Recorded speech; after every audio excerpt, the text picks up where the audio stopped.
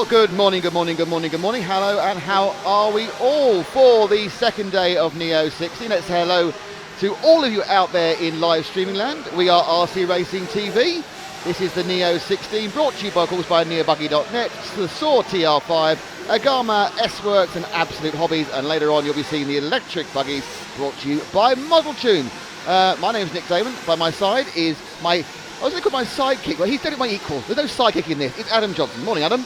I've been upgraded, have I? Yes, you've been upgraded.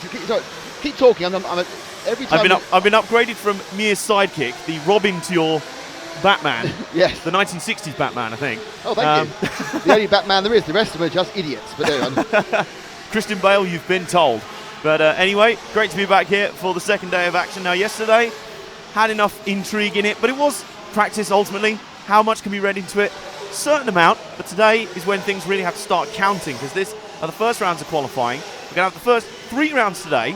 Now, of course, we're going to have 2 more tomorrow, but the first 3 today are going to count for some special exhibition finals later this evening, which we're very much looking forward to.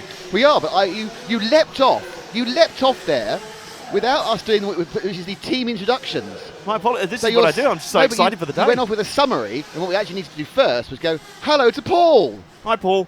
Let him say hello. Got a microphone, I believe. Morning. Hello to Frank. Hi, Frank. Hello, everybody. And a big nod on the camera from Jan, who's not cut up. Hi, Jan. But that is Jan. So now we're all pointing at things. The first we point out, we want to remove the results of the previous thing.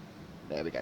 Right. So they've been on for an hour, and as young Mr. Johnson alluded to, the reason we've come on a little bit late is because this day goes on forever. 3 rounds of qualifying, followed by 3 finals, which are the Oldies. Annoyingly, Oldies over 35. You really spat that out. I can feel the contempt from over here. Over 35. To be fair, that's not... No, that's... Yeah. And then there's the junior final, which is probably under 60, probably, no matter these weird numbers are. It's under 17s, actually, which is... That's fair enough. And then we have... No, I won't do that joke, because you're sitting there. And then we have the dash for cash, reverse grid from the qualifying positions after 3 rounds, a large amount of cash. I don't actually know what the amount of cash is. Someone needs to find me how much cash is in the dash for cash. I think it's about 200 quid, I think. It is. Winner gets 200. I think second gets 100. So I wonder, some way we need to work out how we can win this. As a dash for cash would be quite useful. So if you have none of those curries, it might be a dash for the toilet. But anyway. So this is now Heat 7 going out, and we'll get straight on, crack on with the action. Show us the grid, young Mr. Johnson. Well, here we go. This is Heat 7 of the first qualifying run today. We've got through the first 6 heats now, and of course, these heats will have been reseeded a little bit based on yesterday's practice times. Not a huge amount, but just enough to kind of reflect the times of yesterday and make sure there's no huge mismatches if possible. And the grid for this one will be Nav Abdul Razak, take a few runs at that one. Steve Shakespeare, Dave Blakely, Als Al-Musif, Paul Taylor, Leonard Salmon, Lewis Millman, Abdulaziz Al-Shamari, Alex Anapoliotakis, Richard Gasson, and then the final 5 will be Gavin Powell, Philippe Gross, Giles Blackwell, Barclay Abernethy, and Billy Smith. Now, yesterday in practice, they were running for the best 3-lap consecutive run. That's how they took their times. Now today, is it the same system being employed? No, what it is, you have a 5-minute qualifying period, so it's the standard RC 5 minutes plus the lap you're on. But yes, there we go. Unlike electric races where they go 1, 2, 3, and they all start from a standing start and troll off on order, it basically, there's a kind of a 7-minute or 6 minutes or window where you start your lap whenever you get round to it. You have your own personal 5 minutes. So you could be 1 second off a lap behind effectively another driver if you happen to be when they call start. So it's an idea to get these cars up and rolling without making them all stop and start from an individual point, because obviously these cars are much happier moving forward than stopping, being clutch controlled machines. They're kind of the opposite of us, really. Yes, they are exactly the opposite of us. So let's about to start now. The clock starts, so let's publish the race positions. There we go, and there we are. So the first 3 letters of everyone's name. Those of you who are new to RC Racing TV, our timing is there on the side, and Paul needs to make a slight adjustment to the timing, please. Paul, can you build some opacity into it, please? I'll leave it with Adam. Pick it up and I'll do that. So just makes a little bit of a fiddle with the time screen. It's best to do that now. It's just early. We're still digesting our morning teas and coffees, beverages of choice up in here. And we get underway early doors. Now, as alluded to, now, if you're watching the top right there on the timing screen, you're not going to see, there we go, it's a nice fix. You're going to see, there you go, you just saw the time screen jump back up to 4:58. That's not your eyes playing tricks on you. That's just as each car starts, and then it'll finally start ticking down properly when the last car completes its lap. See, now it's ticking down just fine because the last car has started their qualifying run, and the first guys are putting in their laps now. Now, of course, as explained, this is about putting in as many laps as possible in the 5-lap window, so being as fast as possible across the entire session, not just for a 3-lap basis, which you'd think fairly easy, but off-road racing, incredibly difficult to be consistent, and you've got traffic to deal with. That's right, and now they are in the full 5-minute session, so you can't do the little, let's go have a bit of a tune-up, so every mistake counts because it's the ultimate speed. At the end of each round, the fastest person gets 275 points, and the slowest probably gets about 6, I think there's a few drivers not here, or 9 or something. And there are 5 rounds, and your best 3 count. So you have at least 2 drop scores. 2 drop scores, and at the end of the day, they put all of the points added up, and you're added into a list, and then you go into the Christmas tree finals, which we'll explain when we get to them tomorrow afternoon. So we have lower finals tomorrow and 2 rounds of qualifying. For those of you who are just tuning in, the top heats, which are heats 16, 17 and 18, are programmed to be on at about 11:30 UK time for round 1, which is 12:30 in the good old continental Europe.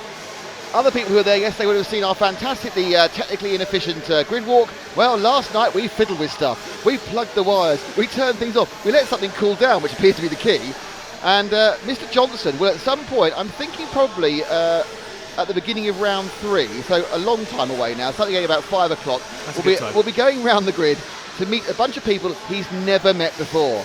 That'll be a good time. I'm really thinking about not letting you take a spotter and just giving it a go. You're a cruel man, Nick. I am. But see, the good thing is, you have nothing to beat. Because yesterday's was a complete washout disaster. Yeah, literally yours yesterday was, let's talk to the... Yeah. Matt. I'm really pleased you fixed our technical... We're back on... Yeah. Just goes to prove, whatever you do, the wit of man can be defeated by the wit of technology. So we have requests for car 15, which is Billy Smith. Where is car 15, Billy Smith? He's 13th at the moment, and currently... we need you to extend the window. And we'll have a how far he got round thing. There we are. We've got a forecast as well at the moment. That's quite good. So he says 80... 38. So he's not that... So when they come to 50, they get underneath to us. But we'll find Billy. Is he 15 again? There's 14. There's 9. There's 13. Here he comes. No, that's 11. I don't know where he is. He should be here by now. We'll endeavour to scope him out for you. I didn't see a car 15, did you? Not in that little burst. Well, I think Jan's picked got him him already. See, this is, you give our cameramen one day and they get better than us. Marvellous. It's frightening, isn't it? So where is he now? Is he having a problem in the model tune section? Okay, right. He's the white and white car. Right, okay, this is going to give us a chance to... Oh, great spot. This is going to give us a chance to run you through the track as well, because the track has names, which they haven't reprinted, so we are now important. So we come under that. Okay, and now this is the loop. This is a time loop now. That's where they get the car. And he's fallen over, so we get back up again. So we're down the main straight. Around the berm, up over the quad of no name, which I'm told is going to get a name later.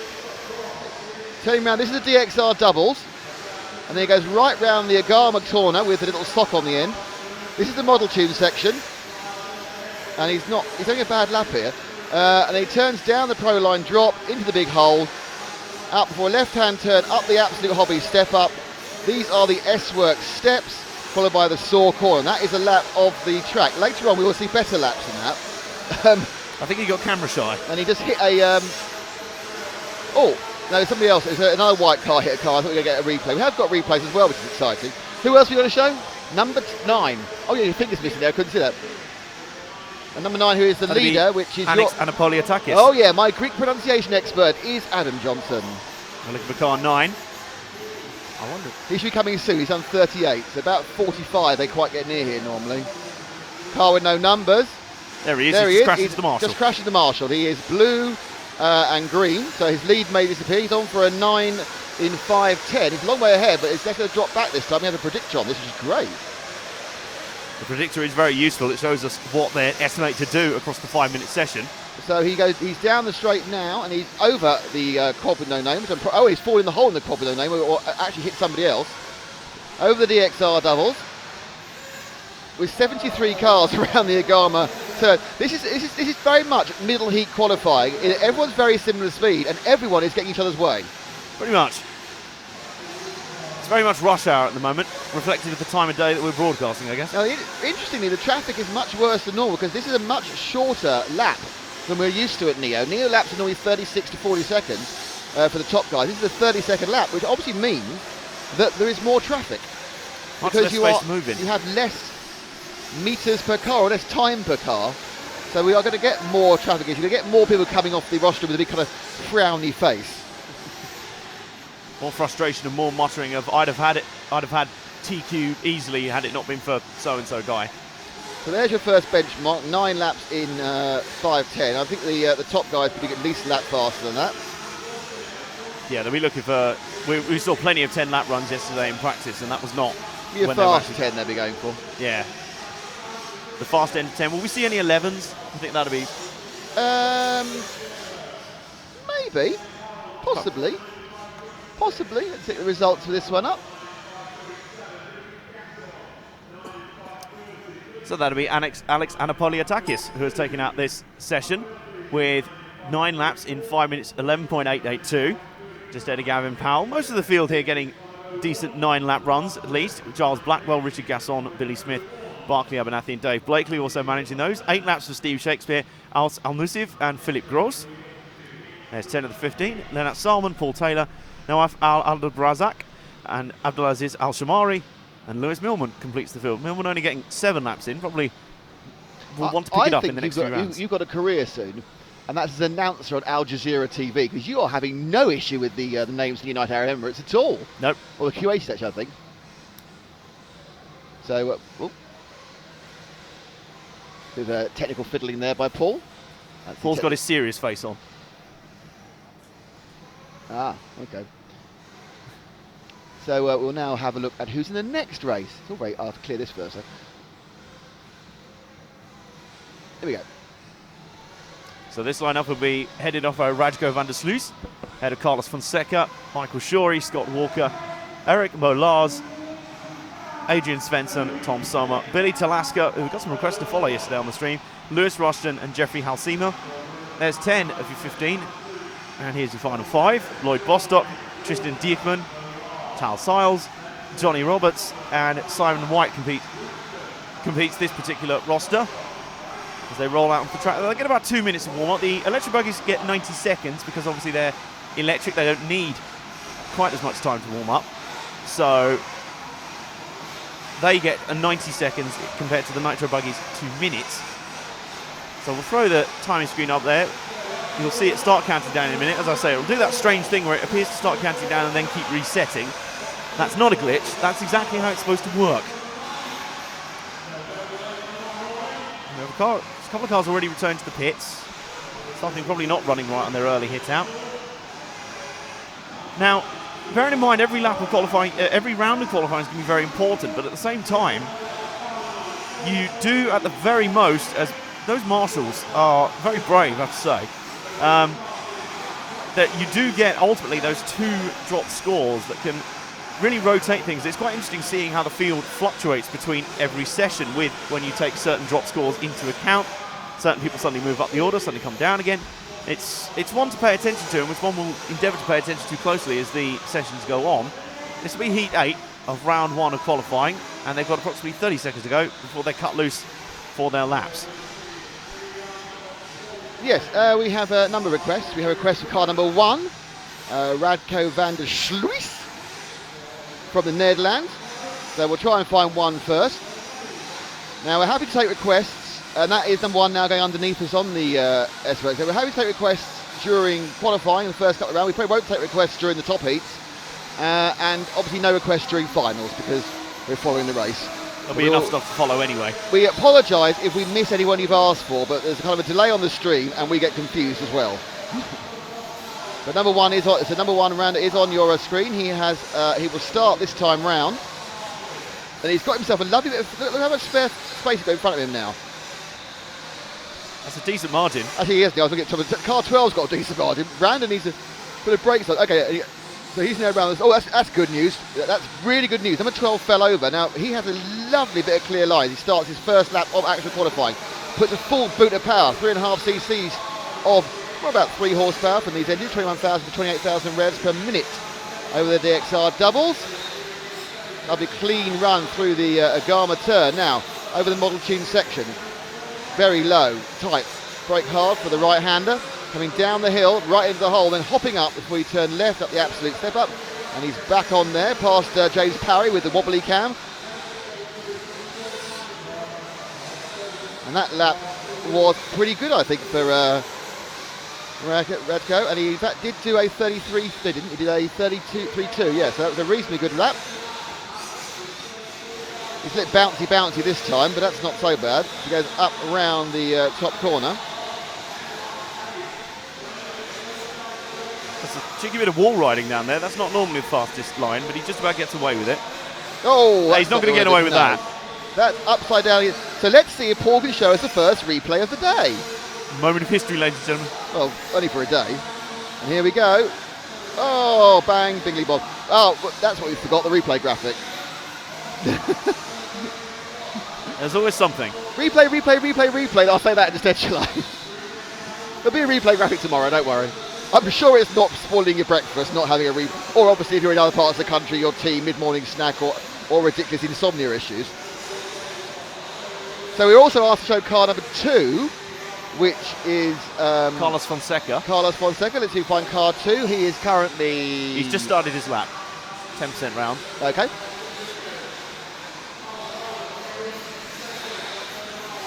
So just so you know, we're at the far end, just under the loop, and apart from Adam, we're all very old. So and Adam wears glasses, so none of us has good vision. So actually, in this light, there he is. He's just off by the marshal. In this light, it's a lot easier than later in the day. We couldn't see a damn thing. Like always go, what number's that? I don't know. So it's Luis Fonseca, Carlos Fonseca, team associated with a Maxima engine. He's one of the under-17s. So he'll be looking to get in the junior final. Best 2 from 3 rounds today will be the qualifying for the junior and the oldies final. Or it should be retitled the not very oldies final. Yeah, too right, well put. I'd like to point out you qualified for that in less than 11 years. I was going to say, yeah, exactly. 11 years. By the way, can I point out to everyone listening, it's Adam's birthday tomorrow, so if you could send us gifts, and the main gift we want in the booth is cake. We are not averse for begging for cake. So if you are able to provide cake to the RC Racing TV booth at Neo, obviously, supposedly for Adam's birthday, but actually because we all like cake, that'd be great. That'd be lovely. I wasn't going to use my birthday to beg for gifts, but if people want to bring me cake for my birthday, I'm not going to turn it down, am I? Ah, the innocence of youth. Always beg for cake.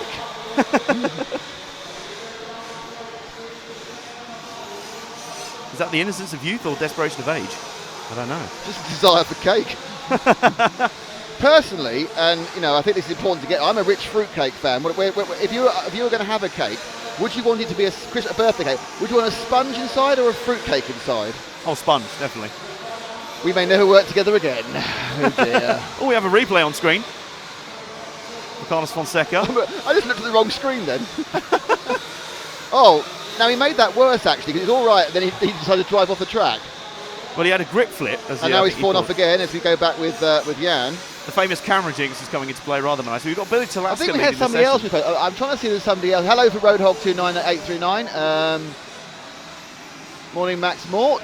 Car 7 we were asked for as well. Tom Sommer. Tom Sommer in car 7. Who about is a third of the way round. Right, it should be coming to our view any second now. Tom Sommer. I think it's this car. It is. It's the pink, the orange into yellow car. And that's Sommer, who I'm guessing is a team associated with the sticker on the side of the car. Now. And it's upside down, the saw corner. That worked really well. You can see there, close up on the sticker with an OS engine. So that was a 3-corner curse, the commentator. So not bad. Now, for some reason, this race, the traffic seems significantly less bad than the last one.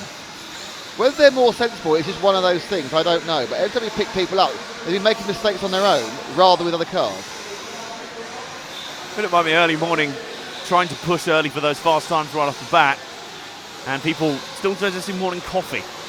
The mistakes That's a good idea. going to be made. Morning to PI time. Is it a bad sign if you have a sponsor on the underside of your car? That's a very fair point. Well, do you remember that, was it Buster Douglas sponsored the bottom of his shoes? It was against Mike Tyson. So I think he had a sponsor on his shoes. So when he got knocked out, they get to see the name of I think it was the Mirror, was it? Or some paper from America. I mean, that is really not preparing for success, is it? No. It's like, I've got one shot to make some cash. So basically, if he'd done really well and lost on points, he'd have doubly lost. Yeah. He just looked at Tyson and gone, why didn't you knock me out? Well, I tried. And this is the end of heat number 8. So I'll nice hand over the Volderol whilst I again fiddle with things to young, and even young by definition of this organisation, Adam Johnson. Thank you very much, Nick. And we have a nice replay at that end of the session. You see him there, he catches on the inside wall. Bit of a flip over. Probably coming back to the pits anyway, so I don't think that's going to have affected him much. And let's have a look at the final time from that session, which is eventually taken out with a very low 5-minute 9-lap run by Eric Molars. So good start to the day for those guys. Billy Talaska was right in there. Second, third for Scott Walker. Majority of the field on your 9-lap runs now. Tom Sommer in fourth, who we followed for a little while. Radko van der Sluis, who we also followed, in fifth. Sixth for Adrian Svensson, and then seventh for Lloyd Bostock. Eighth for Michael Shorey. Tal Siles in ninth, and then Johnny Roberts completes the 10. And then the final 5 here is Lewis Rushton, Simon White, Jeffrey Halsema, Carlos Fonseca, and Tristan Dieckmann. Some of the guys we followed earlier. These guys only managing 8. As you go up through the sessions, as I say, it'll get to a point where 9s will be the norm and 10s will be the ones that guys will be looking for. By the top heats, I'm pretty sure we'll be looking at 10s, maybe even the odd 11-lap run if these guys are really, really pushing it. If these guys are really good, and trust me, they are, then we're going to see some serious speed later.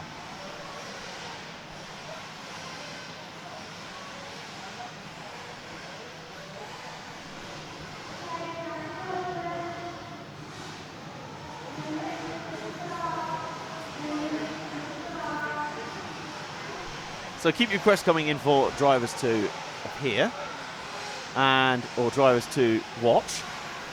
As I say, in these earlier qualifying rounds where we're not quite under obligation to follow all the drivers quite as much, we'll be able to show you them. Here's the lineup for this one.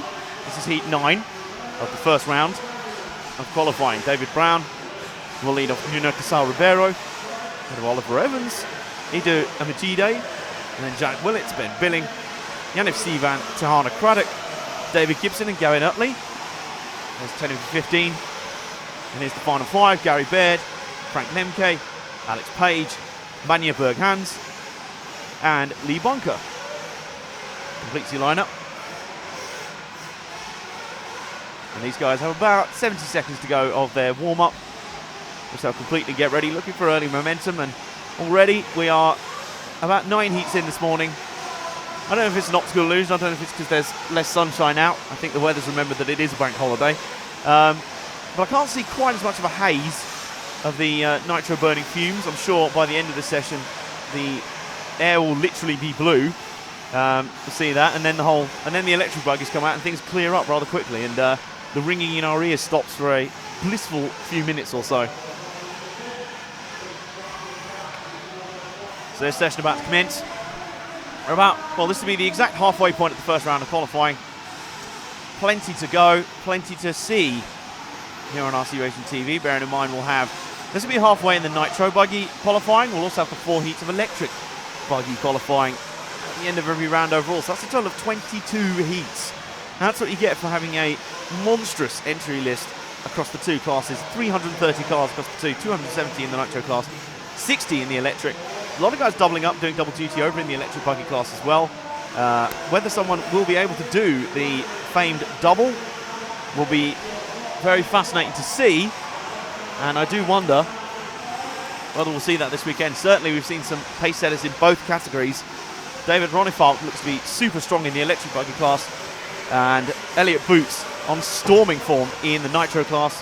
For now, let's cut loose and get going on this session as the lap's starting to be logged in the books.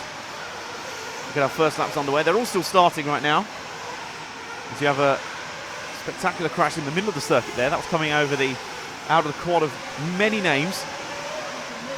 And we come around the turn, the top turn, and we're following, I believe, the number 10 right now, Gavin Utley,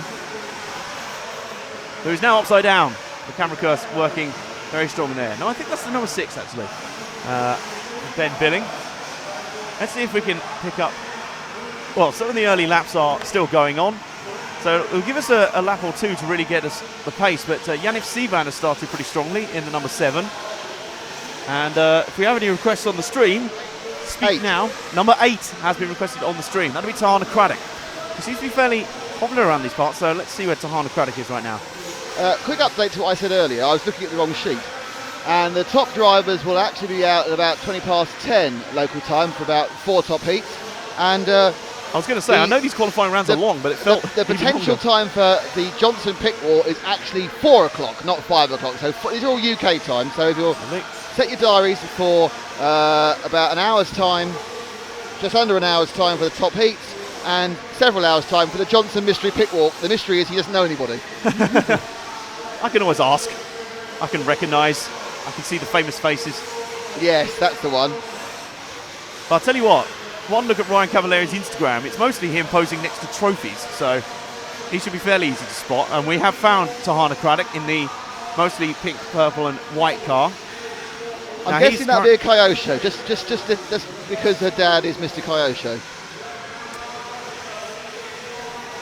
I think we should probably quite pleased. Kyosho and the Reds being quite pleased with being in this heat. We've just had 2 cars crash backwards on themselves, going back onto the main straight out of that first berm. That's a little bit extreme. I know, I've crashed backwards on myself. I know. Starting to go wrong way. I think that'll be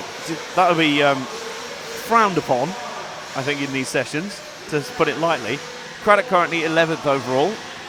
Or 12th, sorry, on looking around to complete his 4th lap now. These guys will be aiming to get probably 9 laps in the book minimum at this point.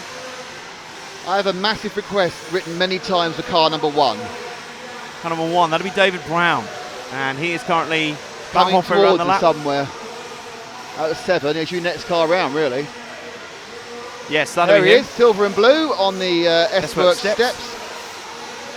Picked up expertly by Jan already.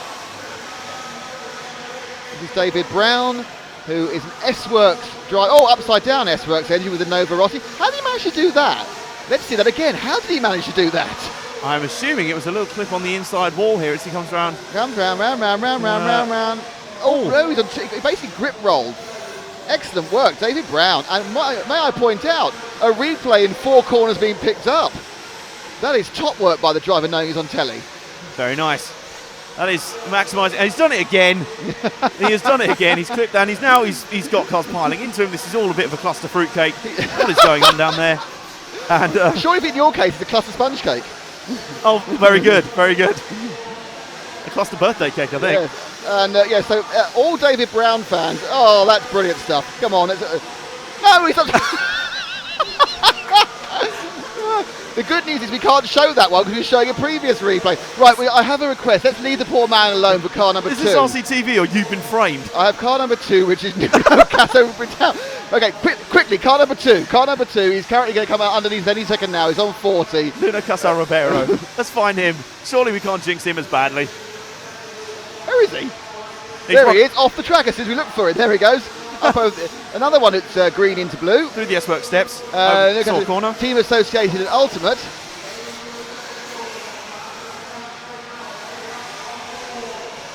As he sprints down the track.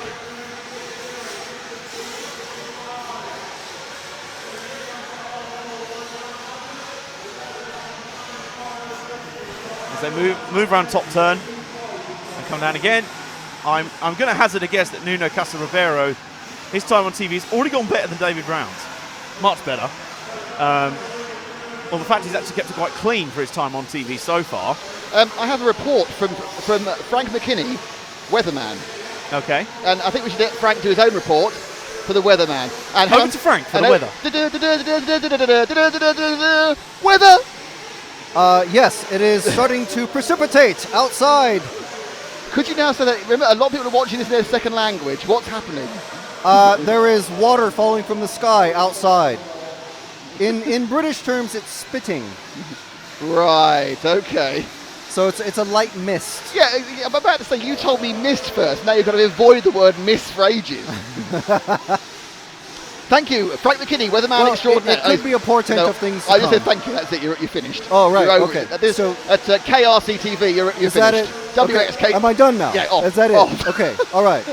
Bye. Please give me my microphone back now. Dear oh Lord, so building his part. I did actually hear from one of the food stalls down there that there might be a storm coming later. Really, isn't some sort of like portent of a heavy metal band or something then? No. I've been asked the question, what's the fastest lap times in e-buggy versus nitro? E-buggy is about 3/4 second faster. I believe yesterday the e-buggies were hitting low 29s and the fastest No, they in did the 28.6, nitro. I think. Did they? Yeah. Interesting. So it's a very, very fast lap time on this particular Neo. If you look at it, it's the same hall, and it's the same twisty-wisty about it. Yeah, there's the same amount of track that's not being used. They're just having to build it so it's got more flow and more regular speed. Oh, it's result time. That means it's Adam time. It is. Thank you very much. Nuno Casal Ribeiro takes that out, despite the fact we followed him for quite a while there. And he came pretty close to getting the first 10-lap run on the board we've seen this morning. Gavin Utley goes second. David Gibson third in this heat. Lee Bunker fourth.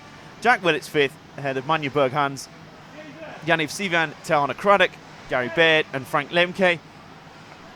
There's the 10, and unsurprisingly, David Brown wasn't in there. He was 14th, and that's not really going to be much of a surprise to people. Alex Page, 11th, Ben Billing, 12th, 13th for Edu Amajide, and then Oliver Evans completes it. Those last three completing 8 laps in the time. But 9's really starting to become the norm now, the standard across the board, and really, if you want to be threatening to the TQ positions, you've got to be looking to complete at least 10 in the time, which is a big ask. But we saw Nuno Casal Ribeiro nearly manage it there, and in this heat there are a few that may just sneak it. And let's have a look at that grid lineup. It's Jordi Velder from the Netherlands who are leading these guys off.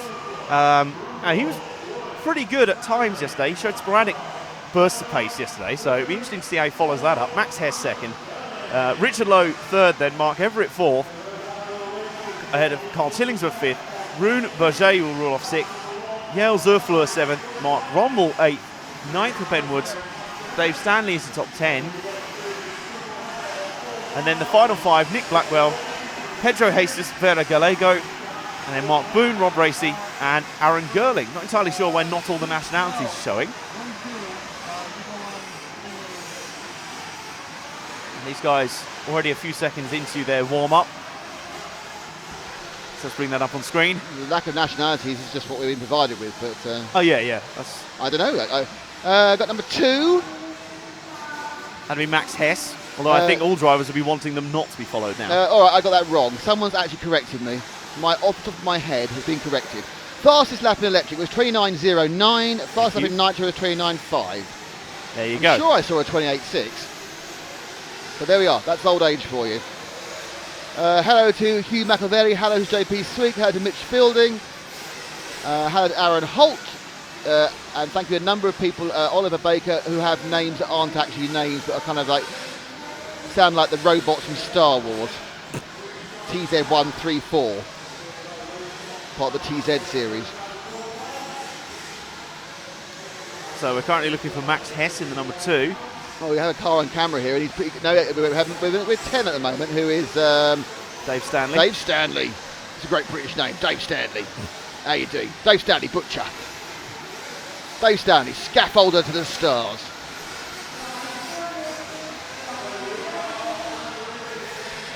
So number 2, where is he, the monkey? That's number 7. I just saw.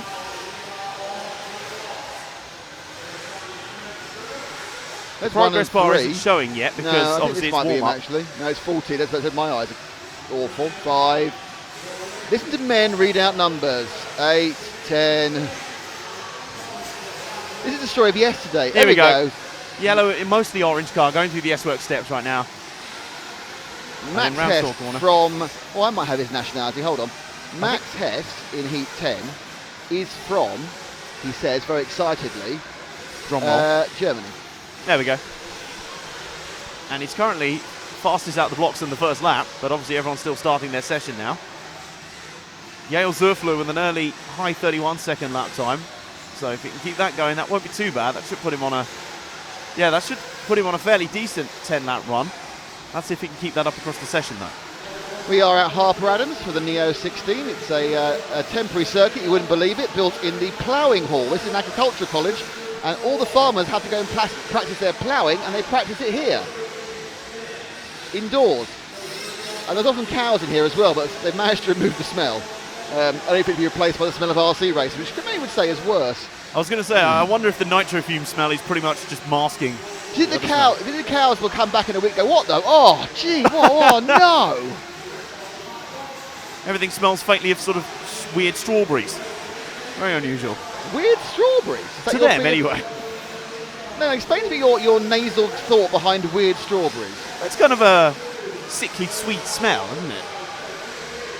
I will now go and sniff someone's nitro and see if I get weird strawberries. So you plant it in my mind now.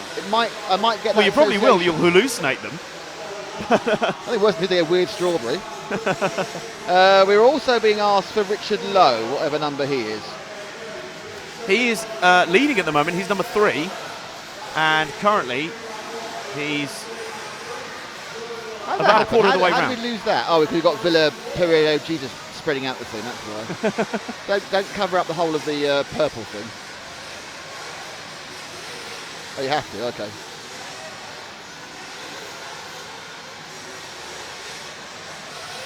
Anyway, we're on the hunt for car 3. We found him, actually. Jan has found him rather nicely. And he's currently up in the top 1 or 2 at the very least. And he's doing a fairly handy job so far.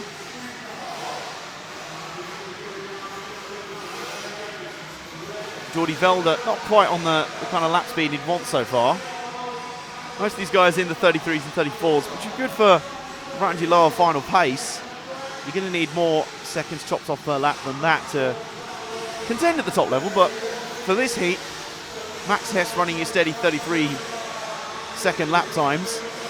Not doing too badly. Richard Lowe, who we're following, very high up the berm there, and he's forecast to do it a very low 9-lap run there. He's dropped off the 10, didn't he? Yes. They weren't quite able to keep that pace up. If you're in the 31-second bracket, you should be good for a 10-lap stint easily in this session. Obviously, dead at or around 30 seconds. Of course, you can complete the lap you're on once the time is up. So you'll just get it done in time as long as you start it. As we have a big old collection of cars here, about 4 of them altogether, with 3 more behind. This is one of those heats where everyone's managed to find each other relatively quickly. So everyone's trying to get out of each other's way. That's a rather unconventional way of doing so. And it's basically become a lower final now, as everyone tries to race past each other and avoid getting held up by anyone. The whole squad of cars flying over the model tune section. And this is destined for some sort of, this is bound to end badly. No one willing to give up any time because, of course, it sacrifices their qualifying effort. But, of course, no one wants to be in anyone else's way. So this is all a bit tricky at the moment. They're sort of sorting each other out right now. They're all on fairly similar pace. Richard Lowe is still leading the session. He's on to do 9 laps fairly comfortably. But his average lap's around the mid 33-second mark. So everyone's around that similar sort of pace. At the moment, not really any of these guys getting in each other's way too much, but it's just in close proximity. It's enough to put them in the peripheral vision and just affect concentration just the tiniest bit. We've got 40 seconds to go here.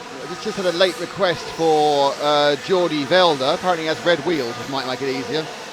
Number 1 car, he's just started his lap, so I can't see a car red. Oh, here we are. Yep, he's going over the DXR doubles now with the red wheels around the Agama turn. Coming now over the Model 2 white car, red wheels, Jan.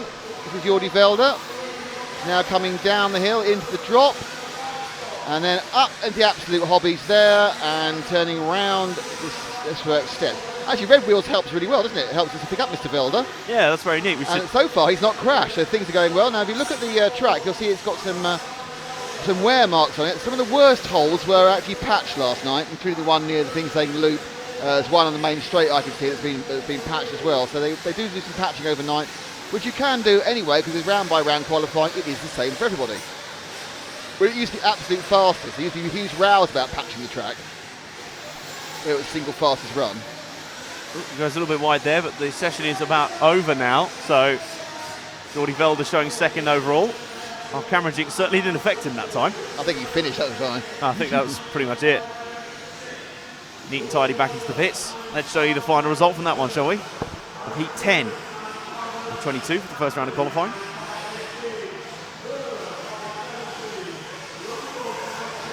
So then, Richard Lowe takes out that one ahead of Jordi Velder, Aaron Gurley. Then Dave Stanley, 4th, 5th for Pedro Jesus Vera Gallego. The top 10 comfortably all on the 9-lap runs now. That's about the standard you'll see from here. Mark Rumble, Rob Racy, Rune Berger, Yael Zerfler and Nick Blackwell complete the 10. And now through 15, Ben Woods, Mark Boone, Carl Tillingsworth, Mark Everett, and Max Hess, who followed a little bit early on. Only managed 5 laps there. I can only assume some sort of technical issue halted his progress there, because either that or he was running some of the slowest laps we've seen all week here. I think the former would be far more likely. As we wait for Heat 11 to get underway. If you get your requests in on the chat, please do. Also, if you want to follow us on other forms of social media, we have a nice new Facebook page for this year. You're also in the Facebook group. I'm told we don't for now. Facebook page has had an issue. For some reason, Facebook has had an issue with our page. Okay. We have no idea why. We've posted nothing but items about radio-controlled car racing and everything else, but apparently we've breached their rules and we can't work out why, because there's nothing. So they've obviously made a mistake. Very puzzling. Okay, well, we'll go back to the original one. We still have the Facebook group. The Facebook group, yes, there we go. So join us on the Facebook group. Search RC Racing TV. You'll find the Facebook group right there. Plenty of interaction in there. You'll see all of us posting in there as well. Latest updates from the website. Of course, latest updates from right here at the Neo 16. Our coverage on RC Racing TV, presented for today by the Saw TR5, by Garma Racing, by S-Works, and by Absolute Hobbies, and of course by NeoBuggy.net. Latest round of qualifying is up in front of you. And Carl Boone will lead this group away ahead of Lauren Sipolowski and Ali Alfalakawi, just ahead of Dennis Holding, Matt Perry, Josh Marshall, Antonio Gameth Fernandez, then Ben Turner, Ali Shirazi, and Mark Kay. Here's the final 5: Ollie O'Connor, Abdullah Alfala, Bjorn Verhaug, Harry Phillips, and Matt Box. And again, the timing data we're being given here, not showing all the nationalities, but we saw most of them yesterday, so that's not too much of an issue at all. As you see them heading around for their early laps of warm-up. Remember, this is the money day, ladies and gentlemen. Yesterday's practice, it went on for a while. We have a lot of cars out here, so we had to get all of them for the same amount of practice. Yesterday was a hard slog, but today is the day where that hard work begins to pay off as we get into qualifying. These laps will start to count, and these overall points will go through to the large lists down in the pit lane. We'll hopefully show you a bit of that later on my grid walk. At the same time as I'm going around going, Adams mystery grid walk. At the same time going, hello, I think I recognise you. You're a man. No idea who it is. You're quite good, aren't you? Yes. So, I'll just actually, Frank's rather good as a sort of identifier for these people. And, Frank will be doing something else, don't you worry. No, he won't. He will. He'll be mooching around with me. But anyway, you can normally persuade Frank to do most things if you give him coffee beforehand. So in this heat, finally getting underway, with Carl Boone leading them away. And do we have any requests on the stream for anyone to follow here? I think I see car 13. Yes, you're right. Bjorn Iver Haug. And we'll have to keep an eye out for the number 13 car. Here he is, just coming over the jump now. The white into orange car over the S-Works steps and through Saw Corner. And Jan's picked him up nice and quickly. People starting to start their lap times down. You'll see the timer now clicking down as normal because everyone has started their laps now. You see guys starting to log them on the board as they come around to complete their first one, and a big flip through, but a nice save. Well, I don't know how much control he would have had over that one to save it, but still, he got away with that one rather nicely through the dip. Now the Model Tune section. And this is, fun fact, that's Nick Damon's favourite part of this track. If that's the funnest fact we have, we could be an issue. It's one of many. I have been asked actually by a couple of people who've seen the entries why certain drivers who should be here aren't here. The standouts who aren't around, Ryan Mayfield, the sort of legendary American driver, was coming. Unfortunately, his flight was hubbing through Brussels. And of course, with the problems that we had in Belgium this week, the flight got cancelled and obviously too late to make alternate radio. Unfortunately, that's why Ryan couldn't be here. Very disappointing. He's run very strongly I think he actually won the electric event last year. Ty Tessman, the Hot Bodies driver, who is the current world champion, he's not here either. And it's safe to say that Ty had a little bit of a toys out the pram situation last year here. After dominating the qualifying, when it came to final, his pace disappeared and he finished third, I think, or maybe in fourth actually. And he was very upset. There were dark mutterings about tyre additives, and he's kind of said, I'm not coming because I didn't like it last time, which is a little bit petulant for a world champion, but hey-ho. His choice. Absolutely, it's entirely his choice to come to any or not at any event, or obviously sometimes it's Hot Bodies' choice. I think HPI and Hot Bodies are rather distracted at the moment by other things that are going on. So Ty's not here due to a sort of slight disagreement. The fact is, as you know, this event has enforced a very strict no additive tyre policy for this event. There are 2 people wandering around with purple jackets saying "Source Police" on them. There are sniffer dogs. There is a large guillotine that, if you actually no, seriously, everyone is making sure this doesn't happen as much as you can in any event. At any open tyre event, there is always the opportunity of people to bend the rules, but there is a major attempt to catch them, and my guess is that there will be virtually nothing. Last year the problem was it wasn't defined properly, and so people were doing it because they weren't told not to. Now they've been told definitely not to on pain of death. My guess is they won't.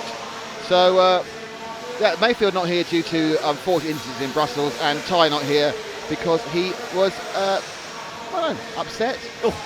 Long way to come from Canada was something we wasn't happy with last time.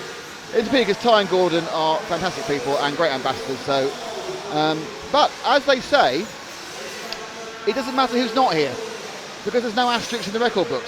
No. And who is here is still a very, very strong lineup.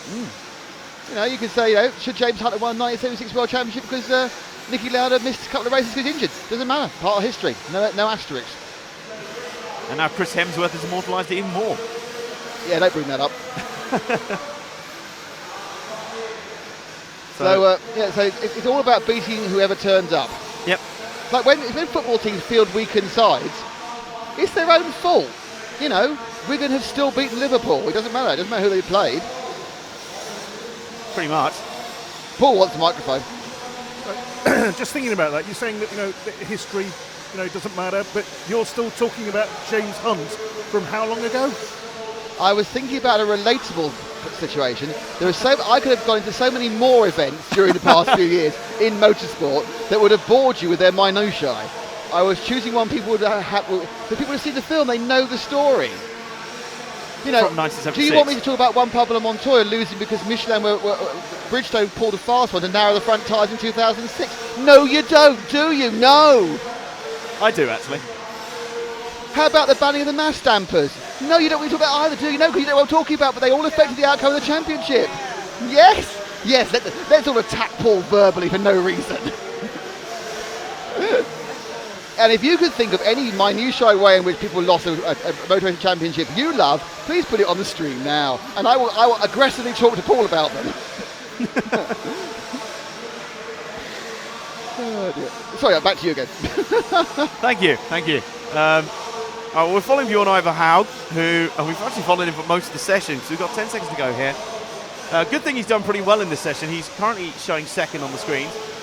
Doesn't look like we're going to get that magic 10-lap run just yet, but people are coming fairly close to it. We're still running around at 32 to high 34 second bracket on consistent laps. As they'll come round, this will be the end of the session completed, and it looks like Bjorn Ivar Haug is going to get the solid top 3 out of this first heat. Not too incredible pace just yet, but this is good stuff from the middle end. There's a lot of people in this bracket, so this is going to be a fierce competitive end, the 32 to 33 second bracket. A lot of guys looking to break out of that, and it's very difficult to get that final section. And so, let's have a look at our final results from that. Nick, do you want to have a go at this one? No, I've got to ask the questions. It's Antonio Gomez Fernandez leading. Lawrence Stapowski in second. I'm just doing Stapowski. It could be anything. Sipolowski. Yes, Bjorn Ivar Haug in third. Harry Phillips, Dennis Holding, Ali Al-Fakawawi in sixth. Ben Turner, Josh Marshall, Matt Perry, Kyle Boone have all made the 9 laps, as has Mark Kay, Abdul Al-Farah, and Ali Shiraz. Matt Box unfortunately broke down, and Ollie O'Connor had a bad run. So that is Heat 11. Heat 12, we're having a bit of change around. We may at some point during this one get a second camera on. I'll ask a couple of questions.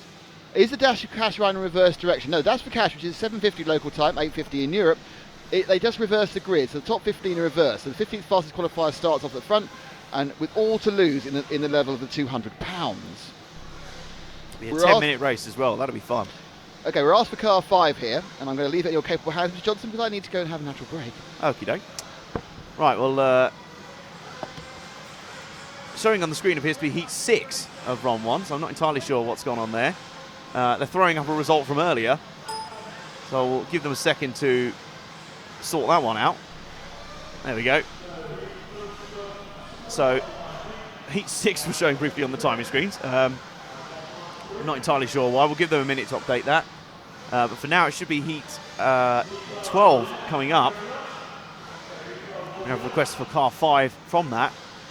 We'll keep an eye out for you as we watch out for any requests on the stream, any ones you want to make, anything you want to say, we'll drop in there. That's, reasonable discussion about RC racing. Drop it in the chat and watching alongside us. Thank you all for watching and joining us on this first day of 4 from the action. Here we go. This is the proper grid. Right, so car 5 from this group will be Bart Malink, and unsurprisingly he's rolling off 5th, as his number suggests.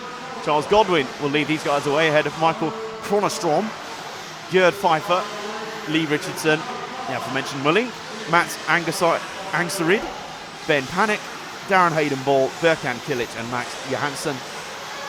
Is 10 of your 15, and the final 5, Frederick Cederberg, Kumar Roman, Hannes Kaufler, Chris Smith and Taro Craddock. Is the final run, as Nick departs from stage left to attend to business. I have Jan alongside me in the switching booth, who I think is just about enjoying it. He's giving me a thumbs up, it's fine. We're in the morning of the second day, so we've still got a while to go. And I've got to say, even as RC events go, this is pretty much a baptism of fire for Jan. We seem to be doing all right so far. We appreciate the hospitality at the Harper Adams University here. Places to stay up. Reminds me of being back at university, because it basically is the university halls. So hopefully you'll see, you might just see on the camera up to your top right. We've got 30 seconds to go. You'll just see up in your top right, you might see Paul start to go into position. There you see him just appear from the, there's a little trap door in that floor. There you go, he's appeared. And Paul appeared on the second camera. And in a minute, during this heat, which is going to get underway in about 10 seconds, you're not missing anything. You should hopefully get some, that was a little bit strange, we had a little bit of feedback for a second. You should hopefully start to get some second camera action. Jan will throw that one into the mix as and when, once Paul's set up and ready. In the meantime, let's get going, shall we? Because this heat's underway. Now we have a request to follow car 5. That'll be Bart Malink. I'll keep an eye out for him and ID him with Frank on the main camera. Now, where is Malink? Here he is, coming through the S-Works steps right now. The white into blue car going around Saw Corner right now. White into blue, car number 5. Frank's picked him up nicely. He's on a nice little rotation system. If we're going to have days so long that YouTube just forbids it, we have a fairly advanced team up here. We have a fairly sizable team up here that will rotate during the day, give people chances to do various things and have a rest. And so here's Malink on screen. He's over the Agama tabletop. Absolute hobby step up. And then the S-Works steps. building up. He's got the fastest first lap on the board. Of course, 1 lap out of 5 or 9 or 10, as they'll be looking for, it's not going to be enough on its own. It's not going to be much on its own. You want to string those together. And fastest laps are starting to come in now. Guys starting to threaten the 31-second bracket, not quite making it yet. Or at least if they are, it's one pretty bold one-off lap as it goes.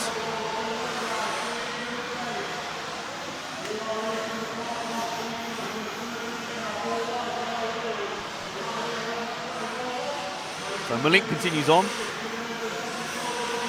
Not looking very set up, but he looks a little bit anxious hitting those apexes.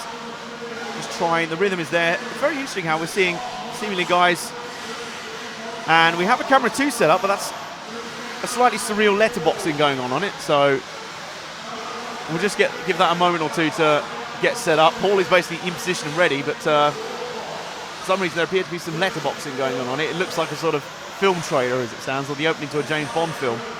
So we'll give that a moment to work out. Right now, Malink, usefully, the guy we've chosen to follow, thanks to the request of you guys on the stream, he's actually leading overall. He's run 4 laps and is predicted to go very close to 10 laps, I've got to say. And we are now seeing Ben Panic break just under 32 seconds with 31.959. Really low 31s, high 30s are pretty much where you're going to have to be. The pace has been extraordinary so far this weekend. And Malink running good overall time so far, and certainly competitive in this heat. This is heat 12 of 18, so 6 more to go after this. So we have 6 heats of nitro to go, plus the standard 4 heats of electric. So continue on, we're just going to have a look at the letterboxing issue on the second camera for you. Paul, sit tight. He's probably waving at me again. No, he's just scratching his head, usual. So Malink continues on his way. We're following him because he's currently leading. He's got a little bit of traffic in front of him. See how he navigates this. Very high through the berm. It's very interesting. Seeing a lot of guys go high through the berm. Just has to avoid. There's a little bit of traffic there. Malink getting disrupted by a little incident in the quad over the model tune section. Down to the middle section in the Agama tabletop. Continues on. These are some solid laps so far from Malink. A solid pace. His best lap of 32.6, a best lap of 33.1, so consistency is the name of the game, is the name of the order. I have a feeling we might be about to get Paul into action. So Paul, stand by. I think we're ready to go. Or he is ready to go, shall we say. We are currently following Bart Malink, who is just heading through the model tune section now, and the middle section of the track. Now through the Agama tabletop. We'll be right in front of us. Round into the S-Works steps right about now. And now Saw corner. He's the white into blue car. And Paul's picked him up nicely. And there he is on the stream. Do we have any more requests for cars? Hang on. Chaz Goodwin? Charles Goodwin. Charles Godwin, yes. Car number 1, who is currently in the first half of the lap. Let's see where he is. See if we can find him. Whilst you're looking, I have some updates from the boss, Phil Mortson. Yep. We are brought to you by Saw. We don't need to say TR5. I like saying TR5 because I own a TR4A. It reminds you of your old I know, Triumph, but it yeah. isn't with Saw. And apparently there is a Source Police cane as well. Is there? If you're caught sourcing, you get whipped by the cane. Interesting. Well, I mean, I'm not sure it's optional or mandatory, but I'm sure someone might like it. Two cars crashed each other. We found one yet. Yeah, well, Godwin, Paul found Charles Godwin pretty quickly, and in fact there he is, and he's crashed. So Paul's camera jinx Brilliant stuff. working Well done. remarkably. It seems Frank's is working the opposite way because Bart Malink was actually leading for the whole time. Frank had him on camera. Well, Frank's not a proper cameraman, we can't see the car. So he's coming now down the hole, hopped up, the white car going up the absolute Hobbies rise.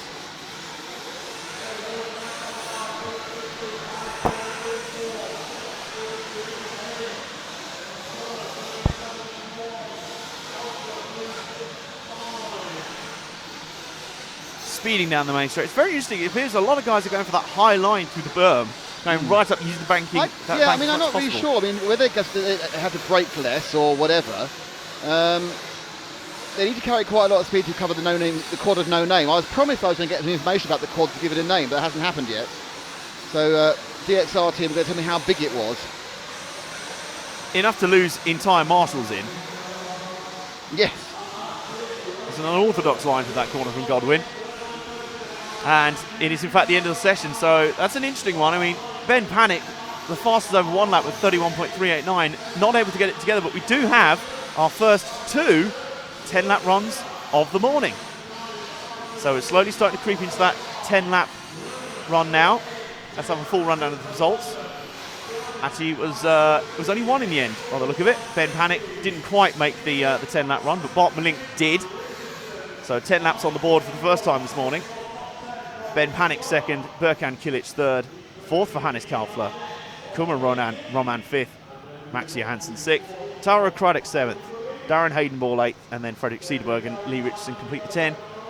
And the remaining 5, Chris Smith, Charles Godwin, who followed a little bit there, Gerd Pfeiffer, Mats Angserid, and no time, unfortunately, for Michael Kronostrom. So he didn't. Michael Timestorm. Timestorm. I'm sure that's how his name translates. I have some information for you from the stream, thanks to Lewis DXR.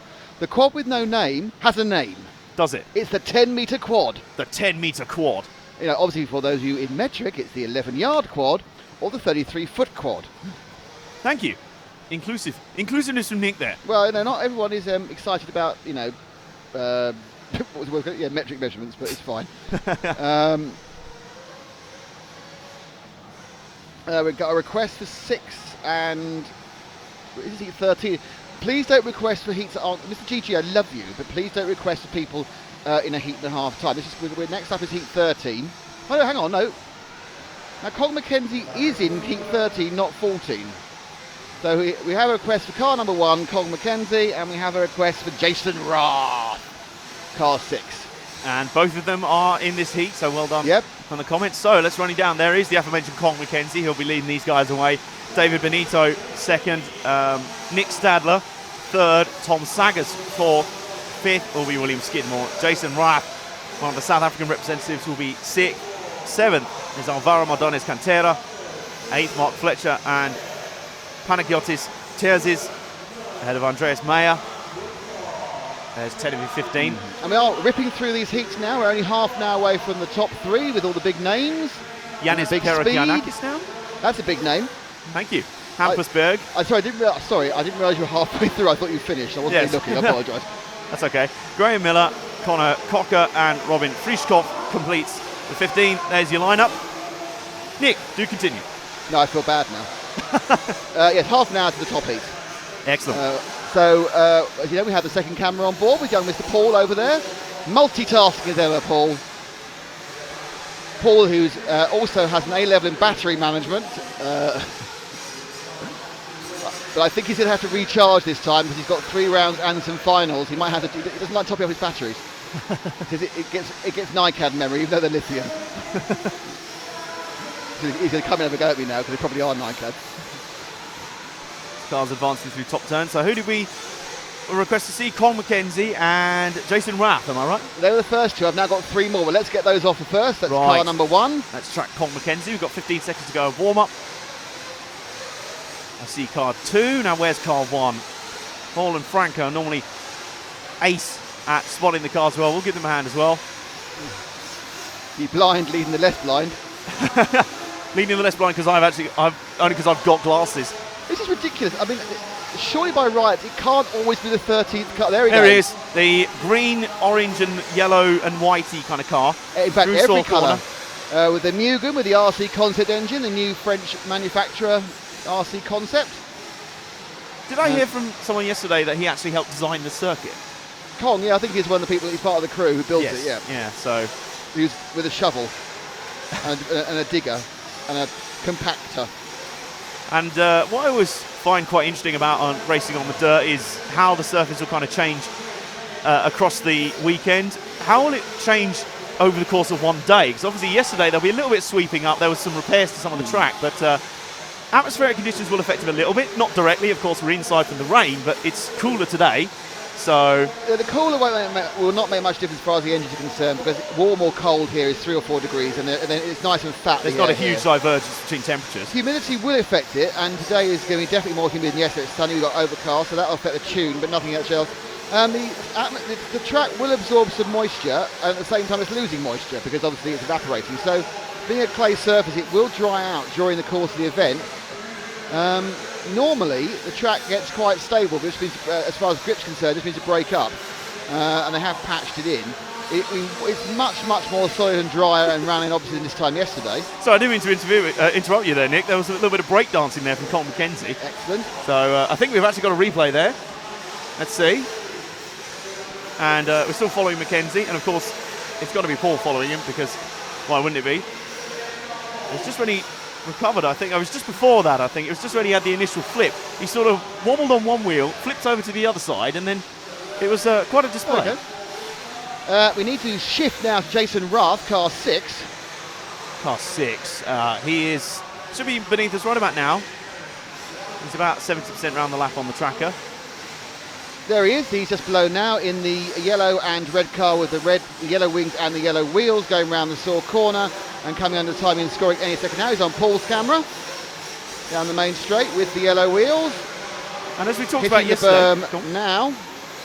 As we talked about yesterday, Paul's camera is slightly lower down compared to the track. So especially at the, was he going to have a little issue there? There you go. He had to signal the DSR doubles there, but it's a little bit lower down, so you can really get an impression.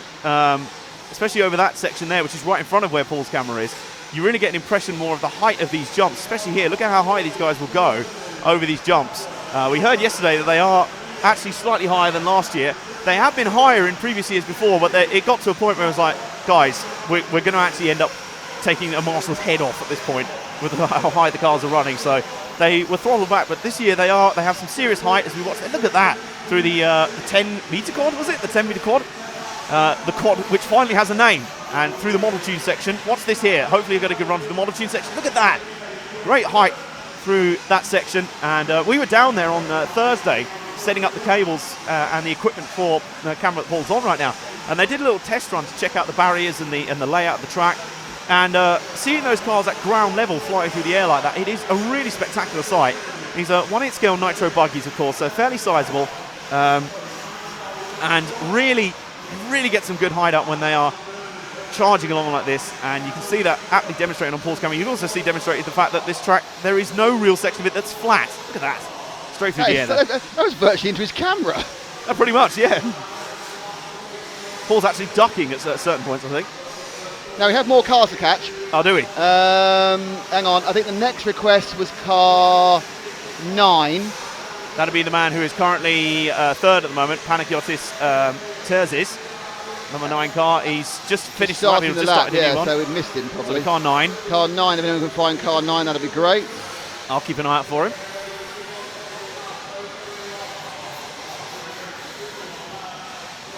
Car 6 goes for a turn. Where's car 9? How far is he round now? About halfway. We'll get him any second now. He'll be underneath us any second now. There he is. There he is. Red into silver. Black wing, white wheels. Turning round the Saw corner now. Frank's got him. Both guys have got him. That is on a Mugen with a Reds engine and a crash, sort of. Oh, and there you go. Eventually did it. He was waiting to crash. Because of course he would. He was building up for a crash. Yeah. He realised he was on television. That's what you do. And if any of you are thinking it's looking a bit kind of misty in the track, it's not the mist that our weatherman Frank McKinney told you about coming in the circuit. It's the fumes not being able to escape just at the moment from the nitro. It'll miraculously cure when the electric buggies come on later. They do seem to have a slightly better ventilation today. Yeah, that'll be why you can just see round by the model tune section, you'll see those rear doors are actually opened up. That's to let some of the fumes escape a little bit. It's pretty well ventilated in here. But when you got some 270 nitro cars coming through here for 3 rounds every day, it's inevitable they're going to put out a certain amount of nitro fumes. I've got a late request for car 3. Is that possible for Nick Stadler?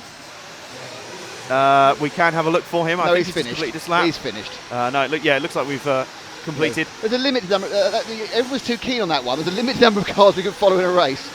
Yeah, it goes through. There'll be about 3 heats where no one wants to see anyone, and then 1 heat where everyone is being requested. Yeah. It's very popular. So we do our best. We do our best. We are a free service, but we do our best. So that'll be the conclusion of that session. And Nick Stadler, actually, who we were requested to follow, has got the fastest one lap with a 32.032, but it's not been allied to many other good laps by the look of it, as we'll have a final rundown of the results as they filter into the pits. I don't think anyone that time was able to achieve a 10-lap run. So some of the guys from the session before this will have been able to, so that will hopefully bump them up the standings just a little bit. Let's have a look at the final results from this one. Alvaro Mondones Cantera, very, very close to a 10-lap run, just 7/10 off. Andreas Meyer wasn't too far off either in second. Panagiotis Terzis, who followed for a little while there, third. Robin Frieskop, fourth. Graham Miller, fifth. David Benito, Mark Fletcher, Nick Stadler, Tom Saggers, and Jason Rath in the number 6 car. There's the 10. And then Kong McKenzie, Connor Cocker, Hampusberg, Yanis Perogianakis, and William Skidmore finishes out the 15.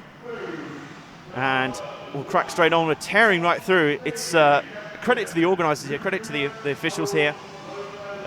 Great turnaround time for these events here. We've got plenty of them, so many heats, so many cars to get through. But great turnaround.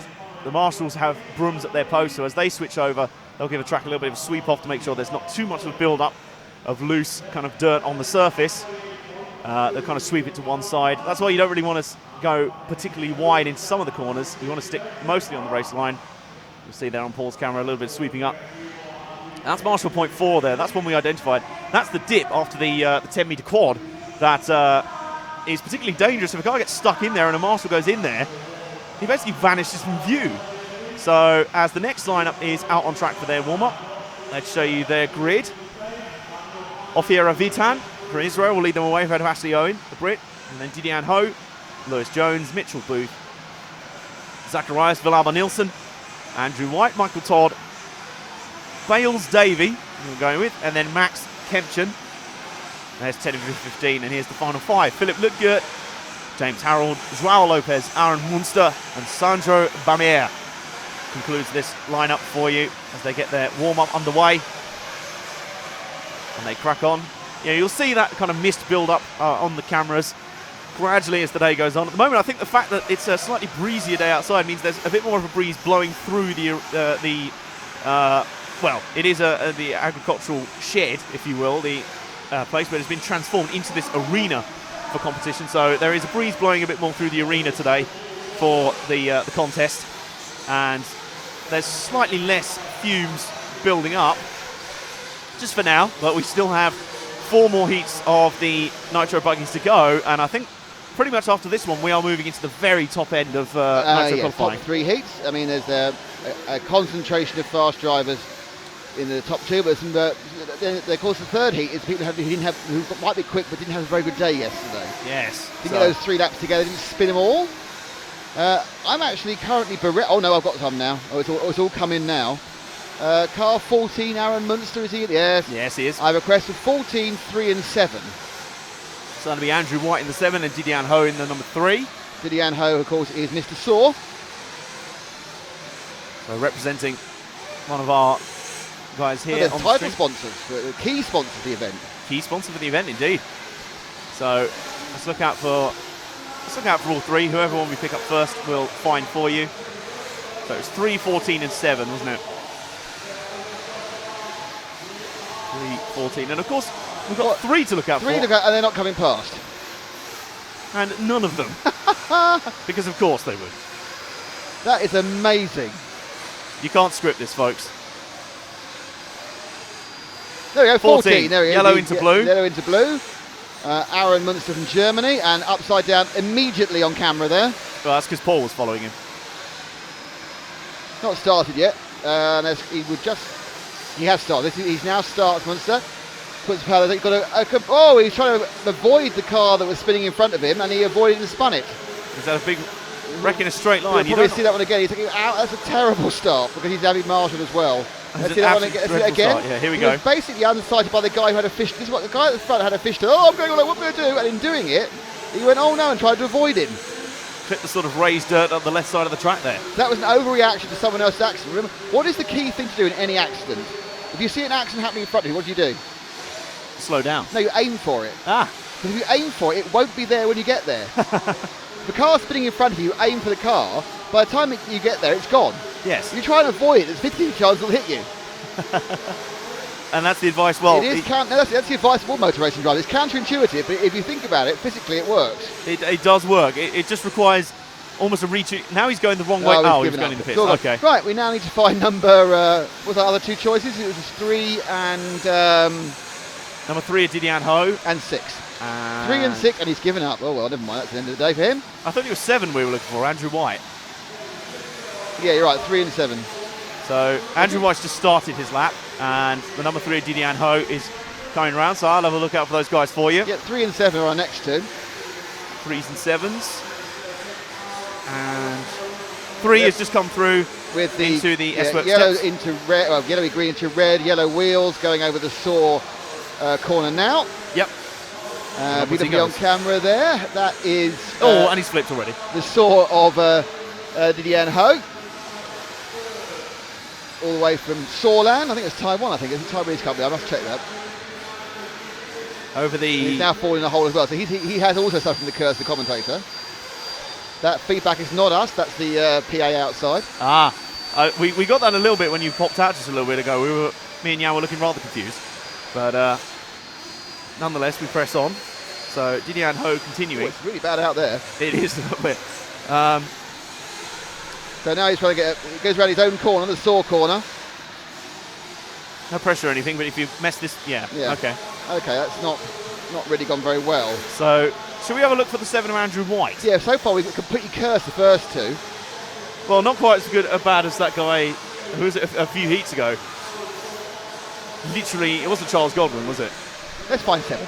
Yes, let's find. He should be under this any second there he now. Is, there he is, the all-white the car. S-Works steps. The S-Works steps. How long is it going to be until he crashes? Well, he's doing all right so far. He's done 4 corners. He's up on everyone else. Andrew White with the X-Ray of the LRP engine. Now, I know I have got some of these wrong because these are when they entered last. I mean, in 3 months after the team had to change their chassis. So, whoa, that was a bit aggressive over the 10-metre quad, and he paid for it with a bad landing afterwards. DXR doubles. That car is looking. I think he's going too fast. I think he's pushing too much. Yeah. Because he's just drifting wide in the corner. I don't think he's got understeer. Just running out of grip. That's nice. Turn it round. Turn in the air. Good stuff. That's a bit more neat and tidy. About as neat and tidy as you can be in off-road racing. No, yeah, it's very important to be neat and tidy in off-road racing. It's more important than anything else. Exactly. A little bit of oversteer there. Now, how high is he going to go up? He's got a car at the bottom of the thing who's flamed out. Very brave Marshall there, rescuing that car. That's better. A bit short there, but he picked up a reasonable run. Yep. Very wide. He lost a bit of time. They're going too wide. Now, brake, turn. Nice one. Nice swung that in. So he knows he's on camera and decided he's reverse camera. He decided to improve his driving whilst being shown by us. Yeah. Right, minute 8 to go. I have another request for car 10. Car 10, who is Max Kempton. How far around is he? Pretty much just started the lap. He should be around the midsection of the track now. 10. He's any minute now. Probably in the model tune section. He's on 35. Now. He's coming down. There he is. The Italian flag colours, even though he's German, with red, orange, white, and green around the saw corner now. The white flashes the epaulette to the wing. This is a 10 of Max Kempton. Thank you very much indeed. And he's flipped. There we go. With the Mugen and the Reds engine, but I was looking at the wrong heat, hence my confusion. Onwards through top turn and into the final 20 seconds of the set. He's going to try and join Paul there. That's not a good idea. Well, we all want to do that sometimes. Over the Agama tabletop. Through the absolute hoppy step up. Over the S-Works steps. And around saw corner. That's fairly... It's fairly tentative by the looks of it. Well, it was. And then he got punted off just for the loop. Yeah, it was almost too tentative, and he got run over. So through the 10-meter quad. Yes, 10-meter quad. The quad that finally does have a name, and it's not Benny Hill. So these guys completing their final lap, and I think we're going to have at least a couple of guys on 10-lap runs. Joao Lopez with a fastest 1 lap of 31.854. Well, come on, if the heat's over now, you can stop crashing. No, it's basically it's an automatic reaction. They have to do it. It just has to happen. So they will come around now, filter back into the pit lane, across the big part marked loop, which unsurprisingly is the loop line. And while they do that, have a little bit of sweeping to clear off the excess dirt on top of the track. I'll show you the results. Zacharias Villalba-Nielsen and Joao Lopez both take 10-lap runs there. They were pretty close, I've got to say, but they just about made it. So first kind of 10-lap runs starting to be seen here. Lewis Jones third, Ashley Owen fourth, Andrew White fifth. Ahead of Alfred Avitan, Sanjo Bamer, Philip Lutgier, Max Kempchen and Mitchell Booth are your 10. And then the final 5.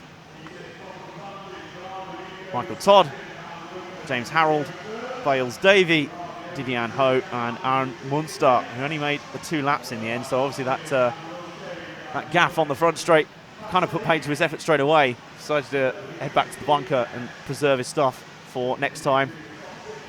And nice quick turnaround again, keeping the heats coming thick and fast. We're now on to heat 15, so we're getting right up to the sharp end. We're into the final 4 heats of practice. We're into your top heats of 16, 17 and 18, and we're coming up very soon. But for this one, we've got some strength here. I'll be expecting to see a few more 10-lap runs at the very least in this one. Here's your lineup for it. Oscar Baldo will lead off. Robert Gustafson, Lewis Beach, Stefano Cantoni, and Zach Ryan of Australia. Jamie Clancy 6th, Burak Kulic 7th, Alberto Palaz Gomez, then Vincent Dekla ahead of Ollie Curry. There's 10 of your 15 starters. Here's the final 5. Timo Engelstadter, Ben Williams, Ryan Lee, David Crompton and Danny Choi complete this grid as they rumble out onto the warm-up. Not so much rumble as scream out onto their warm-up.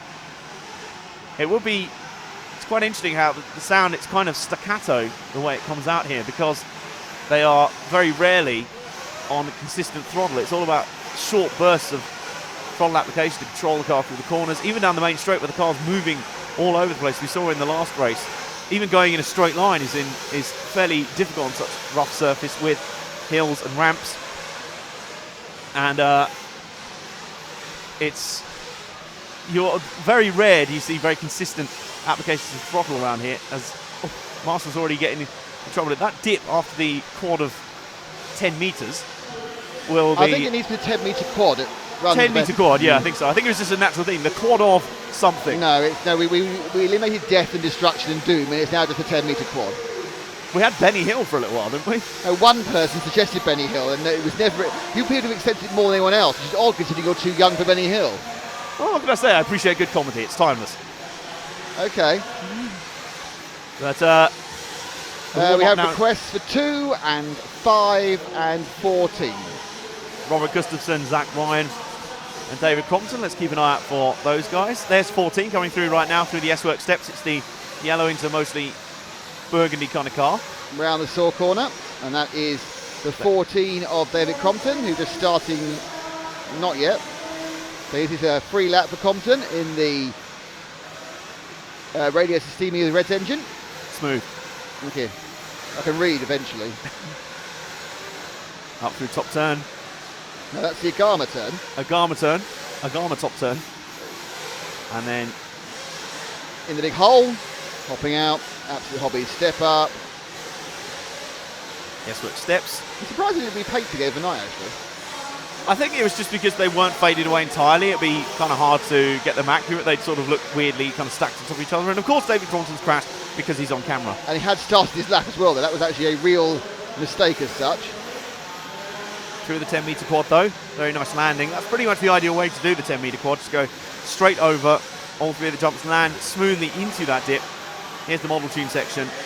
Right through that jump. That is a neat bit of track. There's a lot of segments to this track that are all very interesting on their own, and then come together to create this kind of multifaceted challenge with the ramps that are, we are told, bigger than last year. Of course, not quite the biggest that this event has ever seen, but that's because a few years ago they were absolutely massive, but they're also incredibly dangerous. Well, they were dangerous for the drivers, they're dangerous to Marshall. Yeah, so even so here, there are certain Marshall positions where you feel like you've got to have eyes in the back of your head.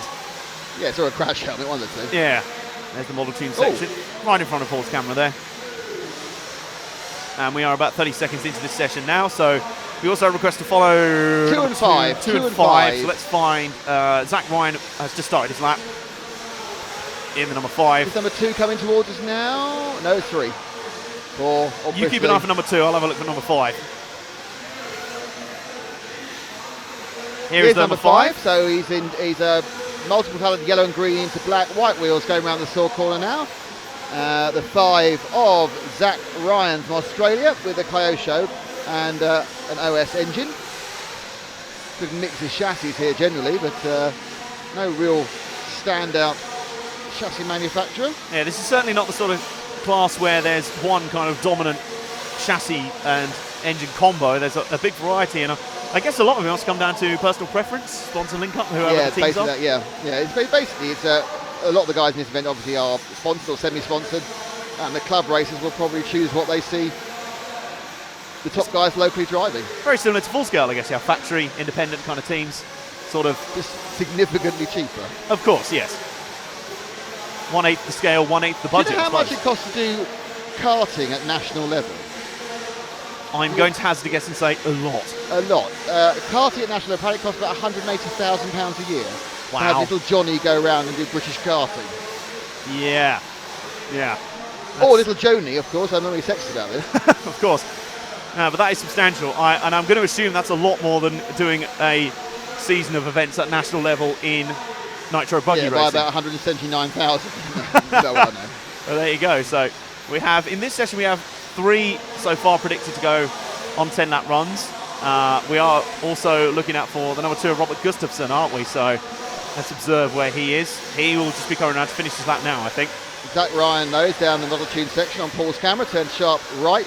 You can see how deep the hole is before he leaps up and then turns onto the absolute hobby step up. So the track is very low and very high. They bring a lot of dirt to raise the level, then dig down a little bit below the level it'll be. And by Monday at about 9 at night, it'll be back to being just plain earth again. I've just found the number 2 of Robert Gustafsson. He's just gone through Saw corner. He's the orange into mostly yellow car. Coming through the loop corner now. Right beneath our commentary position. Right beneath the crow's nest. On the main straight. Into the berm now. Kind of a mid-range line through there. I guess a lot of these corners you don't want to go too wide or too much so to the inside. There's a nice balance between the two to keep the momentum going. This is very much a momentum-based track. Just go through the Model Tune now, Paul. Climbing up. Absolute hobby step up. And the S-Work steps now. It's the mostly yellow car. There he is. Car number 2. Mostly yellow car. Down the straight. Oh, but what? He nearly crashed to give Paul a hand to find him there. Chasing the blue car, but there he is. 10 metre quad. And up the DXR doubles. Paul's found him. There he is. And he is currently 8th overall at the moment, Robert Gustafsson. He's top 3 as it stands in the session. There's not really much point in doing live position readouts because they do change on the fly very quickly. Ollie Curry leads them for now, and we have 4 cars, now 5 predicted to go for 10 laps. We'll see how many of them manage to achieve that. That is pretty much what you should be looking for here. Whether we'll see anyone get into the 11-lap bracket will be very interesting to see. It'll be some serious speed if they can. I think someone like Elliot Boots and that, who may well be, if they can string that sort of super fast lap together. The thing is, you have to go sub 30 as an average to make 11 laps. Exactly, yeah. And the fastest lap we've seen is 29.9. And if they were just about able to do that maybe for 3 laps, let alone... Yeah, it's going to be very, very low 10s. Yes, very, very low 10s. Going to 11 is going to be pushing it a bit too much. So they come underneath this once more, just avoid a marshal there. This one runs towards its conclusion. Again, this one's more, it appears to be more trafficy. Some of them don't seem trafficy. This one seems very every time I look up, there's 7 cars together. It just seems to be the way that they try ever so hard to give each other space before they start and then converge together anyway. Well, that's what happens, unfortunately, is clumping. It's the thing about clumping. It happens in endurance races as well. You've got Le Mans is a real pain for clumping. So a couple of slow cars will hold up a couple of medium cars, or hold up a couple of fast cars, and it'll get worse and worse and worse and worse. All in a big pack of potential trouble. That's why when you go down the straight, you get 4 wide, because they all got stuck together going through a part of the circuit. They're all trying to sort each other. Excuse me, pardon me. I don't think it's very polite, Adam. I don't think it's an excuse. It's more get out my way. I'm a faster car. Yeah, I don't think there's time to be a gentleman when you're doing 200 miles an hour or so on the Mulsanne. So heat 15 has ended. We So here we have 16, 17, 18 to go of this round. 18 and 17, see that they have your big names. I'd like to give a shout out to RC Central Scotland Off-Roaders. Hello all, that's from Hugh McElberry. PS3W Geeks wants to get started in RC buggy racing. Can anyone suggest me a starter electric buggy? Well, what I would do if I were you is wait for everyone to suggest about a different manufacturer for you. Great answer actually from Bowden. Could any top brand or car do it? It's true actually. No one makes a bad car anymore. It's a bit like no one makes a bad real car anymore. You know, there are no bad cars. The cars are a bit dull, but there's no bad cars. It's not like when I was a lad and you could buy a Skoda or a Wartburg, you know, and when Kias used to be a joke and now they're the most reliable cars there are, you know. There are obviously Vauxhalls are always bad, but that's something else. Well, that's more personal preference now, I guess. But, well, we were correct in the end with 5 runners there. The top 5 all managed 10-lap runs there. Ollie Curry, that'll be about the standard going forward, I think. Ollie Curry led home Oscar Baldo, Lewis Beach, Stefano Cantoni and Jamie Clancy. And it's Zach Ryder, Tino Engelstader, David Crompton, Danny Choi and Burak Kilic. Complete the 10. And then 1 and 5, Robert Gustafsson, Ryan Lee, Vincent Dekler, Alberto Palias Gomez and Ben Williams. As we get ready for heat 16, getting ready to roll out. And here are where some of the stronger names start to really lurk. I'd assume now is where you're going to see 10-lap runs as pretty much the norm going forward. Jeremy Pitte will lead these guys off ahead of James Lepavot, Kevin Bronston, Graham Alsop, Mitchell Woodmeyer, Marco Natale, Callum Niblett, Anthony Conroy, Bradley Baird and Alessandro Ramia. There's 10 of your 15. And the final 5 are Carl Jackson, Danny Bernabe, Tony Truman, Jonathan Skidmore and Brian Baldo to get ready to roll off. They're in the pit lane and ready to deploy.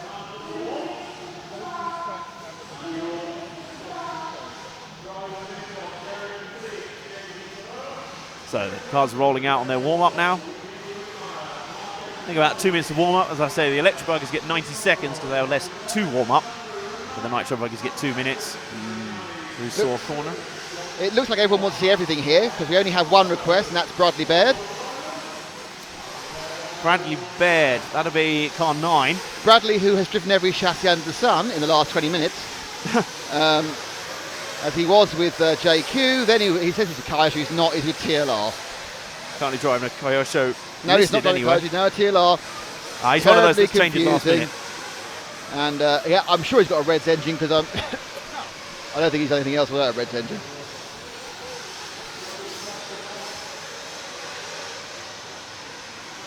Keep an eye out for car 9 for you as they head around in the early warm-up. So Paul, you are our sole cameraman for a minute or two. So where is number 9? What we're having a look for now. It'll be blue and white. There he is, there. going through the blue and S-Works. white, going around the S-Works. And Saw corner now. Paul's picked him up very quickly.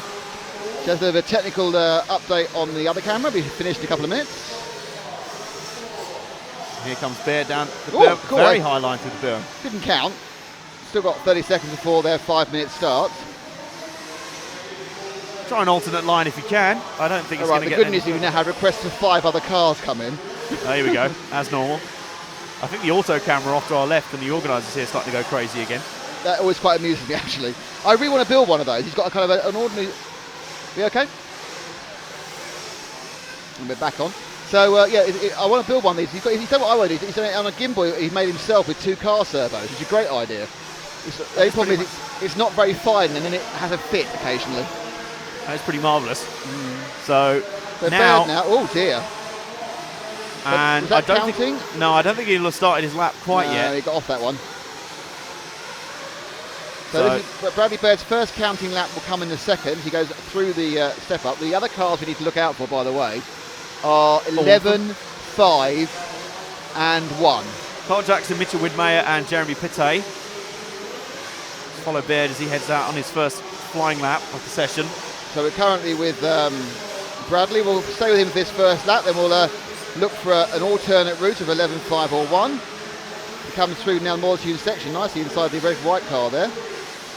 Yeah, the red-white car wasn't too sure about that, but didn't actually tune in.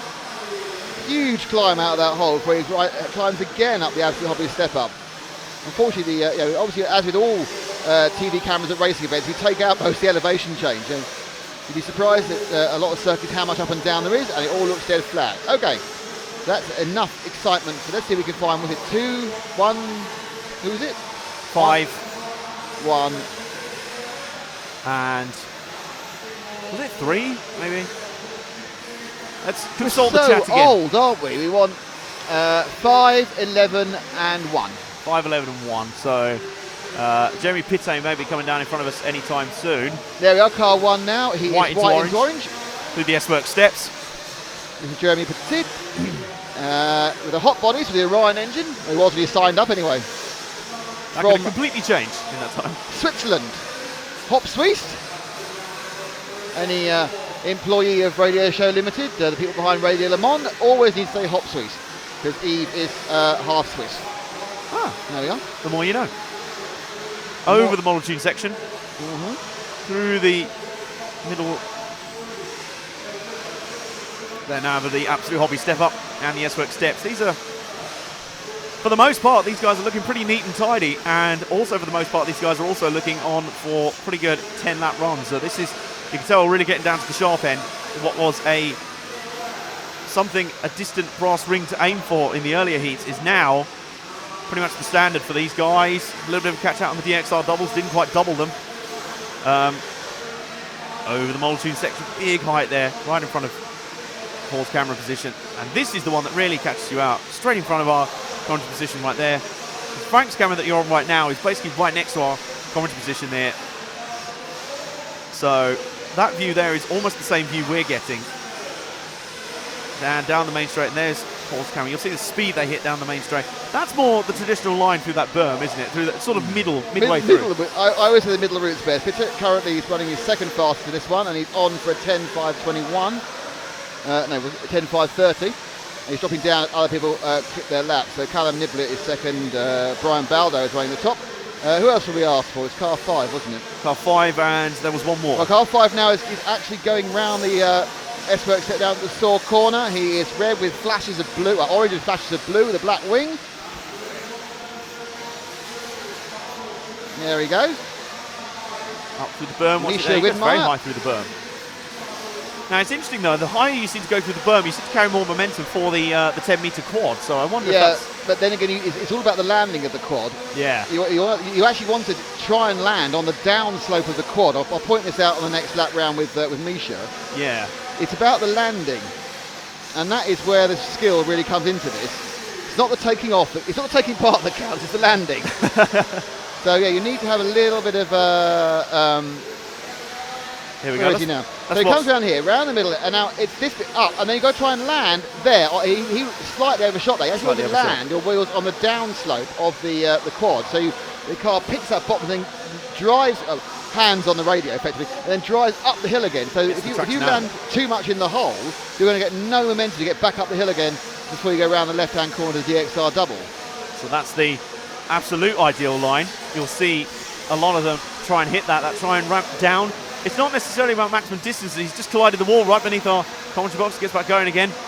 Got a call for Jonathan Skidmore, who's leading this in car 14. Or he's leading it a bit about halfway around the session. He'll be coming to see us any minute now. I think it's one of these next two cars, car 14.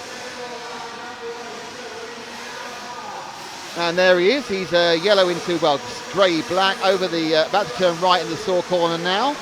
William Skidmore. Orange into very dark blue. Black. It's Jonathan Skidmore, from Britain. Skidmore is with the Agama Racing team, so he's probably got a Bullet engine. It's not written down that he has, but most of the Agama team run their own partner engine. Just going through the Agama turn now.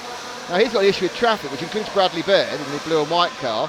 Yeah. Skidmore quite spectacular off that second. And they're trying to get up the inside of the one car, so Petit is trying to get past. Petit not helping too much, so he's sort of being held up by a car that's not slow, but not and he got a nasty kick on that. And now he's not where he wants to be because he's got Petit in front of him, who's a tiny bit slower, And his grip roll. kind of like had a bit of a brain fade. So, and that's too high. Right now Jonathan needs to get his head back together again. He needs to calm it down because he's lost 3 seconds just by getting a little bit too upset about being very close behind Petit there. You just get a little bit agitated behind those cars, don't you? There's just a little bit of tension there, trying to get through, get out the way. He tried to push, and now he's getting... Oh, he got... My goodness. That was impressive stuff by the 10, I think that was. He's doing Alessandro Remo, who did kind of a pivot in the air. That was almost coordinated.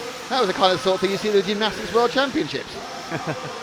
And they return to the pits then. This means we shall run through the final results from Heat 16, round 1 of qualifying today. Brian Baldo in the end takes out the session, and look at that, 8 of the top 10 on 10 lap runs. Much more the standard now. Graham Allsop second, then ahead of Callum Libet third, Tony Truman fourth, Jonathan Skidmore, who led for a little while in that session, not so much now. Down to 5th in the end, Anthony Conroy 6th, Jeremy Pitte 7th, James Lapavaux 8th, Carl Jackson in 9th, Alessandro Romea completes the 10,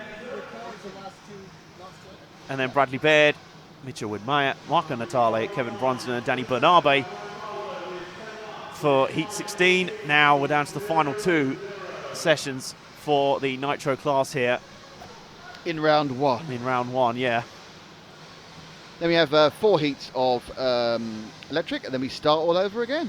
And of course, don't forget, the final heat of electric is basically exactly the same as the final heat of Nitro, with nothing but star names for their electric buggies, which go even faster and are also really quiet. Blissfully quiet, yes. Blissfully quiet. So, Heat 17 about to come on board.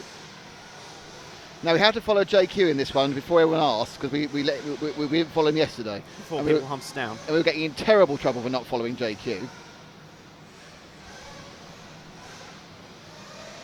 Well, let's see where he rolls off in this one. He's going to roll off third by the look of it. Number 3 car today. Davide Ongaro. Then Jack Embling. Joseph Quagreen. Ricardo Montero. Alex Zanchetin.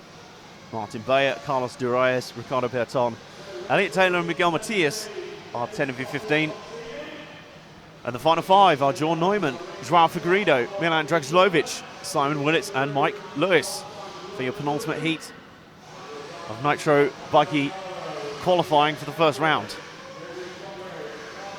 Going to roll out any minute now. The position in pit lane, ready to go, ready to drop.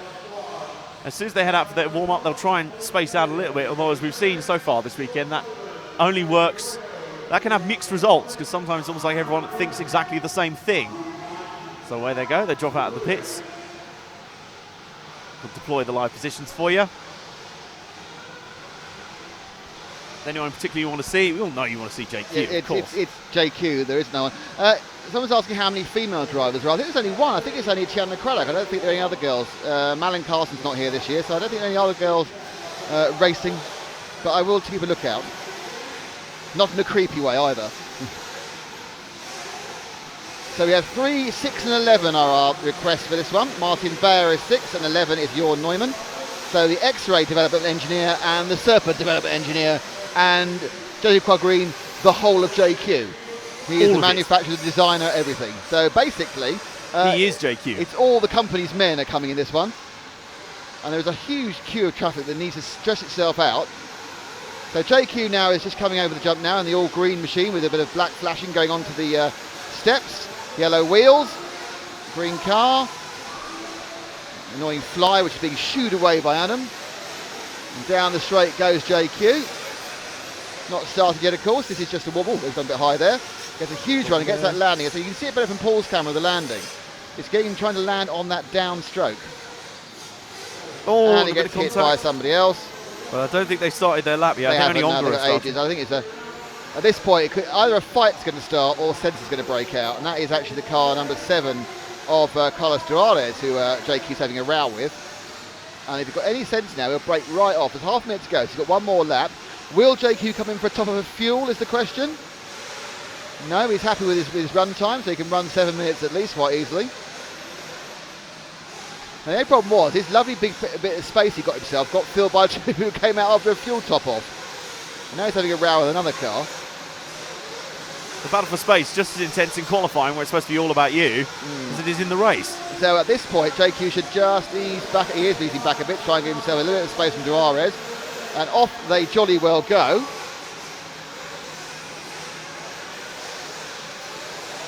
So Joseph Green from Finland, man behind the JQ brand.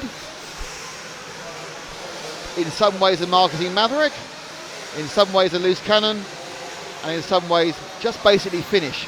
Because that's what they're all like. The weird country, great people, but very strange.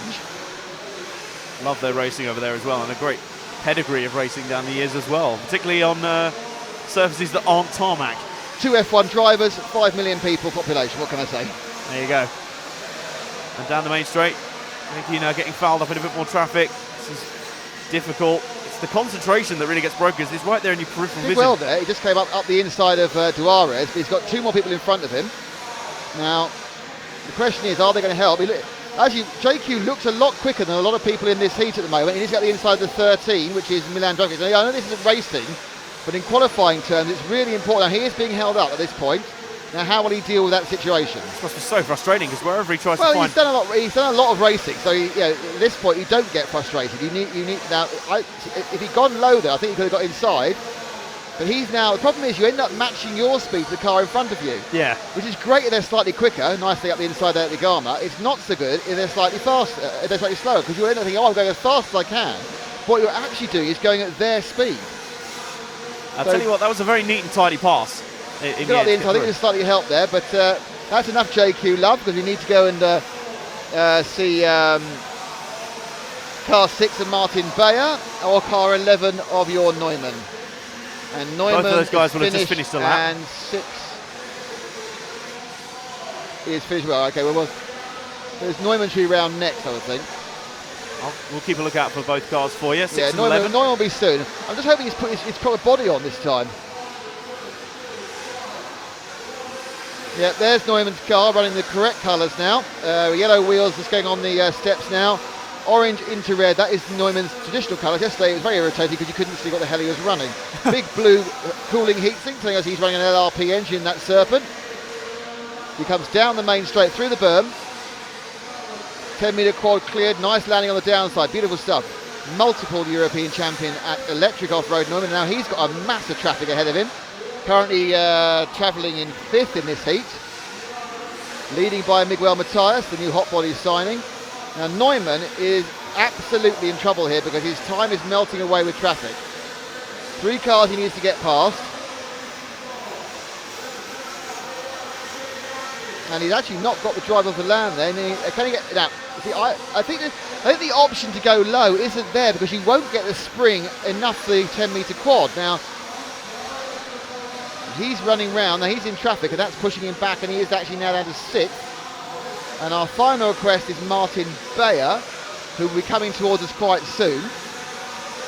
In car 6, there's Bayer now. I can see him about to come up the big hole and go for the Absolute Hobby step up in orange and blue. The 6, the X-Ray development driver with an X-Ray and the FX engine, all coming out of Slovakia. Now don't forget, we will be in Slovakia this time next week. It'll be a qualifying day for the 112 Euros in the Huddy Arena, and RC Racing TV will be covering it. So set your dial for the first of our EFRA trips for the year. Very exciting, very exciting. If I have any voice, I'll be looking forward to commentating on it. That's the event where I've entered the Euros on about 4 occasions. Even made a C final once, but let's not talk about the other ones. Is that top on your CV? No. No, I've been club champion, I'll put that first. Ah, very nice. Yeah, I champion. actually won the British Open Championship once. And you know we're talking about asterisks? Yes. It rained and everyone went home. Except you. Except me and 3 other people. And we had the final, and I won by miles because one of the other people was my son, who was 7 at the time. And the other 2 weren't much good either. So yeah, it rained. I came British Open champion by just being there. Wow, well done. But there's no asterisks in the record books. No, there isn't. There isn't. But by the way, when I say it rained, we're talking biblical. Oh, we're not talking, what was it, light mist? No, we're talking about puddles you could lose a car in, or a 10th scale car. So Bayer now is on for 10 laps fairly easily, I should say. 4th. David Ongaro's in this one. David, I think, came 3rd or 4th in the Euros last year at the Ongaro Ring, so named because it's his dad's track. There you go. But he's a young man on the other. Ricardo Montero, another young man on the Portuguese driver, is also oscillating at the top with the two of them. Not really enough time to switch to either of them, so we'll stick with Bayer and we'll try and pick up those two in the next round. Stick through the final few laps. Bayer's managed to find himself a nice bit of open space now. But his best lap is a 31.1, and he needs to be at least half a second faster than that to trouble the top of the scoring sheets. We've got a 30.3 for Miguel Matthias as the best lap.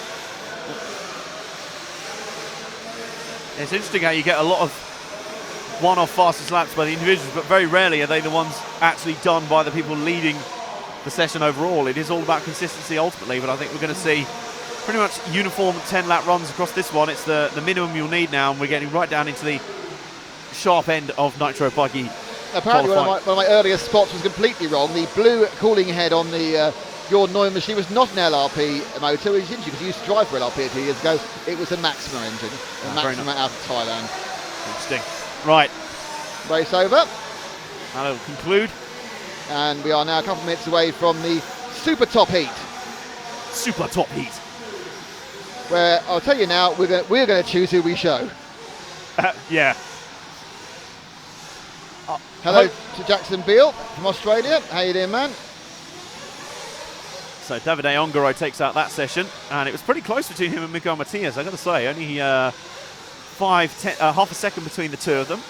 Ricardo Berton, all of the top 10 managing 10 laps pretty easily there. Martin Bayer 4th, who we followed for a bit there. Joseph Quagri, Mr. JQ 5th. Ricardo Montero 6th. Simon Willits 7th. 8th for Jorn Neumann. 9th for Milan Dragslovic. 10th for Jack Embling. And then your final 5, Carlos Durayes, Joao Figueiredo, the last people to manage 10 lappers. Elliot Taylor, Mike Lewis and Alex Sanchetin managing 9s and 8 laps there. I can only assume Alex Sanchetin had something go wrong near the end there. Is that Ongaro time, the 10.5.15, the fastest we've seen? It is, so I'm going to write that down on a piece of paper. Good note. So I know that is currently the fastest. But I think that's going to get beaten by several people. I have a sneaky feeling you might be right. Was it 15 point what? 5 minutes 15.006. 0, that'll do. I only deal in tenths. My brain explodes. So top heat coming out. And any second now I'll be able to tell you he's in the top heat and you'll go, oh I know him, oh I know him, oh I know him, oh I know him, oh I know him, because you know all of them. They will all be there. Hello to everyone watching on the stream, and thank you to Saw, Agama, S-Works, Absolute Hobby and Near Buggy Nut who've allowed us to be here today. This is Heat 18, and to tell you who's in Heat 18, Adam Johnson. Thank you. It's Elliot Boots leading these guys off, who was excellent. Looked very, very strong in yesterday's practice. If he can keep that going today, he'll be in fine form, especially later on Dash for Cash. Jared Tebow rolls off second, ahead of a glut of Americans, Cody King, Ryan Lutz, and of course the reigning champion, Ryan Cavalieri. The Aussie Carl McBride in 6th, 7th for Cole Ogden. Marco Barufalo rolls off 8th for Italy. Cameraman, take Elliot off the start, please, the red car, orangey red car. Thank you very much.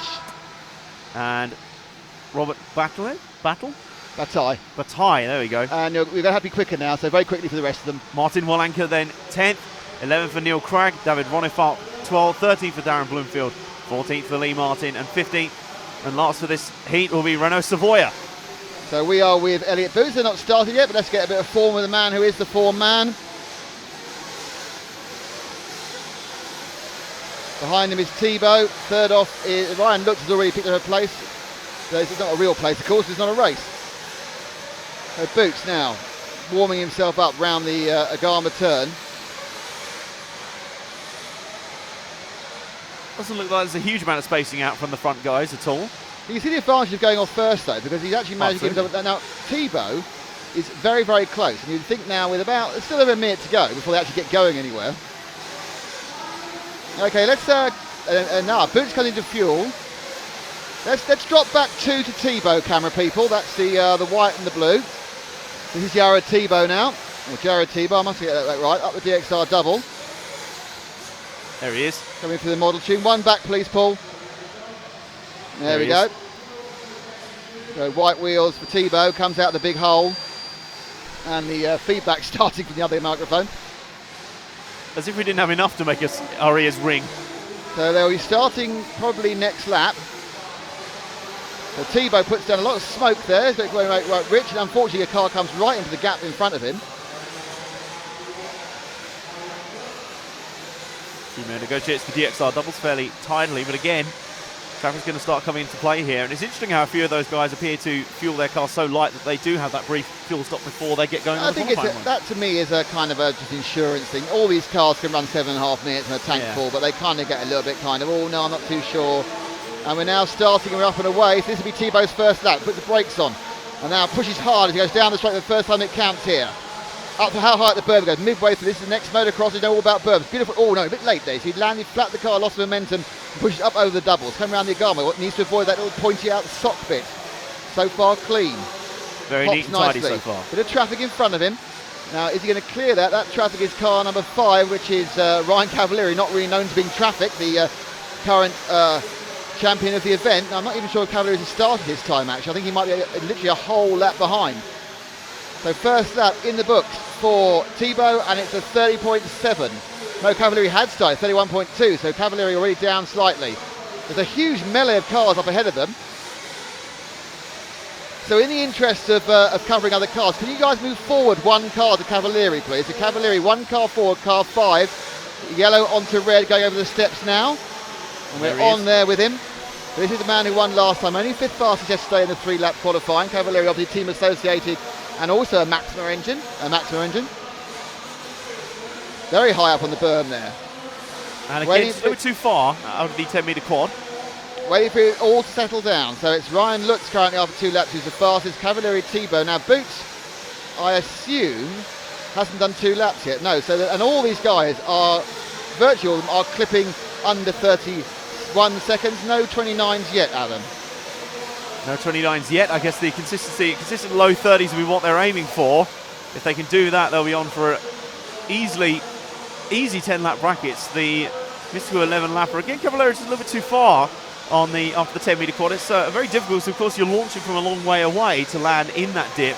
But the top guys, obviously, well, the best line through there will be to obviously match, so you come flat down, almost at the same angle. And it's quite interesting sometimes to see the cars kind of move in the air when they go to the jump. Sometimes there's a throttle application in the air.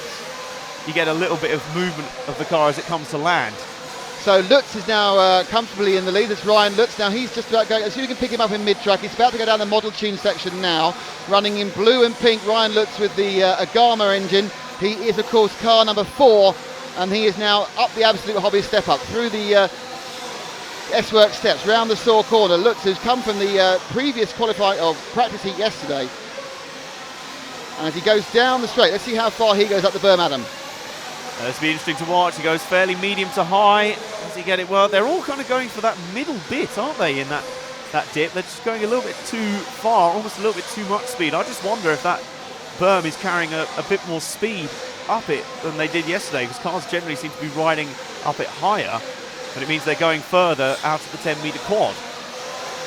So Jared Thibaut now managing to give himself a bit of a lead. But I think Ronnefalk's a little bit higher than he looks. He's leading, so we need to start finding Ronnefalk. He's just somewhere. David Ronnefalk is setting the really fast times. I'm sure he's at the top of the circuit now.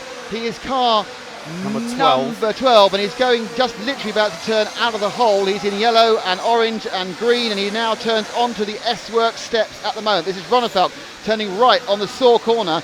So David Ronnefalk, who won the European Championship in 2013 and 14 and was runner-up in 2015, is massively enjoying being here because he can go to a pub, though he wasn't drinking this weekend. There's Ronnefalk with a downside landing through the double. Now Ronnefalk is, because he's the last person on the lap, to start the race, he's constantly pushed back by others. The Thibaut, Cavalieri and Lutz are in that order, but Bryden Bloomfield are your 1 to 5 at the moment. But when Ronnefalk comes over the line in a few seconds time, he will either ping to second or to first. Thibaut another 30.2 last time round. Great time by Thibaut. What's Ronnefalk going to do as he comes down? Clips a lap. Will he ping to the top? No, to second. He's 0.4 of a second behind. The top 5 covered by 1.5 seconds. Looks to drop back, but it's Jared Thibaut who he's got a bit too far. Oh, and that's going to... He can't even make half the mistake here. He's got Cody King behind him. Now, Cavalieri is also, but I think Cavalieri, has Thibaut had a bad lap? Off camera, Thibaut had a bad lap of 32.7, so he's dropped right down. It's Cavalieri who leads this. Now, the interesting thing is Ronnefalk, who also had a bad lap, may ping in the middle. Lutz is half a second back, and we are down to the last minute and 2, which means that a lot of these guys have a lap and 1.5 laps to go. That's a poor lap round for Ronefeld, but he still pings the third. So it's Cavalieri who is currently leading from Lutz. So can we find Cavalieri at the end? We saw him earlier. It's car number 5. He is currently just starting his lap with the red and orange machine. Probably coming down somewhere on the, yep, there he is, just going through the middle turn, right-hand corner, left here, up the climb. There's the 5. Deep magenta and yellow onto the steps. This is Cavalieri, the man who has the fastest time of the race. Oh, he's got a couple of things. He can't even afford half a second. He's so close to Lutz. That's all he's got. Cavalieri comes over and he will finish his time now. That should be his actual lap time of 10. Yeah, 5:07. And Cavalieri has gone ahead of Lutz. 5:69. Yarativo third at the moment. We're waiting for Ronefeld to come through. As you see the victory 3 corners for Cavalieri. Where will Ronefeld come into? And the answer to that is we don't know, because he still hasn't come across the line. He's got such a delay on the others. We're just waiting for him to finish his lap now, and it should be around now. Cavalieri and Ronefeld is third. So Ronefeld comes third. So the final result of this round, it's Cavalieri from Lutz, from Ronefeld from Thibaut. Elliot Boots is fifth, and I'm sure disappointed with that. Best lap, no one clipped 30 seconds there. Best lap I can see is a 30.013 from Cody King. And you're right, there's actually, I'll tell you what it is, 30.01, thank you Adam, from Yarativo. But that is, so the final result, and that's quite important if you could spin up the final result for us, of the end of that round, it is Ryan Cavalieri takes the maximum points. So begins his defence with a win. Ryan Lutz is second, 0.7 second back. David Ronefeld third. We saw a little mistake, and that was all that cost him was that mistake when he landed the 10-metre quad wrong. Yarativo, fastest laps, but missed out a bit, and you can see it's so close. Half a mistake's the problem. Elliot Boots after that. Then Renault Savoia, Cody King. Neil Cragg is actually slower than David Ongaro in the last heat, so he will actually go into 9th. And then it's Roy Bataille, who was completely anonymous in that heat. Martin Valanka. And then the bottom 5 are Lee Martin, Darren Broomfield, Kyle McBride, who will be disappointed, Cole Ogden as well, I think, and Marco Bruffalo, who obviously didn't get the trip, being 2 laps down. And that is the excitement. That is the Nitro qualifying. Well, that was a fantastic run. I think we managed to get a number of people on camera as well. The intensity really cranked up there. It was very impressive near the end. And a fascinating first hit out for those guys this morning. This will be the first one that really goes forward into counting for the qualifying positions later on in the day. Cavalieri, we saw, wasn't quite at the top of the practice sheets yesterday, delivered when it mattered though, that red and yellow machine that I'm kind of looking at rather closely, because hey, if I can't recognise faces all the time, I can at least recognise the cars. So look forward to speaking to those guys later on the pit walk, see how they're going after, it'll be around 2 rounds of qualifying they're going through by the time we go down there, if everything holds together. So a really interesting first round of qualifying. Really fascinating to see. I mean, Elliot Boots was right there or thereabouts, but the margin's being so tight now. Everyone delivering their best, coming out with some tune-ups overnight. And we are straight on, I believe, into the first round of electric buggy practice. So let's throw up the starting lineup. It's Max Hess with the rolling off first in this one. Max Hess just ahead of Frederick Cederberg, David Crompton third, Danny Choi fourth, Robin Friedskopf fifth, and sixth for John Hazelwood, seventh for Yanis Peregianakis, eighth for Rob Racy, ninth for Miguel Izquierdo Rodriguez, 10th for Mark Romble, and then Andrew Rennick will roll off 11th, 12th for Ben Turner, 13th for Scott Walker, 14th for Didier Ho, and 15th for Ian Thompson. That's your first group for what will be 4 groups of electric buggy cars. And do not adjust your set. Things are going to get a little bit peaceful in here just for a moment, which is welcome for eardrums around the facility.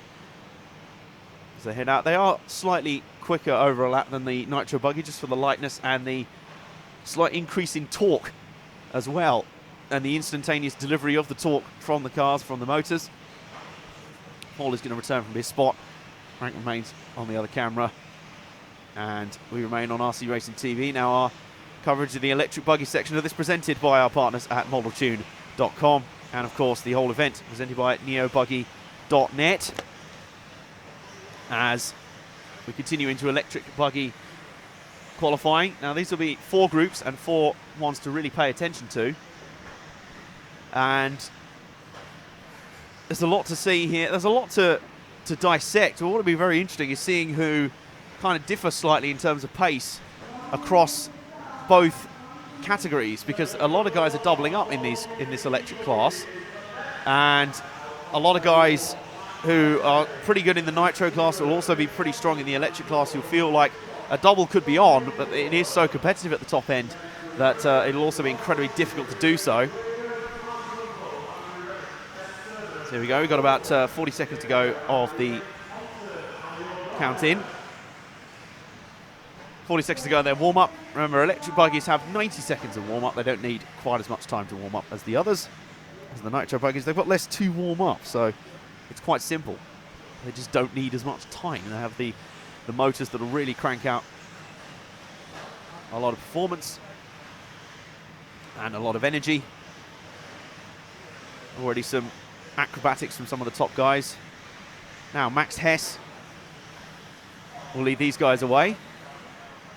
Have a look on the stream. Now car 10. I wonder if that was for the previous stream. I think it might have been. For the previous heat, I should say. Probably would have been. So, we go on into the first round of qualifying, first heat of qualifying for round 1 of the electric buggy class here at the Neo 16. We're heading into the morning of Saturday.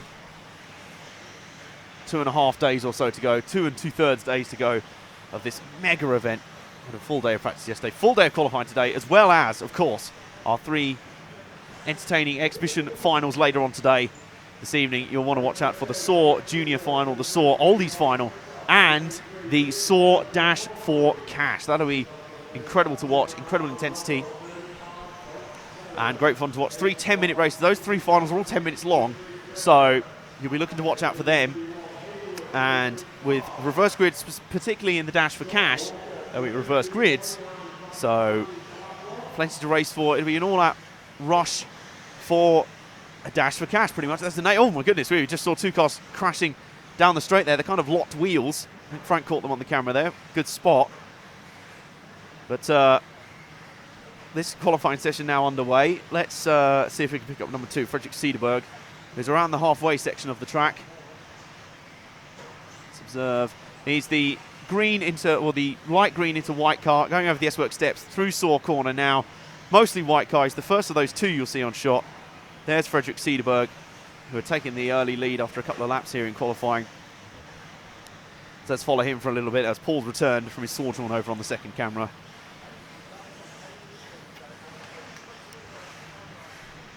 So Frederick Cederberg continues to lead this section. He goes through the Agama turn over the Model Tune section. Right down, all fairly neat at the moment. And I'll tell you what, honestly, it feels like it's almost silent in the arena now. Compared to the noise from previously. These cars are not silent, they are fairly quiet, but they don't make no noise at all.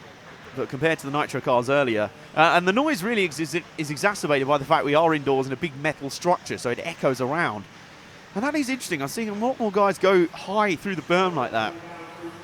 Just getting curious that it's not necessarily a fast line round, but it guarantees you the most momentum through the 10-meter quad as it surges on. These cars surge on. Round into the S-Work steps once again. And now through SAW corner.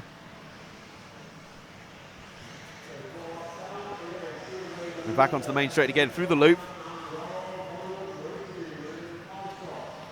And in keeping with the tradition from earlier, we're going to have a second weather report. Frank has told us precipitation conditions are like. Paul, do you have a report on the temperature out there? Yes, I do. What is that report? Well, it is slightly damp and quite breezy and a little chilly. Slightly damp, a little breezy, a bit chilly. We Brits are the masters of understatement, aren't we? But that is pretty much the conditions out there, and it's to be expected because it's a bank holiday weekend. Now, if you're not a British native and you don't understand what that reference is, let me spell it out for you. Bank holiday weekends are supposed to be holiday weekends for us Brits, but the weather's never any good. It's just how it is. It's just how it works. But we are indoors for this one. which helps. And we are up in the crow's nest here with a nice heater and a fairly enclosed structure, so we should be okay. But, we'll continue on in this session. Let's see if we can pick up the number 13 car of Scott Walker, who is the current leader now in this session. Onwards. And there's a huge gaggle of cars coming through all at the same time, which helps. Right, pink car has just gone for a tumble. Here's the 13 car, yellow into green. He's going through the S-Works steps right about now. There he is, right in the middle of his shot, through Saw Corner.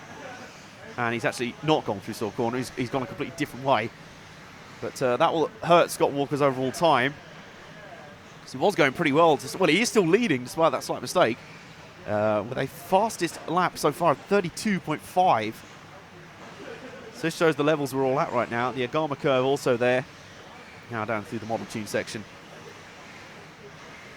Hangs the right, through the dip, hangs the left, over the tabletop. Big jump through there. You want to get as much distance. And turn almost immediately as you go. Through Saw Corner then. And round through the loop and up the main straight.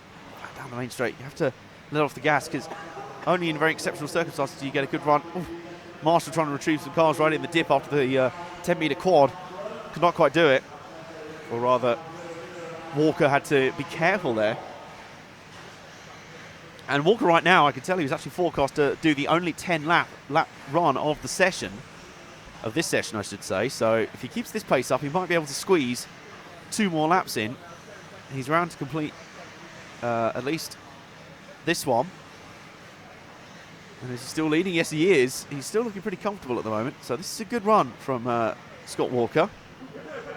But he's got a little bit of traffic now. Will he be able to complete that final lap in the time? He should be able to, given where he started it. Unless he has a minor disaster on this one, which, given that our cameras are following him, is entirely possible. And over the Absolute Hobbies step up. Now the S-Works steps. Now Saw Corner. There's a massive gaggle of cars in front of him that he has to navigate well. He passes 1, passes 2.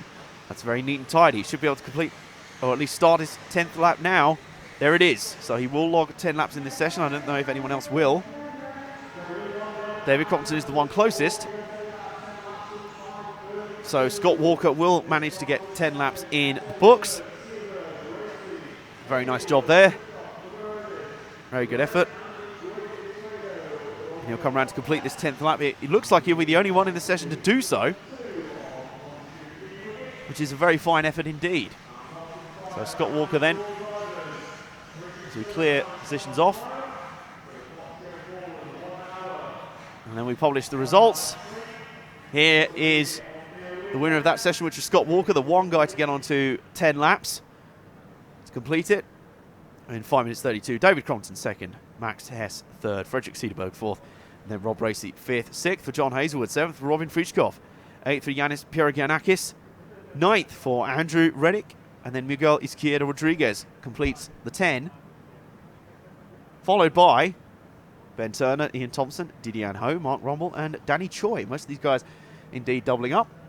And we're getting straight into the next heat, which will be headed off by Carlos Durias, Mitchell Widmeyer, Jamie Clancy, Lewis Beach, Burak Kilic, then Ben Panic, Nuno Casal-Ribeiro, Lewis Jones, Hannes Kaufler, and Birkan Kilic. There's 10 of your 15. Then you've got Darren Bloomfield, Stefano Cantoni, Michael Todd, Ollie Curry, and Kevin Bronsden.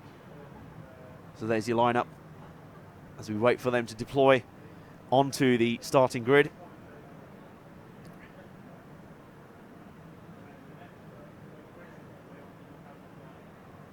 This is the RC Racing TV coverage of the Saturday at the Neo 16 event here at the Harper Adams University.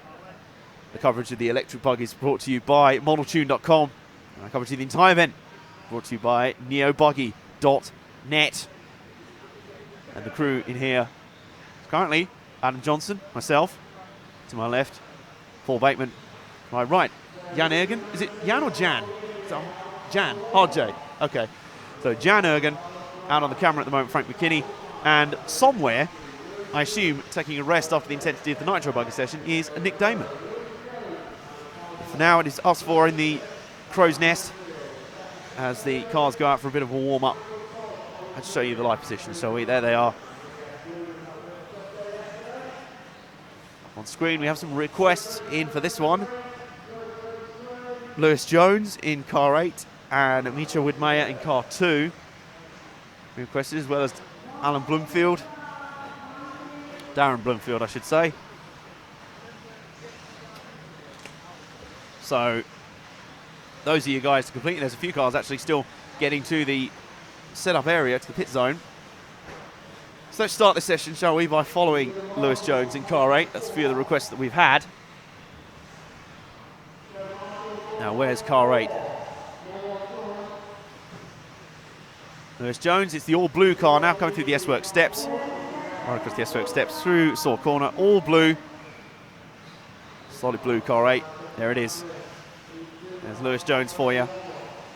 He'll be starting his laps in about 20 seconds or so,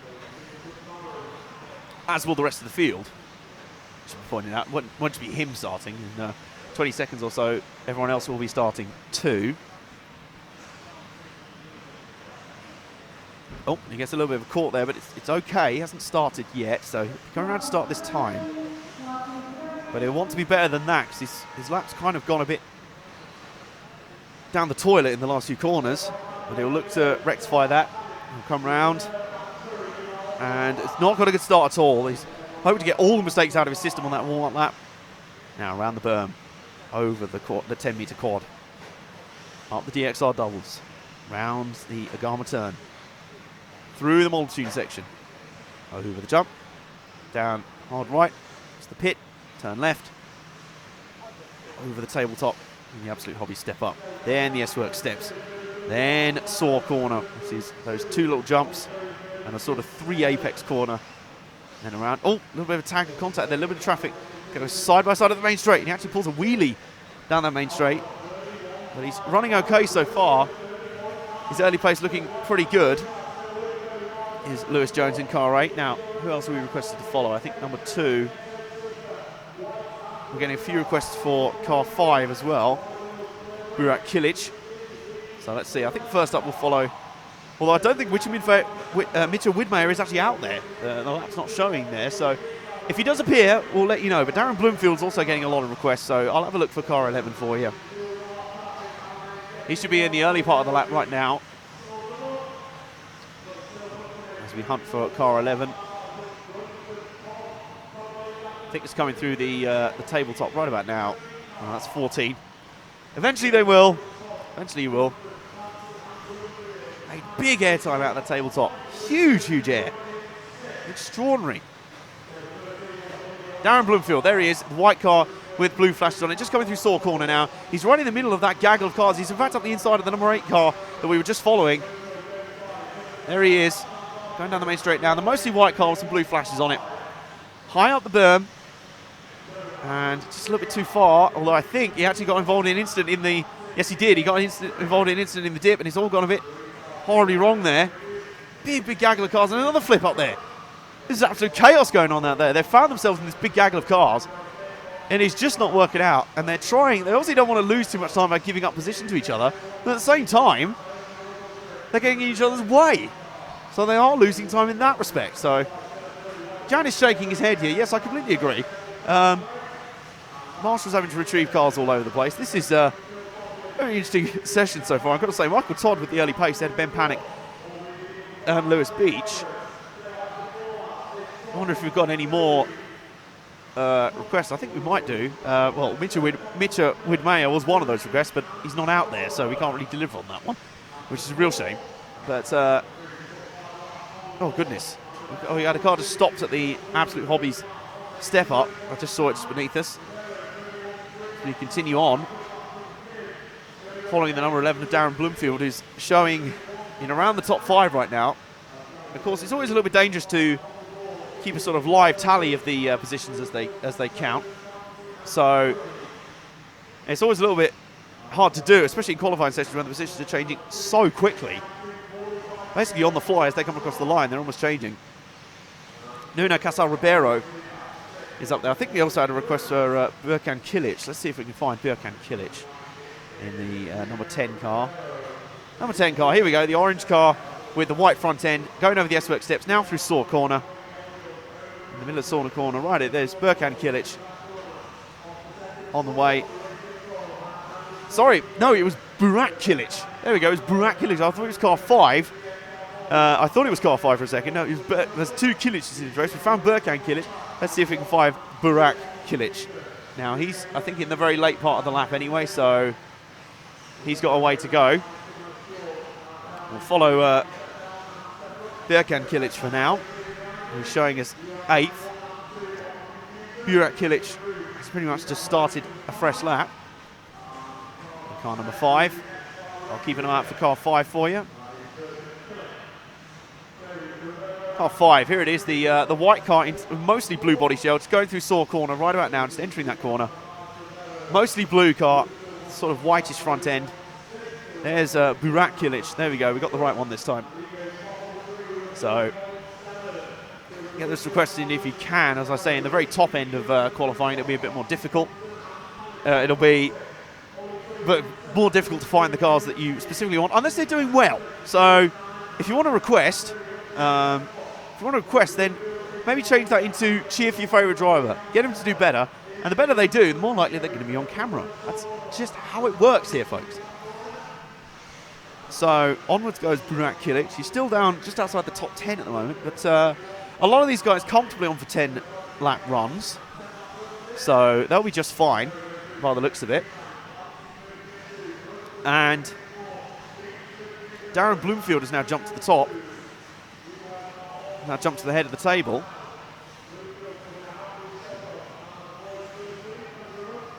And Burak Kilic continues on. Nuno Casal Ribeiro has also been in the top end of the class as well. So this timing order, this timing screen changing pretty much by the lap as it goes.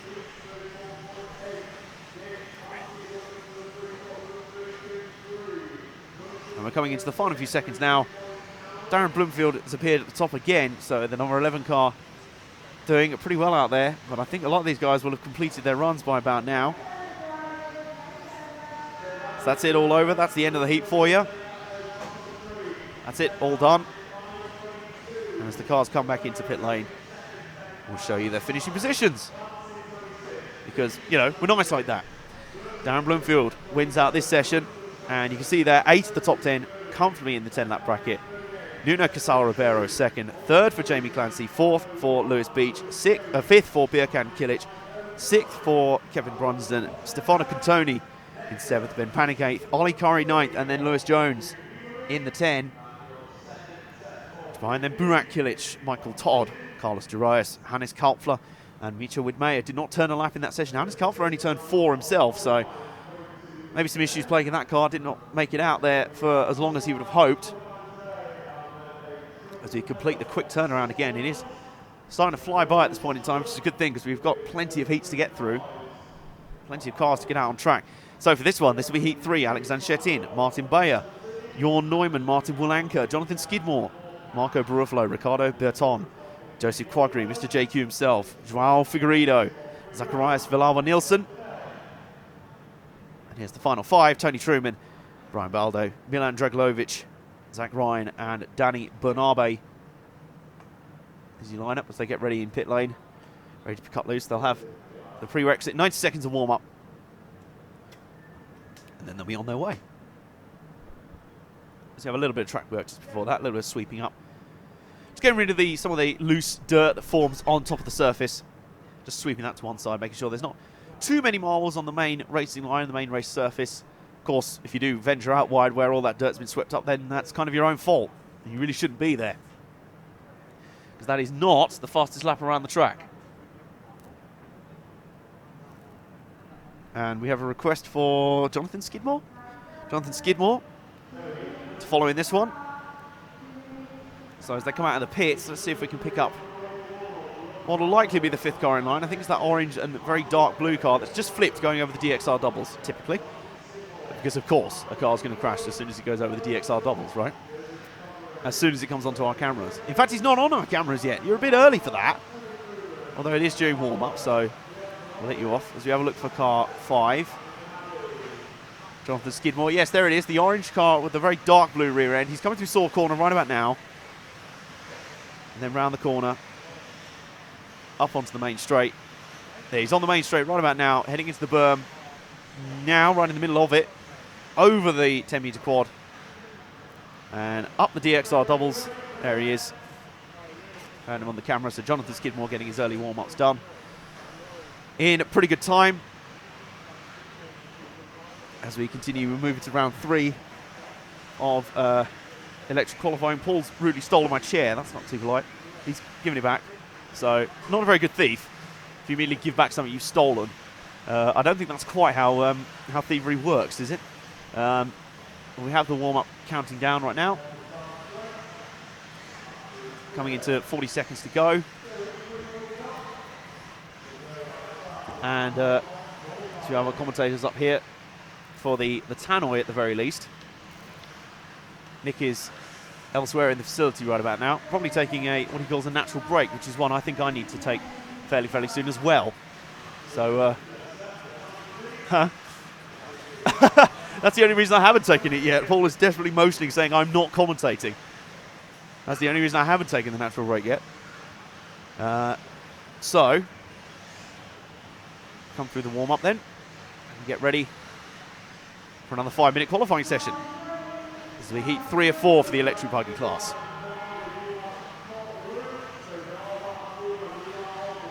So, as onwards we go. In the early section, you might just see cables flying across the studio. That's standard, really, for RC Racing TV. But you may just see a changeover on the cameras very briefly because Paul is up just to give Frank a little bit of respite. And then Frank can have a brief go on the mic for some of these electric heats. And I'll be back in 2 shakes of a lamb's tail.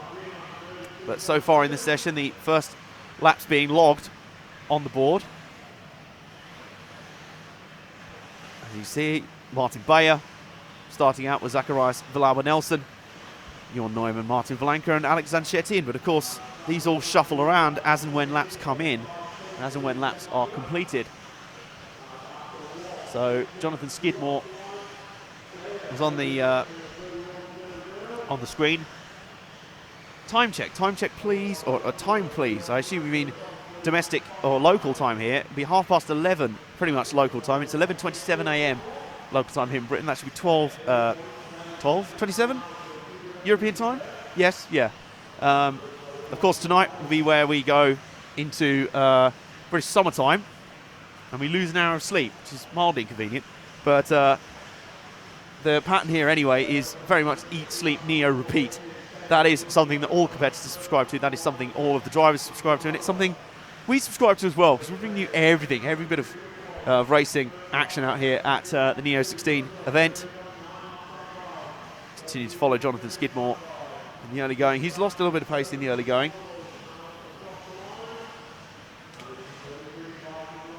So they continue on.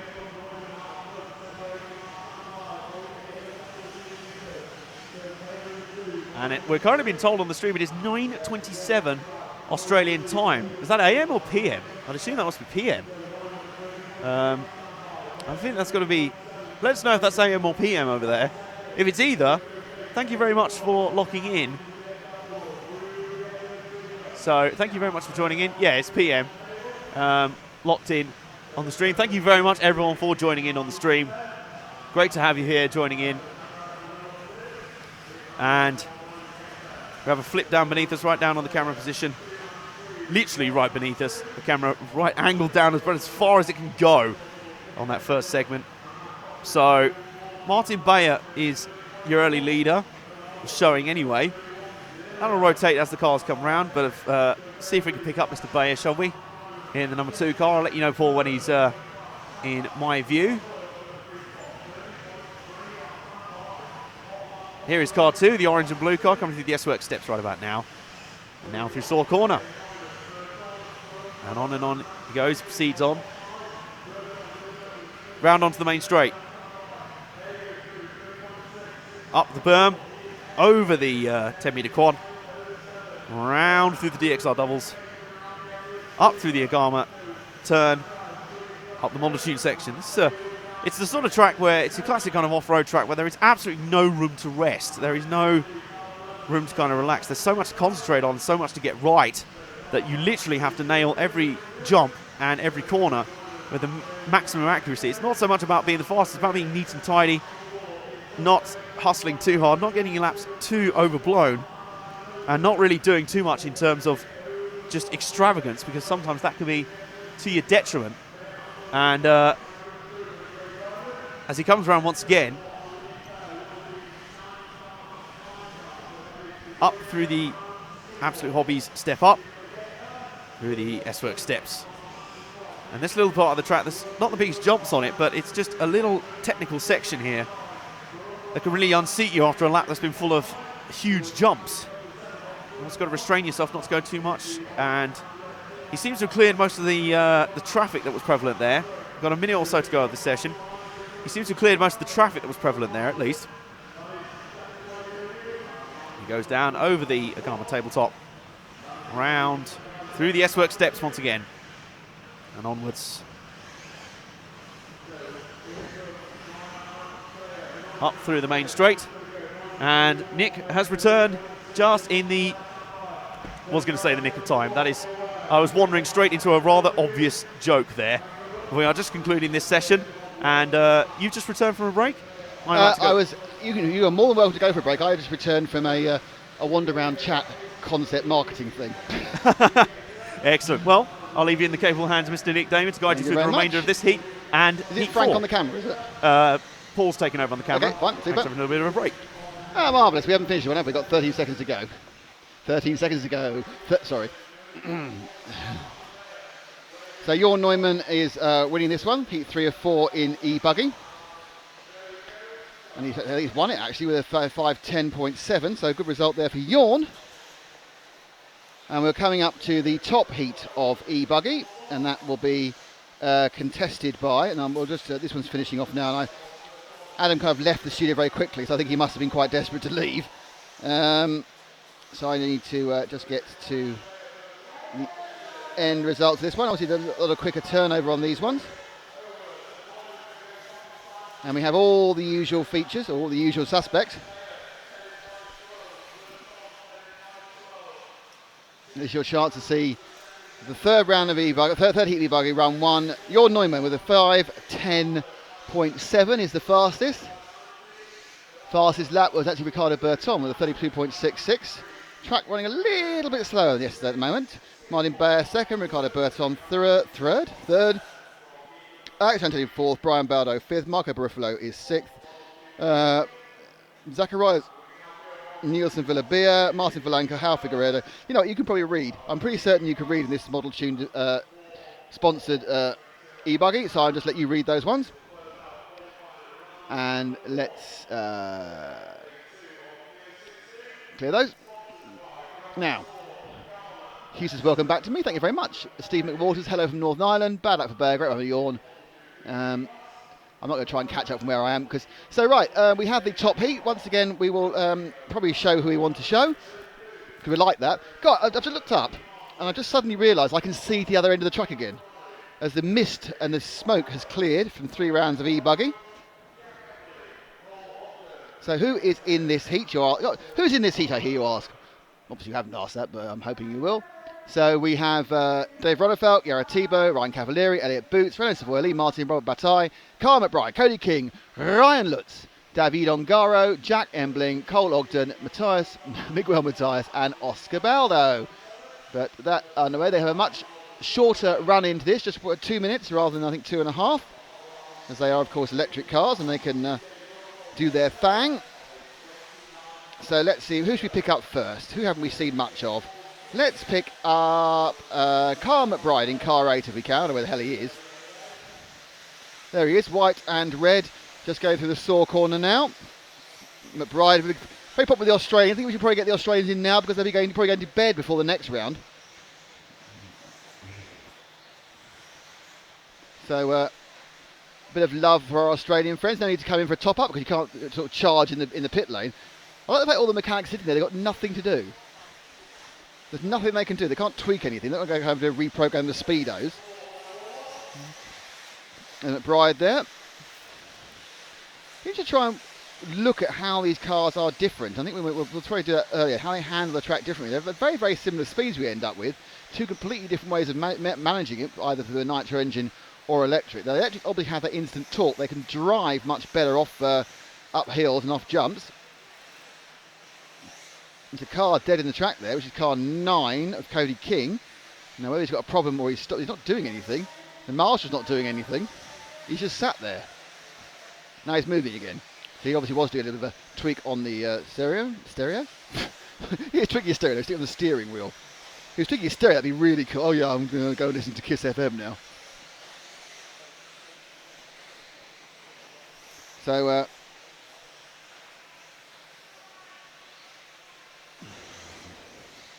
here we go. I haven't quite started. We started in 5 seconds. Let's randomly nip to car number 5 underneath you right now. Paul will be the first person to take the clock. That is the 5 of Renault Savoia. With the TLR having left HB for a reason he doesn't understand, but we probably know what it is. Round the berm with the e-buggy. Easy to get over the quad there with the instant torque of the electric motor. So the Agama flies over the multi section. Brake, hard braking. And this is now this is one of the differences. I must find out. I don't know whether these have got mechanical brakes, a la the.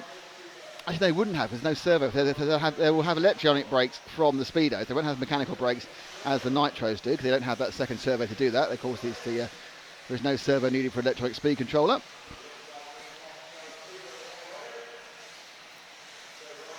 So, stumped that takeoff there and landed on the hole, and he's being chased down very effectively by overtaken. In fact, let's pick up the car that's gone past him, Frank, which is car number 3 of Ryan Cavalieri, who's currently our leader. And as I say that, he's stopped being our leader. He's also one of the very early people through.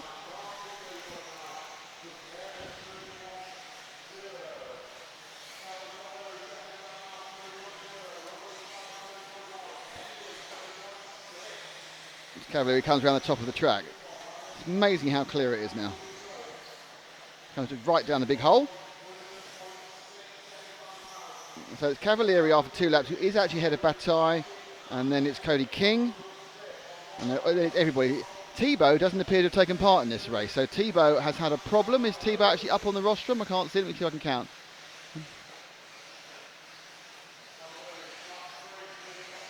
I think Thibaut is on the rostrum, just had a problem. So Thibaut not taking part in this first one. Early issues for Yared. So let's see if we can find our second place man. That's Cody King. He is in car number 9. As the wind wafts the flags below us. Here he comes now in the blue and white roof tile, yellow side pods going around the saw corner now. Number 9. He's kind of alternating for 2nd, 3rd and 4th. Cody King having a much better run in e-buggy. Kyosha driver, of course, world champion at Nitro in 2010 in Bangkok, an event that you can see on the back catalogue of RC Racing TV on YouTube. We were there. Actually, we were there working for Neobuggy, one of the first times we worked for Neobuggy, providing special interest items. So King actually is estimated 10.507, which would put him near the top. The King goes round now. Where's he ping up to? Up to first. This is your leader by a second. So Cody King has found some real... Oh, that's lucky. He managed to hop 2 cars that might be in his way. So this is the man laying down the law in e-buggy at the moment. Nice spin turn there. Oh, and that's not good. It's about a half second, 3/4 second mistake there. Just took off landing run. The car's obviously, there's a bit of wheel spin when you throttle out these machines. So much as I'm enjoying watching Cody King, let's see if we can find Robert Bataille, who really hasn't been featuring in this programme at all recently. So car 7. Probably, yeah, he's actually now coming underneath you now, Frank. Paul, red and yellow. The second of those cars down the straight, that is Robert Bataille, the 2012 world champion in Nitro. So 2 very similar cars, and actually slightly eking away. I think that's the machine of Savoia, just pulling away very slightly, is it? Yeah, that's the 5 of Savoia, who's just pulling very slightly away from Robert Bataille in. They're kind of matching each other. Everybody really is on for a 10-lapper, and the people beating, and the top few are according to the forecast, very few of them are actually programmed to beat the 10.7 of your Neumann. The predicted is only showing 2 of the drivers faster than Neumann, as King makes a mistake, a big mistake, which may well mean that he won't be predicted to beat Neumann. So Neumann's time in the previous heat is looking very good. Maybe a good mistake. Then, King's made a second mistake, so that's absolutely taken him out of the running for TQ overall, and handed it to Ronnefalk, who's looking pretty good. So, I'm not sure we got time to pick up Ronnefalk right at the end. Where is he? Cheeky minx. There he goes. He goes over the... Is that him? I've lost him myself now. Ronnefalk in car number 1. Probably. Oh yeah, he's just going around the Agama now. He's the last of the cars. He's coming over the model tune section right now. Turns right. Green tail, black wing. This is Ronnefalk, who appears to be the person who's going to win this 4th heat of e-buggy. On the steps there, he's got a lot of traffic in front of him. That's Cole Ogden in front of him with the lovely fluorescent purple. You can always tell Cole's car gets up inside nicely now. This is Ronnefalk with finishing, and he does finish. And does he win this one? He does. And Ronnefalk has a 10.05, so Ronnefalk takes TQ in buggy, but it looks like Neumann is going to pick up. No, it's Lutz who goes into 10.508, so Lutz goes into 2nd in the heat and 2nd overall.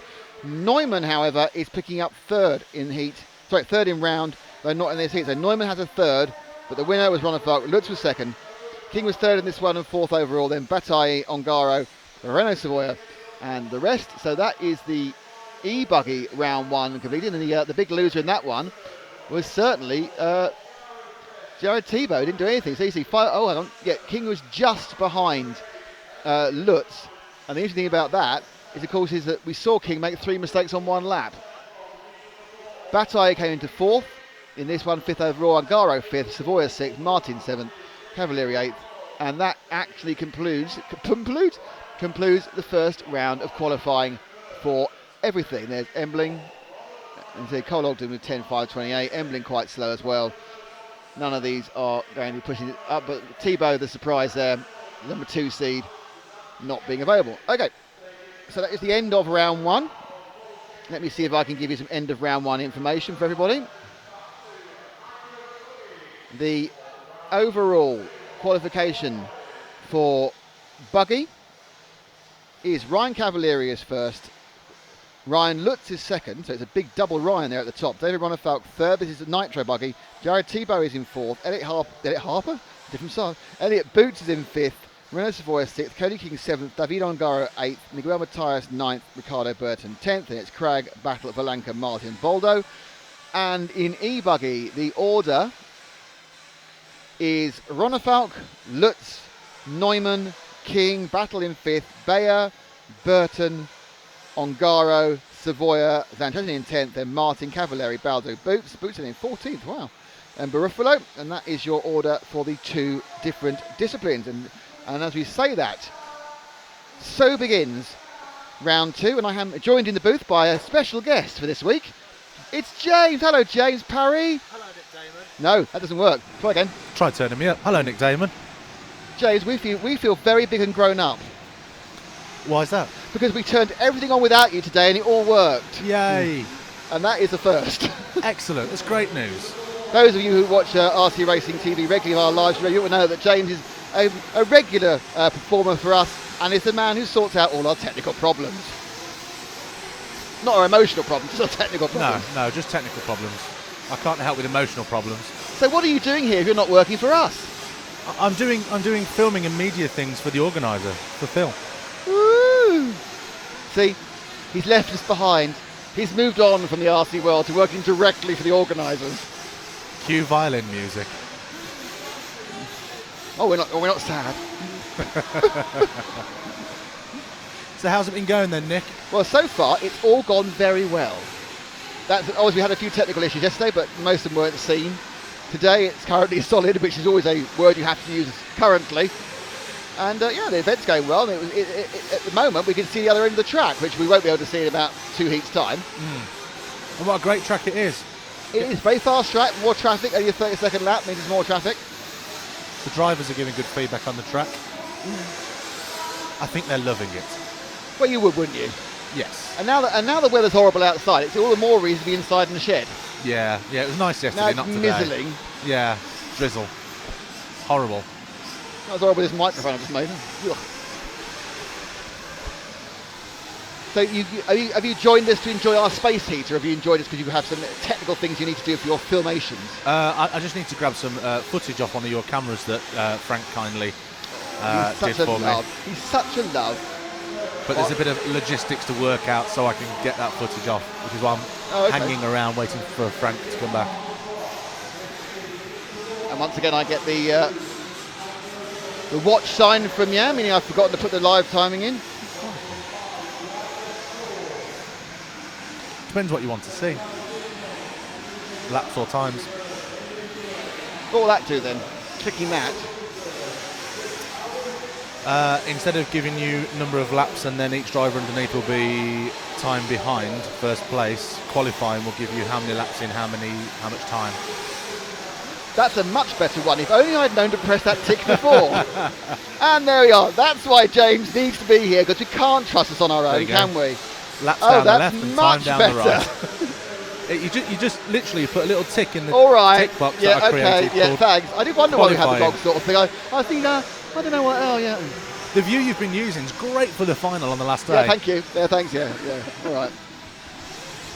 Oh, don't you just hate it when someone not only is a know-it-all, but it's right as well? Yeah. Oh, he's left now. He's done his magic and gone. No one I can blame either. There's no one else here.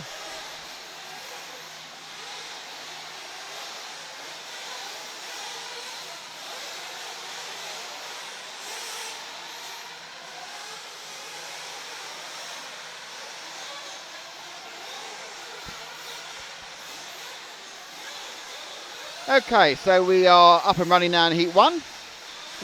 Are we short a cameraman?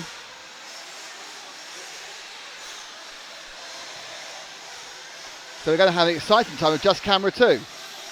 So we have a request for, I think, Michael Grizzlyberg, I think. Bear with me a second. Yes, car number 1 is our request.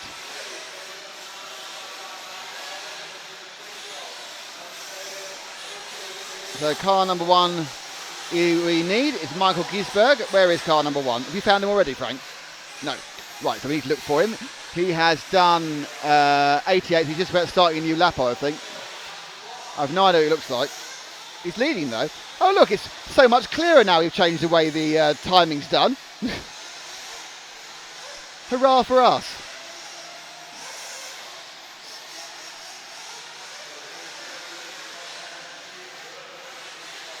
So is car 1 on camera? I think it is. No.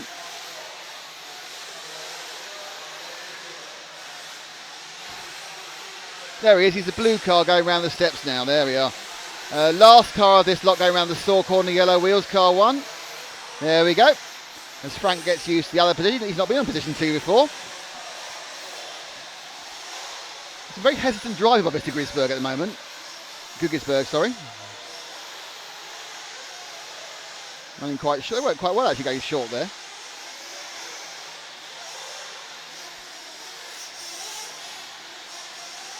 If I didn't know better, I'd say he's... Oh, that doesn't help. If I didn't know better, I'd say he's not very confident about something. Because he's oh, yeah, that doesn't help. And now there's a big crash and a bit of a marshalling. A lot of traffic in front of Gigasberg at the moment. And he's now upside down again. He's upside down. And 4 cars have landed on him. It's never fun.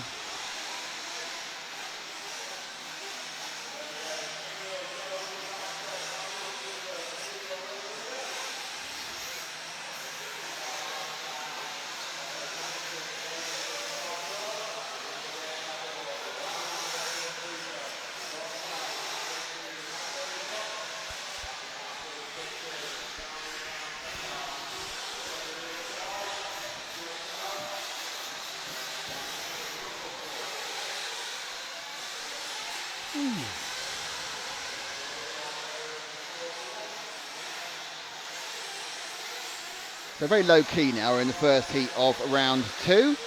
And the man we're following is actually sort of leading it, Michael Gugisberg. Obviously these are the guys who had the worst day yesterday and were the bottom 15 ranked drivers.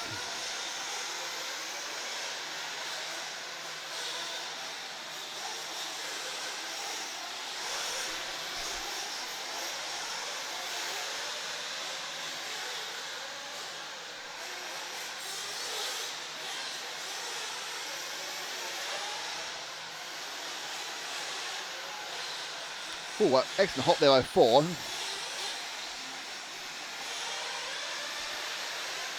So let's go and let's look. Frank, just choose anybody else randomly. And he's choosing the big pinked wheel. I want to say number 4 then, but I'm not sure if it is, as he comes down beneath him over the multitude. Turns left. Was it number 4? Who is it? It's number 5. And that is our hang on, that's Michael Gisberg again, our leader. Well, I'm very confused now. Obviously, we were showing Enrico Urinek earlier. Well, it is Michael Gisberg now, so I apologise if I've been showing the wrong person to. But that is so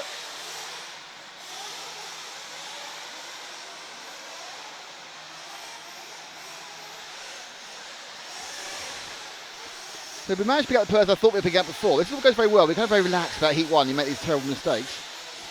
So Gisberg, that doesn't help. That's the problem being in Heat 1. You'll get involved in other people's accidents that have nothing to do with you. So he goes down the big hole. Up he goes.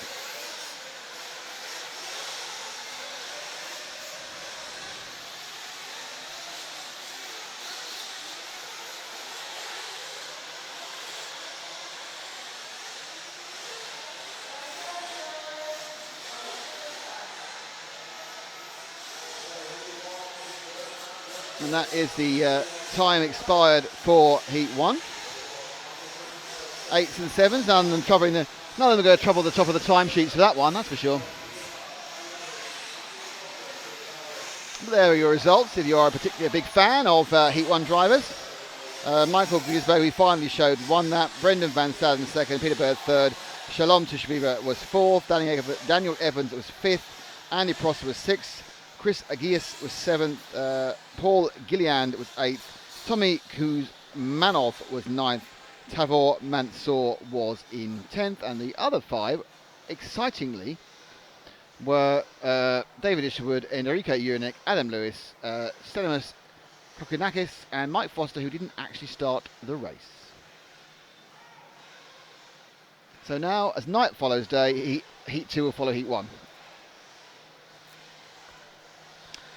Okay, I've seen 1/10 F1 cars need to swap cells during a race, do they? Okay, I don't think you do. F1 around 5 minutes. Yeah, someone's put him right already there. They need to change.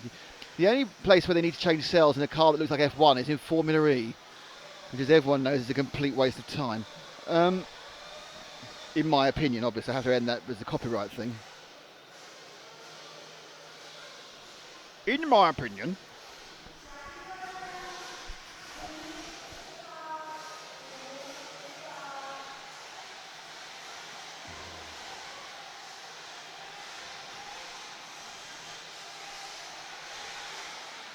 So, does anybody have any friends in Heat 2 they want to cover?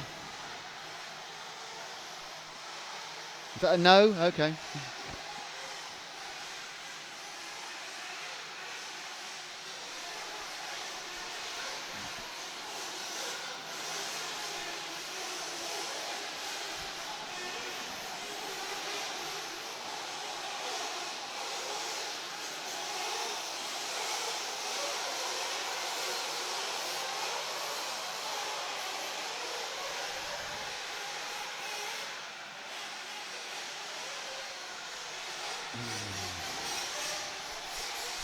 Hello everybody. Hi, it's me. This is us in our little crow's nest. You go just that way, that's Paul in a hat. Hello Paul in a hat. And that's Jan there. Hello Jan. How exciting, that's us.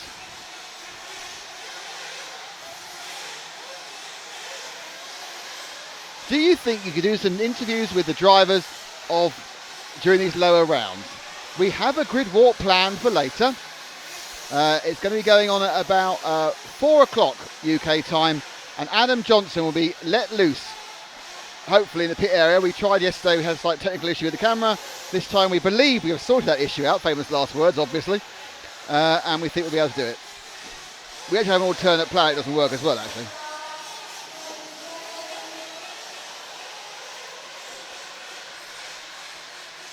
So here we go.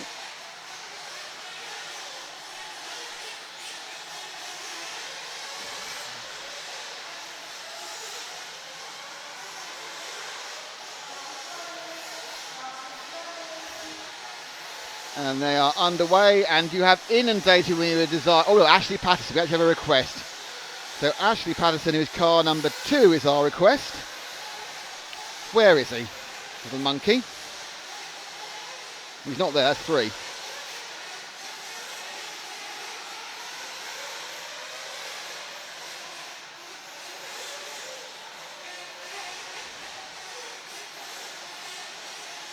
Long pause as people look at cars for a number.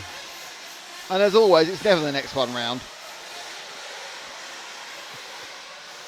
Some very over-ambitious jumping by a car there, which I think was car number 2. No, it's 8. 5. 13 does a triple somersault. 10. That is ridiculous. That is literally all the field's gone past. 1. 11. Yay, there he is. Light green, dark green into light green, yellow wheels going around the saw corner now, going wide, waiting to make a bit of space, letting the blue car go by. This is Ashley Patterson in Heat 2. How exciting. And off he goes. Up round the berm. Ashley has an S-Works and no noted engine in his entry sheet.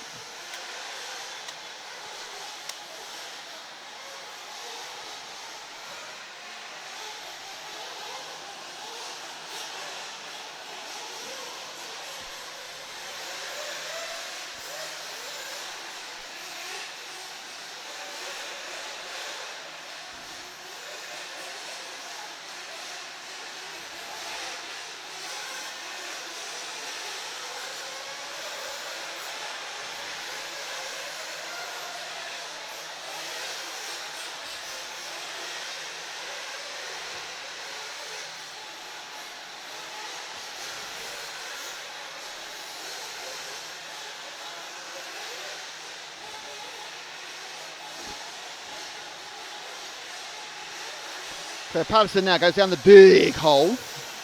And look at it again. Currently he's running.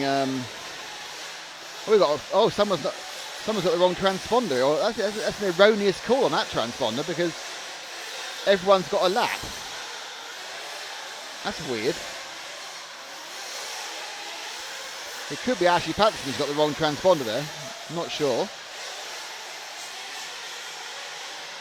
That isn't going to help him at all.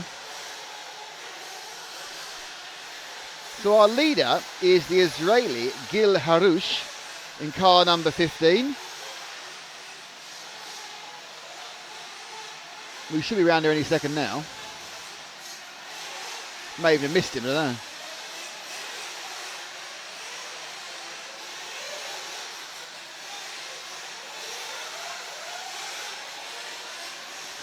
Yes, must have missed Mr. Harouche because he's now started a new lap. Car 15, if you can see him, Frank. And there, oh, look at that. Super work from young Francis there. Not so much from young Harouche, who landed askew, not the right direction.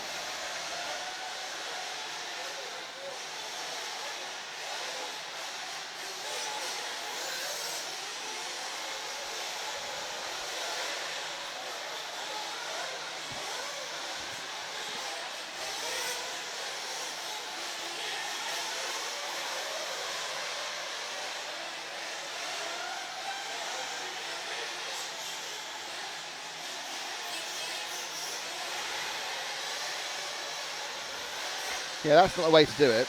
Oh, that's really, really unlucky where you stick yourself like that and you get your wheels, all 4 wheels, not going anywhere. As someone said, you can have a 4-wheel drive. It doesn't work if none of the wheels are touching the ground. It's as much use as 2-wheel drive or no-wheel drive. So Harouche Gil.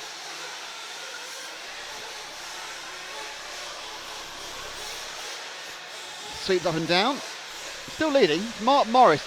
We've got enough time. Let's see if we've got enough time to get Mark Morris. He's in car number 7. Early part of the lap. He'll be underneath you quite soon, Frank, I think. In car 7, Mark Morris running second at the moment. Looks like our ace cameraman has found him. Yes, it's a whitey blue machine for car 7 and Mark Morris. Morris with an X-ray.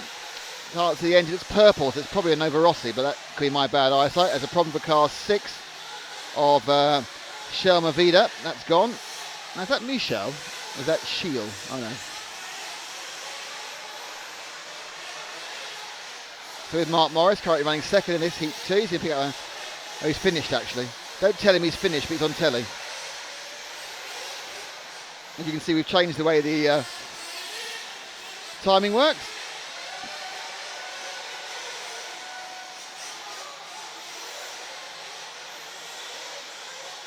And theoretically, there should be a fast lap graphic coming up, but I didn't actually see it.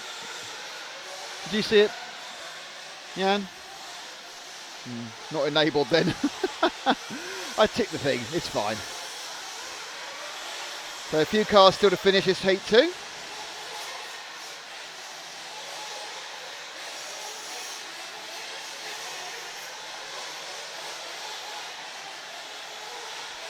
And as the car hits a chair,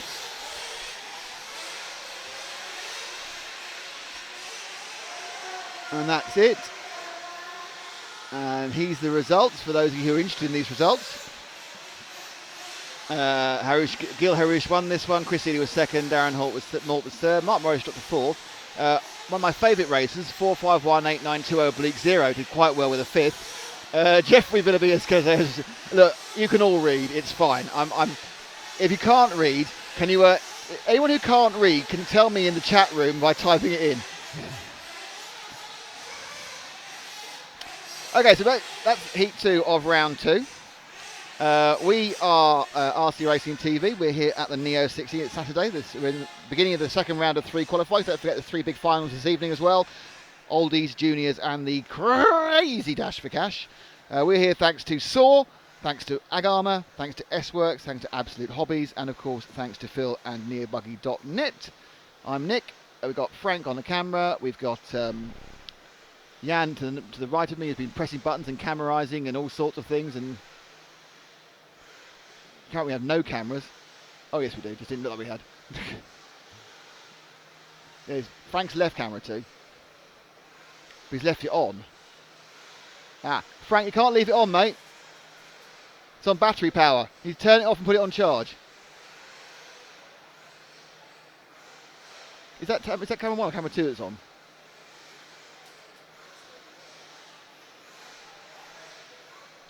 Wait, a bit confusion here. Hold on. Yeah, fine. No, it's off. It's off. Fine. Sorry. There we are. A live camera direction on RC Racing TV. Who is on the camera, by the way? Is it Paul now? Yes, it is. Okay.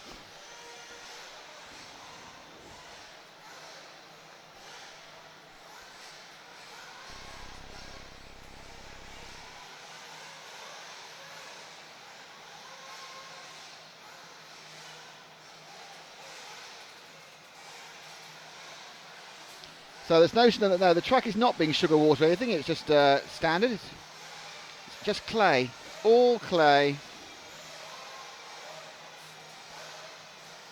I think tail wagon. Yeah, my wife just asked me how much my buggy costs. Don't answer that.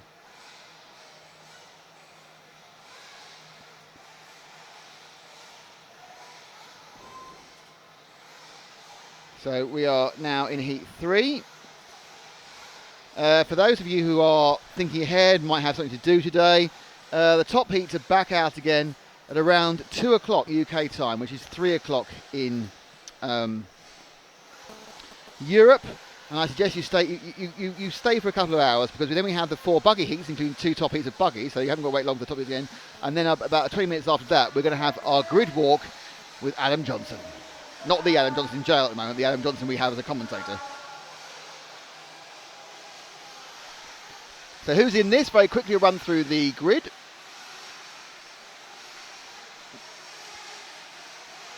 From Saudi Arabia, it's Michel Alanoaza, then Steve Guppy, Andrew Ash, Thama Awanari, Vic Teng, Barda Al-Shamari, Yoki Yogadal, Kamil Jaworski, Winston Barnett, Ken Skaleberg. Fantastic Norwegian names, they really are. And then the other 5 at the bottom are Darren Smith, Kieran Cox, Dejun Painter from Bermuda, Chris Long and Chris Sharp Simkis. And I need to look and see whether anybody would like to be shown in this particular one.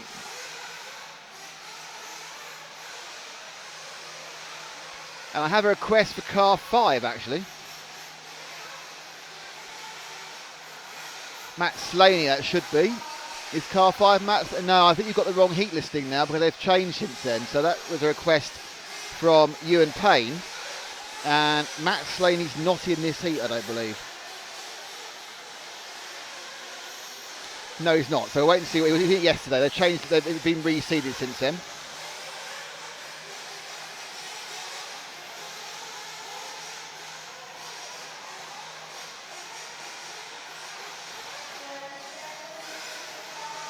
And we are about to start this one. Okay, got Kieran Cox they want me to show, who is car number 12. So looking for 12, that's Kieran Cox.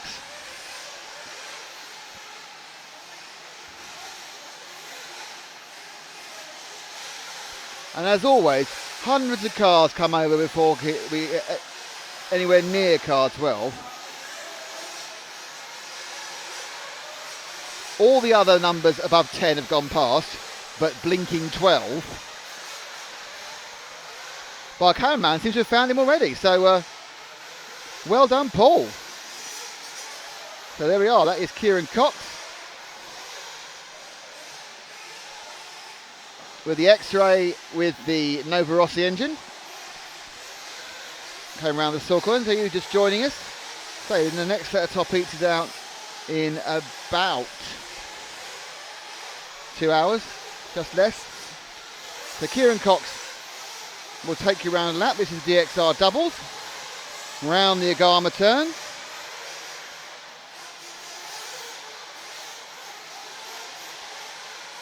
Dropping down.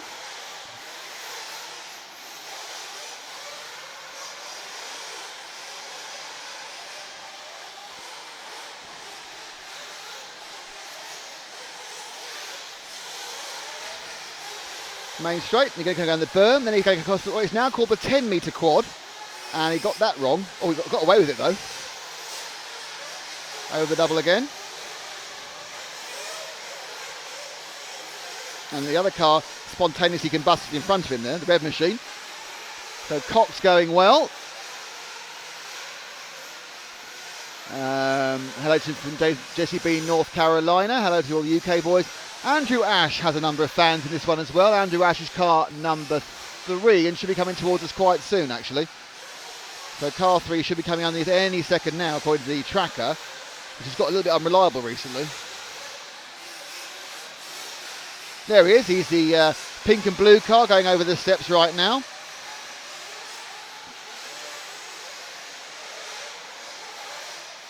Andrew Ash there.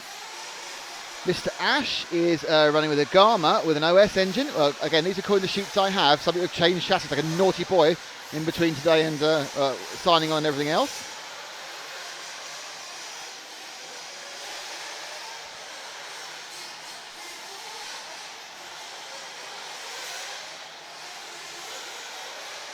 So slightly being held up by the errant number 1 there of Misha Alawansa. But now as well, has got more speed, is crawling over the back of Ash. That's not really on, is it?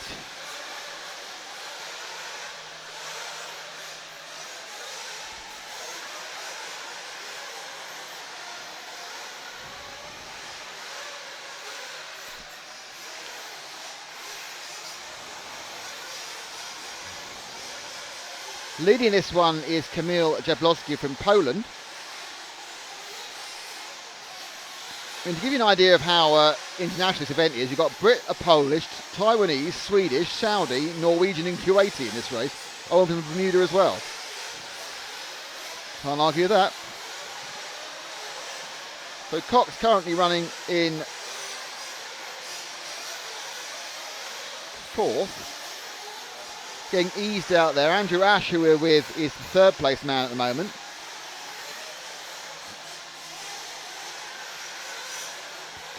We have one more request, and that's car number 15 of Chris Simkis Sharp. He's currently, should be right on us now actually, according to this tracker. And there he is, just going in the steps now. He's white nose, pink middle, blue tail, clear wing, just turning at the saw corner now. Now Simkis Sharp is with an S-Works with an Alpha, and just avoided an accident in the middle of the road there.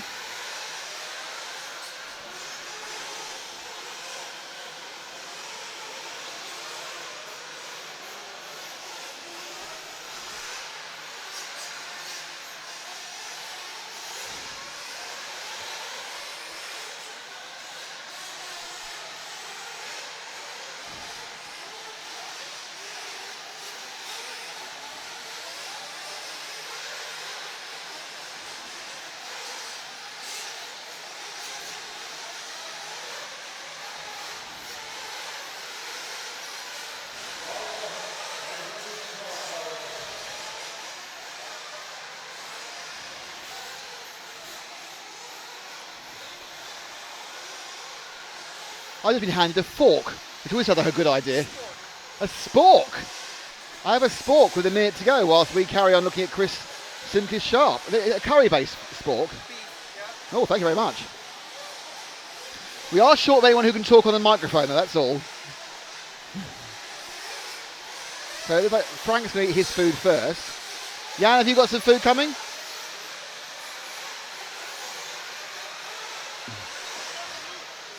Yeah, you need to eat. You know, I know I saw your dirty secret this morning, but you can still eat. You're not anorexic.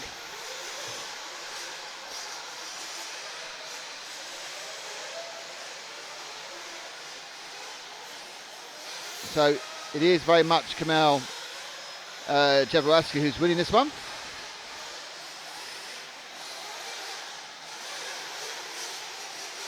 Oh. Chris gets eased out there by the car number, where is it? It was 10 who just leant on him. But the race is actually now, I think, over. Yeah.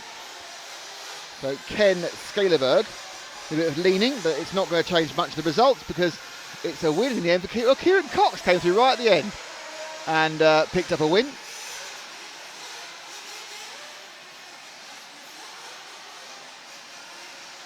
And there we are, Cox wins the 9.5.15. Kamil Jablonski was a long way behind in the end, so I don't know what happened there.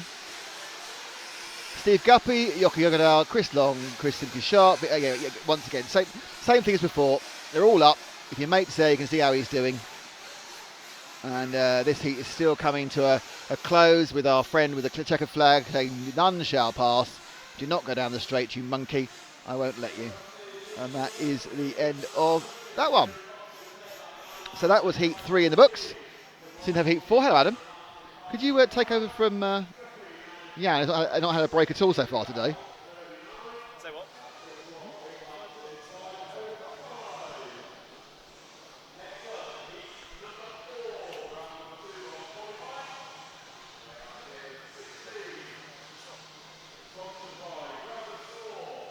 So Adam returns from whatever Adam was doing. My guess is desperately going around the pitch trying to work out who the hell is anybody.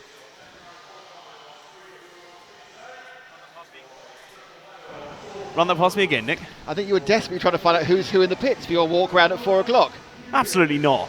Why would you ever suggest such a yes, thing? he was. Why would you ever suggest such a thing?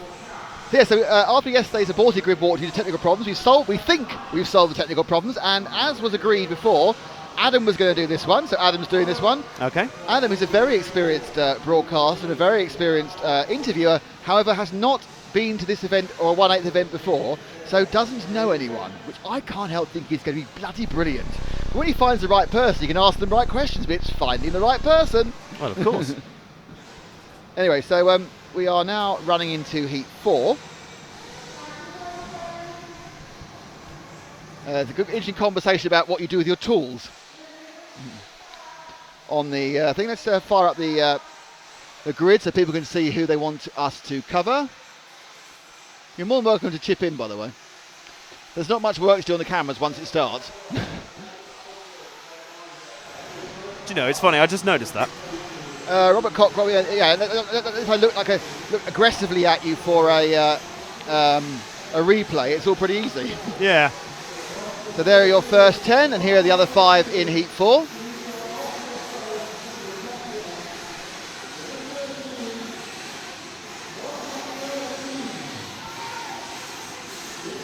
So let's fire up the moving camera. Someone said Marco Polo. I don't believe Marco Polo's in this one. I think he was too busy discovering China many years ago. Was a bit preoccupied, I think. Yeah. So we are off and running. Well, not a minute to go.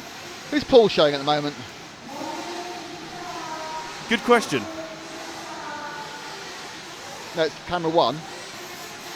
Ah. Yes, you've taken off the continuous polling because it was blowing up the processor. I see.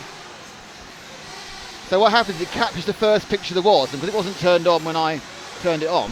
And the other thing to remember is that position 4 is now camera 2, and I have to reload it. So position 3 is the RF camera.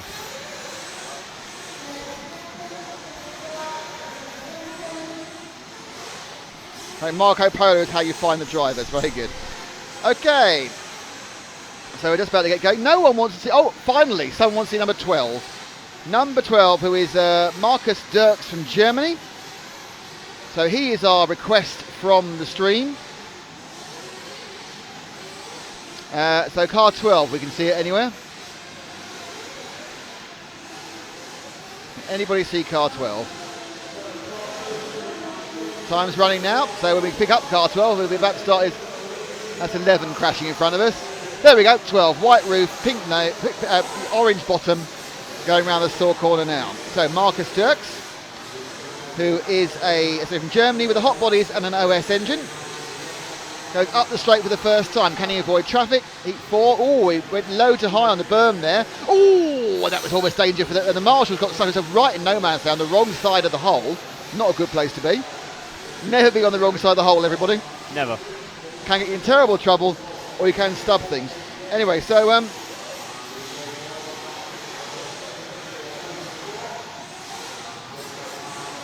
turning sharp now into the S-Works steps.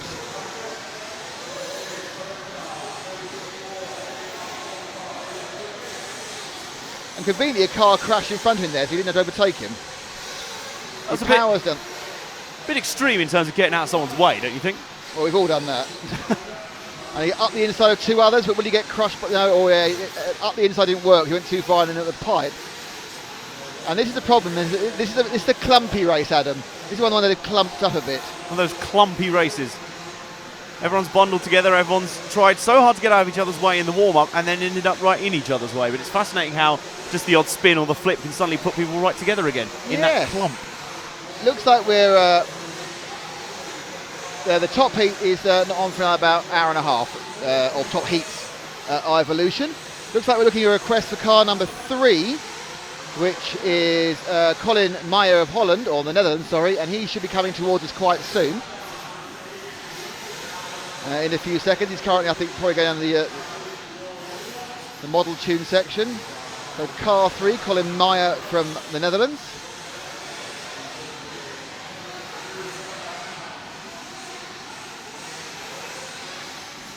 He actually fell over before he hit the camera there. It's all blue car now going through the store corner with the yellow wheels.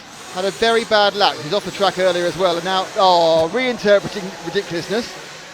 And that is camera tactic. As soon as we mentioned him, he crashed. And this is going really badly for Colin. This is one of those calamity laps, isn't it? He actually went off and said hello to a marshal there. Right, he's going back now. You watch. This is going to be Colin's greatest lap ever. Oh, right, perhaps not. My goodness. What happened there? Can we see that again? Did he actually get hit by the marshal? I wonder if he was actually nearly knocked the car out of a marshal's grip. Quite crazy there. Right, hang on. Have a look here. That'll do there. Yep, let's go. Let's see this one again. So he comes in, hoppity, lands nicely, quite short. And what does he get? Oh, yes. Goodness me. I think what happened was he didn't actually hit the hand, but he was so worried he forgot to do the landing procedure. He did. That was incredible. So we need to get out of that one now. There we and go. we are out. Fantastic. Thank you. In fact, it's smooth to transition because it's back to basically where he is now on the map. Yeah, that's really confusing for people, actually. If you go back to where they are again, they get confused. The little tip where you do race edits is that if you come out of a replay, you need to come out on a completely different part of the track. Yes. Which in this thing is not difficult, but when you've got a 12 or 13 second touring car lap, it's quite hard. Yeah, I can imagine. Because the replay is 12 to 13 seconds sometimes.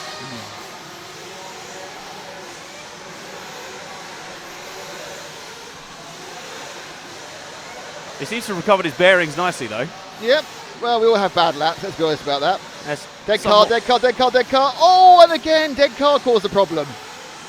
Seems to be a couple of cars stopping By in dead, it was on his back. It wasn't actually dead. a turn circle.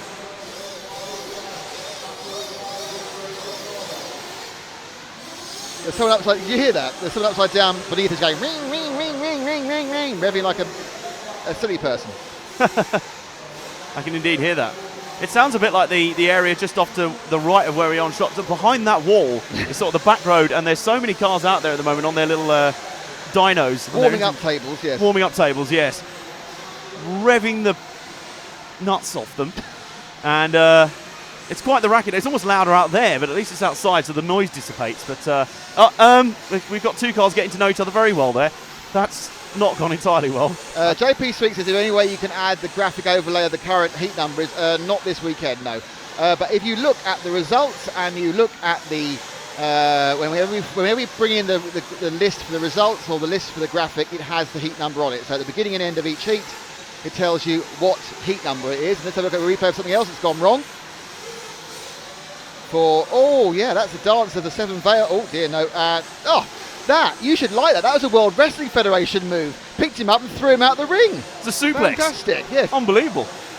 Yes, as Mr. Sweet, yeah, we can't, if you want to know exactly what heat we are, just have a little bit of a look at the graphics at the front or the back of the heat. That has the heat number on it. It's something we'll be working on. We'll have the heat numbers incorporated probably by the time you see us in Slovakia. If not, definitely by the time the main European season starts in Portugal about middle of June. Just mashing words together now. Well, a lot of people made a career out of that. Exactly. So the race is now over. This is excellent news for me because it means I can hand the microphone to Frank and eat my lunch. So, but just to prove my point, if I now clear this and show you the results lineup, it says results of Heat 4 There we at go. the top there. And when we put in the next one, it'll say Heat 5. So effectively, I realise you have to remember during the heat, but the information is there at the beginning and the end, so you know what's going on. But we will try and sort that heat number thing out in the very near future. It's a little bit of redesign, and it's all written by James, and he's very, very exciting. He's one of those people that's so tech-minded you cannot begin to understand what goes on in the brain sometimes, especially with the inside of computers. Yeah, but make sure he's always fed. Basically. He is the reverse of a gremlin. You must feed him before, after, and during midnight. That's a point. I see people up here with their lunch. Right, so that is the end of Heat 4. For Heat 5, young Mr. Frank will take over.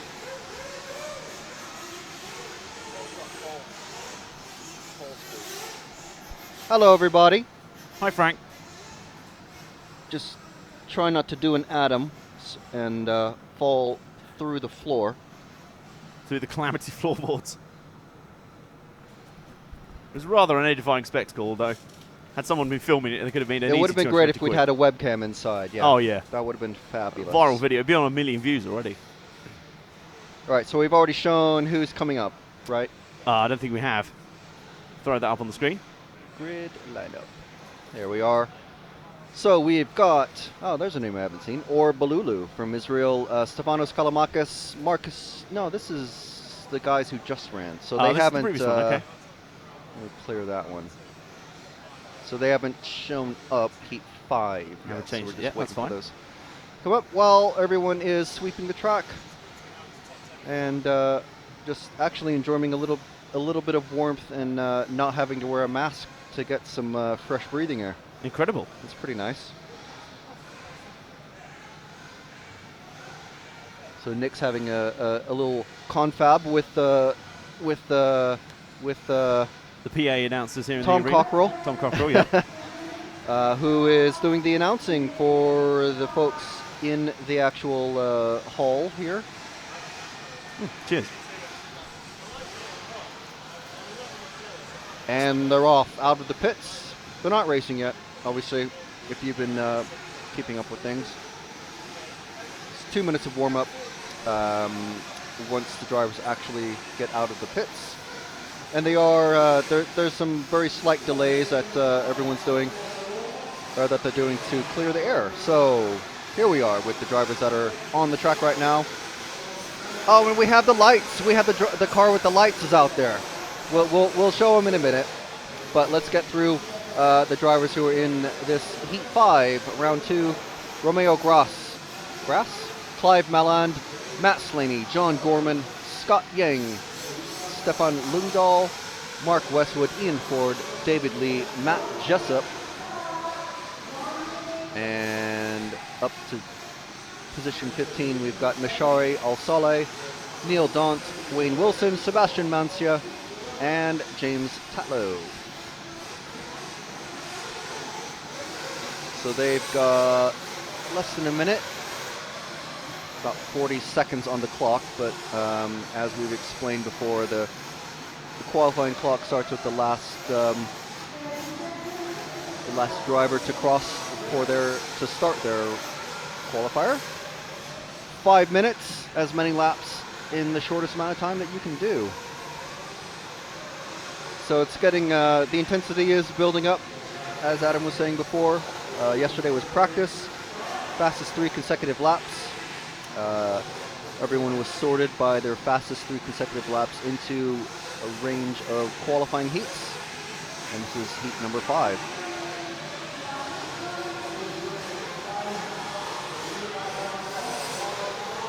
So the timing has just started. You see that clock kind of waver up and down just under the 5-minute mark. And once the last driver starts their run, it will continue counting down. So who are we on here? I can barely see anything out the window. I think that's the same for most of us at this point. The haze really is starting up now, and because there's not much sunlight coming in through the windows in here in the arena. It's actually getting wetter and wetter out there. It's been steady mist coming down, so it's quite slick outside. We're on car number 1. That is Romeo Grass. And he's about to cross the line, coming around the sword corner. And across the timing loop. And he's, well, 3rd fastest so far for the first lap. That's pretty good. That's a good start to the session, certainly. Yeah. And we're going to have to show that white and red car that's got the lights on in a minute or so. I think that's a given. The same driver was driving around last year with the same color scheme and the same lights. There he is. It's one of the British drivers, I'm sure. Just going around the berm and over the 10-meter quad. You see the lights. Car number 15, we're told.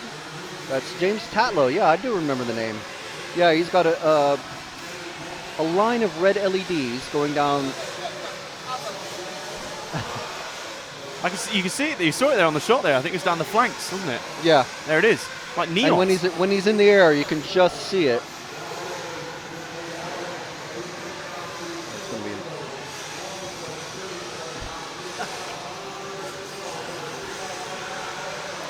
It's pointless trying to identify the cars that swoops underneath because the numbers aren't on top.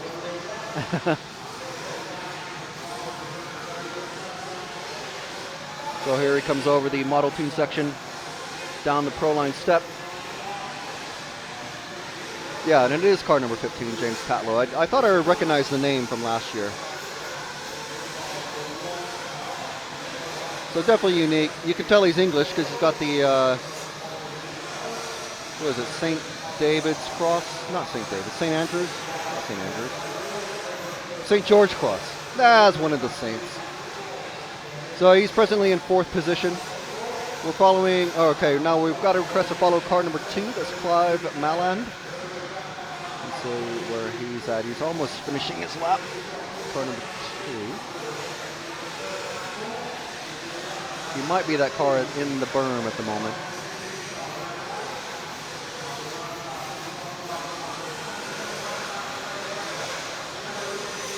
See where old Clyde is.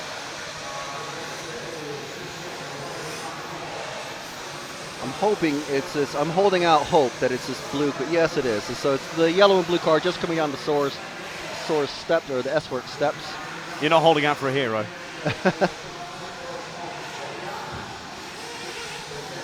And you can see where they've done a little bit of patching overnight, going over the timing loop. There's also a bit of a breakup of the surface coming out of the Soar turn towards the timing loop. So it'll be interesting to see if they any cars that get caught up by the very shallow potholes that have developed there over the last day and a half or so. What will be interesting to watch, particularly later on when we have those 3 exhibition finals at the end of the day, is obviously that'll be right at the end where the track's taken the most abuse over the day. So whether that'll start to make an impact in those races later, we'll have to find out. It might, yeah. Those are one-shot races. Obviously, the drivers will have their warm-up laps and whatnot, so they'll know where the danger spots are, because they will have their 3 qualifying runs.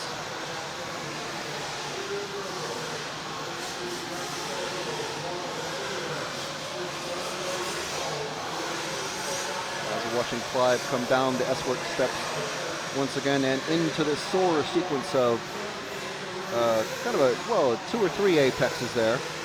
And a couple of doubles. A little bit tricky, but some of the drivers were saying yesterday it's not the hardest track in the world. It's quite quick. And as Nick was saying earlier, we have had longer lap times before with previous Neo tracks. This is a one-off track. It's only made for just this weekend. The DXR guys, you might see some of the logos scattered around the hall on the banners and on the track. The DXR fellas, ladies and men, I should say, they put a lot of work into designing the track, building it with a bunch of earth-moving equipment, bringing all this dirt and clay in, and then maintaining it as well. So at the moment we've got Scott Yang from Taiwan, Mashari Al-Saleh, Clive Malland, and John Gorman. Those are the top 4 spots. Our red LED driver James Tatlow is in position 7 at the moment. Lots of Brits in this race. I think there must be 9 or 10 Brits.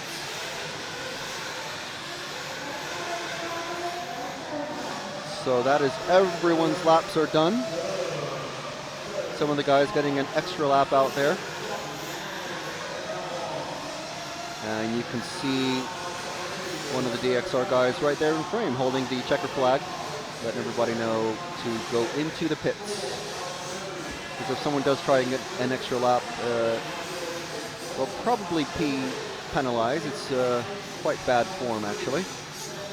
They'll be holding everyone else up and getting in the way of the marshals who are busy sweeping all the loose dust and marbles and rocks off of the racing line. So let's see where everyone finished there. And there we are. We got Scott Yang, Romeo Grass, Mashari Al-Saleh, Ian Ford, Clive Malland, James Tatlow, John Gorman, Mark Westwood, Matt Jessup, David Lee,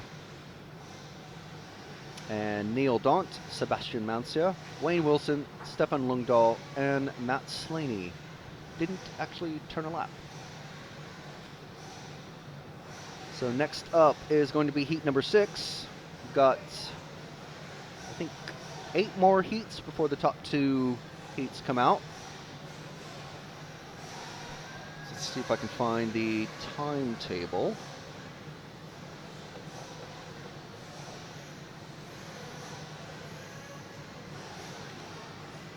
Is that the timetable? There we are. Saturday. So we're about to start heat 6, which is these guys right here. Gary Gregory, Miguel Izquierdo Rodriguez, Guido Erler, Axel Borel, Jock, Mark Beattie, Josh Powney, Alan Ward, Carl O'Connor, Johnny Trone, Robson White, Wes Miles, Jamie Bowen, Michael Bertlin, Ali Altararwa, and Mick Walsh.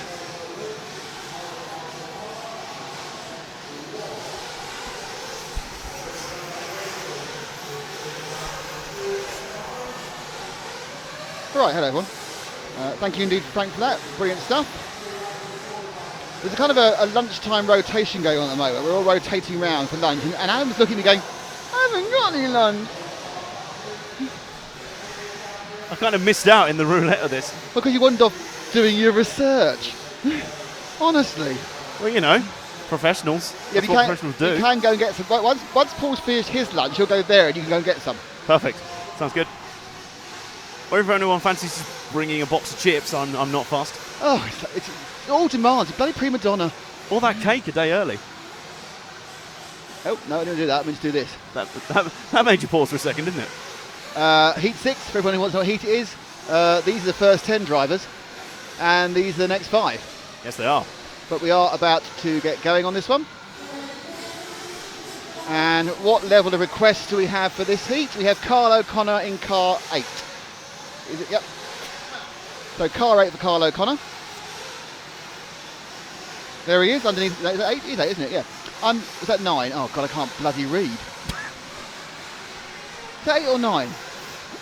Where are you looking? Right underneath us here. About to come out thing there. That's 9, okay. That's 9, yeah. Blind as a blinking bat. There's 8. He's the green, the all light yellowy green car, lime car going over the saw corner now. Underneath the timing and scoring now. There he goes, down the straight now. All yellowy green. Carl O'Connor. And of course we are now in heat number 6. It's currently 12:30, or 25 to 1 here. Top heat out at 2 o'clock, everybody. And O'Connor has a radio systemi with a. I quite like radio systemi. Hi. Radio system. And it works. It's not as good as Mr. Storm Clock, but apart from that, The Storm Clock. hi. I mean, it's a really bad translation of what the Swedish surname is, and he wasn't even in the last race, so I hope he hasn't gone home or something, because I love Mr. Storm Clock. I've never met him, I have no idea what he looks like. I think we're having a switch over on the cameras. Or camera, at the moment, I should say. Yes, indeed there is. Here we go. Movement. Or there's a problem on the camera. Oh, that seems more likely. There might be a problem. There's a technical question from the camera. Well, there's a lot of bustling going on out there at the moment. It's fine. Thumbs up from Paul. It's fine. And now Frank's got. No, hang on, there's no one on the camera now. Oh, is Jan on the camera? Where did Jan come from? He just appears. He's like a magic man. He's magic. He doesn't go off for a rest. He just sort of vaporizes. Is Mick Walsh car 15? He is. Car 15, which should be just at the end of the lap now. I think he's that blue, the yellowy middle blue-nosed car just going underneath timing and scoring now, underneath Jan right now. I think that's 15. It is. And down the straight, that is Mick Walsh.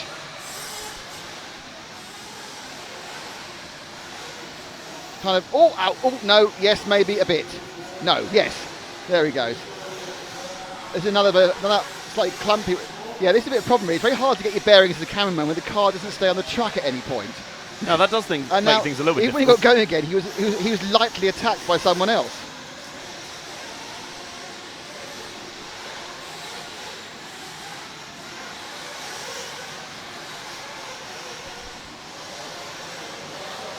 Now he's upside down. Oh. It's not been his day really, has it? Once he came on camera, he wasn't just cursed by himself, but cursed by other drivers. I was going to say, his day was going fine, then we put him on camera. But normally how they just kind of crash. Hello to Tony Lock 072. Hello to Felix Rigby.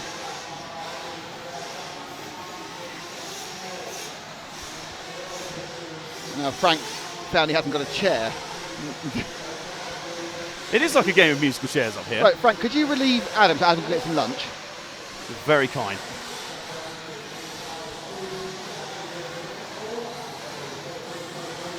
Remember just to say I'm part of the TV.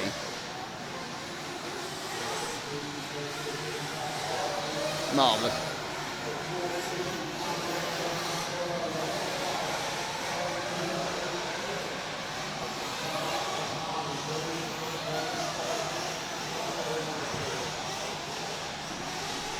So actually the leader is Ward Allen. It's not Ward Allen, Alan Ward. Even I should know it's round the right way now.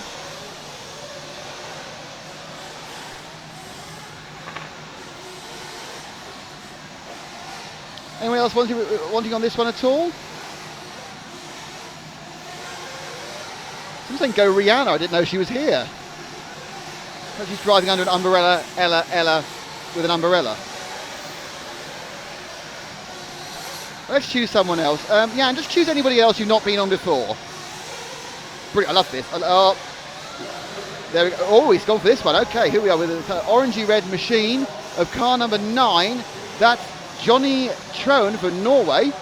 Nice choice. We've definitely not had Johnny on there before. The Kyosho driver.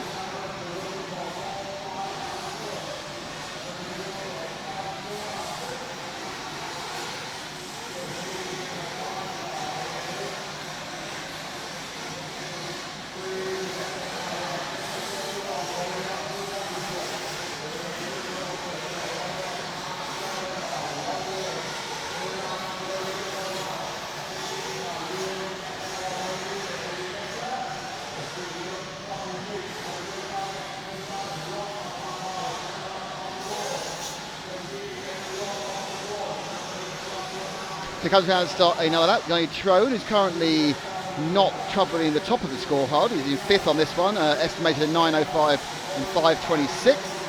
Your leader is Josh Powney at the moment. Or actually, I think it's Mark Beattie, because Powney's actually an extra lap. He's just earlier on in the lap. Out of the hole he comes.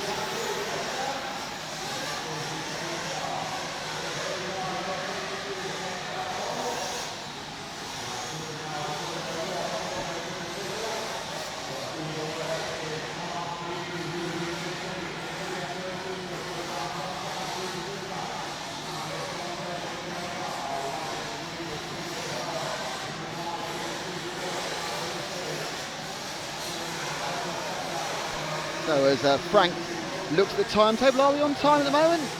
12:47 should start, and it's going to start, yeah, we're about 3 or 4 minutes, I think about 3 minutes behind, which is pretty impressive, I think.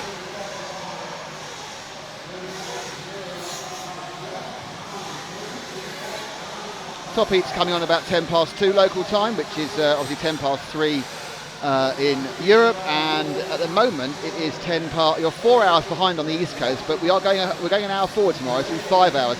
We get our daylight savings time a couple of weeks later than you, so as of tomorrow we're 5 hours ahead again of East Coast, but we're at the moment 4 hours ahead. This race comes to them with Josh Powney winning.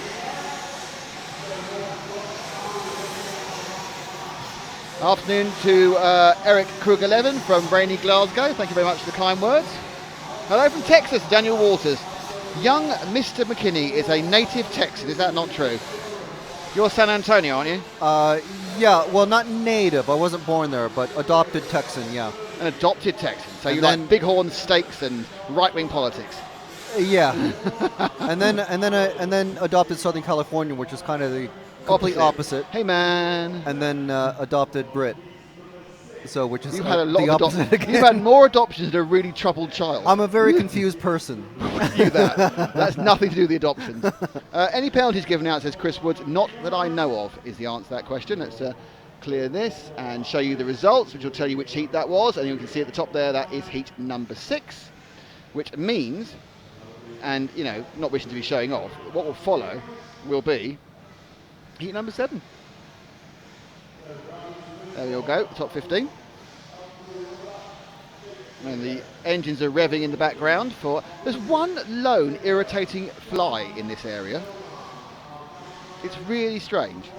It's better than clouds of them, like we've had before. Yeah, that is true. It's better than Villarreal. When not Villarreal. Where was it? It was... oh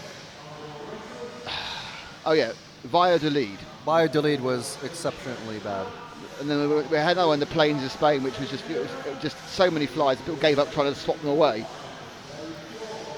So what's happening in this heat, this next heat, which is heat 7? Nawaf Al Abdul Razak, Steve Shakespeare, Dave Blakeney, Al's Alnus, Paul Taylor, Leonard Shalman, Lewis Millman, Abdulaziz Al Shamari, Alex Anapolitakakis, This is a difficult heat. This one. Richard Gasson, Gavin Power, Philippe Gross, Giles Blackwell, Barclay Abernathy, and Billy Smith. Well, I think Abernathy might. Is that a Welsh name? I wouldn't want to comment. I was just thinking we could do with some like proper Welsh names, just to make it even more and Irish. Could I mention any Serpent drivers when they come up? I could if I knew who they were. I mean, obviously your Neumann is. I will check. Are there any people saying Serpent in this heat number 7? Let's have a look on my sheet. Are there any Serpent drivers? Not according to the sheet. Now, a lot of people have changed chassis since they did this sheet. There might be 11 of them for all I know. But they don't see many at the moment. A minute to go before they actually start counting.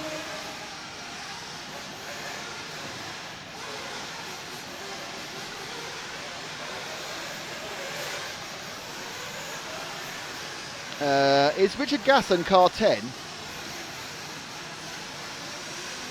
Yes. Okay, we have a request for car 10.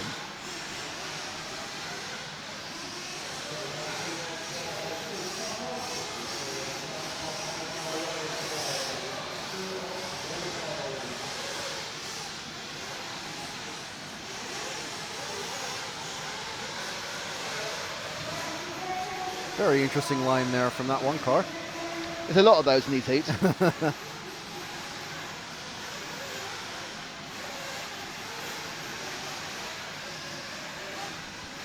Speaking of interesting lines, I did see someone actually cut the track earlier, going from the hole, shortcutting, completely cutting off the DXR double. But because it was a lower heat, I don't think that the race referee, who was on our camera 2 position, I don't think they were caught.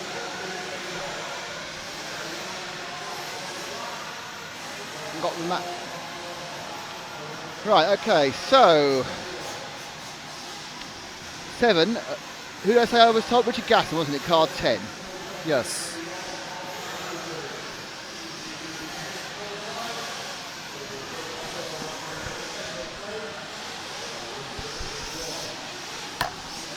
Is that him on the camera? We already found car 10. We have. Marvellous. Okay. And Gasson is about to start his lap. He comes down here. There he goes. Lovely multiple coloured little look for Richard there with the Kyosho with the Alpha engine.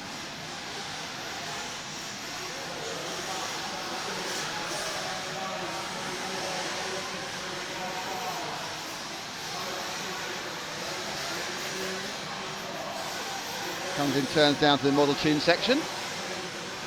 And, ooh, Johnson returns with a curry. He's eschewed the chips and gone for the curry. Remarkable.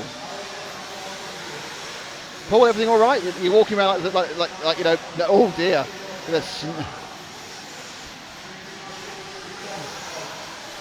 Yeah, we don't need a second cameraman for 5 more heats. Oh, accident up there. Replay.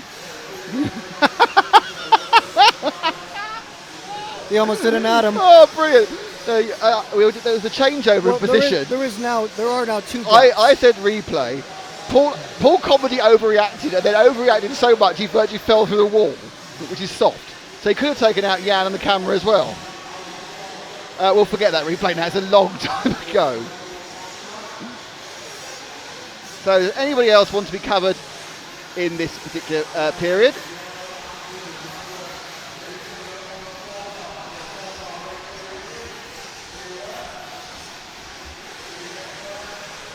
Number 9, Alex, I'll go for it.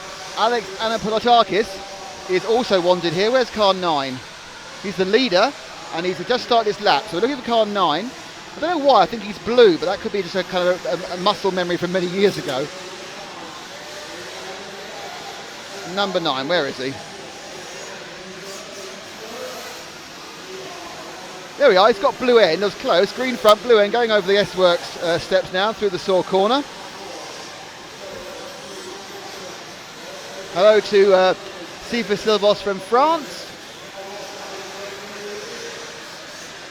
Hello to Feel Good. And it says Ghost Savoya. Well, he's not on for a bit.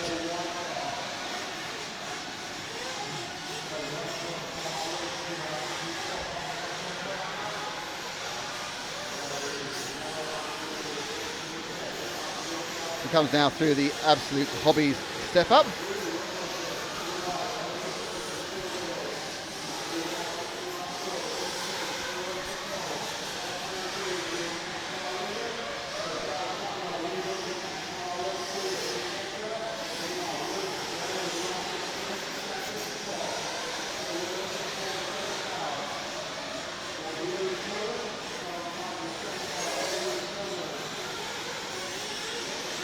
Nice shot there. Probably getting misty at the far end though. Problem is that the clearest shots are of the lowest heats. Because as they put out the exhaust thing, it's clearing better than yesterday in fairness. It may be down to the atmospherics, I'm not sure. Or perhaps where the light is coming in a different way.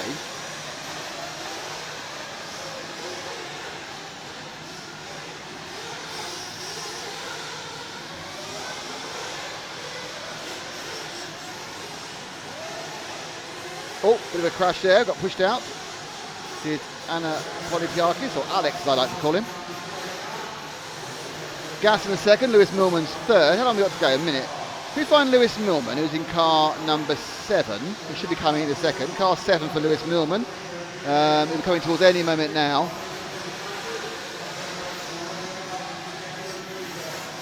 One of these two cars will be my bet, and I'm right, it's the second one of these two cars. It's the car behind the green one. He's upside down, and he's having a bit of wheelie on the steps there. That's Millman from the UK. Another Radio Sistemi. I don't know whether I'm just randomly picking all the Radio Sistemis, but I see you saying Radio Sistemi a lot. You say it 3 times in a sentence then. Talking about manufacturers, thanks to Agama, thanks to S-Works, thanks to Saw, and thanks to Absolute Hobbies for being our supporters of this live broadcast of Neo 16. I want to say Saw TR5. No, I've been told not to because I don't like saying TR5. Being a Triumph, classic Triumph fan. Oh, replay now, and yeah, we've got a bit of a run on there, and then yeah, that is called application of throttle when car not pointing in right direction. A common problem to many of us.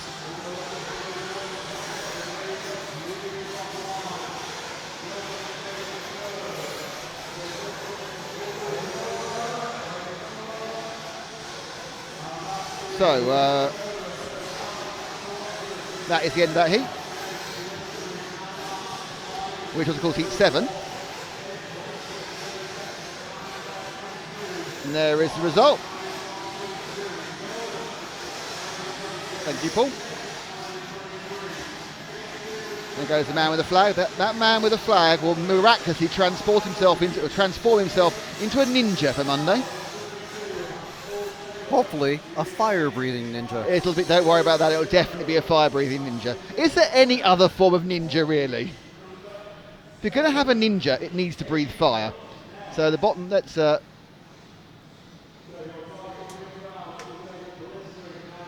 a look at that, and there's the result. And now we'll publish the grid lineup for heat number 8. While he's doing his thing, I would love to see a pirate, like a proper 1800s Blackbeard type pirate, just jump out of the crowd and they start fighting. That would be amazing. That would make my weekend. A pirate riding a dinosaur. A pirate riding a dinosaur. Fighting a fire-breathing ninja. And how about the aliens from Area 51? Well, yeah, they can teleport in whenever they like. All right, you're giving aliens carte blanche, are you? And poor Godzilla's left out of this. What's he going to do? I don't think you thought this through, if I'm honest. He'll do some stand-up. Sorry, you want a monster-breathing large lizard to stand up? I'd like to see. Sometimes I want to be inside your mind, but most of the time I just don't. Hey, Phil's turned up. Hello, Phil. How are we? It's Phil Mortsley from neobuggy.net, or otherwise known as King Phil, or otherwise known as Phil half of what he used to be, judging by yesterday's video. Yeah, that's true. Unfortunately, I still don't look as good as Sean does. Well, no, that is true. Then none of us do. And it's just if you looked as good as Sean, you too could have married a millionaire in California. Yeah, well, I'm trying to get my hair just as good as her new husband, but Yeah. I fear that's not going to happen, unfortunately. No, but she's a lovely baby and a dog now as well. Sorry? She's a lovely baby and a dog. Oh, you need to be able to hear Yeah. me, don't you? Put those on, and you can hear me. I forgot you hadn't got your headphones on. Now can you hear me? Yes, That's loud nice. and clear. Yeah, she's got a lovely baby and a dog now as well. Wonderful. So I know. she's taken. Yeah, she's taken. Yeah. But yeah, who can tell? It's California. Things change very quickly. Yes. One morning. Anyway, Phil, so here we are at Neo 16, the 11th Neo, the 10th here. So compared to all the others, how has it gone? It seems to me it's been incredibly smooth so far. Yeah, I mean, there's always things going on behind the scenes at any event, whether it's a festival or race or whatever. But yeah, it's going smooth on track, no major power issues, and most of the people are happy, which is good. They seem to love the track. It's getting slightly bumpy, I feel. A lot of drivers are getting caught out by that. But I think generally, you know, the track's always the most important part. That's why people come here, and the rest of the show is what I put on. But Yeah. the DXR guys deserve, you know, all the applause. Well, we'd like to thank you for booking the curry again, because that was great. No, it's a fantastic track. Now, the interesting thing about the track is even though it fills all the hall, as always, for some reason it's 5 or 6 seconds quicker than before, and I can't quite work out why. Yeah, I don't know what it is. Even with this, you know, the straight's quite short. It seems like a high-speed track. I think it's just because it's quite flowing and there's no off-camber bits. Like last year we had those and they always slow the cars down quite a lot. But, you know, you've got to think, compared to 10 years ago when you were first here, Nick, the cars are getting a lot faster. They really do develop year after year. Well, that's it, and the cars are much more balanced. And I think the thing is, it's noticeable that you go further and further down the heat, and they can actually handle the cars because you can set them up for mere mortals. The biggest difference, of course, from those first couple is there are no more of the jumps which would worry health and safety. No, that's true. They were there for, I think, 2008, sort of the early years, if you will. It was more obstacle course than flowing, and for sure, track design always evolves. But, you know, DXR, they used to be known for those crazy jumps, you know, hitting sort of 4 or 5 meters in the air. Now it's more about, I think, technicality, flowing nature of the track and speed. I think it's still got a fantastic amount of elevation change, and unfortunately it's one of the things you do lose on the live stream because TV always flattens things. But, you know, the hole in front of our car is very deep and the highest bits are very high. So, I mean, I don't know, I know you're not really involved in the actual building, but where in the track is actually what would ground level be when you've left? When you've leveled it all again, where is ground level? Is this just in front of the rostrum or? I think if you look over towards just under the saw banners or the Agama banners, that's kind of ground level there where the fan is and that marshal. Yeah, and you're going to look at the fan, mate, by the blast doors. I'm not quite sure what marshal number that is, but that's sort of ground Yeah, are level. you listening? Go and have a look at the glass doors. Don't follow a car. Anyway, no, if you look at the straight, actually, it's actually slightly sunken down. They compacted the straight just a little bit more than they usually do, hence why we have these scaffolding boards and a slightly sunken down straight. Just over there, in fact, if you those who watch that bit there, that is where we think ground level is. With the streaming. Now, obviously, one of the interesting things about this is that the gathering gloom during each heat as the nitro flows in. It seems to me yesterday we had a problem, but today that seems to have been solved. We had a bit of a problem with it's much better. I mean, it's still lovely after 4 heats of electric, but it's quite nice now. Yeah, it definitely changes. I think humidity changes temperature above all. It's slightly windier outside as well. You can see some of the easy ups flapping about. That always helps us. But it's very evident, I have to say, when you're up here, you can see the slight haze or a fog. But last night, I specifically told race control we're going to hold some of the top heats an extra minute or two, even if it was late on in the rounds, just because it was getting hard to see some of the further sections of the track. Today, I think it's just maybe time of day, humidity, and also the wind helps just push the nitro fumes out. Yeah, I mean, it is looking pretty good. Now, the other thing I would say is you seem to once again attracted a vast array of new sponsors, and I want to know what's your secret, because I'm failing miserably on that front. Well, I think we have a lot of, Asian sponsors. They seem to love us. I think it's a good event for attracting attention and getting your brand known. A lot of the more established brands maybe don't support us as well, which is fine. They send a lot of their drivers, so they support in a different way. However, I think we put on together with you guys is very important to do this live stream. We get, thousands of viewers all over the world. different time zones, they get exposure to these new brands, and they can build. I mean, we have, for example, S-Works. Scott Yang, the boss of S-Works, is here, and he turned up saying, "Oh, I'm surprised we have a team of 35 drivers here. It's the most I've ever been at a race." And I said, "Yeah, you know, S-Works have been doing well over the years here, so I think it's a good race for exposure. You know, touch wood." And Grout Massor, you know, they have their VIP pitting in the building next door. They seem to love it. And Well, also, what is the main advantage of the VIP pitting? I mean, it's slightly warmer. No, that's not the main advantage. No. What's the actual main advantage of that pitting? The nearby toilet. The lovely, actual, proper toilets with china and everything else, and a tap.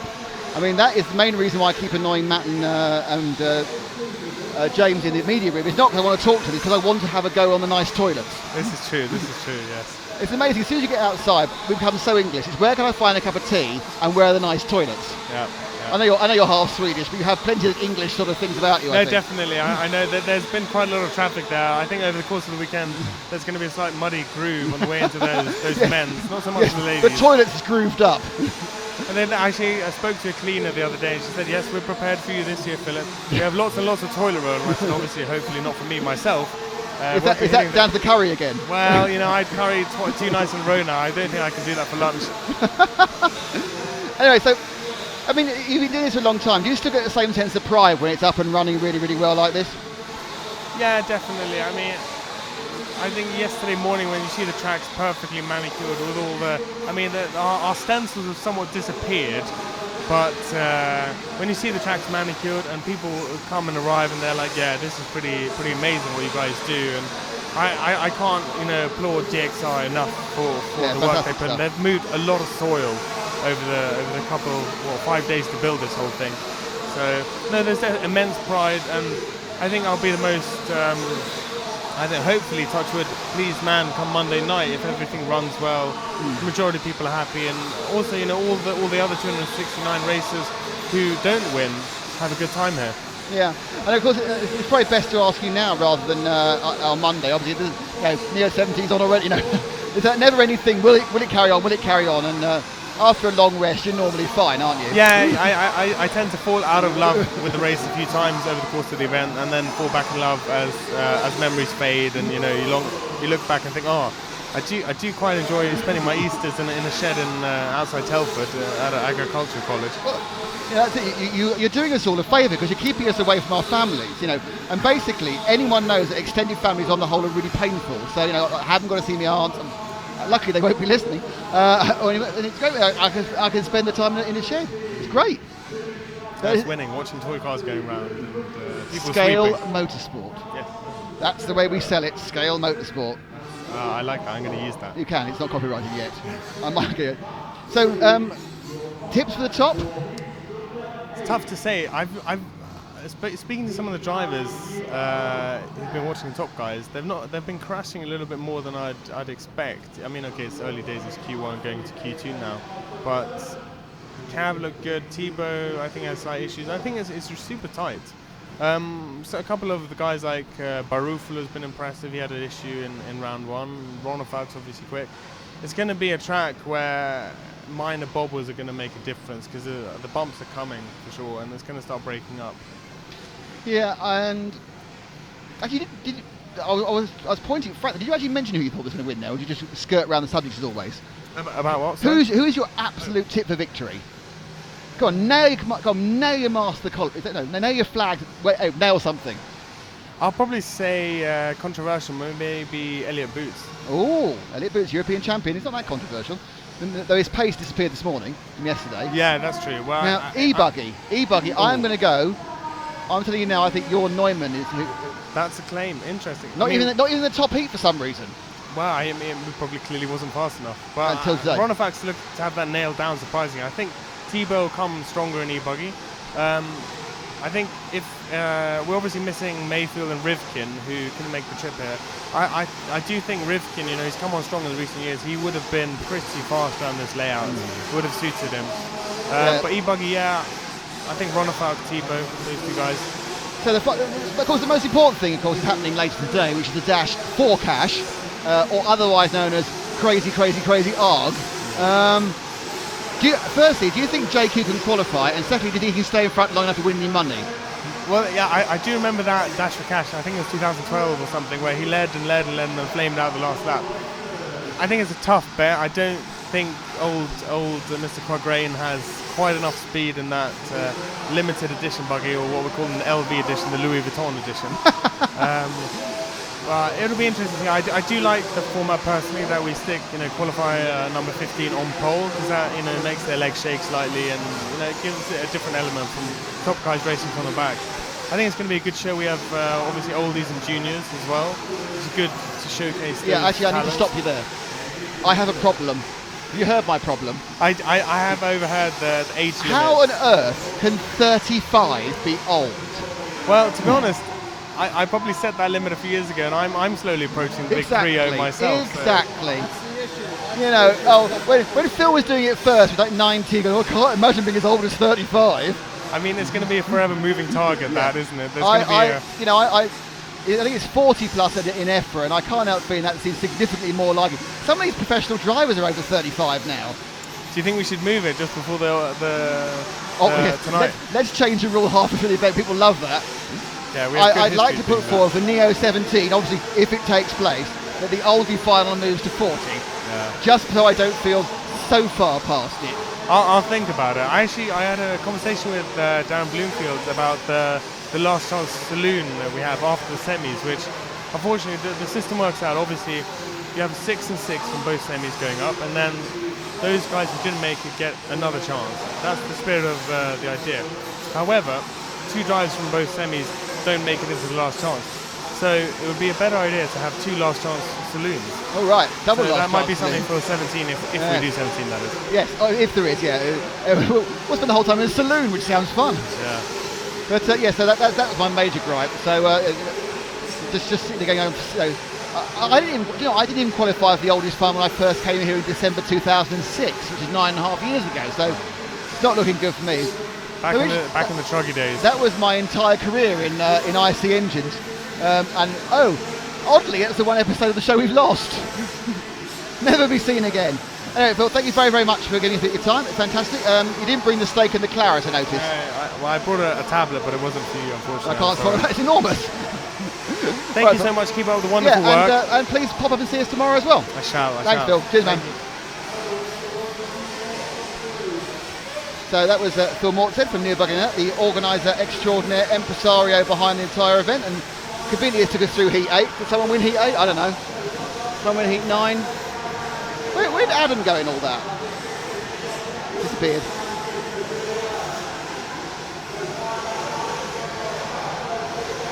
I'm wondering if Adam is doing even more revising for the upcoming pit walk. So we're in Heat 9. Run 2. Frank Lemke is second. Jack Willits, Simon Willits' son, is leading this one. The top heats are heats 16, 17 and 18, and are up in about an hour. Frank smooth the time schedule, there it is. So we are currently, local time is 7 minutes past 1, and in an hour is when you will see the top boys come out at 10 past 2 local. So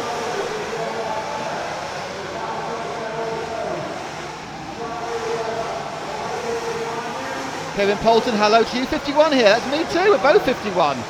There seems to be quite a lot of people worrying about age and that sort of thing.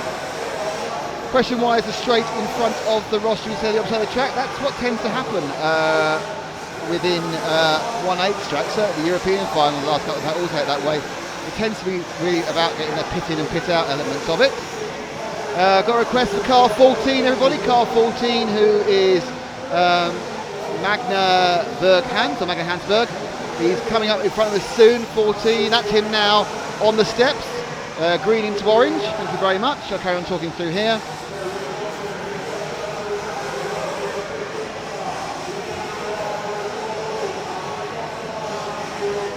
Be advised the fact that you're as old as you feel. Yes. Chris Woods is very exactly where I think, indeed. Hello to Kirsten Besler, how you doing?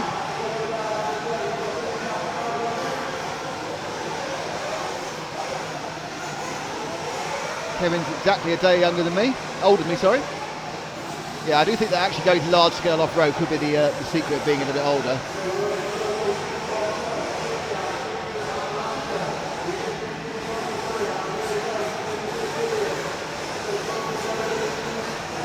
Anybody else? This one?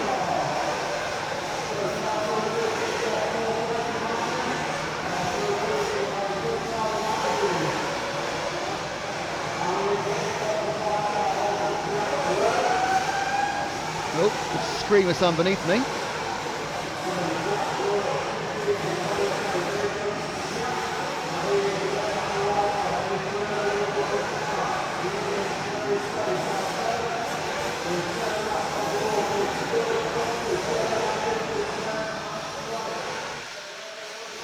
Oh, how long we got to go on this one? Oh, I'm a bit late. We got a late request. No, that's the wrong heat entirely. So that request for Max Hess is not in this heat, I don't think. Car 2. Max Hess? No, it's previous heat. Okay.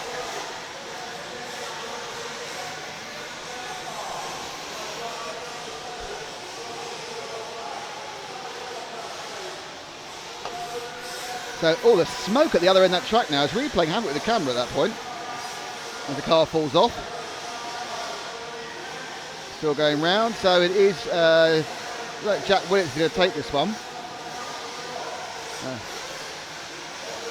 So Max Hess in the next heat. Oh, well, next is the next heat, so that's fine. So this one is coming to its end. In fact, Yaniv Silva has actually already finished.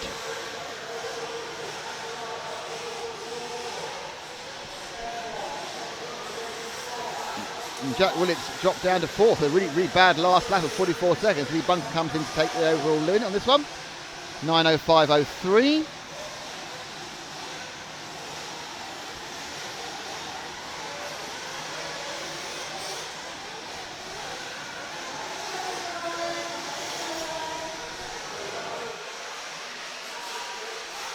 So this is the last knockings of Heat 9 in Run 2.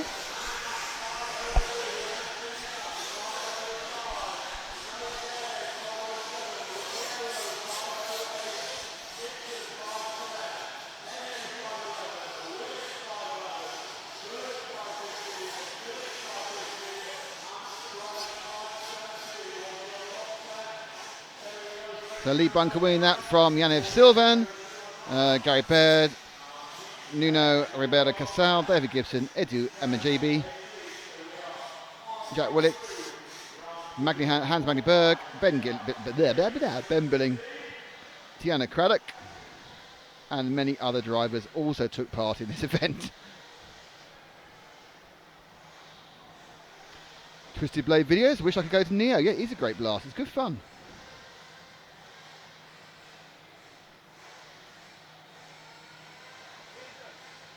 Getting a lot of requests for car 1 in the next heat, which is Jordi Velder. The Dutch are coming behind their man in great numbers at the moment.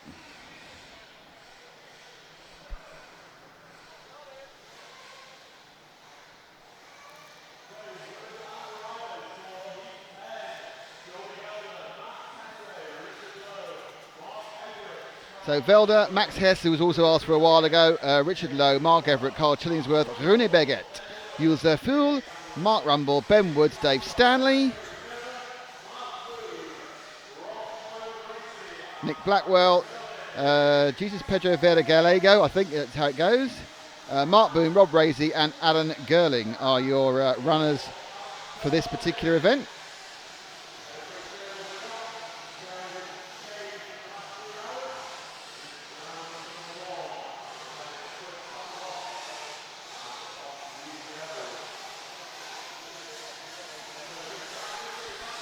So Heat 10 now underway.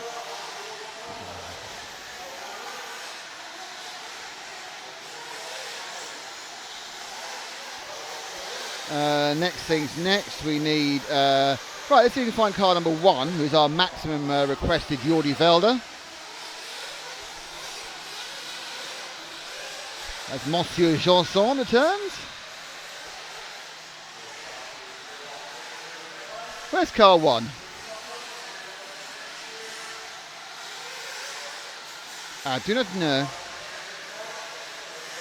Here's him coming here. There's car 2. Haven't started yet, so it's not a major issue.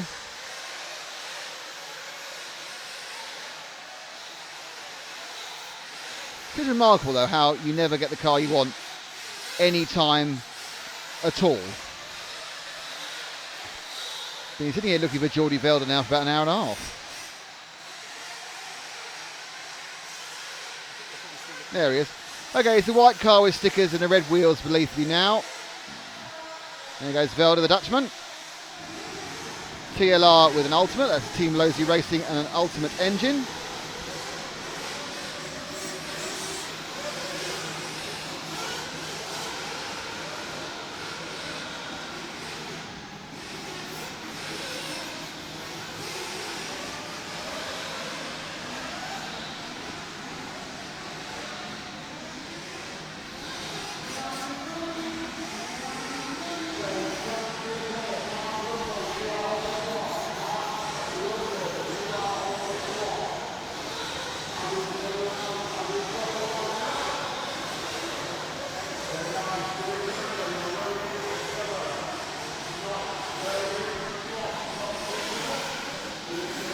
Okay, so we're just ticking on the time. Velder is not yet scoring, I don't think. Heat 10 on the track.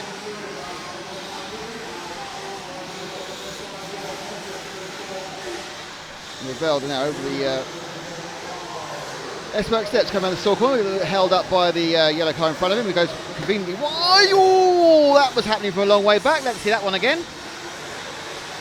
That was an accident waiting to happen and then happened after waiting for not very long.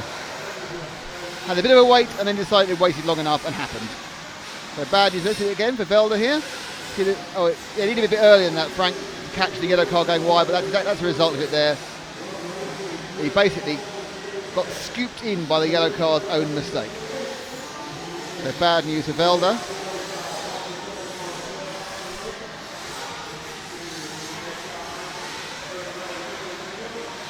Now, we've also been asked to follow car number 2 of Max Hess, who I would guess is right at the back end of the lap at the moment.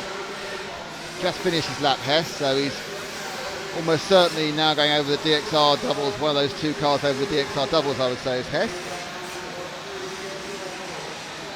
Number 2 car.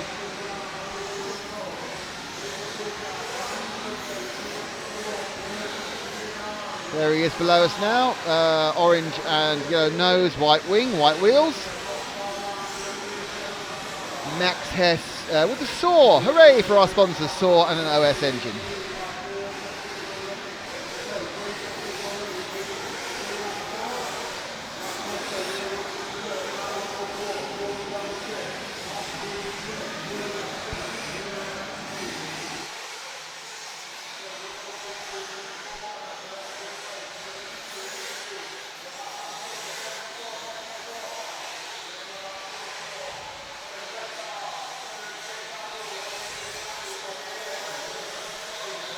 Comes underneath us, whips down the straight. We're coming, how high is it? How high up the berm? Halfway up the berm. Landing on the downslope there of the quad, 10 metre quad. A little correction there to get the right line into the Agama turn. Avoids the sock, comes over the model tune section, brakes hard. Right hand slams it down the hill. It's a long, long way down and even further down. And almost a journey to the centre of the earth during that particular corner. This is Max Hess with oversteer there, just a little bit of momentum on that entry to the SAW corner. And that's a lap with Hess, and that lap actually was a 32.5, so not too bad, a couple seconds off the best. If any more exciting here, Dave Stanley, is he in this one, Dave Stanley? He is, he's car number 10. So I think he's just finished the lap actually, so Dave Stanley is our next target, but he's away yet, so just stay, that's it. Number 10, Dave Stanley.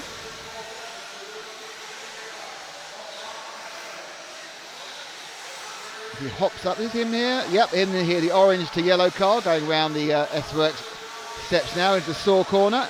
Well, that's him indeed on camera, thanks Jan.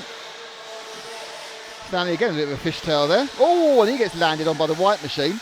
Actually not white, look white there, it's not, it's kind of yellowy, a light limey green. The colour reproduction on my monitor is not 100%, if I'm honest. And now Stanley's getting involved in an argument with the other car, which is never a good idea.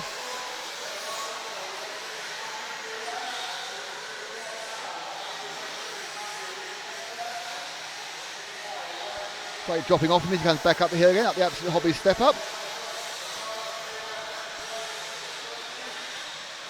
Car in front of him got so many colours in his body show, you can't even read his number, it's like it's camouflaged in.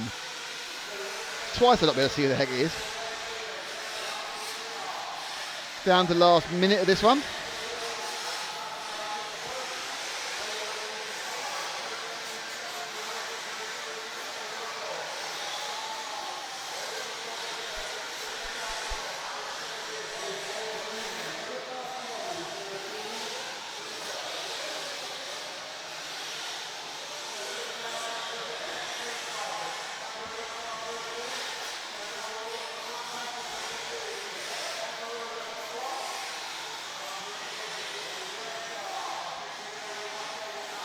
And down he goes.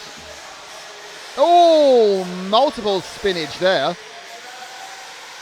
Kind of fell in a hole and span 13 times. We're going to replay that. We can count the spins. Count the spins, not one.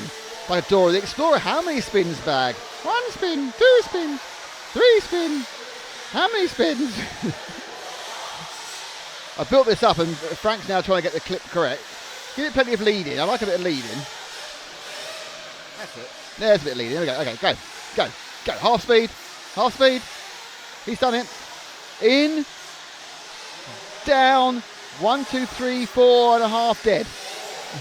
So quite a lot of spins. The answer to how many spins? Many spins, they said. People are laughing at me now. Do you want to count? How many did you count? No, I was saying that was the count. Ah. Oh yes, of course. 1 spin. Ha ha ha. 2 spins. Ha ha. Oh, I can't read now. I was a bit behind that point. So as we come to the end of Heat 10, I'm going to put you back in the capable hands of Adam Johnson for a second. Well, I've got some, just realised I've got some things to set up, so I need to set some things up. Yes, you have, haven't you? As we are through Heat 10, which is completed Heat 10. And we'll show you the final results from them. As Richard Lowe wins that one. He was very close to getting a 10-lap run there, actually. Not far off, only 7/10 of a second. Just ahead of Max Hess. Second spot. Third for Yale Zerfler. Fourth for Rune Berger. And then fifth for Mark Rumble. Aaron Girling, sixth. Seventh for Geordie Velder. And then Dave Stanley, eighth. Ben Woods, ninth. Mark Boone completes the 10. And the final 5, Pedro Jesus Vera Gallego. Just ahead of Nick Blackwell, Mark Everett, Rob Racy, and Carl Chillingsworth. Chillingsworth, the only guy not to make 9 laps in that session. He only made 8. But everyone else comfortably in the 9-second bracket now. To be expected, most people running 31-second laps fairly easily by this point. You'd expect that around halfway through the lineup for the Nitro runners. So I'll give you a second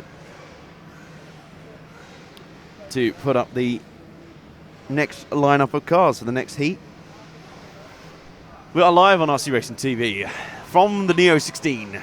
We are about halfway through day 2 of action, and this action is being presented on RC TV by Saw, by Agama Racing, by S-Works, by Absolute Hobbies, and by Phil, his very capable team at neobuggy.net. Now, here's your next starting lineup on the screen. Kyle Boone will lead away Lauren Skupolowski, ahead of Ali Al-Falakawi. Then Dennis Holding, Matt Perry, Josh Marshall, Antonio Gomez Fernandez, Ben Turner, Ali Shirazi, Mark Kay. And your final 5 in this heat are Ollie O'Connor, Abdullah Al-Fallah, Bjorn Verhaug, Harry Phillips and Matt Box. Just observing on the stream comments, see if we can see any requests for any drivers in particular. Not any at the moment. So we'll let them go. I was going to say let them go quietly around their warm-up. It's impossible for Nitro Buggers to do anything quietly. So continue on. We are about halfway down. We're almost halfway down through the qualifying sessions for today. And of course, you're only reminding, but later on, there's plenty of entertainment to come. Well, there'll be entertainment, there'll be the rest of this qualifying round to go, to proceed, and then through qualifying 3, which will also feature myself running the pit walk, saying to the runners and riders, getting right inside the heart of the pits, which is a hive of activity. I've never seen so many focused faces around on the tables, testing out in the back. We'll probably be able to get the camera out to the back section, around the back of the building, where guys will be revving up their engines on the boxes. But the pits are always so alive with activity. I just love rolling around and getting a sense of what's going on down there. So that'll be coming up during round 3 of qualifying. We'll have all the heats from 2 and then 3, and then of course we will close out today with our first 3 races of the weekend. They are final races, and there are 3 SOR finals. We have one for the Oldies. Nick's very offended by the fact that Oldie counts as over 35. I've got to say, that does seem excessive. I'd expect it to be at least 40, 45 maybe. But there's your Oldies final. There's your Juniors final.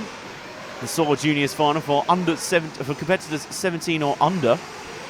And then, to conclude today's activities, we have the SOR Dash for Cash, where the top 15 qualifiers after the first 3 rounds, given 1 drop score over the 3, the top 15 will line up and then immediately be reversed. So they'll roll off in reverse order and go racing flat out for 10 minutes, at which point, at the end of it all, the winner will get £200, second place 100, I believe third place gets 50 quid as well. So a dash for cash, literally, it really does do what it says on the tin. And we're looking forward to those races later on. They'll give us a great way to end Saturday's entertainment at the Neo 16. This monster event. We had a huge amount of time in practice yesterday already.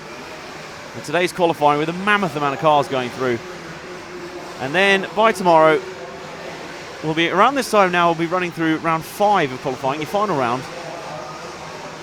And we'll be getting into the start of the lower finals. So this heat's now just got underway. Bjorn Ivar Haug in the number 13 is the current leader. So let's see if we can pick him up. It's the white and orange car coming over the S-Works steps right about now. And then through SOR corner. White car just behind the car's flipped, so that's quite useful. The car that was in his way is now very much not in his way. So Bjorn Ivar Haug continues on, logging laps on the board. He's solidly top 3 right now. Oh, just went a bit far in the dip just after the 10 metre quad.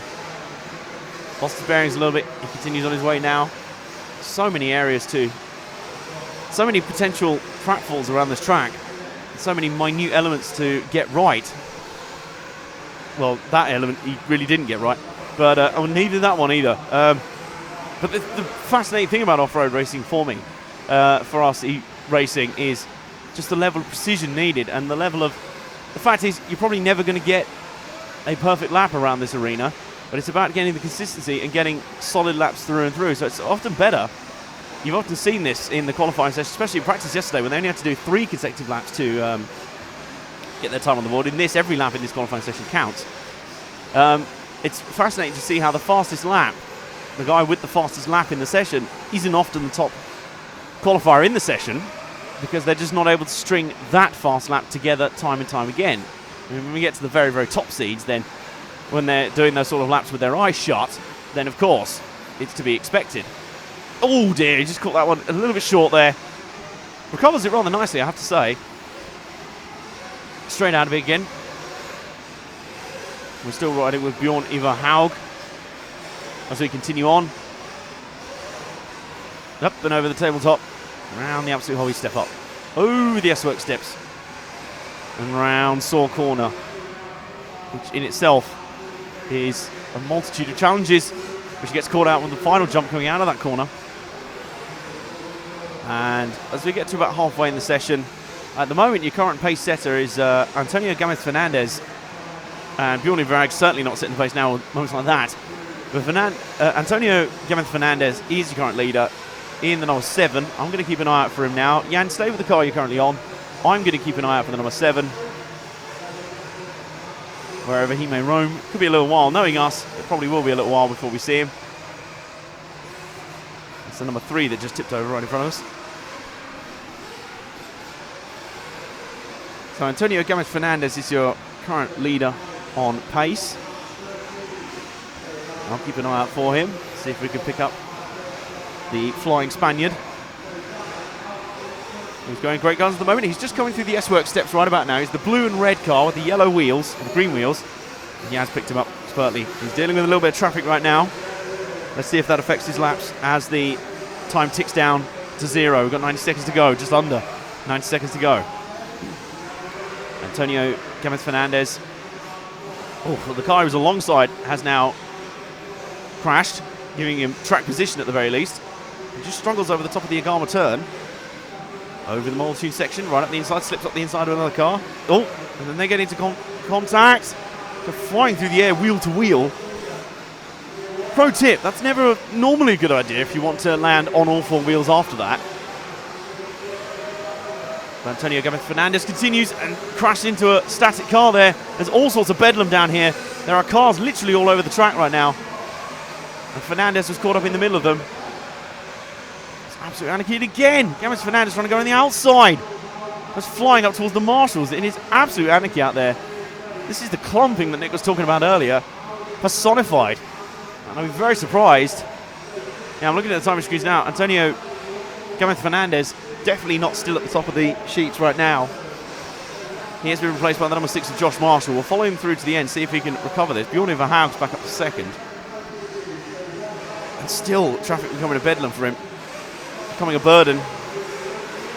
It's just so difficult. Having said that, though, he's straight back up to the top. He's still got such good pace in there.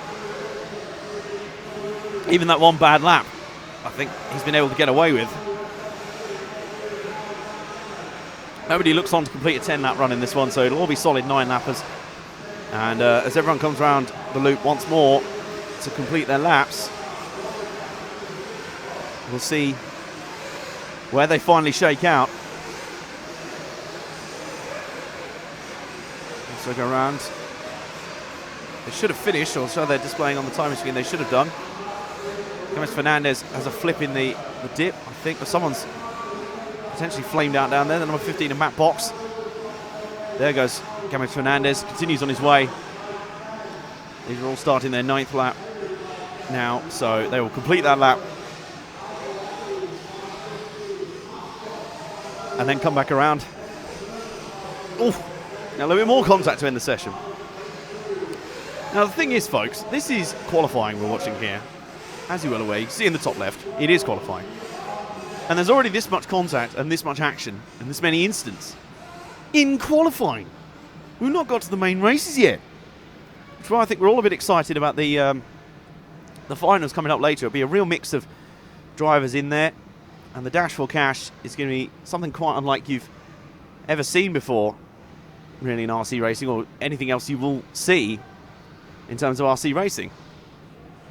So Josh Marshall, in the end, takes that one out. Antonio Gomez Fernandez, those mistakes and those caught up in those other incidents that were pretty much not his fault, but he got caught in a huge morass of traffic, and that in the end really badly hurt his lap, or his session rather.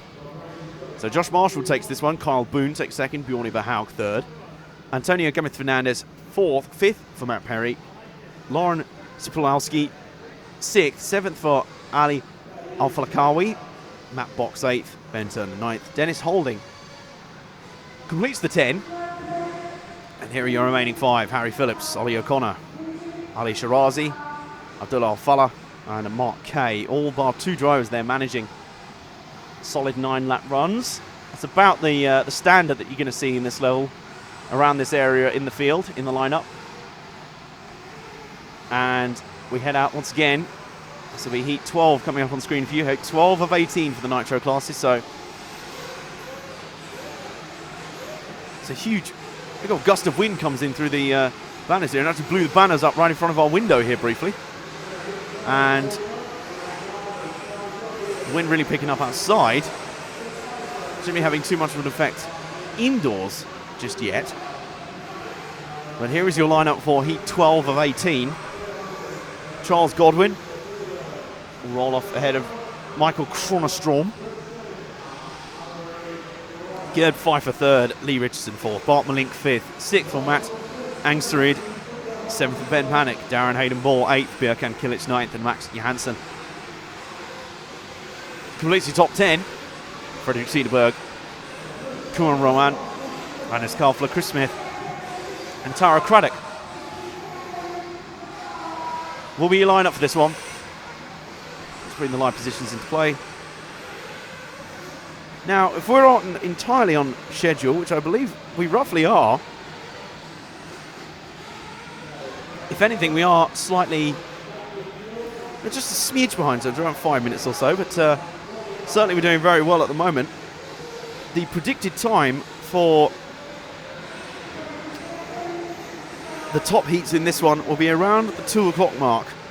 So that's when heat 15 is scheduled to go, but with the 5 minutes later, that'll be around probably when heat 14 will be going off. So it'll be around 2 o'clock, 10 past 2 that you'll see the top heats out there. And then, of course, we've got a few rounds of electric buggy action to conclude the round.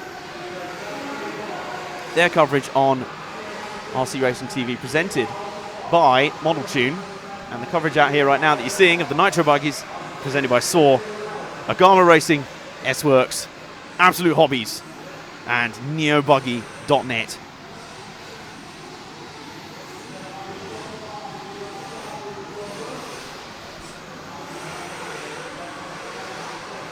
We have cars heading out on the track. We also have Paul setting up on the second camera, dressed appropriately for a fresh stint in District 9, in the fumes and in the fog of nitro burning action and sound out here. One of the two most vital things you can have if you're working out in the arena on the cameras. Number one, a face mask, and number two, ear defenders. You're going to need both, trust me.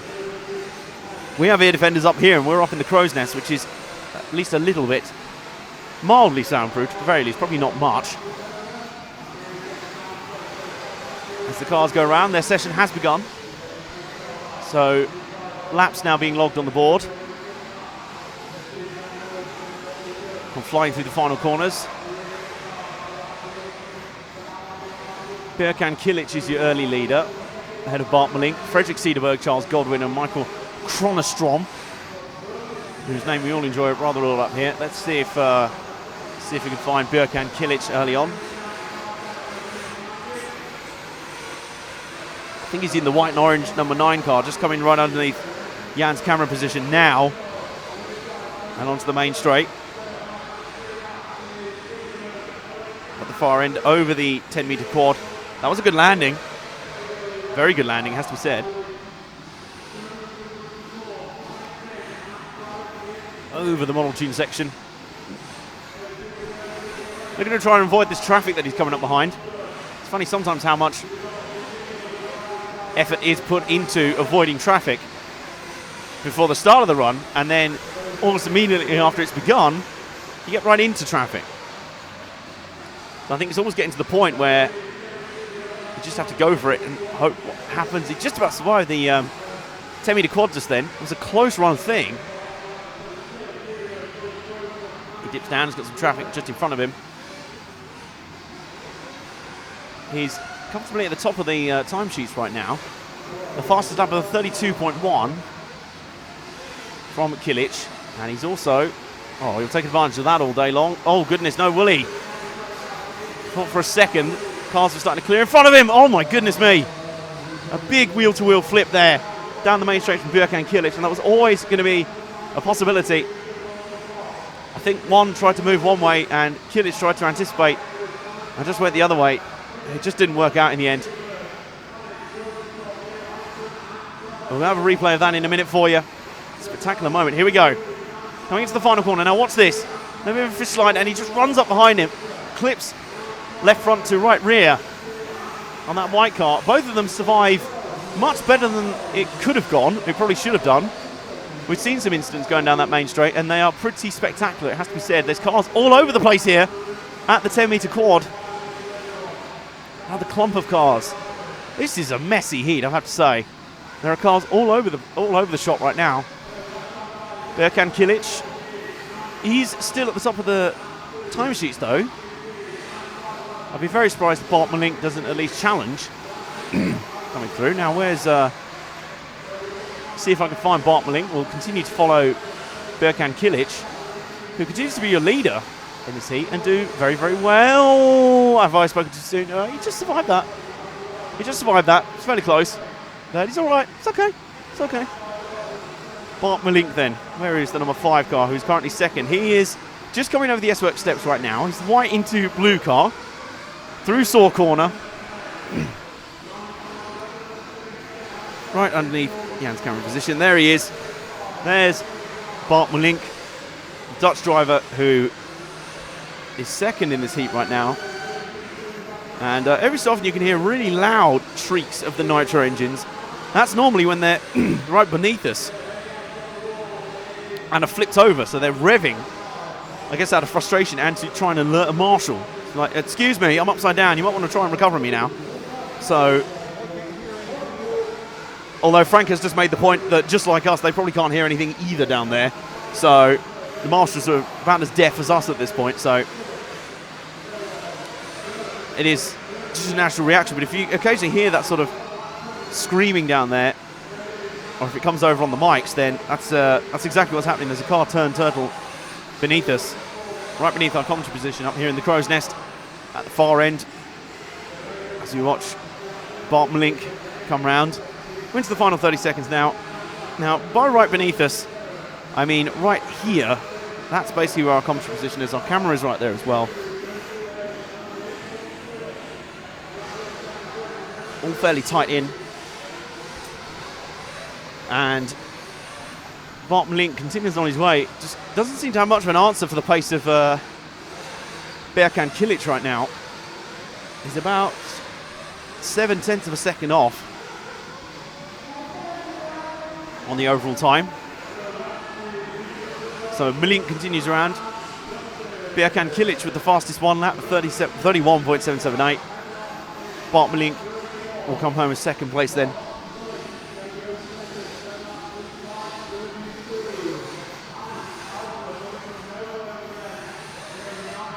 And as the heat concludes, let's take a look at the finishing position, shall we?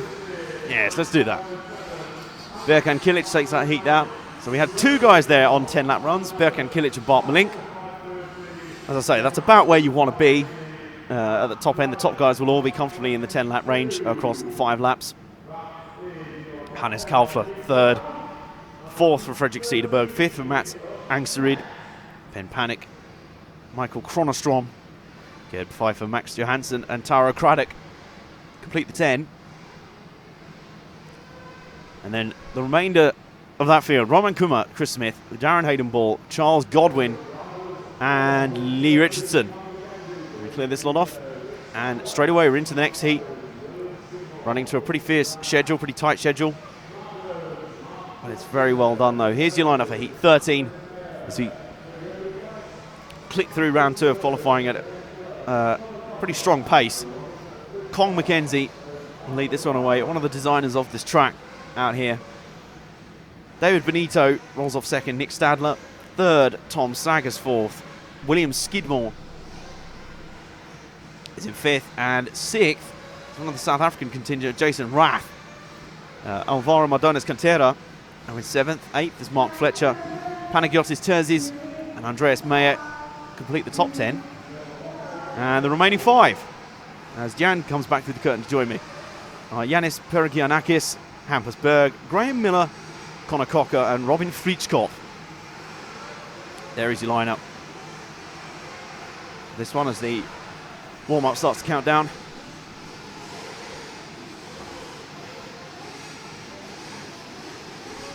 I expect to see a little bit of a similar pace in the last one. A couple of guys challenging to get into the 10-lap bracket. They won't quite be there yet, I don't think. So, expect to see a few, maybe less than a handful of 10-lap runs in this one, I'd say. As we get towards heats 16 through 18, that's where you'll expect pretty much the entire field to be running 10-lap heats. And it'll be interesting to check downstairs. I might see if we can have a look when we're on the pit walk, either during or before or after, I'll have a look at the overall timings. You can see them on myrcm.ch. You can read the overall scores, how they sit after 2 rounds, or how they will sit after 2 rounds once they're completed. I'll also have a look. They pin them up down in the pit lane, just big sheets of paper on one of the walls. If you ever see pictures or images from the pit lane of guys all hustled or huddled round bits of paper on the wall, that's why. That's exactly why they're doing it. And it's because it's the overall leaderboard showing there. It's the quickest way for them to find the information. It's readily available. So that's often, the pits are just often a hive of activity and focus in general. It is absolutely fascinating to see that, and you'll see some of that atmosphere for yourself when we get down into pit lane later on. During qualifying round 3.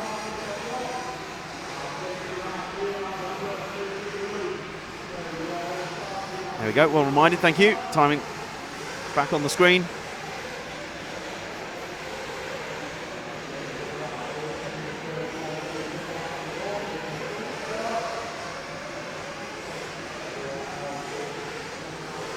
And the timing, you'll see, doesn't often go down straight away. It'll tick down and then reset and then go back up again and then come down. That is, of course, as we've said already today, the last guy coming through to start the lap. And as soon as everyone's on the board, it'll start ticking down fully, as it has done now. Early laps on the board, early times up on the board. Laps will start to be logged. Now the car flipping right down in front of us.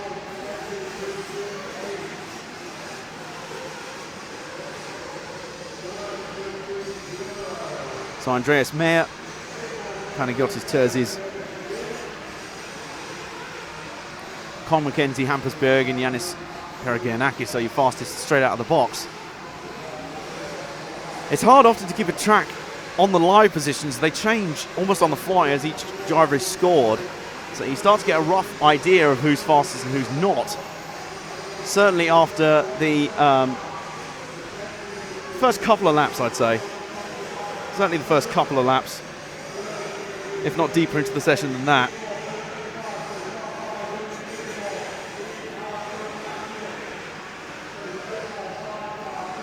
And right at the moment we are following, I believe that's car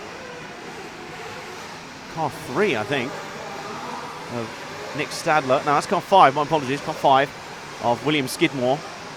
As he comes right down in front of us through the S-Works steps. We get the best visibility of them down here. Paul is watching and waiting on his stand. He'll provide us additional camera angles later on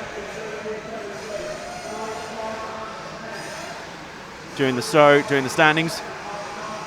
And I have a request for car 3, Nick Stadler. Let's have a watch out for Nick Stadler as he comes through on the screens.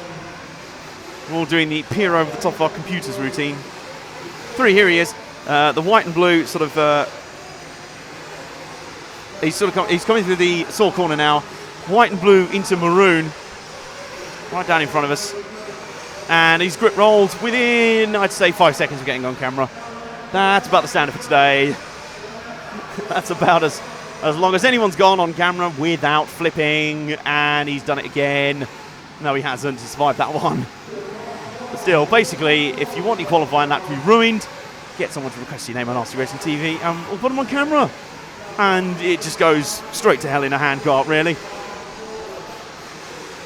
Here comes the number 3, Nick Stadler, who's now at the bottom of the timing screens, but I have to feel that's partly because they haven't updated. I hardly think he's quite that terrible. He's certainly not. As he goes flying down the main straight, up the berm. You see you guys get quite high through the berm, and that's a really nice run there through the 10-meter quad and through a Garma corner at the top end of the track. They are flying right now. Yep. And had to avoid some traffic there. Did Nick Stadler. Still right at the bottom end of the timings. He really got boxed, I think, in the early laps. Let's see if we can switch it up. See if we can find one of the South African entrants. Jason Rath in car 6. He's in the early part of the lap right now. So as soon as someone spots him, car 5, 6, here he is. The mostly yellow with red and white roof car coming through, yellow wheels coming through Saw Corner right now. That's car 6, that's Jason Rath. And of course he flips within seconds. This is getting predictable now. Guys, come on. You can't all be camera shy now, that's just ridiculous.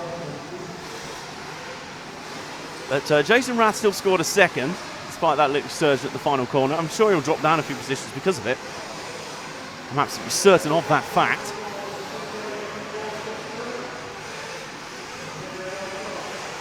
So onwards they go. And then round through the final corners. And onwards they go.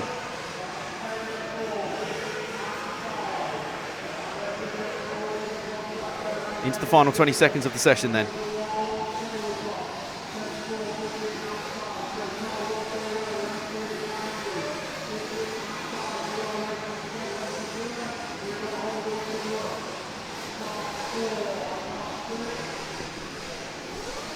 And the session ticks down to 0. There it is.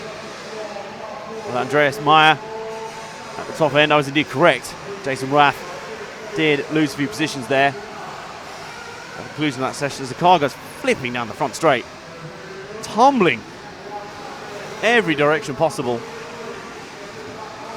But Jason Rath will conclude his lap right now. And it looks like a sporadic amount of competitors there will conclude on 10 lap runs in the end. Not quite everybody. Session comes out. Flagman stands to corral the high-speed drivers into the pits. And as they do that, let's have a look at the final result, shall we? This is heat 13 of 18 for the Nitro Buggy runners, and only 2 in the end got to the 10 lap mark. I thought there'd be a little bit more than that. Andreas Meyer and Tom Saggers took the 2 positions. The top 2 positions with 10 lap runs. William Skidmore 3rd, Robin Frischkopf 4th, and Jason Rath 5th. Yanis Peregianakis 6th, ahead of Hampus Berg 7th, the Kong McKenzie 8th, David Benito 9th, and Connor Cocker completes the 10 with Graham Miller, Alvaro Madones Cantera, and Panagiotis Terzis, Nick Stadler, and Mark Fletcher finish out the field. It's a field finish then. It is, yes. Hello everyone. Yes. Hello. Right. I always feel I say hello. Hello to Jan. Hello Jan. Hi. Hey. Hey. Hey. He's so cool. Hey man. Yeah. Wow. We've got the Fonz up here. Yeah, I think not. I don't think it's a quite happy days in the 50s. And of course we have Frank and Paul on the cameras. I can see Paul over there. Paul, hello. He's not constantly woken up. And don't forget to put the battery on charge after this. Oh, little nags we have on each other. Okay, this is now heat 14. The top heat is obviously 18, so we're getting much towards the sharp end of events. I'm not sure there were any particular request to follow anyone. Can you follow James Harold, please? There are 18 heats indeed in this. There are 14 of 18, and there are 4 heats of electric buggy. So the top drivers are out in 16, 17 and 18, getting very close to that now. And the second half of the grid, please.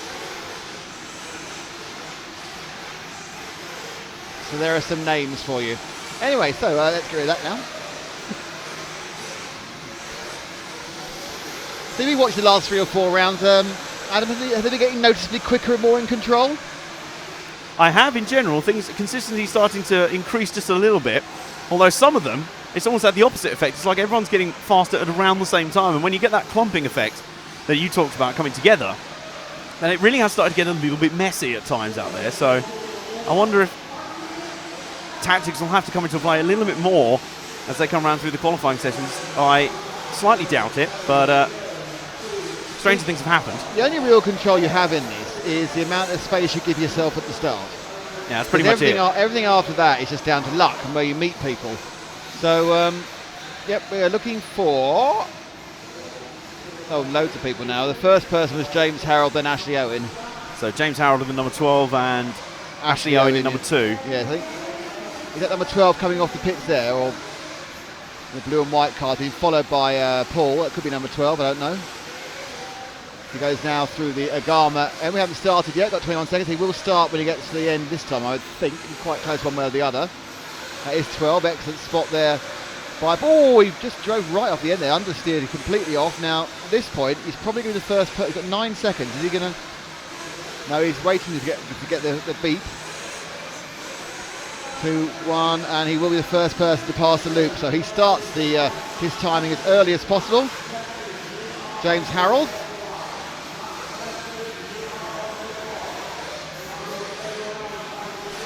Over the double. Oh, he just about hit the tyre of doom there, but no, he's managed to go. Team associated car and a Pico engine.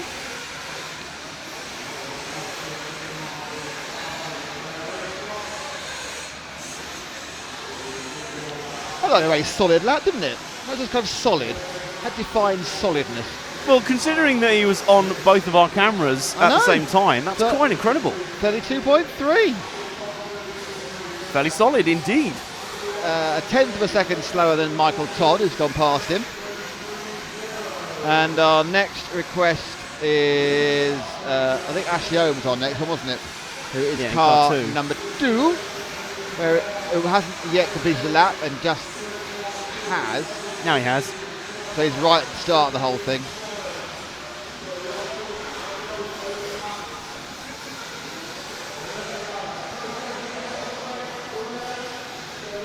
And it looks like we already picked him up. There he is. Paul's got him. He's going up the hill at any second now. He's going to come underneath onto the steps. And he turns right into the saw corner. White wheels, green and yellow into blue. Underneath Frank right now. Ashley Owen, X-Ray with an FX, so the full-on Slovakian package. It's interesting to me how it seems that the best line through the berm to get the sort of best run that you talked about through the 10-metre quad is around sort of just one lane up from the middle. If that makes sense. You don't want to go right to the top. You don't want to go right to the top, but get some height on it to get yourself a good run through the 10-metre quad, but you just want to land as the dip goes down. You don't want to land in the middle of it because that bleeds off a little bit of speed. Okay, we're now being asked for, sorry about that, cut across the end of your conversation there. Lewis Jones, car 4, so let's see if we can find car 4. He's about halfway around the lap. He'll be underneath us very soon. In fact, instantaneously, because he is that blue, yellow into blue car over the steps now. Round the saw corner. Very nicely done. A bit wide down the straight. Oh, wheeling it into the berm. Made a light work of the 10-metre quad there. Made a kind of bouncy, gone. So Jones.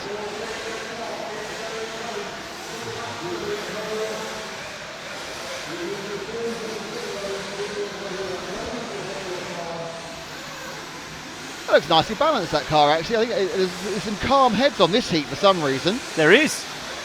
Even chassis and Red's engine. Even cars that we're following are behaving themselves. Yeah, something's gone wrong there, Adam. I know. Maybe Frank and Ball's respective jinxes have kind of cancelled each other out. No, you cannot beat the curse of the cameraman. It's saving itself up for a major incident. Oh, goodness. Brace yourselves, folks. Oh no. Fishy, wobbly, fishtail spin, but still relatively okay. Lost about 3/4 of a second doing that, I'd say. That was nearly the incident. But not quite. Not quite. At the moment, Zacharias Villalba Nelson is showing really good pace. He's up at the front right now. The top 5 are predicted to go for 10-lap runs by the look of it, including Ashley Owen, who we've been watching. And really, by this stage, you should be looking for 10-lap runs, probably at a minimum. That's around where the competition is going to be. But they are, basically, to get those 10-lap runs, you have to be at least in the 31s, probably at the most. So I think you probably do 32s as an average. That would be it. Asking for car 14, Aaron Munster, who's kind of there or thereabouts at the lead at the moment. Where is he on the thing? Should be coming just beneath us finishing the lap, any minute. 81. Car 14. He will be in the view of Paul at some point soon. Merely because he's on that part of the circuit. Ah, there we go. And he's just going around the Agama bend at the moment. Comes down through the Model Tune section.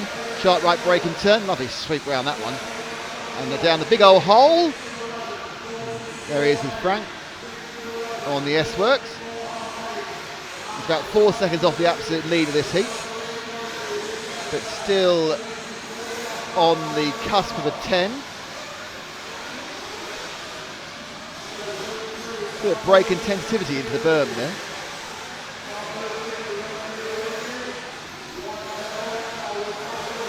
The cars in general do look a lot more comfortable, but you'd kind of expect that to a degree, considering that we had 3 rounds of practice yesterday and we've gone through 1 of qualifying now. If your setup's still not where it needs to be, then it's almost impossible that you will find that sweet spot now. Yeah, you kind of hope to be there or thereabouts now. You wouldn't be looking for big chunks at this point. You might be looking for little tiny bits. It's a bit understeery, or it's a bit oversteery. It's a little bit, yeah. Not it's a handful bag of spanners. Yeah, you don't want to be taking massive swings at it in the pits on the setup. Something will have gone drastically wrong by then. As we're coming towards the end of the session. Oh, I've upset Kirsten. What have you done? I haven't shown Max Kapunchin. I missed that one. Oh, no. Kirsten, you have to get in early. You have to get in early before the heats of your fans. I got a puff from Kirsten. I feel puffed. The nightmare man, grown man feeling puffed. You, sir, have been... Yes. So so if you want to get someone on, you kind of have to quite early in the chat, because Definitely. mainly we forget. I have to look behind me, and I'm quite lazy. It's a long trip to turn my head right round. He's not there now. If I was Linda Blair in The Exorcist, no issue whatsoever. But as I'm not. So then, Do you know that Linda Blair has become a psychotherapist? Has she? Yeah. I didn't know that. After giving everyone nightmares and mental problems, she's now making money solving them. Well, that's a pretty neat business plan, I have to say. Can't fault it, can you? No, not at all. All right, eyes forward then for the result of Heat 14. Zacharias Villalba Nelson, who took that one out. The top 4 all running 10 lap heats there, with Ashley Owen just ahead of Aaron Munster and Philip Lutgert. Lewis Jones 5th, Michael Todd 6th. Sandra Bemer, Max Kempton, Mitchell Booth and Andrew White complete the 10. And your remaining 5, Joao Lopez, James Harold, Ophir Avitan, Bales Davey and Didier Ho, who the only one who didn't at least make 9 laps. You have to assume, making only 6, that there was some sort of issue there. Some sort of problem halfway through. Yeah, it's not good. No. So Heat 15 is about to come, which we followed miraculously by 16, 17 and 18, but 17 and 18, and those are the top heats, are almost here now. It's almost a chance to see the stars of the event, or those whom we think will be the stars. We could get surprised by someone new. We could do. So Oscar Bauer, Robert Gustafsson, Lewis Beach, Stefano Cantoni, Zach Ryan, Jamie Clancy, Bert Kilic, Alberto Pelaz Gamez, Vincent Deckler, Ollie Curry, Timo Engelstad. I don't know why Timo Engelstad just sounds like I just feel like he should be at the Nürburgring in some sort of Audi LMS, but there we are. Ben Williams, Ryan Lee, David Compton and Danny Choi. So a double dose of Koreans in this one. I have to say, the breeze is picking up here, because even the outer structures of our crow's nest here are getting a bit blustery here, and we're indoors supposedly. There's a couple of open doors. You know, your mother will be saying, "Close the doors, terrible draft." But of course, that is helping clear the mess and the gas and everything out. Yes, there's noticeably less of that today. So, what are our requests so far? Ben Williams and David Crompton. Cars 12 and 14. Everybody do the peer out the window looking for the numbers. 12 or 14. 12 or 14. Your time is not up. You're actually going to be on television. Well, television. Live stream vision. 12 and 14, you were hoping to have good qualifying sessions. Well, you're doomed, because you're going to be on TV.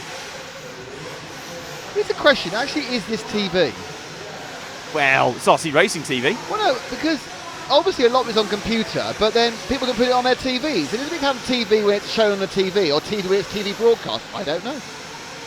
I'm not particularly concerned. Oh, there's 12. There we go. The pink car going across the steps now is car 12. Paul's got him. It's a little bit coming like, underneath Frank about now. it's a bit like people who still no, it's not. who use the term to tape something when they really mean to record something. That's me. That doesn't surprise me, but What have you got on tape tonight? Quite a lot, and it's all on the hard drive. it's all on, it's all on archive. Ben Williams getting over the top of her fuel. The Welshman, former podium placed finisher at the 18B Championships. I think in Italy, It's a very good run. That'll be the championships we're covering out in Portugal, isn't it? Second week of June, yes. Yes. 18B. I'll be out there for that. That'll be a really entertaining run. It'll be these kind of cars, won't it? Exactly these type of cars. In fact, many of the same cars. Many of the same But many cars of the cars not, because they're not Europeans. in a similar venue or an outdoor No, it's one? outdoors. It'll be an outdoor one. This is fairly unique in its indoorsness for an off-road facility. But yeah, that'll be a very entertaining spectacle. Now, you've just made an absolute massive faux pas. Have I? Yes. Can't be fairly unique. It's either unique or it's not. Okay. You can't. This is a lesson I've had slapped the back of my head by people we know well. It's either unique, not slightly unique, almost unique. It's either unique or not unique. So unique deals in absolutes. Yeah. It does not deal in wishy-washy fairliness. Yeah, exactly. Right, okay. Well, this track is unique then. Yeah, not in America. Yes, in Europe, I think. Right, okay. So if we're talking purely in those Can terms. we waste a minute on grammar and vernacular of English, which is well done us.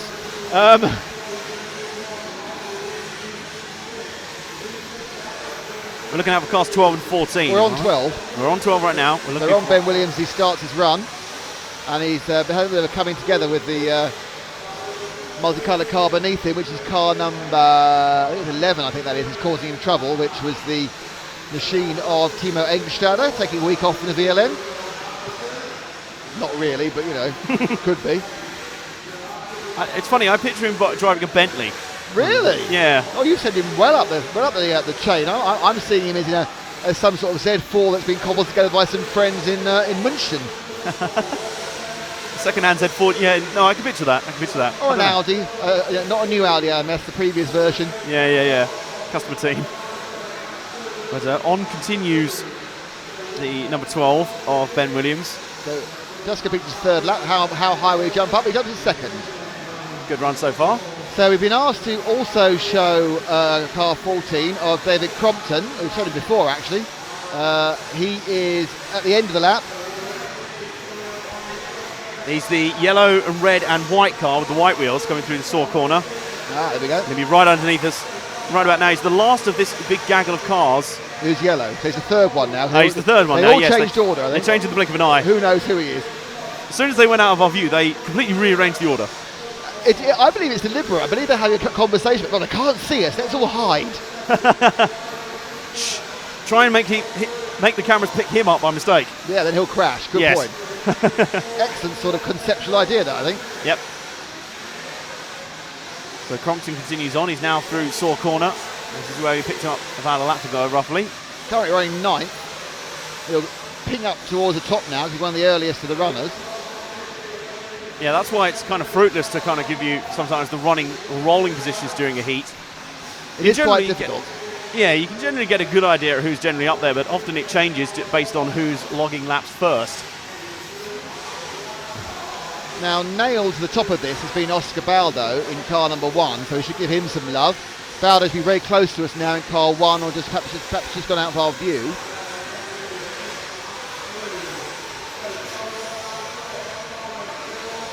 He's just finished the lap, so he's I have a feeling he might be the pink car going through the 10-metre quad right now. Oh, go on then. I think it's a feeling. I'm sure Paul will find car number 1 for us because he's very good at that sort of thing. He is very good. It's one of those 3 cars beneath him, I think. Oh, there we go. It's not it's not that one. It's the car that's literally about to go onto the steps now. It's blue and white, it seems, in the camera angle. Underneath Frank now. And, has a crash. Oh, that went badly wrong for it. Guess what? It was just after we went on camera. I know. Down the straight, we're going around the berm. Baldo lost, how much he lost on that one? 2.5 seconds. And he's having a bit, oh, now the rhythm's gone, and he's hitting Marshall. That Marshall was very nice. We see it again how nonchalant Marshall was about being hit by a car. See if Jan can give us a replay of the nonchalance of that Marshall there.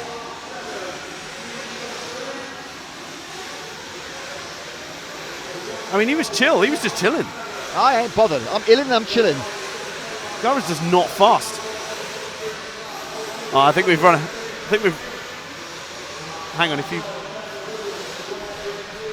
Now we'll get back to you on that another time, but take it from us. If you missed it in real time, that was the most nonchalant Marshall ever. I think either of us may have reacted a little bit stronger had an RC car driven into our ankle out of nowhere. He was just nonchalant. He was like, yeah, on your way, son. Middle section of the track. Round. Right underneath our crow's nest position here. And those two accidents have taken Bowder out of the lead. They have.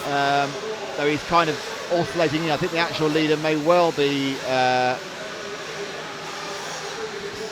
somebody else, because I've now lost what's going on. I think Baldo's still just about there, because I don't think anyone else has really been able to capitalise quite as much. We'll see as all the laps come through. You might be right, actually. His lap times appear to be a good second or so quicker than those nearest him, although Stefano Cantoni's just coming, but he's logging the first 10 laps or so. Baldo goes back ahead, and he has finished his time.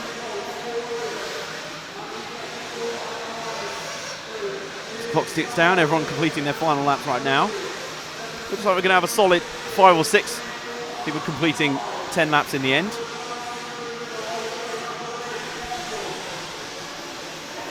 And everyone has finished. Time to show you the results in an exciting graphical fashion of Heat 15. There they go on the screen for you. Oscar Baldo, despite those couple of incidents, about 3/4 of the way through the session, still manages to take it out. 5:26.4 for 10 laps. All of the top 6 managing 10 laps that time: Ben Williams, Burak Kilic, Jamie Clancy, Danny Choi, and Stefano Cantoni. And then the 9-lap crew: Lewis Beach, Timo Engelstadter, Robert Gustafsson, Zach Ryan. And then behind them, David Crompton, Ollie Curry, Vincent Dekler, Alberto Palazgameth, and Lee Ryan. Ryan Lee, sorry. Ryan Lee, we're all doing it. Ryan Lee, yeah, it's one of those names that can work either way. So he only completed 7, so you have to assume that he had some sort of problem mid-race, had to refuel potentially, something like that anyway. So Reino Van Rooyen asked, when will there be on-road racing? Well, Reino, you haven't got long to wait. Well, on carpet racing at least, because this time next week we'll be in Slovakia, starting on Friday. So in 6 days' time we'll be in Slovakia for the 1/12 Euros on RC Racing TV with EFA, of course. And we'll be there on Friday, Saturday and Sunday for the 1/12 European Championships. But now back to Heat 16, we're getting very, very, very close to Heat 17 and Heat 18, where it's all happening. The big finals, everything. It's so exciting. you are like a kid on Christmas Eve when Heat 17 and 18 come round. Well, the yes. anticipation is high. Because I've kind of like gone, oh, it's November, all through the earlier heats. Oh, it's December.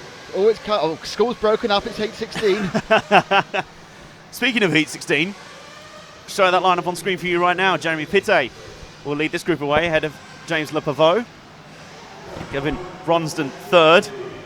Fourth for Graham Olsott. Fifth for Misha Widmeyer, as Nick Lee pulls our studio apart. Sixth for Marco Natale. Seventh for Callum Niblett. Anthony Conroy eighth. Bradley Baird down in ninth. And Alessandro Remia in 10th. Carl Jackson 11th. 12th for Danny Bernabe. 13th for Tony Truman. 14th for Jonathan Skidmore. And then Brian Baldo completes this field. For Heat 16, we're into the final 3 heats for Nitro Buggy now. And as Nick said, we're very, very close to the strongest guys out here. To your A-main, potential A-main finalists, these are the ones you'll want to watch for. These guys will be the ones hoping to try and spring a surprise and hopefully move up through from the highest of the lower finals, if that makes sense. Plenty of knockouts, plenty of ability to transition or transfer up, and plenty to play for. That's what makes these knockout formats so fascinating. There are guys who can qualify down. I have seen before double and even triple transfers up I've to the seen A-main. quad. And the best one ever was at a event in Sweden where it was single fastest qualifying, and the first round was the only dry round, and one of the top drivers didn't get a time, and he started at the bottom and got all the way to the final. I thought you were going to say he won as well. No, he didn't. Oh, goodness. I actually think that after all that, he broke down on about lap 2 of the final. They went through the. He actually went from the bottom thing to the top because he had been a single thing. He had no time. He was the next to last qualifier, went the whole way through, and then literally broke down the second lap of the final. That is sensational. I remember someone last year at the 1/8 on-roads out in Germany that managed to pull the triple bump up into the final, and then I believe he got a podium. I think it was Merlin Depter who managed to do that. Very, very impressed. I remember speaking to him afterwards, and he seemed as amazed as the rest of us that he managed to do such a thing. But now we have we are having repeat requests. are we? Some of the people we followed in the last one are being re-requested for this one, like Misha Widmeyer and the rest. So I might actually ignore that and do different people. Actually, I think the Mitchell Widmeyer one is fair because I think Mitchell Widmeyer didn't run in the first round. No, we covered it definitely. Or it might have been in the electric buggies he didn't run. So We've got Carl Jackson again, now we've done him twice and everything else. We'll see who we turn up with, but what I want to happen now, I'm going to find a particularly brightly coloured car that's going underneath me in a second. Here comes the car now, about to go down the hole. It's car number 8. He's red and he's blue and he's white, and he's Anthony Conroy, and he's who we're following. Car 8 going underneath Frank right now, and Paul wakes up rather late to me talking about which car I'm going to follow down the main straight.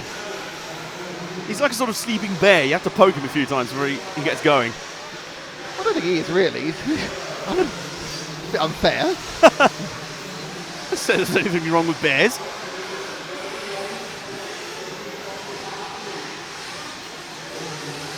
So underneath us, actually now up and running, is Anthony Conroy. After his first lap, he was third. Now he spins around. We ping up. I think it's one of the early ones. They should go third. Oh, just got round that one. 2 wheels, spinning it round. Conroy's last lap of 32.3. Johnny Skidmore leading this one out. I think Callum Nibbett's going quite well too.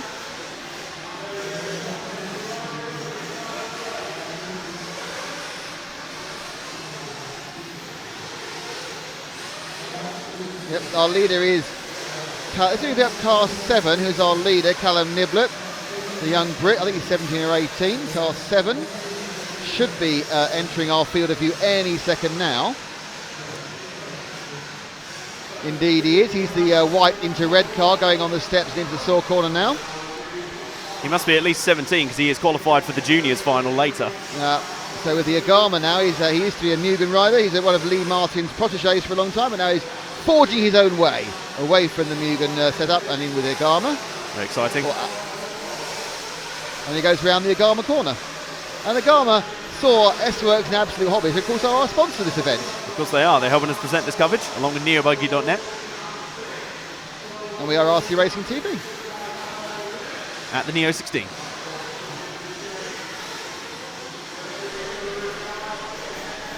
Anthony Conroy. Oh!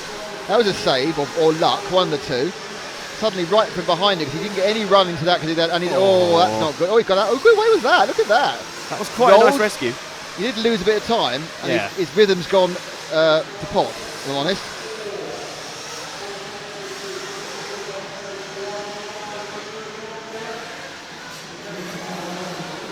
He seems to have got a lot more tentative now to try and recover some technique, recover some form. Okay, so actually, who haven't we covered so far? Let's try and see if we can pick up Graham Allsop, who's gone to the lead. He's right at the start. He's car number 4. He's at the start of the lap at the moment, 31 through, so we're coming to see us quite soon. About 60 when you see us in car number 4. There he is. Pink nose, multicoloured back, white wheels, going around the saw corner now. It's Graham Allsop. I remember Graham actually, I put up a throwback Thursday of the first final in 2006 here at the Neo, and he was in that main final, Graham Allsop. Wow. That is a long and established pedigree at this event. Yeah, I'm sure he's in the Oldies final as well. So, Allsop sometimes I lose the ability to read, which is quite annoying. There he is, in the hot body. I thought it was a hot body, just checking my own brain then. But Johnny Skidmore, as they actually work out, appears to be a lot of drivers very close together. The difference between first and second is about half a second at the moment, and then a tenth of a second back to third, and less than 10 seconds back to fourth. And there's terrible on the marshal there. There's 2 cars crashed at once. He didn't know what to do, so he did nothing. And you can imagine if the driver going, for God's sake, do something! Don't look at both of them! Oh, look at that, 2 cars crashed. Yeah, you're supposed to be retrieving them. Oh, Marco Natali. Oh, we got enough time for Marco Natali? I've got 11 pleases for Marco Natali, number 6. He's right underneath us now. He may have got past us. Maybe a dead day for Marco Natali. Number 6. Oh, all on both our Paul cameras. is trying to find number 6. I've got 3 different pleases for number 6. Can he find him? No. No? Yeah, I can't. Oh, well, never mind. It's all gone wrong. Natali, despite the pleases, we've missed him. There, no. That's 9, 3. There we are, 6, there he is. A yellow and orange going on the steps right now. Paul's found him. Into the saw corner. Coming now underneath young Mr. Frank. Up the straight, Marco Natali. Takes the 10-metre quad, lands it nice. That's where you want to land, just on a downswing. Get that momentum forward as you come up to the next 2 corners. Now just a little bit tentative around that top end. This is his last counting lap, so he had quarter in time, which I don't think counts. That is a big hole. It really is a big hole. It really is. Through the steps, round the saw corner for the last time in this qualifier. Oh dear. You end up with there's a car lying there and he's lost half a second of that, and that's Natali has finished, and he ends up in 9th. He will conclude. 10 cars that time, managing 10 laps. As these guys complete their final lap around the track.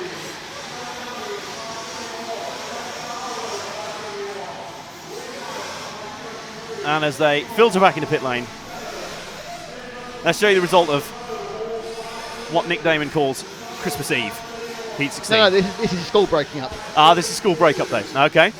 So here's the result of school breakup day. Graham Allsop leads them home, ahead of Danny Bernabe, Brian Baldo, Mitchell Woodmayer, Jonathan Skidmore, Callum Niblett, Jeremy Pittet, James LePavot, Marco Natali, and Carl Jackson. You can see all the top 10 there. Right in the 10-lap mark, where you probably should be right about now. Bradley Baird was fairly close to a 10-lap run himself. Tony Truman, Kevin Brunston, Alessandro Ramir, and Anthony Conroy, all managing 9 laps there. And there is one fly who is seriously enjoying the action right now. Well, he's found out 2 things. One, there is a constant supply of food. Yeah. From all the leftover food. And secondly, it's warmer in here than anywhere else, thanks to my little space heater, which Adam has effectively turned into a lizard for. He's the only person wearing 1 layer. He's like, oh yeah, it's warming his legs. Next to him, who hasn't got the direct output of the heat, is wearing a hat and 14 layers. There you go. He doesn't want it. Now, if Paul's texting me, it's pointless because I have no reception. We're in a place where signal does not exist. Well, for some providers, yes, and some providers, no. Yeah. Someone was meowing, I've got 4G, said someone yesterday, where I couldn't get 1 bar of anything. Obviously, I wanted to murder the person, but there we go. Of course. Okay, heat 17 and 18 are coming up, the final 2 heats of round number 2. And here's your lineup for Heat 17. Is this Christmas Eve? Yeah, I suppose so. I mean, is Christmas Eve better than Christmas morning? Is the anticipation better than the delivery? I think so. In some cases, yes. It's like a pretty girl. Anyway, I'm just going to. You carry on talking. I'm going to change the batteries in the transmitter. Okay, I'm going to do that. Davide Ongaro will lead this field away ahead of Jack Embling, Joseph Quagri, Mr. JQ himself, Ricardo Montero 4th, Alex Zanchetini 5th, 6th for Martin Bayer. Carlos Girais rolls off 7th, Ricardo Berton 8th, 9th for Elliot Taylor. Miguel Matthias concludes the first 10 of 15. Here's the final 5, Jean Neumann, Joao Figueiredo, Milan Dragicevic, Simon Willits, and Mike Lewis. No, I'm not. It's not actually flat, and I thought it was. Completes the lineup. I couldn't read the thing properly, so my eyes are off and I'm old. Some desperate swapping of batteries around up here. It was about to, then I realised there's no need to. I just couldn't see properly. I see. So Ongaro put in a good run in the first heat. Matthias, Montero, Figueroa and Durares, says Daniel Fonseca, which might just be because they are all of the Portuguese drivers. Okay, these next two heats, because they're the top heats, I'll be really honest with you, we're going to actually do our own thing. Because this is where likely your least contenders for a TQ are going to come from, especially the next one. Yep. And Christopher Lown says he's watching on now on his TV. So we're on TV. Hey! Fantastic. We are RC Racing TV. Exactly. Right, okay, so we'll start off by picking up with David Ongaro, who was the fastest in the last one. That's car number 1. I don't know where he is, but we'll find car number 1 first.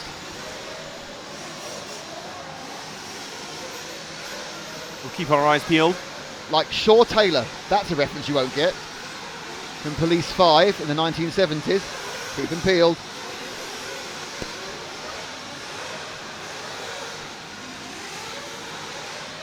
The wind whips up and whips literally all the about to start. Where is Carl? It's ridiculous.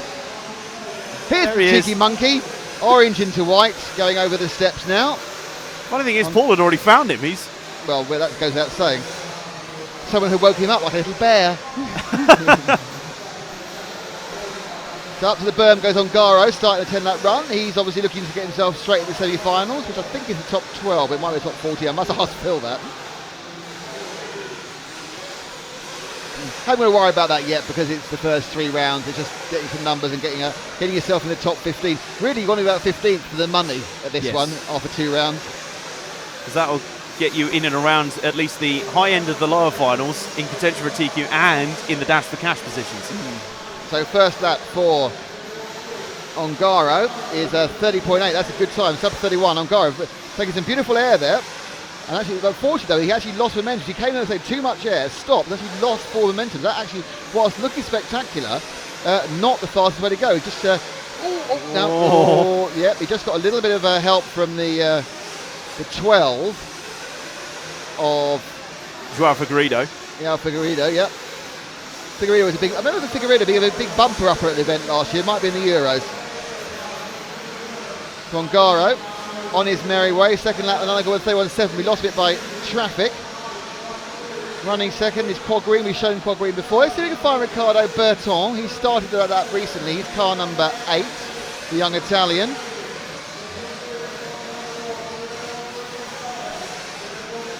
So Berton should be coming down through us any second now. And there he is in the lime light flory green car, coming through and right onto the Saw corner now.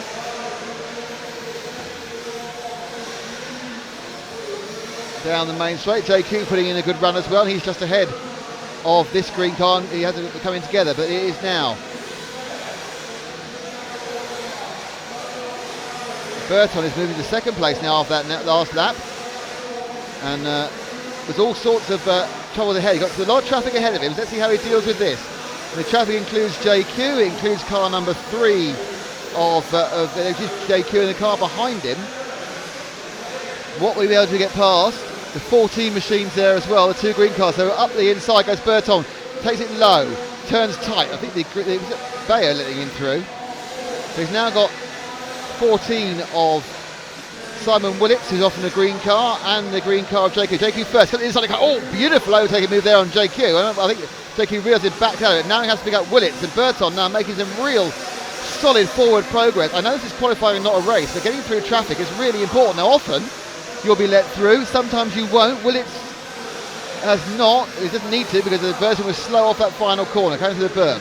Burton now looking to get past Willits, coming out the hole, and he's looking tight up the inside. Taking DXR double. Oh, that's all horribly wrong. That's all gone wrong indeed. Let's see that. It's all working quite nicely, and suddenly the whole situation went completely. So he comes up round here, he's trying to get up the inside tight. A mistake by Willits effectively takes him out. That was a real shame. That was not really his fault, to be honest with you. I think the guy in front checked up too much.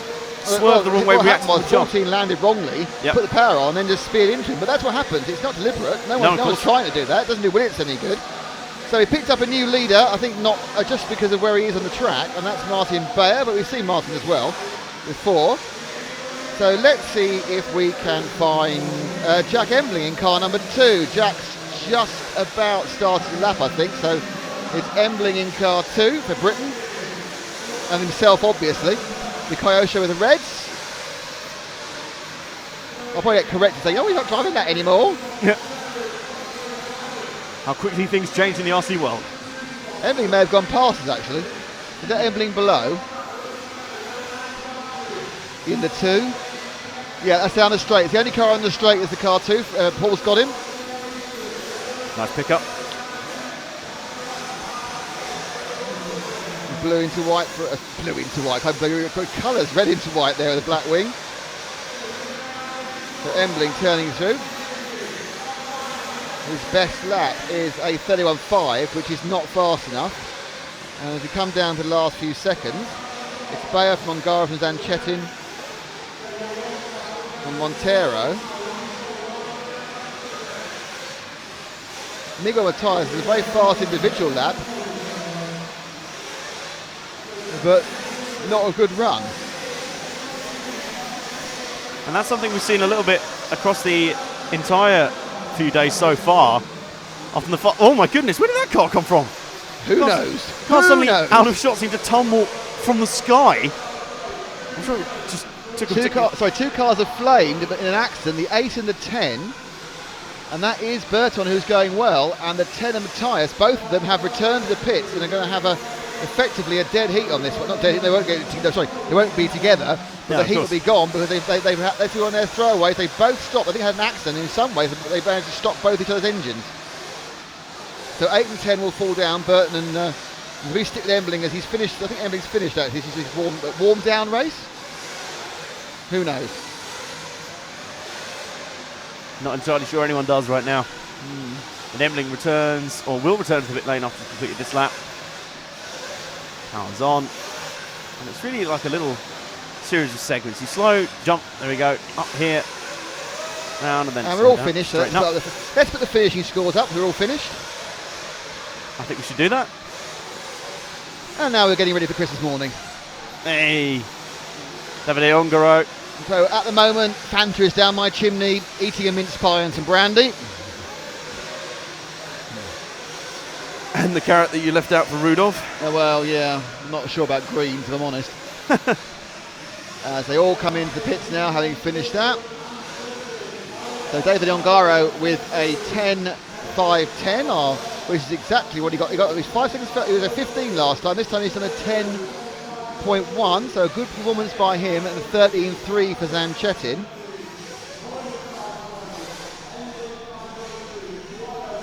So that's the thing to remember when you see the next heat. 10.1 is the fastest from the penultimate heat. So the top heat now is about to be going on. It's about to commence. Yes, about to commence indeed. And it's from this heat that you'll likely see your TQ. And it's from this heat that you'll see probably the majority of the entrants for this evening's Dash for Cash. As the top 15 get ready to head out, we'll throw the starting lineup on the boards for you straight away as soon as it shows up on timing here. And are there any regrets to this race? Oh no, that's because it's the top final. We are following who we go for and who is most important.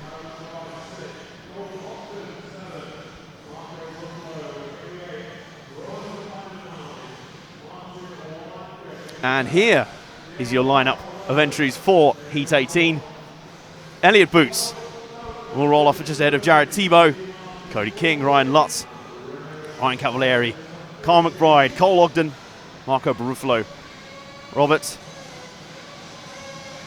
Bataille, there we go, and Martin Wilanka ahead of Neil Craig, David Ronafalk, Darren Bloomfield, Lee Martin, and Rainio Savoia. There's your lineup for Heat 18. This is going to be good, goes without saying. I think so. Of course, our lead at the moment, Ryan Cavalieri, took the first heat. Ryan Lutz could have taken it, had some problems. I think also problems for Jared Tebow, but not as much. He had an electric buggy, and Boots didn't show the pace we thought we'd see in the previous heat. So let's see if we can pick up someone straight away, someone we haven't seen much before. Darren Bloomfield down in 13th place, or down in car 13. He should be the blue and white car somewhere. Can't see him, already lost him, but it's a good start. It's even out. Let's select a car that's not actually there. Typical. So in that case, let's go to our leader, Elliot Boots, right at the start now, come over in front of us. Boots is now just at the Absolute Hobby step up and turning round into the steps.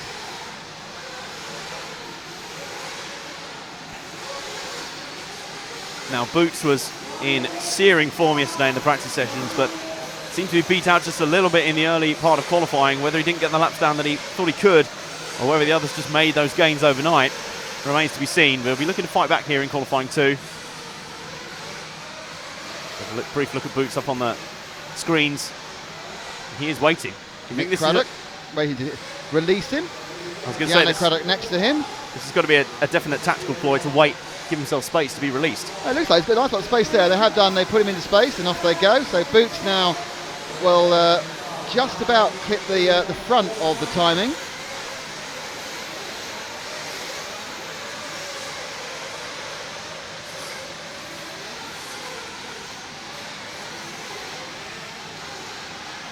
No one's going anywhere yet, and Boots himself, I think he's trying to wait for...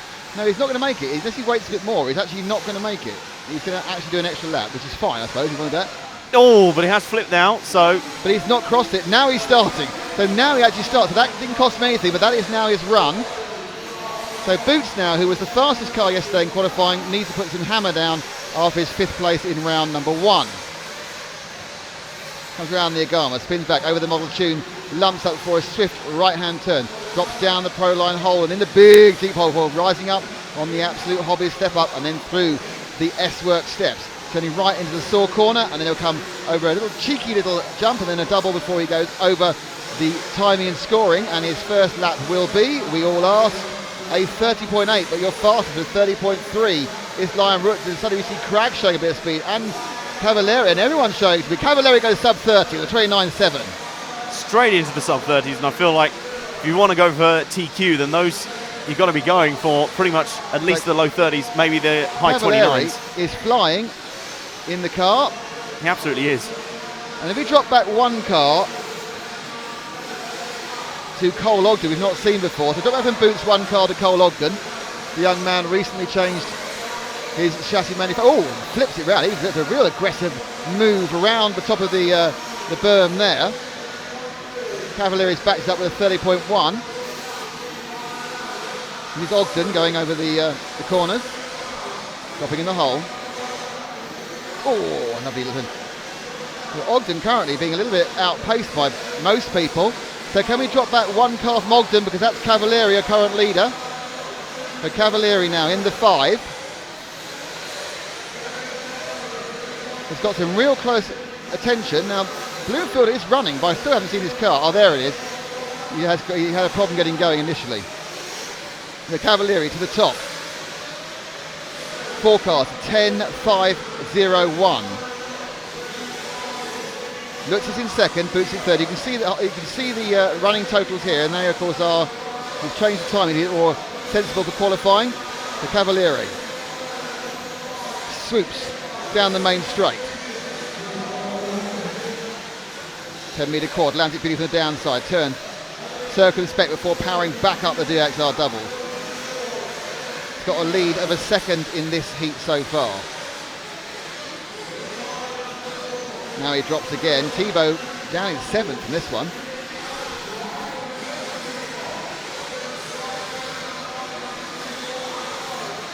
The Cavalieri finishes another lap and retains a 0.6 of a second lead. Now it's absolutely perfect through the first berm and over the 10 metre quad. So we need to switch our focus if we can to Ryan Lutz. So go from one Ryan to another. And where is Lutzy? I think he's near the end of the lap. What number is he? 4. No, I meant what number on the counter? Oh, 81. Oh no, he's just 8. He's just started a new lap. Okay, so we can pick up car number 4, please, and that's what we've got here.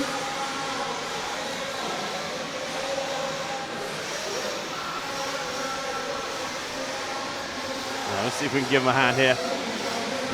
Blur of cars. There's 8 we've already seen. I hate it when you lose the car. He's at the back end of this one now.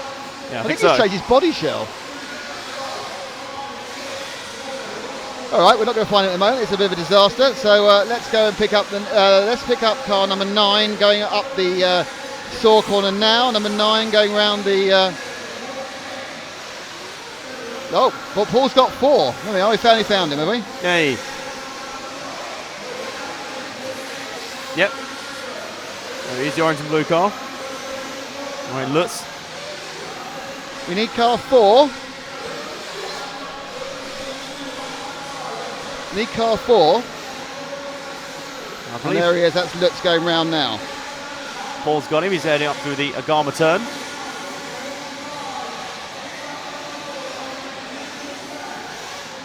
And at the moment, he's not too far off Ryan Cavalieri. It's a matter of a couple of tenths right now between those top two. Such are the fine margins here, but it just seems to me like Cavalieri has, whether he was missing something in practice yesterday, I doubt he was holding something back.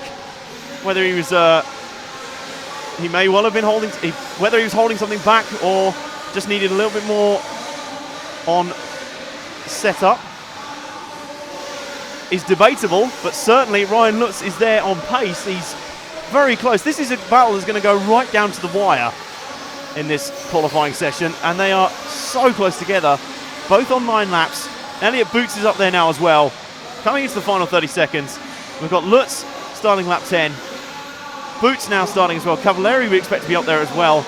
It is pretty much between these 3 now as to who takes the win in this qualifying heat and helps advance their position. If it's Cavalieri again, which he has retaken the lead here, if it's Cavalieri again, that'll be 2 consecutive heat wins, and he'll be well on the way to a great start, or a great chance of taking the TQ position and going into Monday, probably the most relaxed of everyone. And Lutz, surely that's got to be all over him. And the tiniest of mistakes at the final corner, just past the loop. He'd finished, but in that last lap we had a previous mistake. Cavalieri cut through and got it. So it's Cavalieri from Lutz, from Boots, from McBride, from King, with Valanka still to finish, but he's not going up the top. And then it is Lee Martin in 6th, but he's slower than Ongaro. So Ongaro will actually come in 6th in this round. The Cavalieri wins, Lutz 2nd, Boots 3rd, but Bride 4th, King 5th, 4th, 7th. So let's see how that affects the overall standings as you read out the standings for the race. Well, here was the race for you, and it really went down to the wire, didn't it? Only 0.2 of a second in the end between Ryan Cavalieri and Ryan Lutz. So close between those two. Those guys really look on form at the moment. Full second ahead of Elliot Boots in 3rd. Everyone here managing 10-lap runs. 4th for Carl McBride, 5th for Cody King. Lee Martin 6th, Renaud Savoya 7th, 8th for David Ronefalk, 9th for Cole Ogden. Neil Cragg completes the 10, and I'm a little surprised that it's down here that we find Jared Tebow. He did not have a good run. He was down in 13th. Martin Blanca and Darren Bloomfield ahead of him. Robert Bataille and Marco Barufalo conclude that. Barufalo must have had some sort of issue, only managed 8 laps. Everyone else managed 10 comfortably, but that was a seriously tense heat. So Ryan Cavalieri is topping the points. He has 2 wins, so 1 more win and he'll be on pole in any of the next 3 rounds. Ryan Lutz has 2 seconds, and he's 2nd overall. Elliot Boots is 3rd. Cody King is 4th. Dave Ronefalk is 5th. David Ongaro is 6th overall. Renaud Savoya is 7th overall. Lee Martin 8th. Neil Cragg 9th. Carl McBride 10th. And then it's Tebow 11th. Wow. Bayer, Valanka, Montero, JQ. Jay Coyne 15th. So currently he is just tipping in the pole position for the Dash for Cash, which is reversed. And then Brian Baldo, Graham Allsop, Darren Bloomfield and Jorn Neumann back in 19th. And it's all rather exciting, even when we can't find out who the hell's on the track. And it really is the tension cranking up there in the final few heats, right through heat 18. And we now have a couple of, well, the 4 e-buggy heats coming up for you, their 2nd round of qualifying. And in a moment we will show you their starting lineup just as they get going.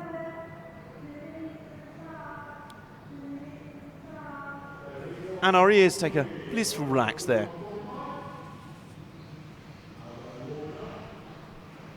Our ears take a little rest. The senses take a little bit of a rest. As the electric buggies are out on track, our coverage of the electric buggy heats out here at the Neo 16, their class presented to you by ModelTune.com. Our coverage of the entire event presented in association with NeoBuggy.net. And there's a lot of doubling up in this class, a lot of doubling up in this section. So as these guys head out on their warm-up, slightly shorter warm-up, let's show you the grid for it, shall we? Max Hess takes the pole ahead of Frederick Cederberg. Third for David Crompton, fourth for Danny Choi. Fifth for Robin Fritschkopf, sixth for John Hazelwood. Yanis Peregianakis rolls off seventh. Eighth for Rob Racy. Miguel Izquierdo Rodriguez, ninth, and 10th for Mark Rumble. And then the final five, Andrew Rennick, Ben Turner, Scott Walker, Didian Ho, and Ian Thompson. There's your lineup for Heat 1-4 for the electric buggy runners. Out here at the Neo 16, they're going through their 90-second warm-up right about now. We're also having a little bit of a change around on the cameras. Jan is relieving Frank of duties. I'm on the main camera right here on the main stage, up in the crow's nest. Paul is also returning from his duties over on the other side of the track. And we'll take a breath. A little bit. The competition is still fiercely intense, don't get us wrong, ladies and gentlemen. It's just nice to be able to hear us think about the ramifications of each heat in this one. The electric buggies out there on track now.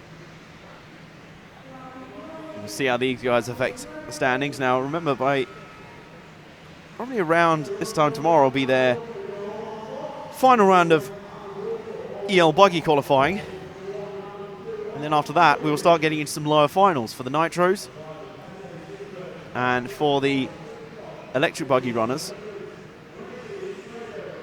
Taking off down the main straight. There was a little bit of holding back there. Trying to avoid it. Tried to get through with the space in hand to get the laps underway the best as possible. At the top of the track, the Agama turn through the Model Tune section. Now these cars respond a lot quicker to their instant torque of their engines. The car we're following right now is car number 5 of Robin Fritschkopf. So he held back intentionally there to start his laps a little bit later than others. And on he goes now. This will be his first lap in the books. And it puts him second, so a good first hit out there. It's all about consistency across the board here, obviously.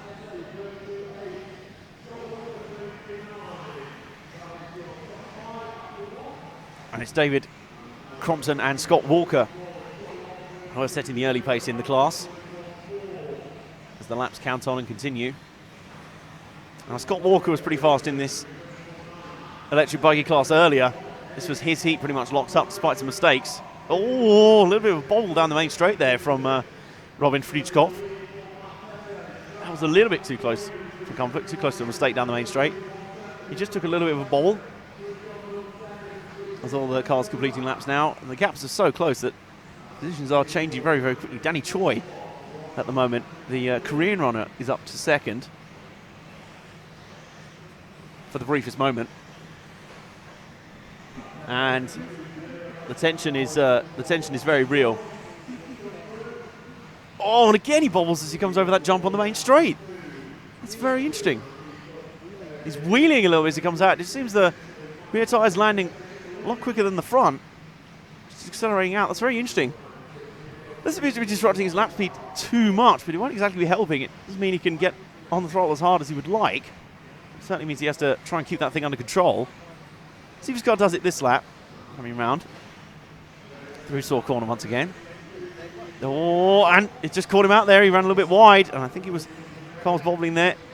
Again, just a little bit. That was a little bit calmer, but I think it was because he was carrying slightly less speed through the final corner. That's a good run through the 10-meter quad. But let's see if we can pick up Danny Choi in the number 4 car. I'm going to keep an eye out for him. Jan, you keep one eye on the cars you're following. Number 4, he'll be coming through the shot any minute now. That'll be the car of Danny Choi. Here he is, coming through the S-Works steps now. The red into white into blue car. That is Danny Choi, who's having a pretty good run so far. They complete these early laps, and he's running consistently sort of top 3 pace in this heat. is pretty impressive. Scott Walker has not been able to match his earlier pace so far. Up through a Gama turn. And they continue on. Comes down for the midsection. Over the tabletop. Through the absolute hoppy step up. Through the S-Work steps. Round saw corner. And there's pretty much your lap completed. And the car looks a little bit more stable than Fruchkov. Even there, with the rear weight pushing these cars down so the rear end hits the ground first. Okay, it's not that time, obviously. But even there, his car just looks a little bit more stable, a little bit more planted. Looks like he's dealing with the bumps a lot easier. His first instinct is not to wheelie straight away. It just looks very measured, doesn't it, Danny Choi's car? But he's now got a little bit of traffic to deal with. We'll see how that disrupts his rhythm. The answer is not really at all. That was very nicely done, I've got to say. Now the main straight again. And the weight, the distribution of that car looks really nice, really solidly planted. Through the Agama turn, it's got a nice footprint to it, although Scott Walker is now making up for lost time earlier, but he was probably the first to start his laps, that's the thing, so he's the first one that comes up on the timing screen, so we have to wait a moment. And generally, as soon as others complete their lap, they start to knock Scott Walker down the timing sheet, so we have a request to follow Max Hess, car number 1. And I think we've got just about enough time for that. Minute and 15 to go. And riders on cue. He's coming down through the S-Work steps right now. It's the orange into silver into yellow car with the white wheels, white wing. Through saw corner, we run underneath Jan's position now. Over the loop and onto the main straight. There he goes. There's Max Hess. A little bit of a wheelie down the main straight. This is the others we've seen. He's right up there on speed as well. Pretty good. There's a lot of contenders in this heat in particular, and these races will be really interesting to watch when these guys kind of qualify into fairly similar lower finals, or if any of them can break out and advance up into some of the higher finals. And with the e-buggy main final will be around, I think, if memory serves me correct, it'll be around midday on Monday. It'll be during some of the lower finals for the electric heats. I'm aware we're jumping 11:45, yes, the e-buggy A main final on Bank Holiday Monday. So that'll be when these contests conclude. We've got a long way of qualifying to go before then, obviously. As Max Hess continues on, this will be probably maybe his last lap around. He might be able to complete another one here, but he's showing on the 10. He goes around one more time. Hess is looking all right here as everyone else is slogging their final laps. On the come through, up through the Agama turn at the top end of the circuit. There's the end of the session. It looks to me actually like there will only be a couple of cars that will log 10-lap runs here as the session comes to an end. Do you know what's happening in 50 minutes? What? Grid walk time. It is? Yes, 50 minutes. Paul and I have talked about a way of doing it. We think it's going to work. You know, might blow your head, but hey-ho. Might blow my head. Oh, we never know. You're going to have me in your ear. Oh, joy. And you can poke your own bear as well. Very nice, very nice. So that'll be happening, did you say 15 minutes, did you say? 50. 5-0, okay. So in the meantime, let's deal with the conclusion of that session. The results up on the screen. Max Hess and Danny Choi, the two there who completed 10 laps. Robin Fruchkop third. Fourth for David Crompton. Fifth for Scott Walker. Frederick Cederberg sixth. Seventh for John Hazelwood. Yanis Peregianakis eighth. Then ninth for Mark Rumble. Rob Racy completes the 10. And then the final five, Miguel Izquierdo Rodriguez, Ben Turner, Andrew Rennick, Ian Thompson, and Didian Ho. Did not set laps in that one, did not come out for that session. So we are immediately into Heat 2 of the e-buggies. Heat 2 of 4. And in this one, it's Carlos Juraias, Micha Widmeyer, Jamie Clancy, Lewis Beach, Burak Kilic, Ben Panic, Nuna Casal Ribeiro, Lewis Jones, Hannes Kaufler, Birkan Kilic, And then your final 5 is Darren Bloomfield, Stefano Cantoni, Michael Todd, Ollie Curry, and Kevin Bronston. That's your order for this heat.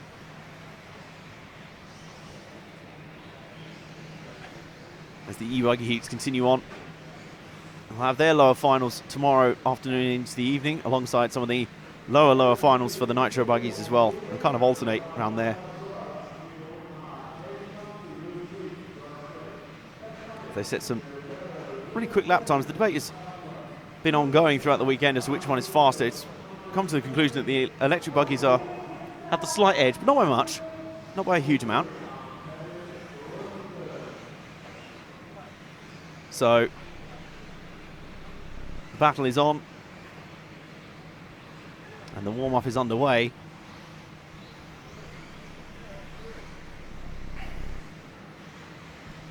You don't see an aerial tube very often these days, do you? No, that is a unique asset to that car. Well, no one really needs them at 2.4 gigs. You're kind of wondering who is that, by the way? Tebow has one. Oh. Jared Tebow is running one in the, well, they assume the electric class. Now, coming through the model tune section, that's a good question. Who has Jan picked up there? It's the number 10. It's the number 10 of Berkan Kilic. Yeah. I don't know whether they're worried about interference. Oh, I'm sorry, I'll let you go again. Sorry, I just haven't seen. I haven't seen an actual aerial tube for years, and I race quite regularly. And we've had a request on the stream to see if we can have a look at the progress of Ben Panic in the number 6. So let's see where he is on the track. See if we can pick him up for you. The heights they get. Look at this big jump right in front of us. Here comes Ben Panic right through in front of us. He's the white into blue into yellow car, going through Saw Corner now. Just had to correct himself a little bit. I think he'll be starting his lap as he comes around now. He will indeed. He's charging down the main straight and onwards into qualifying in the second heat of round 2 for the EL buggy class at the Neo 16. Coverage of the electric buggy classes presented by modeltune.com. Funnily enough, I believe it is actually brightening up a tiny bit outside, but it looks even blusterier than ever. That's British weather for you. It can be everything at once. Ben Panic, whoops, panicked a little bit there, went over the inside barriers. Oh, and has now flipped, tumbled down the main straight. He's gone tumbling down the main straight there. Recovered eventually. And eventually got recovered in the end. Just about. But that was a spectacular tumble in a straight line, effectively, off the jump. And he recovers again. This has got to be the camera curse coming into play again. Come on. Panic down in 13th at the moment. And he's going to take forever and a day to complete lap 2. It's a bit rude. Oh, you're requesting car number 2. Okay. Paul already getting his payback. So, car number 2. That's Michel Widmeyer, again, being requested. But I believe he was now in the last electric buggy heat. So, let's find the number 2 car for you.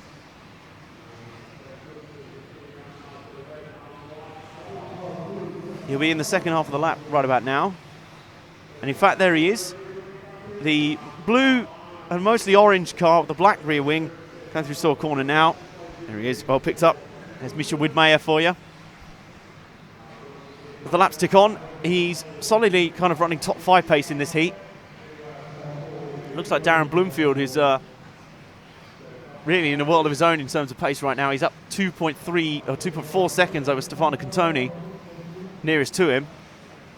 But Michel Widmeyer is sort of in touch with the top 5 at the very least. He's close, there or thereabouts.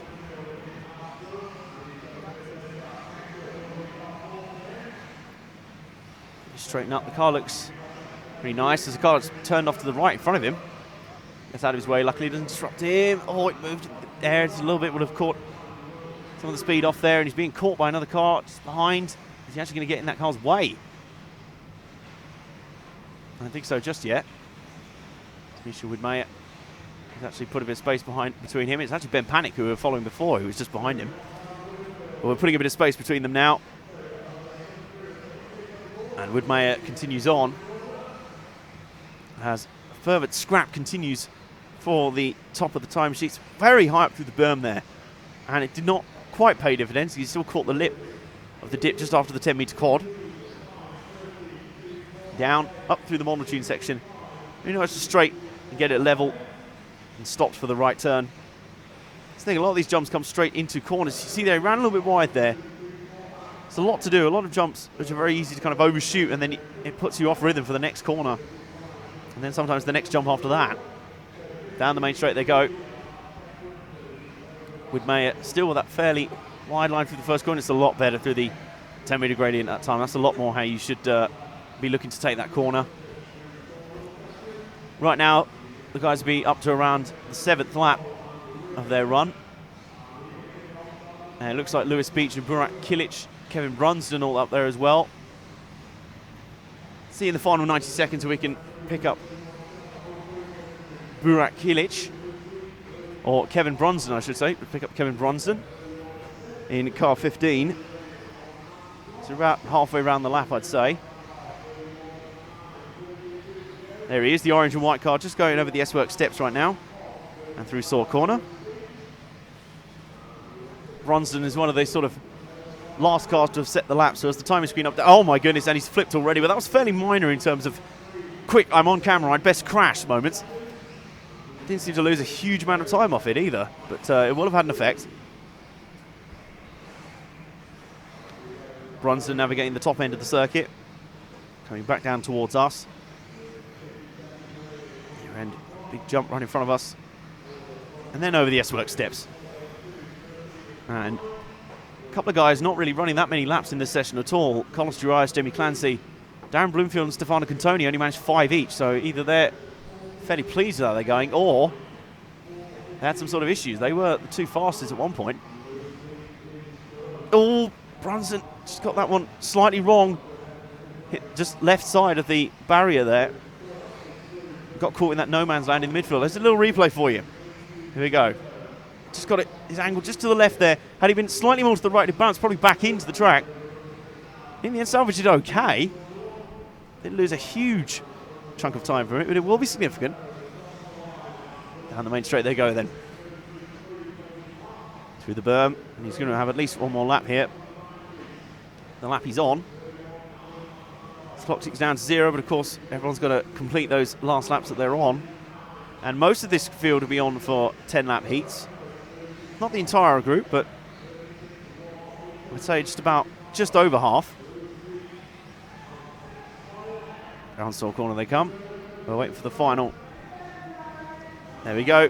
That's it. So there's the finish, and just as Brunsden comes round through the loop, he retreats back to the pits, having secured a solid second in that heat.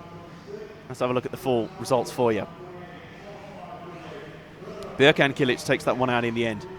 Kevin Brunsden second, and Lewis Jones third. Fourth for Hannes Kaufler. Fifth for Michael Todd, and then sixth for Burak Kilic. Misha Woodmayer, who we followed earlier, 7th. 8th for Ollie Kari. Lewis Beach 9th. And Ben Panic concludes the top 10. And then down here we have a lot of guys who didn't turn that many laps. Nuno Casal Ribeiro on 8 laps. Darren Bloomfield and Stefano Cantoni on 5 each. And then Carlos Durias, Jamie Clancy did not manage to lap between them. So a couple of guys here not coming out for this session here. Maybe repairs to be done from earlier, or set up tweaks to be made. But certainly it's not going to help their efforts at all in any sort of quest to get higher up the qualifying rankings. So here's your next lineup, the fairly rapid turnaround between the e-buggy groups, heats. It's Alex Sanchetin, Martin Bayer, Jorn Neumann, Martin Wulanka, Jonathan Skidmore, Marco Barufalo, Ricardo Burton, Joseph Quagreen, Joao Figueiredo, and Zacharias Villarma Nielsen completes the 10 of this lineup. And then your final 5, Tony Truman, Brian Baldo, Milan Dragilovic, Zach Ryan, and Danny Bernabe complete the 15. And the way they go on, they're slightly truncated warm-up compared to the Nitro cars anyway. There you go, it's long. Right. And I want you to focus and you have a couple of races off where you focus for your grid walk. Oh, thank you. I'm not making it a big thing of it. No, of course you're not. I'm not building it up in any way whatsoever. No, of course you're not. I've already prepared the thing to cut it out with. Oh, I and appreciate make your it all confidence in me. standalone. I appreciate it. I might not use it, who knows. I appreciate it. Don't forget to give your bear a good poke first. Nice bear. Where did Frank go, by the way? Good question. Oh, I need to do that. No, it's too windy. So someone's opening our tent. I can't believe it. Very rude. So Alex Anchetti, Martin Bayer, Jorn Neumann, lots of people here. So this is the penultimate of the 4 heats of e-buggy.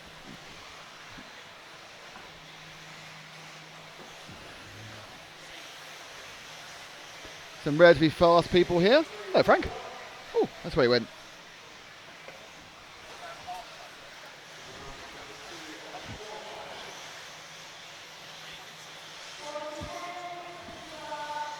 And they're off and running in 35 seconds. Who we're with? And Jan has got us with car 5, which is Johnny Skidmore. As good a place to start as any, Jan, that would be said. And the cars look really lovely now. All the smoke's gone. They're shining under the lights. It's quiet. We're all relaxed. There's a box of sweeties. You want them there, by the way, everyone?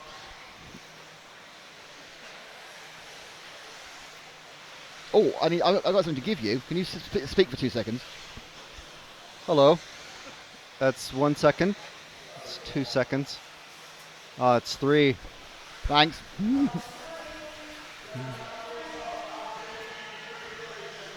So, they're up and running. We're with Johnny Skidmore. Let's take him for his first real lap with electric buggy. Trying to control the monster torque. It's a great air there. Lands very nicely coming in the backside of the 10 metre quad up to the DXR doubles. Now, you need to see whether they get a full 15 out here. Because a few people are a little bit kind of, not so sure about running every single time. I think some of these drivers have got a problem with their nitro car. They're forsaking action in e-buggy. The e-buggy does have bump ups. It's a single run up. It's not a Christmas tree. It's not a left side and a right side. It's straight up. But they're at the top 4 from each e-buggy heat bump up. So they might think, well, we'll just not worry too much and concentrate on the bump ups. And Skidmore's first lap is not particularly impressive with a 31.7. Fastest lap is a 30.4 from Ricardo Berton. Let's just drop back one car, Jan, see who we get. And who we've actually got is, I would say, the car number 3, which to me are the colours of Jorn Neumann. And not only are the colours of Jorn Neumann, they are Jorn Neumann. So Neumann, who was, I think, 3rd fastest in the first round from this heat. I said this before, but he is a very many time European champion. I think he was on the European his first time. He was 14, but he's made a horrendous mistake there, which you may be able to see again. Here he goes. Comes down and just got far too much tail whip there, and it just landed mostly on the wrong wheels. And he was able to get going again in a kind of a, nothing happened, nothing's here. No, it didn't happen, nothing happened, no, I'm fine. So Neumann continues his way, but he's going to be dropping out. So our leader now will be Martin Bayer. I think it's Cody King, this one, isn't he?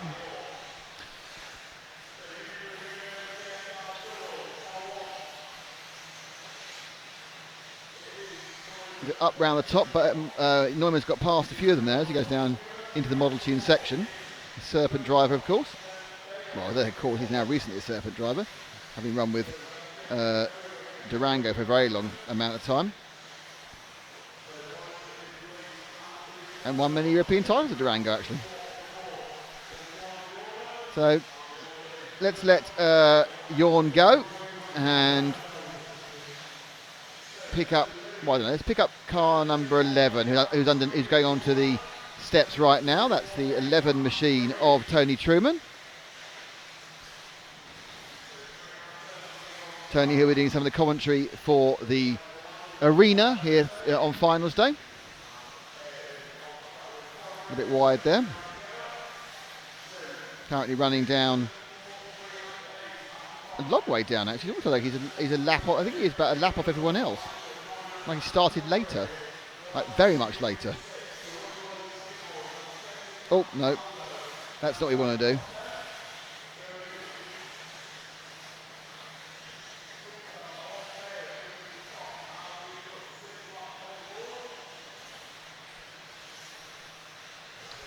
So we can try a quick pickup of wrong car there. Car 2 is coming underneath you any second now. Oh, not under, he's going on the steps. He's the orange and blue car, Martin Bayer, going right underneath you, underneath the timing and scoring at the moment. Just going down the main straight now. Second of those cars down the main straight. That's Bayer in the X-ray.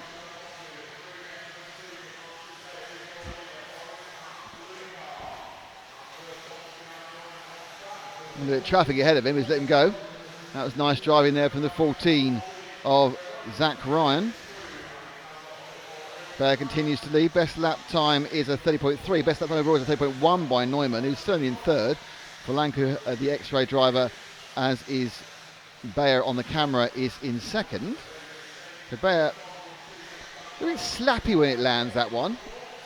Makes you think it's not running as much compression damping as the others. Seems to work really well, but it's got kind of a real slap on it. It could just be he wasn't picking up the drive. He was kind of stopping and then going. Slap. Yeah, see? Slaps down. That's not very technical, but I think I understand where I'm getting with that. He's a slappy driver. I like the sound effects. Oh, you see, it's what I'm famed for, not commentary. Just it's all the bits. It's the bits on the side that people like me for. Slap. So anyway, so that is what he looked. It looked to me like not enough compression damping, but what am I to say? He's leading the race, and obviously no seen him right driving and setting up than I do. So he's going to finish his last lap. This will be the end of 3 of 4 for the e-buggy. So all the big names will be out in a second, but it's a good run by Bayer. Sensible, well paced, and takes the 10 lapper. And it's quite a good 10 lapper as well, 5:08. So you can't argue with that. A 10.508 will be almost certainly good enough for a top 5. I'm surprised we're not seeing Uri Hootie here with his magnificent It mustache. was his birthday a couple of days ago. Yeah, yesterday I think it was his birthday. So he decided to have birthday fun instead. Yeah, I would too. We're seeing him next week on Radio Control. Well, on yeah, I RC would hope Racing, so. Because we're going to the Huddy Arena. If he's not there, It's his home factory. remarkable place. Absolutely remarkable place. Right, I'm going to talk for 3 seconds. Yeah. No, it's interesting because we usually see Uri alongside Martin or Uri's sons. Oh man, now just lost their names out of my head. But Uri usually runs one of the X-ray vehicles. They have a top-level guy who can really tune the car to perfection, and then they have the average driver, quote unquote, represented by Uri Hootie. So that's how they go about developing their cars, and it seems to work fairly well for them. So just confirmation there, Martin Bayer took the win with a 5:08, 2.2, Valanka second, Neumann third, Villavia Nielsen was fourth. Skidmore, Burton, Baldo, Quad Green, not such a score for JQ there, Burnaby, Dragovic, Sanchez, Tony Truman, Figueiredo and Barufalo. The Barufalo, and that is the result of heat number 21 or 3, depending which way you're counting, and the final heat of round 2, qualifying round 2, and the 4th of e-buggy will get underway any second now. And as soon as I get the screen updates, I'll tell you who's going to be in it. Are you a little bit surprised to see Jorn not in the top heat?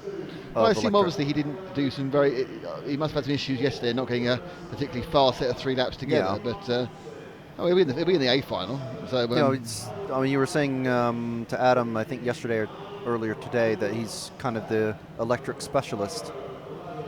Well, I think he's known for his electric racing, but obviously that's in 1/10, and there are differences in driving a 1/10 than a 1/8. There's entirely different momentum. Yeah. You know, a 1.4 kilogram or a 3.5 kilogram device is very, very different. And they could be developing some bits on it, maybe working on a new car or something. Just might have had a bad day. You know, sometimes the obvious one is the thing.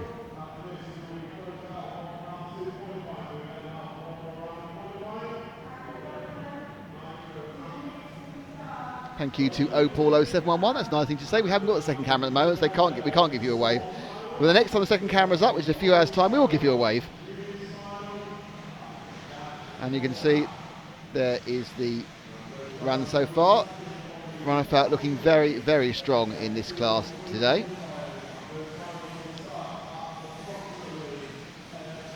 So a minute and a half of warm-up.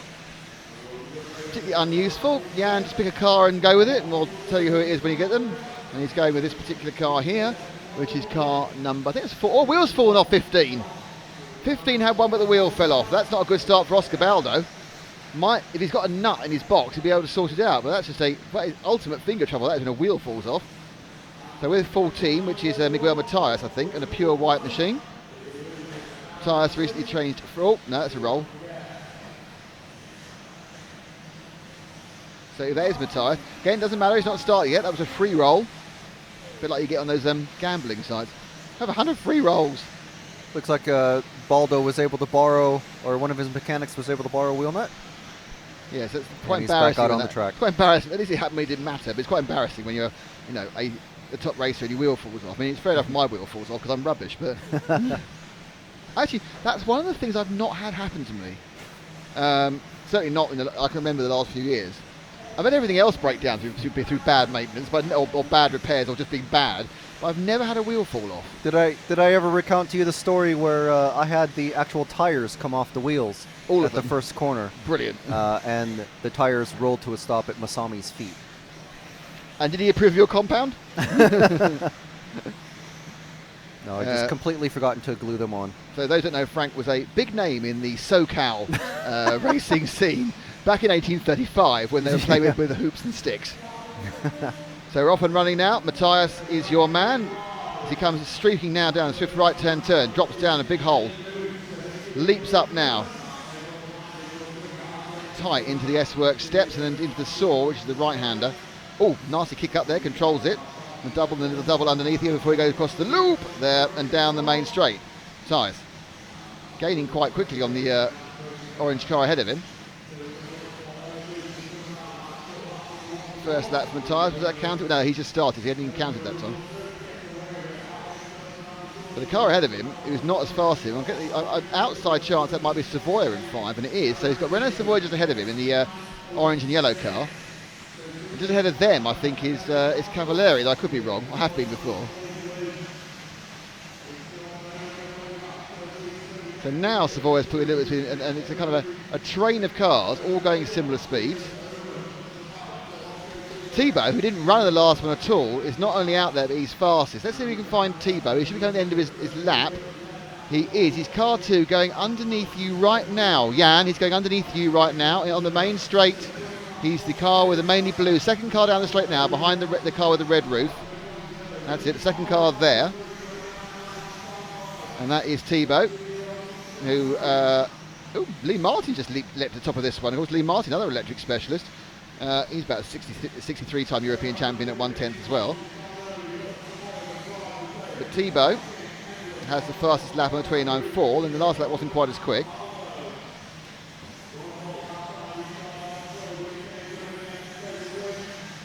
Oh, no, Yared, that's not what you want to do. He's climbed up to 3rd though. See that again? There we are, we're going really, really far. Oh, just clips it, doesn't get enough. Oh, that's gone badly wrong.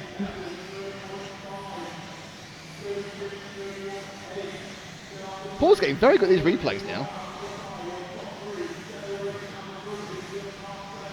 So let's see, it looks like Boots and Cavalieri are scrapping over who's in the lead. Actually, no, it's actually Cavalieri who's very definitely in the lead. So we will... see if we can pick up Cavalieri the next time he comes underneath us. Car number 3. And there he is now. He's about to go onto the S-Works steps with the red roof and then over the saw corner.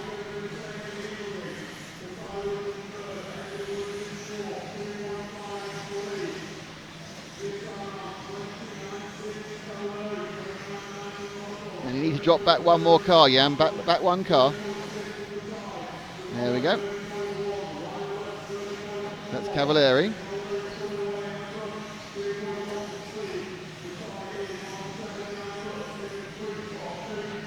Right-hand turn. So Ronafalk, who showed so strongly in the previous, whilst having a quick lap of 29.5, actually isn't showing particularly well as a race at the moment, and it is Cavalieri who still leads. Ronafalk has sort of shifted into second or third, depending on where we are on the rotation. It's all very, very close. You can see it on the right-hand side as they click the 6th lap. Ronefalk is about a second and a half. Cavalieri is 2/10 away from actually getting a 12 lapper, sorry, an 11 lapper. It's exciting, isn't it? Cavalieri has really shown up for this race. Not that he's any real slouch. Yeah, given the fact that he won the first 2 rounds of Nitro, what are you inferring? He was doing that from a different postcode. No, I mean for the event. Right. He has. He's looked at it and gone, right, Ryan Mayfield couldn't get the flight. I think I've won this one. But he's got the might and the bricks to bother about. And I think obviously with boots and everything else, a lot of speed there. Lutz though, it's all Ryan, isn't it? Ryan Lutz, Ryan Cavalieri, Ryan Mayfield. You have to be called Ryan these days to work to be a US driver.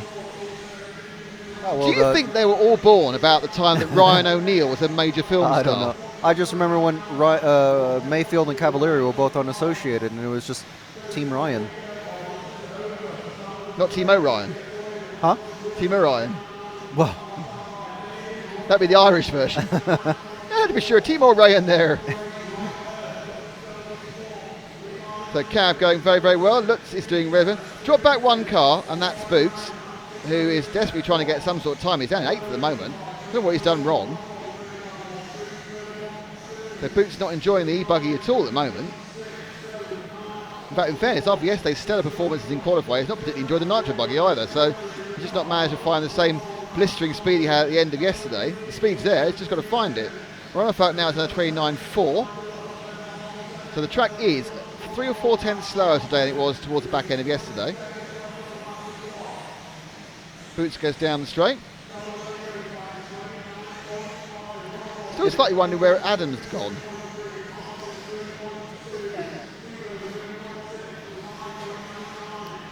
Because the grid walk is coming up. We're going to have the first round of Nitro, and then we'll be setting up for the grid walk around the second round. it is interesting with Mayfield and Tessman not here.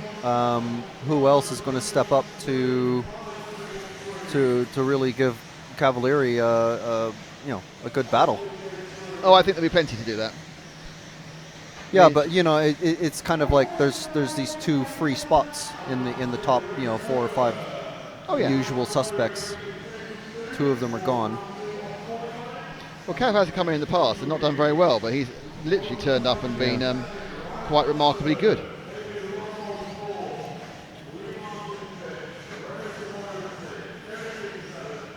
So here we are. At the end of that one, Cavalieri wins through the 500, just missed it by 1200ths of a second, getting a 11 lapper. Robert Bataille, where'd that come from? Robert Bataille's come second from nowhere. Ryan Lutz is third.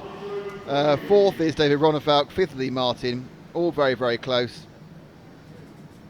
And then Cody King, Elliot Boots. Right at the end, by 1/10 of a second, Robert Bataille got Ryan Lutz, but Ryan Lutz himself is 1.1 seconds. Sorry, Ryan Lutz is about 3/10 ahead of Ronefalk. Ronefalk a 10th ahead of Lee Martin. Savoy back on a couple of seconds, so pretty close. But I shall now see if I can give you the overall line.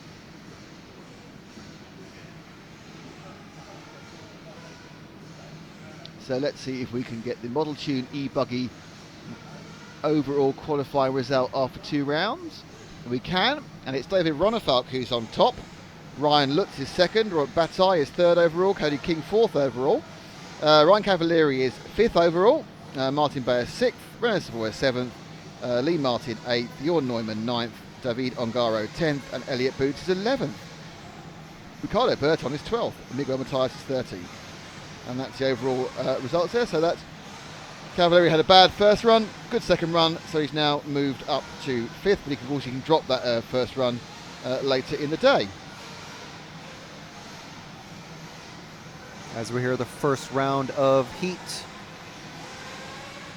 Round 3, Nitro buggies warming up and out in the pits, as you can see on the screen.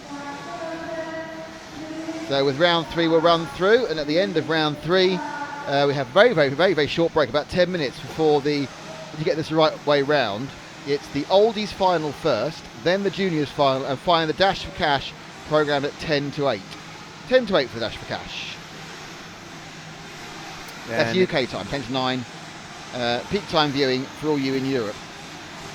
in this Heat 1 of round 3, we've got Enrico Juranek, Peter Bird, David Isherwood, Tavor Mansur, Michael Gugasberg, Chris Agius, Brendan Van Staden, Daniel Evans, Shalom Tsuba, Andy Prosser, Tommy Kuzmanov, Paul Gilliland, Stamatis Kokonakis, Mike Foster, and Adam Lewis.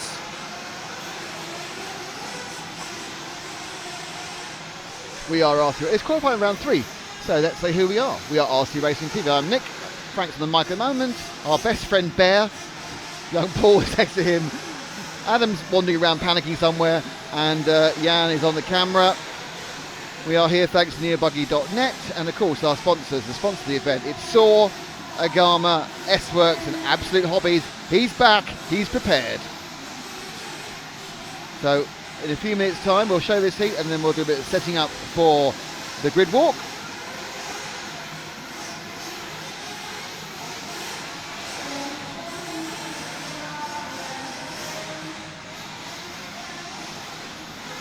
So these guys warming up for the next 30 or 45 seconds or so. And then they'll be starting their timed qualifying run, 5 minutes, going for the maximum number of laps.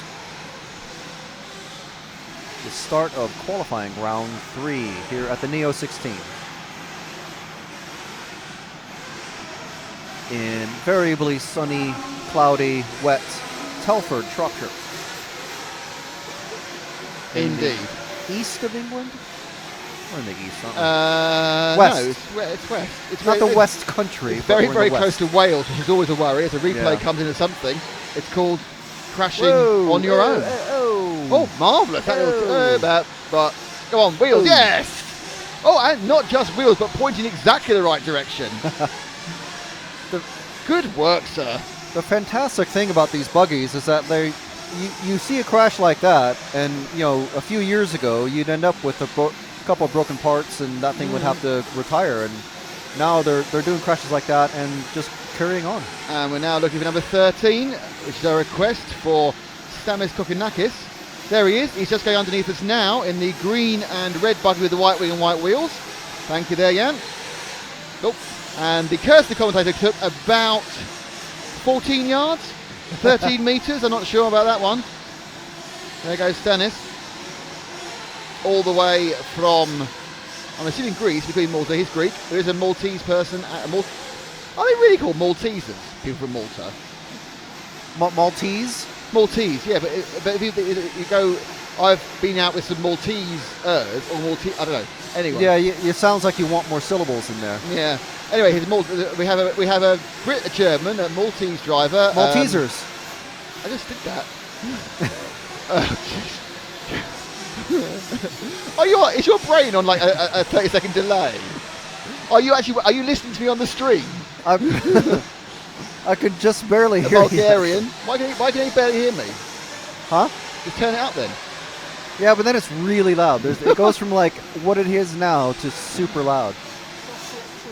I think super loud's much better than barely hear now. Oh dear. Maltesers. Anyway, you need to give your radio pack to Adam, as you don't need a radio pack because you're just spotting. Okay, I'm going down with.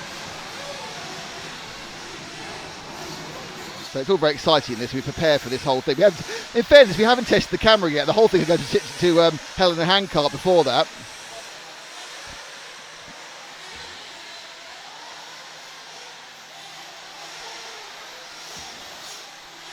So there's still, you pulled me out as well there, Johnson. Johnson pulled me out. I don't know what pulled me out. Yeah. So what's going on?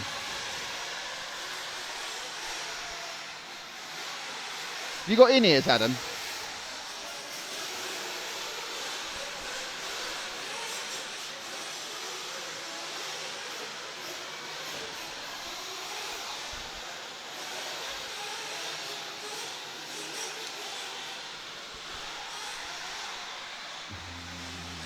Okay. So as we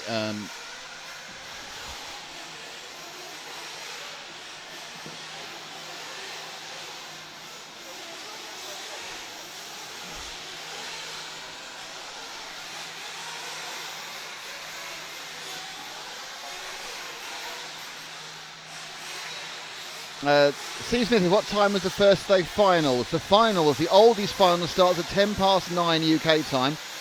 So 10:07 UK time, which is 8:10 in the rest of Europe. And are we still with 13? No, we're not. We're 5, aren't we now? That is the car of Mikael Gridsberg from Switzerland. Hops up and down.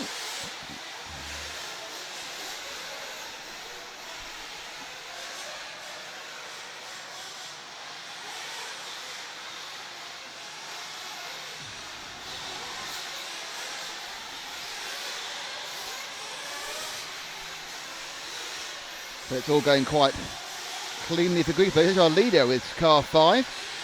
Just drop back sort of 2 cars to the car that's coming up now. That's it. He's car number 7.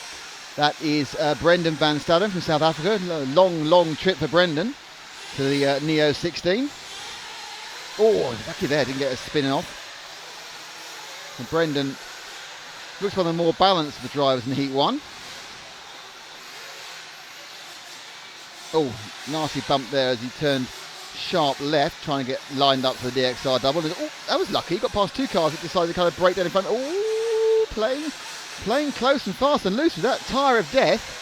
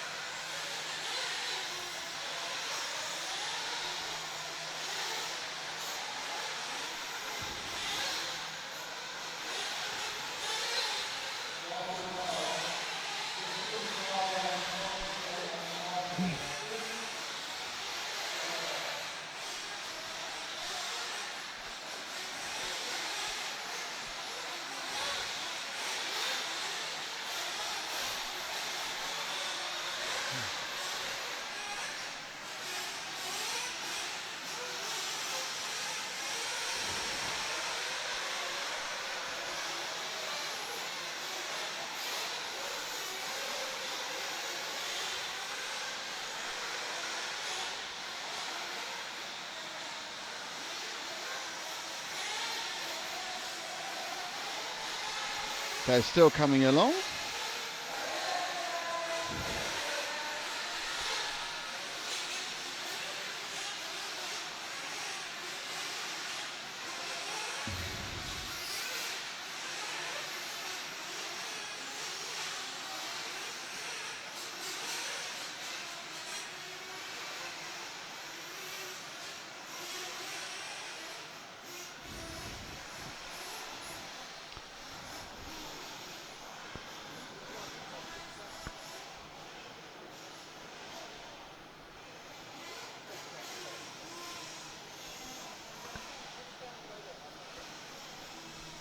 So that was the end of that one, which was the first heat of this event. Michael Gigersberg won that baby.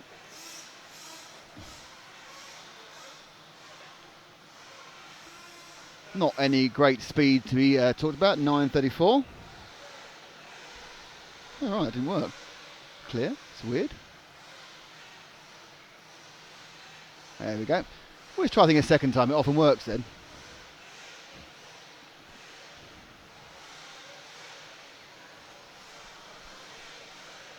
And that's the end of that one.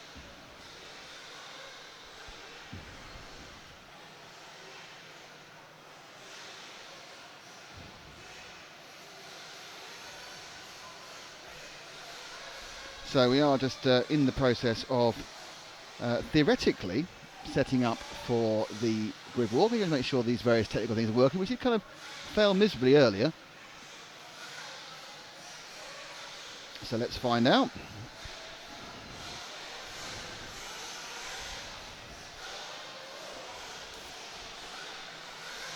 And the good news is that I can see the cameras working at the moment. That's always good news, isn't it?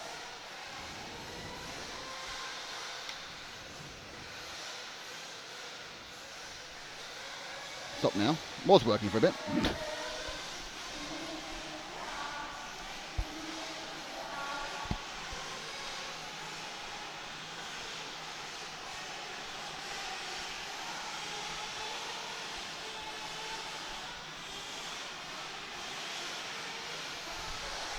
Okay, just all looking quite good. Let's just be completely still and solid and super.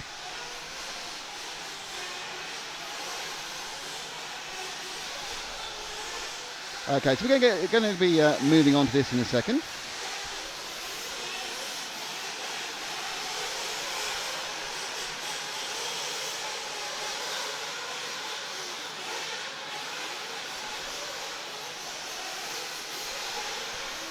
Bear with me, everybody.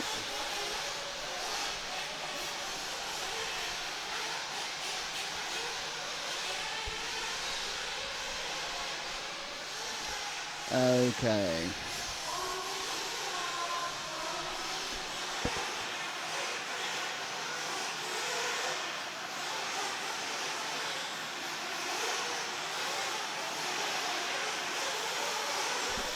So with a, let's just say, Adam, can you hear me? Give me a thumbs up, you can hear me? That's not a thumbs up, excellent. Okay, we're going now down to Adam Johnson and Paul and the team with hopefully a very coherent grid walk. So we're going to see you, and now I hand over to Adam Johnson. Down here in the pits area for the Neo 16, it is a teeming hive of activity. There is no rest for the wicked down here. There's what surprises me the most, that even the people who are doing well so far still look like they've had the worst day ever. They have the most focus you will ever see, and right now we're going to have a look around and have a talk to some of the top contenders in the Nitro Buggy class, and by dint mostly the Electric Buggy class as well. And I believe Frank's found just the person for us to start off. All right, should we have a look over here? Get over here. I believe we have Australian Ryan Lutz first up to have a chat with us. Ryan, afternoon. How's your day going so far at the Neo? It's going great. Going pretty well so far. It's a man of few words. I like that. Cuts to the point. Now, in the last heat, very, very close between you and Ryan Cavallari. It must be at the one point frustrating to be that close on pace, but also really, really positive that you're up there right with the top guys. How confident do you feel of going on to take that TQ status?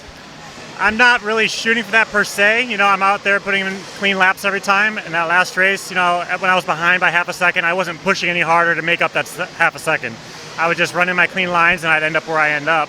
But at the last lap, a little bit of traffic made me miss my line, and I jumped off the track really quick, and that was enough for him to jump back by me. But, you know, second overall right now, that's great. It's all going pretty well so far. You got one more round of qualifying to go today, 2 more tomorrow, obviously. Has that been your mentality through most of the sessions? You know, concentrate on your own race and don't really worry what anyone else is doing? Absolutely. That's the best way through qualifying, pretty much. Thank you very much for talking to us. Good luck for the final round of qualifying today. Hopefully we'll see you in the dash for cash later as well. Thank you. All right. See you later. Thank you very much. And Frank's having a look for some more people for us. I have a feeling, yes, he's found one. Bingo. And you can see here all around me what I'm talking about here with the activities of all the drivers going on. I think Frank's found us another driver. Who have we got here, Frank? Neil Savoya. Good to see you here. What are your thoughts on the qualifying so far? How do you think it's been going for you? Yeah, it's been great. I mean, every qualifier is good. I'm in the top 10. I was hoping for top 5. I think overall I'm 7th in both classes right now. I was fighting for the TQ and e-buggy on the last round. I was just 5/10 slower than Cavallari, and then I cased it before the loop. But the pace is getting there, and I think it would be okay to fight for the top spots in the last qualifier, so it will be good. So pretty high on confidence. I like that. Just talk to me a little bit about how, if ever, this track has evolved. Because yesterday in practice we saw certain guys up the top. Today, slightly different. And then tomorrow, for the last few rounds of qualifying, it'll be slightly different. Just talk to us about how the track has changed with every session. Yeah, I think with the rain outside the building, it just makes some moisture to the clay. And I think the tire setup is a bit different. We had to change the tread from yesterday to today to get a little bit more traction. But I think everyone is looking for another like 10s or 210s to get the proper setup on the tires, because to adjust about the tires and the weather. That's the only difference. The track, I think, is not changing that much. It was a little bit bumpy, rolly at the beginning, and now it's not changing. So it's everyone's same. So it's an ever-evolving track, and it's one these drivers are going to have a challenge to keep up with. Thank you very much for talking to us. Cheers. Righto, let's have a look. See who Frank's been finding, and that's really interesting because we've talked about how this track may well be evolving as the weekend goes on. And let's see how this man has and David Ronifalk. Now, I actually wanted to speak to you quite a bit. Huh? Sorry. This is Pierre, David's dad. Okay. This is Ronifalk Senior. I'll just put these here. Ronifalk Senior. So, I'll rephrase my question then. How do you think your son's been doing so far? I think it's quite good. We have found some traction now with the right tires, and now we're just doing some small adjustment on the car.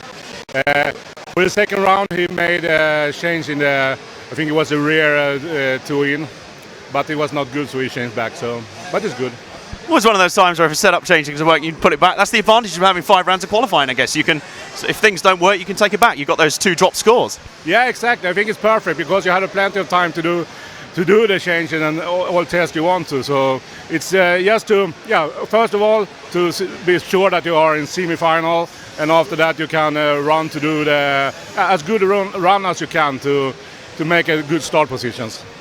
Excellent. So, and what capacity are you here this weekend? Are you here as cheerleader? Are you here as a crew chief? Are you actively working with your son? I didn't hear. Excuse me. Oh, are you? What capacity are you here this weekend? Are you crewing on your son's car, or are you just here to give some support? I'm just hanging around. No. Those days he do almost all the branching by himself. So I'm starting up and being the pit lane, and on the finals I do the refueling. So that's my main part of this, and also look after him so he eats and drive him around and things like that. Classic parent role there, and it's sometimes needed at these major events. Thank you very much for talking to us. Have a great weekend. And I believe Frank's found... well, here's a man I definitely wanted to speak to. This is Ryan Cavalieri, the man who is currently TQ after 2 rounds of Nitro Buggy qualifying. You've got to be pleased with your progress so far. Yeah, everything went great today so far. Just had really 2 clean runs and ended up on top. Now, obviously, you come in here as the reigning champ from last year, and pretty much some momentum there. Just how much from your setup notes from last year has translated, if anything? Obviously, it's a new layout. How much has crossed over since last year? Just a little bit. I mean, last year we were working on a prototype car all year, and then so we're running our production car now with a slightly different setup, but the car is still just easy and fun to drive out there. Excellent. Now, yesterday we noticed in practice you were around the top 5, and you weren't quite up the top there, but today you've really shot to the top of the rankings, and it's a fiercely competitive class. What changes did you make overnight to get that little bit extra tenth of difference? I just yesterday wasn't driving 100%. As fast as I could for the 3 laps. I was trying to get a little bit more consistent runs, and overall we were right there for the the 7-minute runs or 5-minute runs. So today, just the car just seems a little bit better. I don't know if it's the track just being a little bit more broken in, grip's a little bit higher, but yeah, everything's just gelling really good today. Excellent, and it's definitely momentum's on your side, and it'll be great to see. We look forward to seeing you out there in qualifying 3 and the Dash for Cash later. Thanks for speaking to us, Ryan. So we sneak behind us. There is literally wave after wave of cars, and in fact, I believe Frank's taken us over to near the back of the facility. Let's see if I can squeeze up here between the rows. There he is. He's over in the Nemo Racing segment. Now, earlier on, all right, just wedge between the chairs. Hello.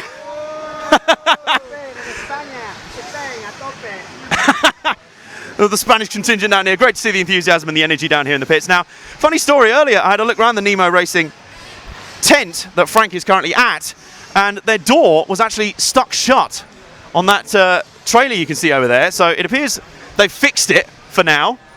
Last I saw, they were attacking it with pliers. So I think they've improved things since then. The door's open, at least. So some progress has been made. And I think we can now have a brief word with Darren Bloomfield. Good to speak to you, sir. First up, what was up with the door earlier? Oh, we locked the keys inside. I saw a whole crew of you guys trying to wrench the thing open. It obviously is successful. How broke's the lock? It's okay, but we're putting one back in a minute, so. There you go. No harm, no foul. Right, to the serious business then. Your runs so far have been pretty good, and you're looking pretty good going forward. What sort of changes are you making to the car between the sessions to kind of make up those extra tenths of difference in what is such a closely fought top heat in qualifying? Well, I just found, I think, probably the best shock package I use, which is a start. Also found some more steering. So just need to make the car a little bit more locked in when I get on the power on the way out of the corner. Because the steering I've now found is obviously making the rear end a little bit loose on the way out. So just need to help it push a little bit on the exit of the corner. And yeah, go from there. Excellent. And what's your kind of approach to these qualifying sessions? We see some people trying to back off, trying to get some space, trying to get their lap kind of last. What's your approach to these sessions? Yeah, definitely. I never go out the pits with everybody because you just waste a lap. Okay, yeah, you waste a lap, I guess, waiting behind because you're wasting the clock's ticking. But at least when you go out of the pit lane, you can go and do your own thing and find a fit. If you've made a change, you can have the minute and a half warm up just to find your feet and find something a bit different. So yeah, I definitely try and find my own bit of space on the way out of the pits. I mean, you can't always help it when you come in for fuel and go back out, or you may have a mistake, and you can't help it at that point, but you can do your best up until then. Excellent. Well, it's good to speak to you here. Best of luck for the rest of the weekend. You're right there in contention. We hope to see you in the Dash for Cash later as well. Thank you very much. Right, great to speak to Darren Bloomfield. Let's have a look around here. Just try not to stack it around some power cables. Paul. There you go. Very nice. And there's the door, now nice and open, which it kind of wasn't before. So that's the problem with locking your keys in a door, so we know. Right, who have we got now? David Ongaro and his translator. David Ongaro. Now, this is a guy who's been very strong. Oh, Burak Kilic is down here. Good to speak to you guys. So far, you guys have been kind of there or thereabouts in both the electric buggy and the nitro buggy class. Talk to us about the differences in setup between the two types of machinery. Fragt, ob du viel verschiedene Setups in beide Auto fahrt, Verbrenner und Elo. Ja, musst du sagen. Ja. Musst du sagen. He's driving a little bit harder in the dish by the electric because the car is a little bit heavier, so you can push it a little bit more, and further shock setup is also a little bit higher. It's a little bit harder, and further it's all the same. There you go, picture showing 1,000 words. There's his setup right there, and looking great right now. It's looking really good. What are your kind of goals for the weekend? What do you aim to achieve here this weekend? Welke Platz willst du erreichen? I hopefully come to the semi-final and come to the finale. Yeah, for me, I want to achieve quarter-final, I think. Yeah, I only drive nitro class, so. Okay, yeah. Well, we'll hope to see you up in those quarterfinals, or even the semi-finals, maybe in the final. Who knows? Thank you very much for talking to us, guys. Cheers. All right, we've got one more from Frank down here. He is on a roll today. We're having a great time in such a busy, packed pit road, pit area. There are so many personalities, so many characters around here. It's great to have them all on board. And I believe this might be, I think we might be about to speak to Mr. Boots, right there. With the cap, yeah. Mr. Boots, good to speak to you, sir, on RC Racing TV. And where's Paul with the camera? There he is. I'm not always followed by a camera, it's just a sign of insanity. Now, Elliot, you were in supreme form yesterday in practice, really, really quick. Today, it feels like everyone's kind of fighting for that extra tenth or so, and it's so close up there. How has the track evolved?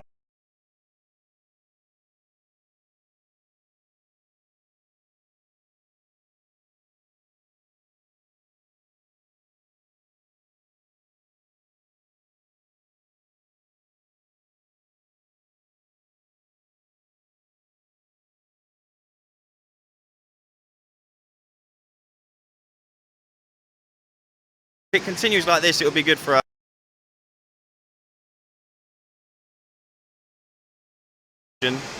But we'll have to just see how it goes. Now, you're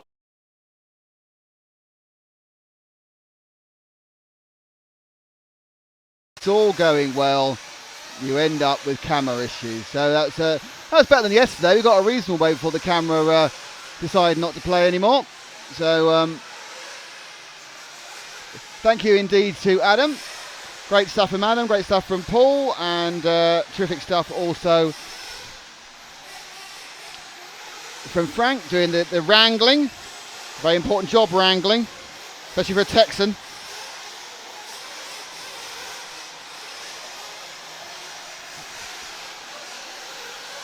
So back with the action. We are currently in Heat 3. And whilst we've been doing this, young Jan has been busy recording things, not for a lot of roost really, but thank you, Jan, for doing it.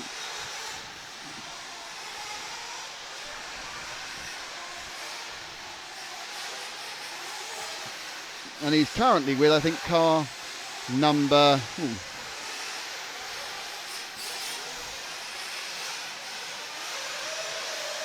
9 or 3, one of the two.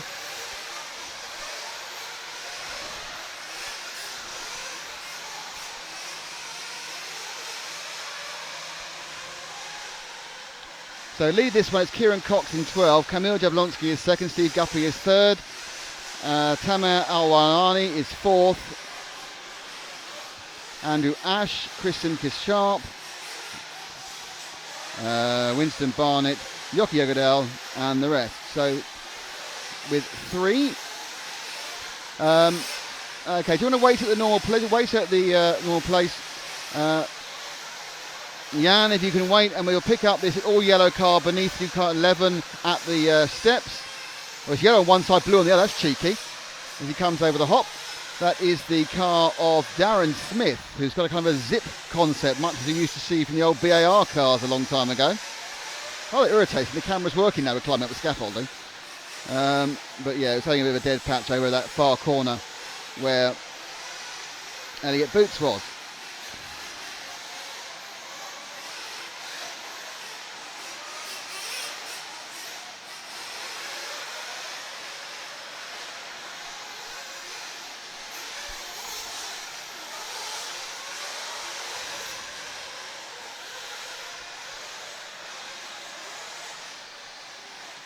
The 11 car nudges out one of the others there for some reason. It's a bit naughty.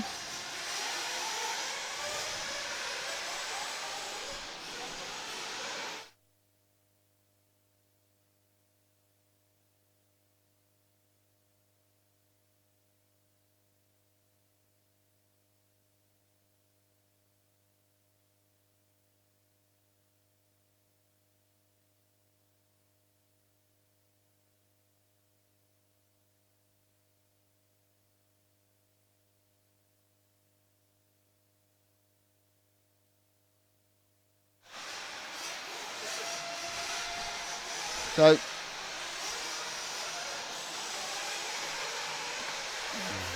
oops, sorry. There come the end of the interview. Adam's back. Nice one, Adam.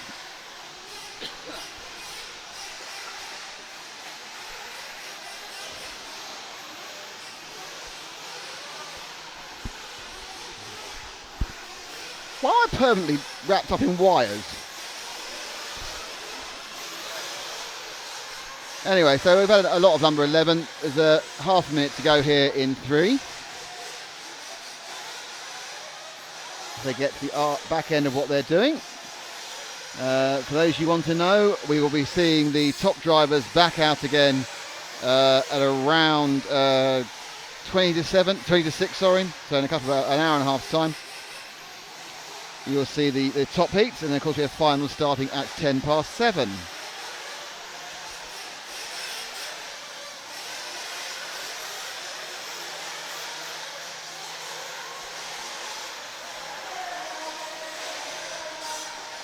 Okay.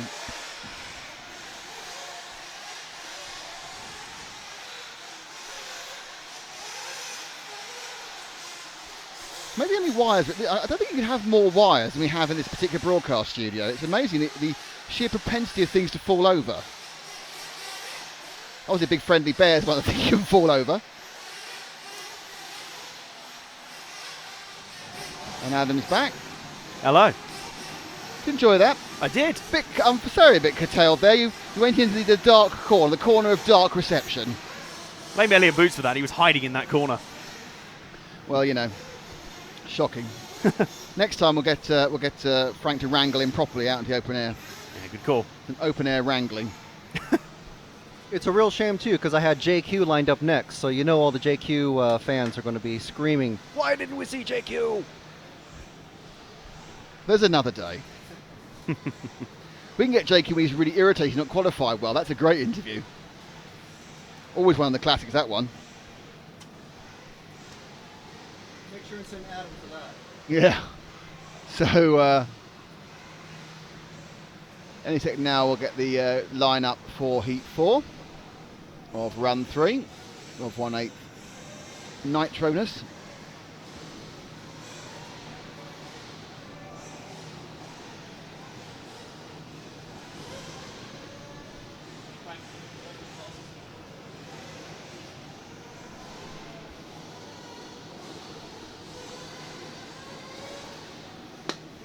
Slightly longer hole between heats here, I think.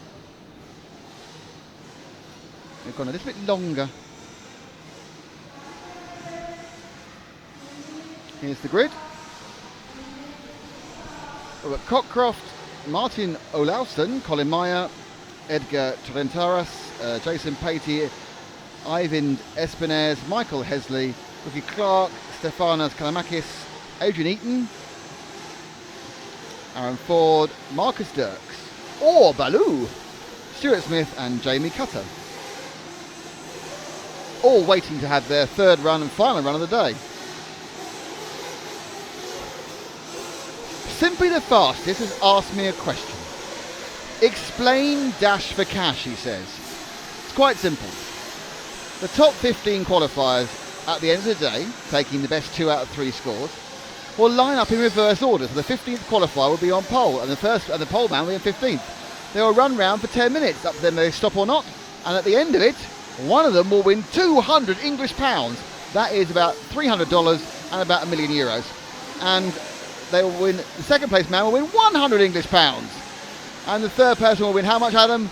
£50. English pounds. 50 English pounds. Because don't forget there's Maltese pounds as well these days. That's true. And Egyptian pounds. Noted. Thank you. So it's lots and lots and lots of pounds. So all the pounds are going really well, and it's pounding along. Now no one's asked for anybody in this race. They're too busy talking about money. Which is quite amusing. Money. We don't want Donald Trumpisms here, please. Yeah, it's a shame that really good song now has to be associated with him. Yeah.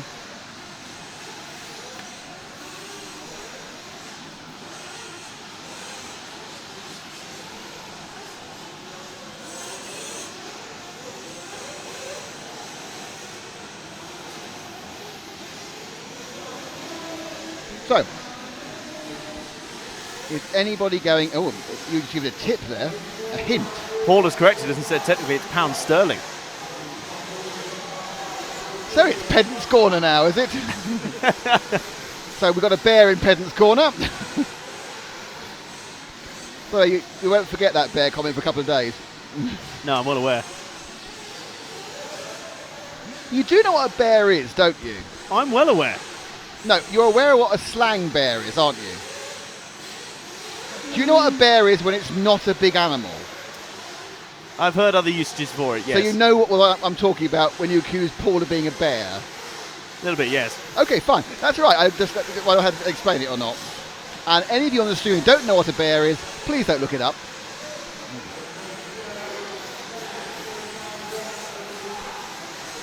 I'm slightly disappointed that the monitoring camera to my left hasn't gone crazy today. Yeah, there has been no moment of chaos out there, has there? No. Do you think that as a team, to make things more exciting, we should have a sweepstake for the Dash for Cash? How much is going in this sweepstake? Well, £1 sterling from Paul there. But I think what we could do is we could get 3 numbers each of the 15, there's 5 of us. Right. And then whoever wins the money. And it could be the own RC Racing TV Dash for Cash sweepstake. How much? 5 each? Was that too much? 5. Yeah. 5 each? 5 each? Yeah, and if you agree, nod the camera for 5 each. Nod the camera, Jan, and give 5 each. No? Jan, do you want a tenner? Is it £10 for Jan? £100? Actually, of course, no. Jan could be actually, morally against gambling, which could be an issue. Actually, is the sweepstake gambling? I don't know. Ish. Well, see, you don't need to register an office sweepstake under the Gambling Act where they used to be around.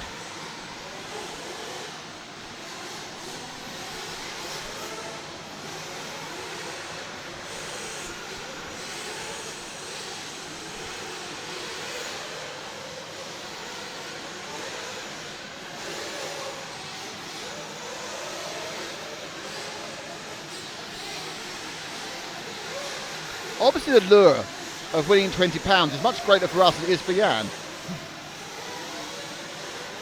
Maybe it says a lot.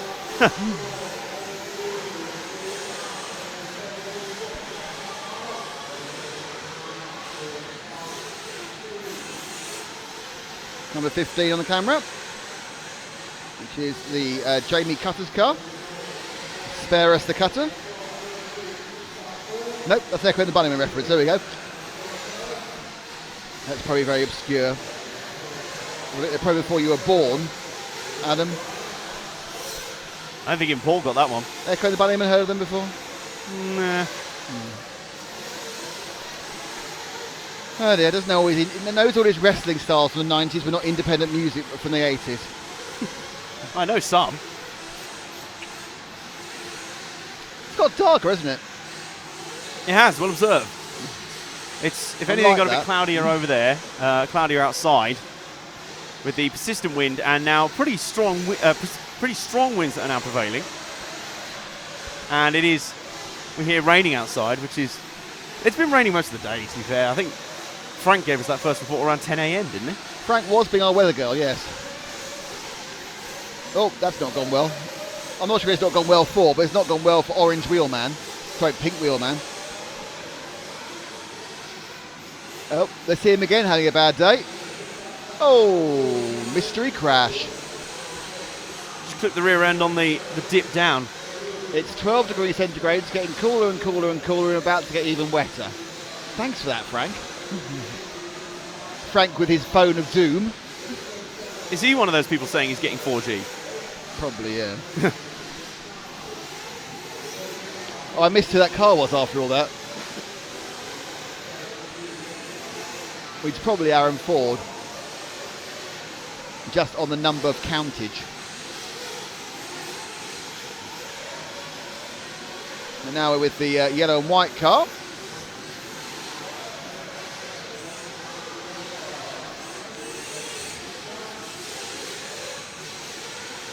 Coming around the corner and up. Oh, no, that's not right. Over the DXR double.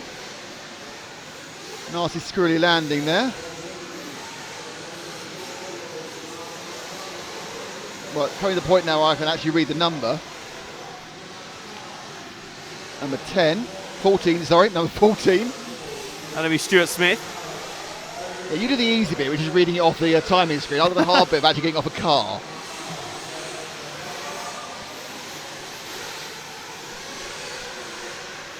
Or Babalu is winning this one from Israel.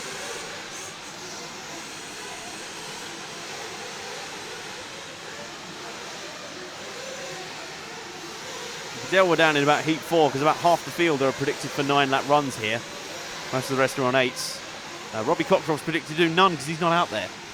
No, this is 15. I read that easy. That's 15. It's Jamie Cutter. We're sparing the Cutter again. You know, I was deliberately resisting dodgy Ben Panic-based jokes, but I think... I don't know any Ben Panic jokes. Well, mostly Panic-based ones. Oh, sorry, I thought you like Ben Panic like a character in a cartoon or something. Like Ben 10 and his nervous friend Ben Panic.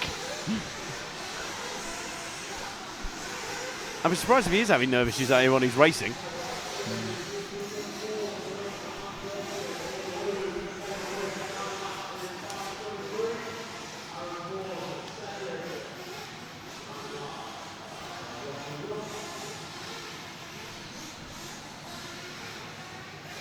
Aidan Berry appears to have gone insane. Reptilian army attack, hiss, hiss, hiss, hiss, hiss. He's obviously gone insane, and guess what? That's the end of his fun. He didn't swear, though, in fairness to him. He's just being mildly annoying. Which is good enough. Simply the fastest is watching the 5-minute delay. You shouldn't actually do that. All you need to do is just, if you refresh, it should be up on 30 seconds. The delay should go. There's no you might slip back during your watch, but theoretically, the way I think YouTube works is the actual delay on the stream at the moment, I think, is about 30 seconds. So you should, by a refresh, get back 30 seconds again. I don't know, it might depend how it's cached at an individual provider. That's true.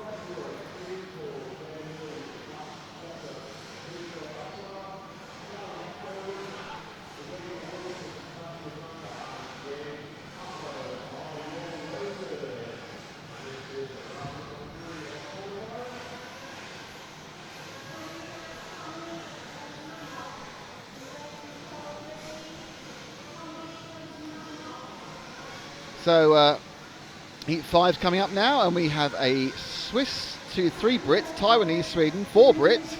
And again, people can read. I'm just second half. Just observing. Second half of the thing, please. Thank you. And then the Q80, 2 Brits, and Sweden, and Brit. There we are.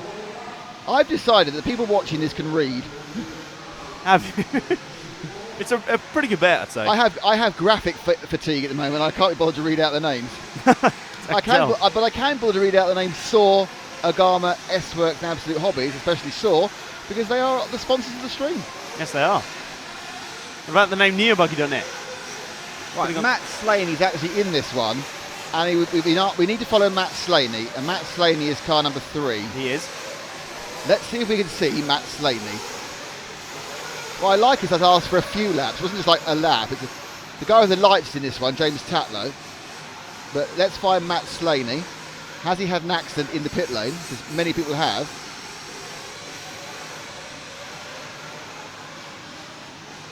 There he is, coming over the jump now, I think. Ah, yes, red and white. Slaney now. Over the S-Works steps. Turning right in the saw. Haven't started yet, so there's some Matt Slaney. For your eyes.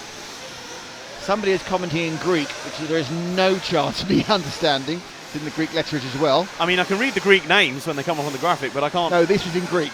The Greek language, yeah, I'm struggling. No, in the Greek lettering. Oh, goodness.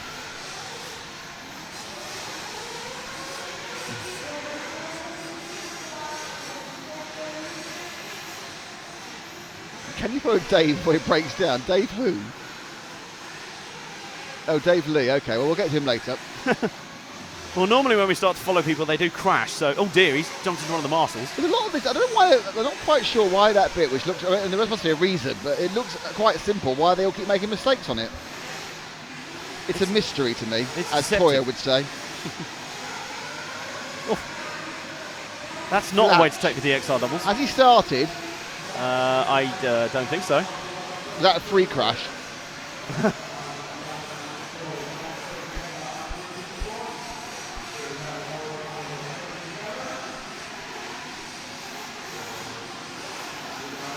Well, he's definitely holding back now, waiting for that space in the traffic.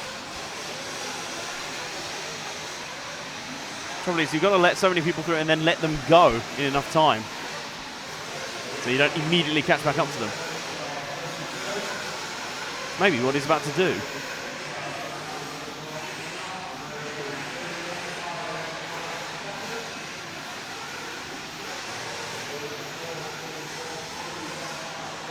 That rear end of that car appears to be bouncing around rather a lot, doesn't it? Nope, and bouncing a lot now because he's running over one of the barriers. Yeah, that makes it very bouncy. We're not actually on the track, it tends to be bouncier. Yeah. So we need to now try and find Dave Lee, car number 9. Right, what number is he on the tracker? 29. Oh good, we're coming soon then. Dave Lee, car number 9, where are you? Not you.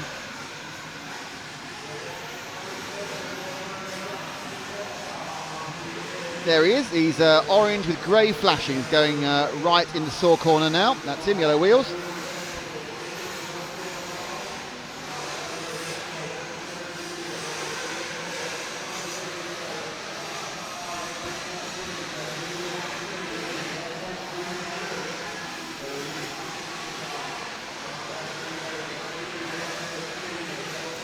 I'll give him this. He's not broken down yet. That is true, but he just dropped a place rather, obviously. Very wide there as he turns into the model tune. Oh, again, they got that one. I thought he was going to go off the track then.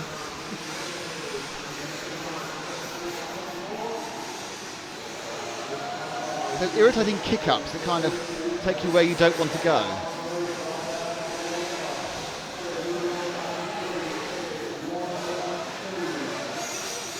Oh! That's called slapping the face of a jump. All momentum is lost. And all hope of him as well. Yeah. Oh, goodness. Now everyone's piling together up there. They managed to make it through relatively okay, though. Yeah.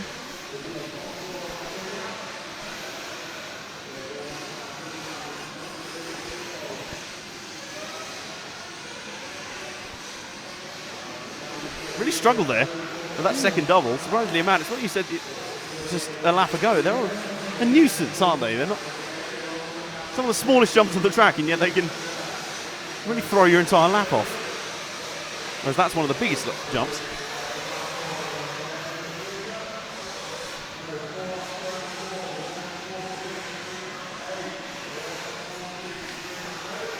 I can't remember whether anybody else wanted to cover it. I think it's gone through now. Clive Malan's winning this. Perhaps we should go and look at him, car number 2. I think so. He's about halfway around the lap. He should be here almost immediately. There he is, underneath us now with the red and the orange and blue car going through the saw corner now. Jan, number 2, going down the straight in the second. He's the car hitting the straight now. Yeah, he's got him. And around the berm.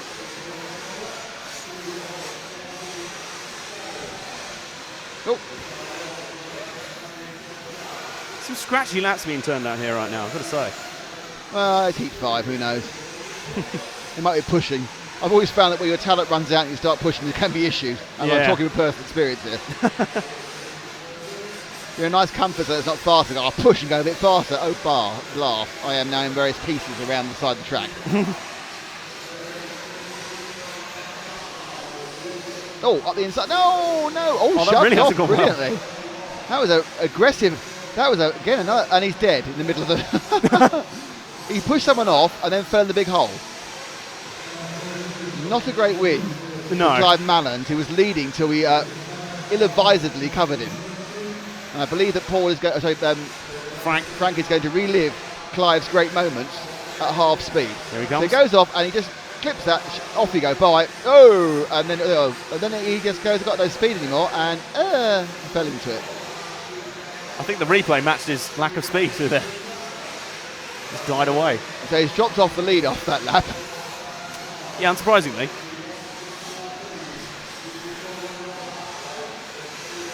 Did we have a request to follow James Tatlow? No, that was an old one from months ago. Okay. He's the one with the light. There's a car that's, I think, disappeared behind the banners over the back there at Garmin He's Corner. fallen There he off is. the track now. The referee, the marshal, got him. I think the jinx intended for Dave Lee hasn't worked. It's gone to the wrong driver. They were trying to jinx. Whoa. Oh dear! Goodness me! That's when you don't want to be in a hole. Marshall's ducking all over the place. Cars coming at you while you're in a hole. Let's see him in the hole again. Oh, there he goes. Off the top. No. Bye. Oops. That's not the hole issue. That's when he just fell off. He may come back at some point. Who knows? 4 seconds to go. Looks like everyone coming around to complete their lap. Why is the reptile attack started again?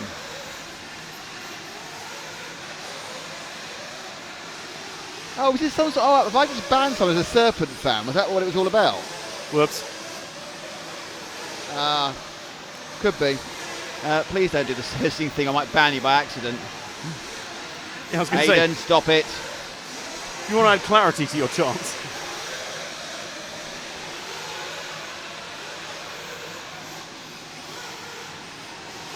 Either way, the session coming to a close now. Heat 5 concluding.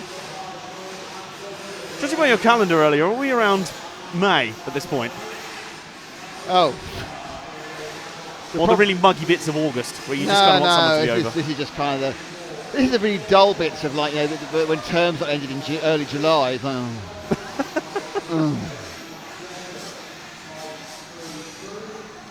oh dear. Oh, I'm sorry, Aidan, but that's just really, yeah, it's also very unimpressive.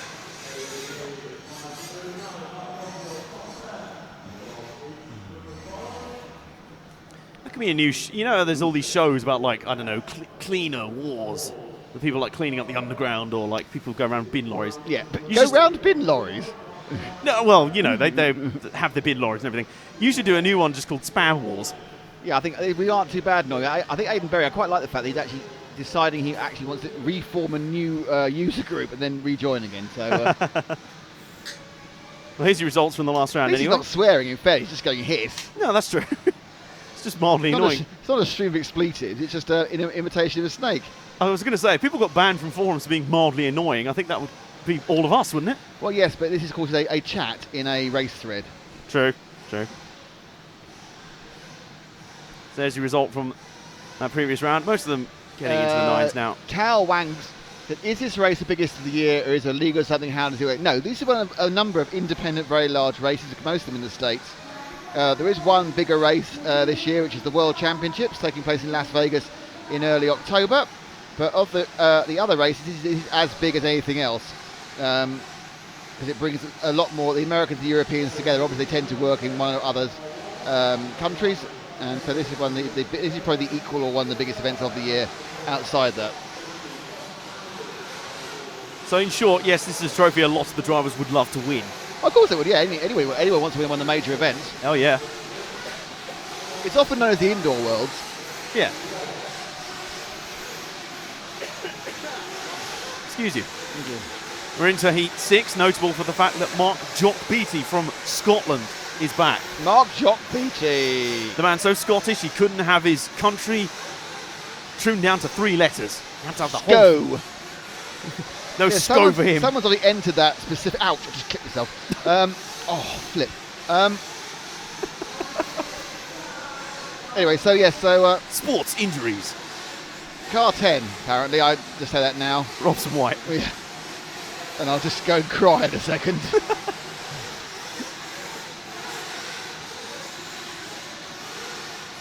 There you go. Car 10's getting a lot of love. Who's this? Car 10. Oh, Car 10, Car 10. Robson White fan club in the house. Yeah, let's go and see if we can find Car 10. Yeah, let's do that. As I sit uncomfortably.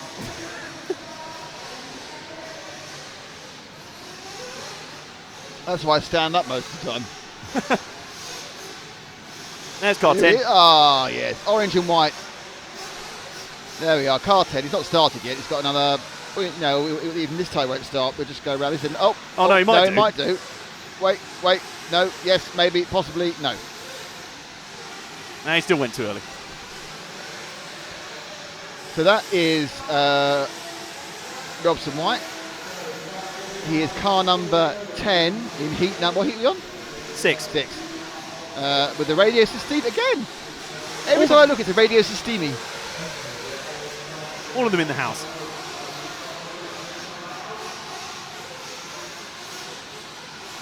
Yeah, you're right. It is getting dark. It's almost like how it was at 7 o'clock last night already. At about 4:15 UK time. And we've still got about 3 and a bit hours to go, haven't we?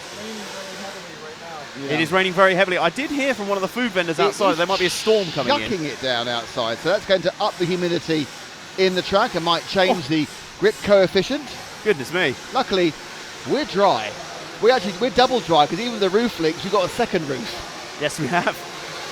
Food later might be an issue. It'll just be soup, whether he wants it to be or not. Well, this is curry soup, or you're going to have burger soup or chip soup. Pizza soup, thank you. Oh, that sounds unpleasant. So that's enough of him. Who else? Anyone else want to see? Car 7, Alan Ward. He's 31% around the lap right now. Around here in a second then. Yep. Car 7, where is he? You little cheeky monkey. There he is. Coming up. Yeah, pink, green and blue over the steps and turning into the saw corner now. Yep, there he is. Pink, green and blue. There we go.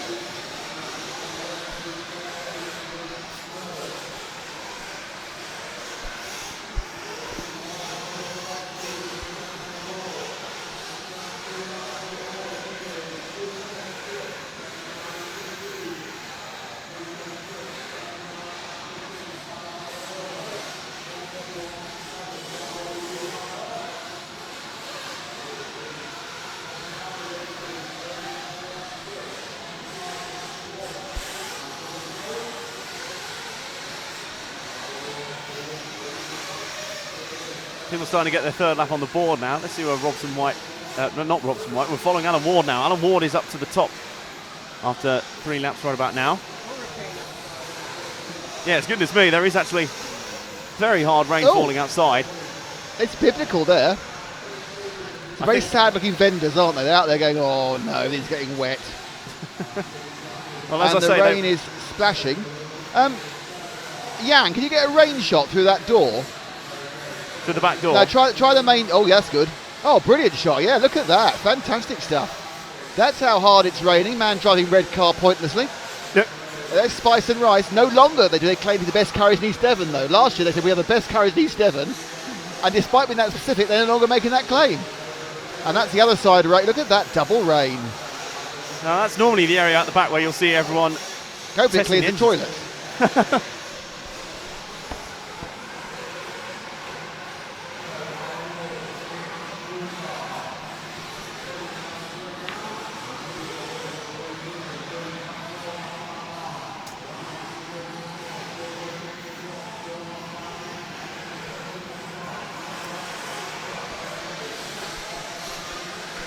So, who are we going for? Yeah, that's it. Choose the... Yeah, that one. Well, they're both the same. They look so blooming similar. The one ahead... Oh, I don't know. I have no idea which numbers they are. Right, the leading one... That one there... is 6 or 8 or something. 6 or 8 or something? Yeah. It's probably not 8 because Carl O'Connor's only turned 1 lap in the session. It's likely Josh Powney who's our leader, number 6. I don't know. I'm not confident of my eyesight. Anyway, it's coming to the bit I can see now through the model tune. And who is it? Have I got this right? Have I actually got this right? I have! Oh, go me! I don't need Specsavers another week. So who was that again? Josh Powney. Josh Powney, yes. So excited, I forgot who I was right about. He's got an S-Works, the Nova Rossi engine. He's not driving a Radio Sistemi then. Damn, good point.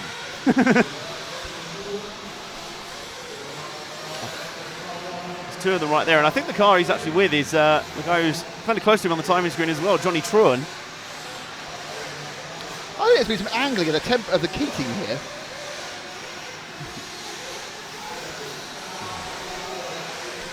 Anyway.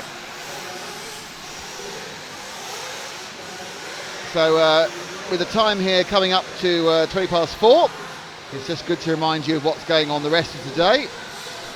We had the top heats coming out in about an hour and 20 minutes at 20 to 6 local time, and an hour later if you're in Europe. And then our finals start at 10 past 7 local time, and at 20 past 7 it's the Oldies final, at 7:30 it's the juniors final, and at 10 to 8 it's the dash for cash. I might just bet with Adam. I'll take one take odd and one take even. And no one gets one. But you know it'll be the one who wins. Well, it's hard to win from the back. Not impossible. No.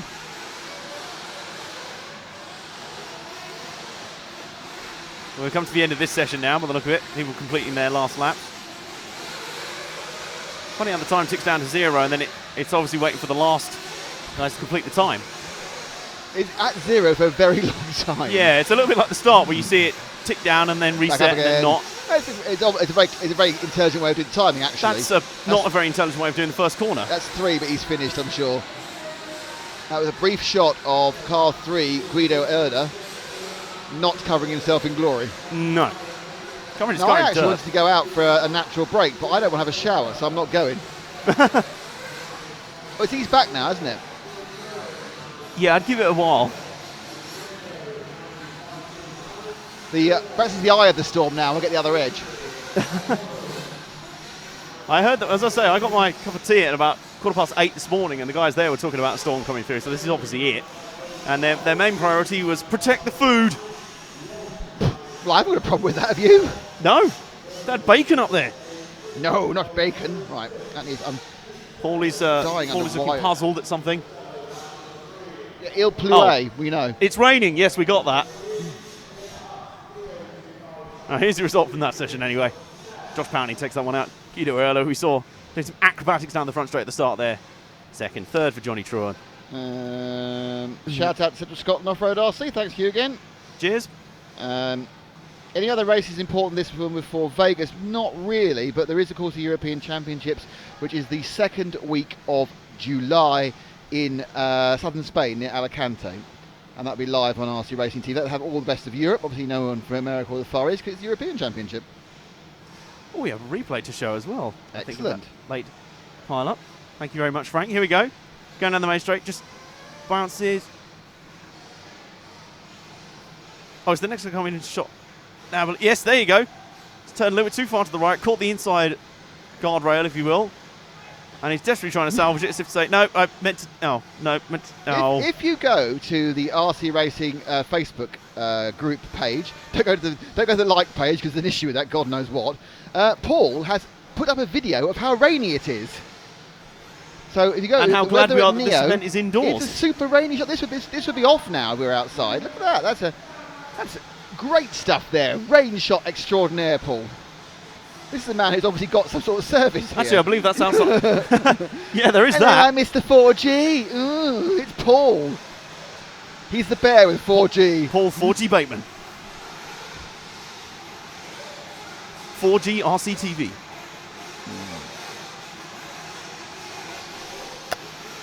As we continue on at a pace. The weather outside will not slow us. We're indoors. We're very high up, so we can't. So we'll be the last to get hit by the biblical flood. That's true. That's true. As soon as we start slowly float, we'll just sort of float down to one end. In many ways, Paul dislikes the stairs so much. He quite likes 4 foot of water he can swim out of. It'll be an adventure. That was a deleted scene from Tomb Raider. Right. Here's the grid for this race. Now Al Abdul Razak, Steve Shakespeare, Blakely and Elizabeth Taylor.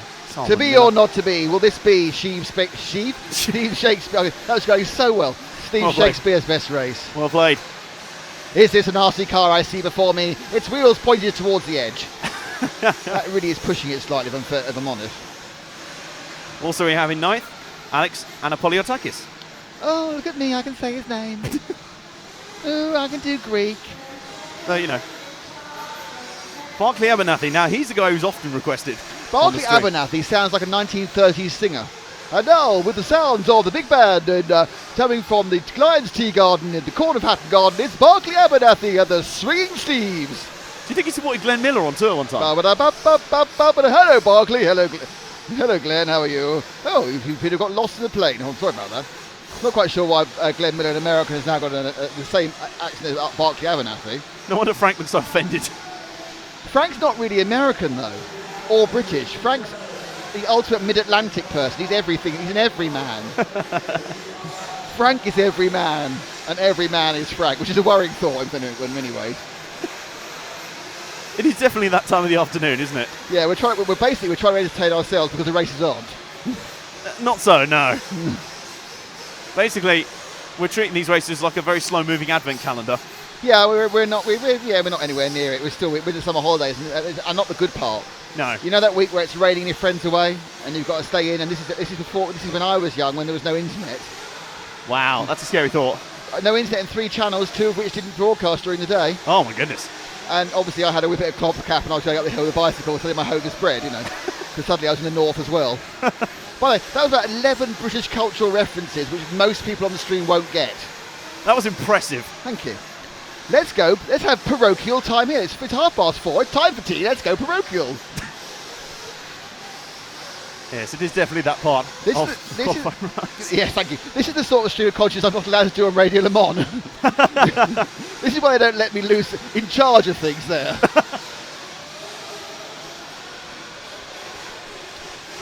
Who are we with? Good question. He just vanished the swap before I could get a number of him. Jan has found someone to tail, someone to watch. This early session goes down. And that is the green car. Look at that.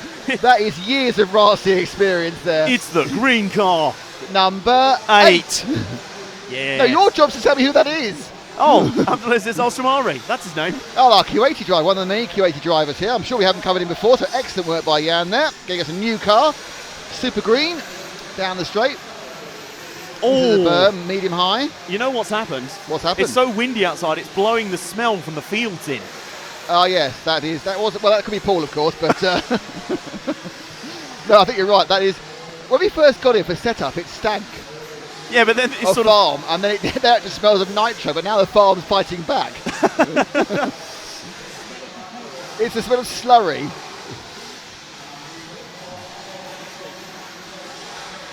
So, oh, nicely passed there by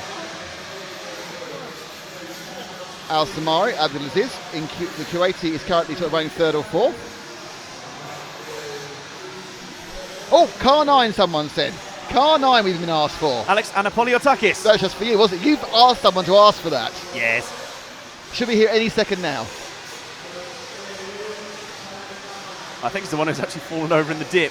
No, that was 8. 4, 6, 9. There he is. Green into blue. Green into blue at the back. In sore corner.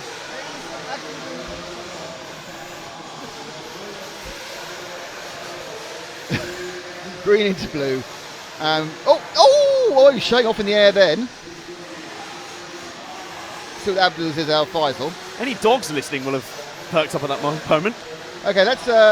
We've got a replay now. I've got a replay. Going crazy bottom. No. Okay, Yang, can we move forward to car 9, who's underneath, he's on these S-Works steps now, the last of the cars going over, with the blue back to the car and the white wheels. Thank you. Can I just say, fair play on Frank. He's actually going to get food, isn't he? Frank is the ultimate forager. Frank, I've told you before, when we arrive at a European event, okay, say it's me, Matt and Frank. Yes. The first thing I want to do is work out where the satellite can go, Okay. because I'm completely obsessed with the satellite and the uplink. Matt, first thing he wants to do is try and work out where the cameras are, what can happen there. Frank wants to work out how he can get the free food tokens. And priorities. He is actually, by a country mile, the most useful of the team. Free food, that's very important. As the gopher, he is the one we need most. Yes. He is useful forager. We have another replay as well. And this is our man. Oops. What's his name? Alexander Poliotakis. Thank you very much indeed. And Getting a bit tangled up he there. does hit he does hit Abdulaziz Al Shirani. So our two featured people had a collision. The jinx is coming together. So Alex here, going round for a lap. The Greek round the saw corner. This is where the loop is just here for you joining. Oh no, that's the loop down the main straight, and he'll come round the berm in a second. Do you think when his crew's delivering his car to him, they are under orders to get it to the Greek? Wasn't a very good film in the first place. If you're going to quote Russell Brand films at me. I have a friend who's often mistaken for Russell Brand. It's quite hilarious. Does he end up with lots of girls then? Yeah. I've been with him when he's had people want autographs with him. You just go, yeah, right, I'm Russell. Oh, I've got a bit of a drug problem. Can we go to bed together? And that's basically it, isn't it? Oh, whatever works. Is that your Frank Spencer? That was my Russell Brand. Frank Spencer, ooh, Betty. Oh, what's in the beret? It's very similar. And I'm sorry, Frank Spencer is so parochial. He is massively so. It's a bit of Frank Spencer. There's a bit of Carry On in there. This is wonderful. It's Tea Time Britain. There's a little bit like that little Britain intro. Britain, Britain, Britain. It rains, it pours, and men drive cars on mud tracks I'm indoors. very pleased to see that the people on the chat are having their own conversation, which is what it's supposed to be there for. Hey. I won't join in, but well done, Sven and Telgoet and everyone else, and Agamon. Oh no, go Alex number 9. We had a bit of Greek support there for you. So as the numbers are ripping up on the stream again, just want to point out that thank you for being with us. We are RC Racing TV. We're here at the Neo 16. It's Saturday. First day of qualifying, with more qualifying tomorrow, but we do have some special finals later. We are here thanks to Saw, Agama, S-Works, and Absolute Hobbies, and of course neobuggy.net. Current time locally is 4:30, and at 6 o'clock, or so just before that, but 10 to 6, the top heats will be out. So you've got an hour and 20 minutes to wait for that. But there's a lot of entertainment till then, both on the track and hopefully off it, if we can find Frank again once he's got food. And the three finals start at 7:10 local time. It's UK time, the Oldies final and the Saw Junior final at 7:30. And then the infamous Dash for Cash at 10 to 8. I wish sometimes there are moments where I wish there was a webcam up in here. Well, we could do that actually, because we are studio cam. We have our 5 inputs, which we use. It's 3 cameras and the RF camera for ease of use. We also can input any number of a USB device as well. That's true. Although sometimes with how close to the limit that PC runs, it's nowhere near now. That's true. Oh, One of the many little modifications young James made, improved that no end.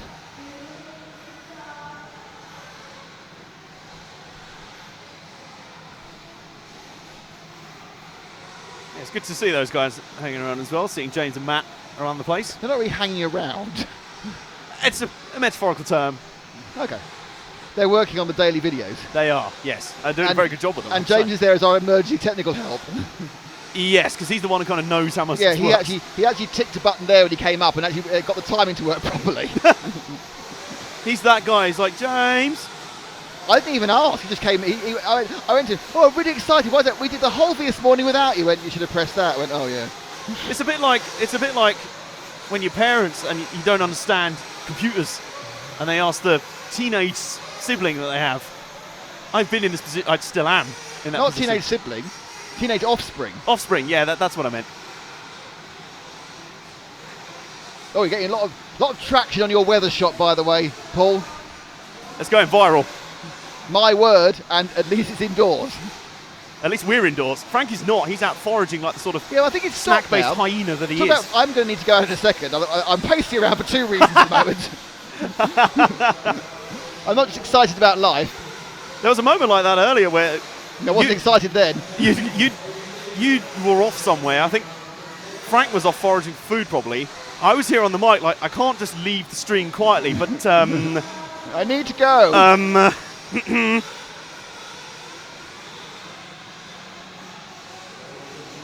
So this session will be starting fairly shortly. We're on to heat 8 now, so about oops, and Master's already getting hit in the ankles before the heat's even begun. So got a little while to go. The countdown is on until that final 3 or 4 heats. The top heats of qualifying. We got a blooming Mormon spamming us now. What? There's a Mormon spamming us. What's he saying?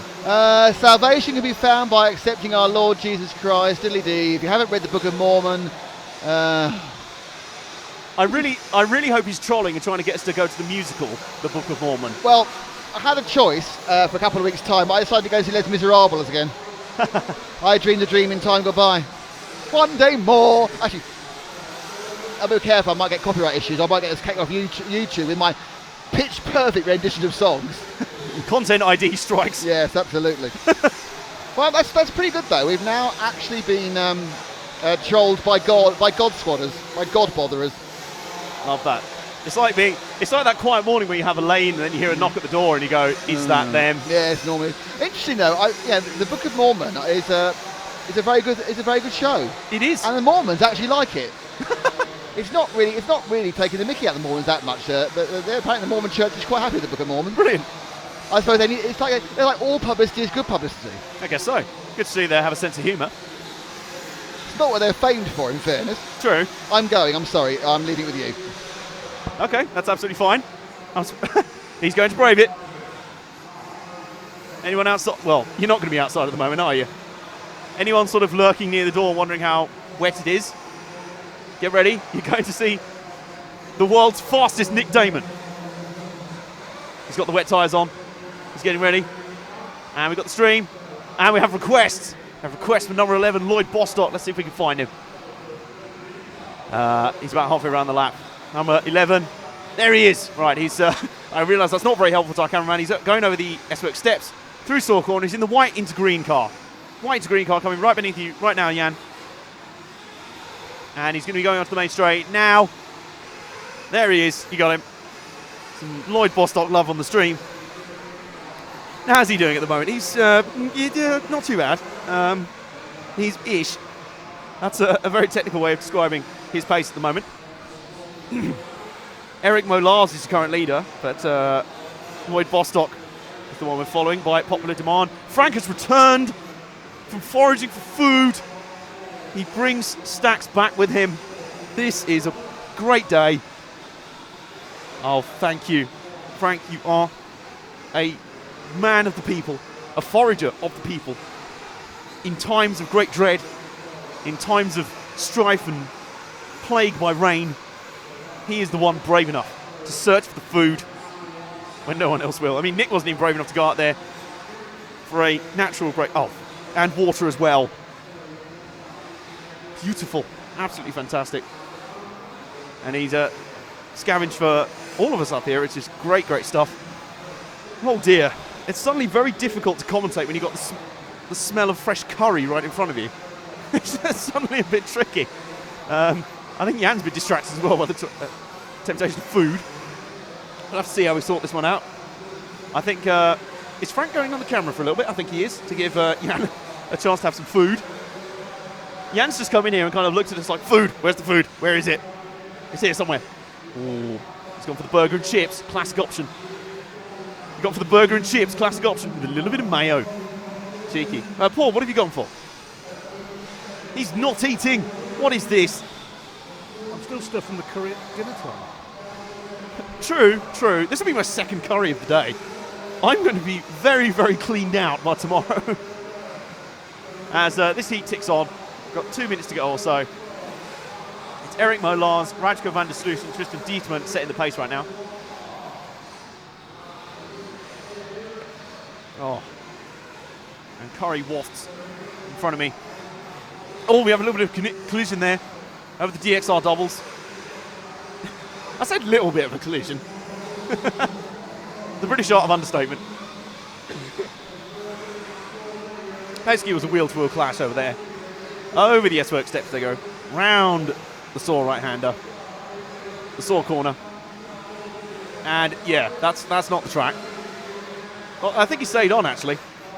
It sort of briefly disappeared from view. And we continue on. Is there any more requests on stream?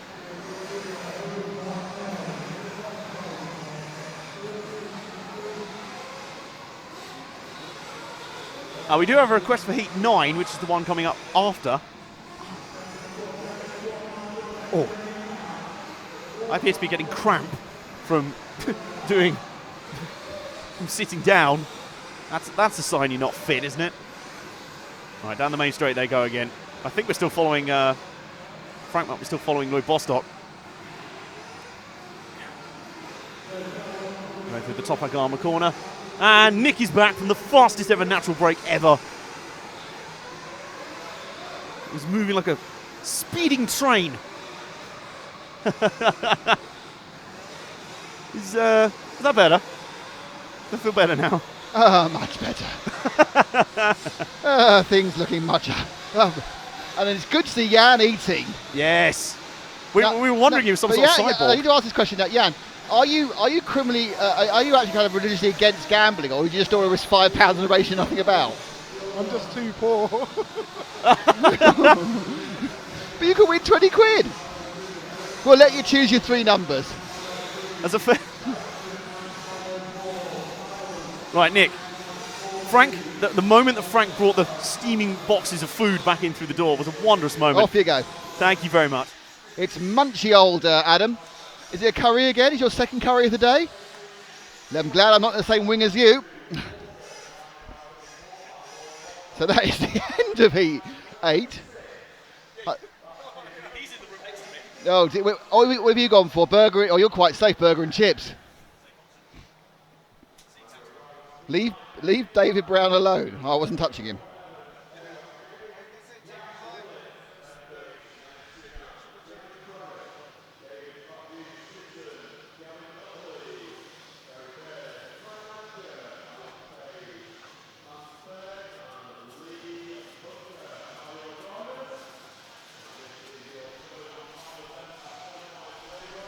So David Brown, who we've got to leave alone, is the top car in this one. Heat 9. We are getting towards the sharp end now, which is good news. Everyone's favourite bear is wiping his head. I think that we should. You know, you can get things. I want to get a Paul Bateman teddy bear, like a bear. That what's it called? Build a Bear. Get a Paul Bateman version. Slightly overstuffed with a hat on. And you obviously, do you want right to reply to any of this? I want to have nothing to do with it whatsoever. Much like this entire broadcast.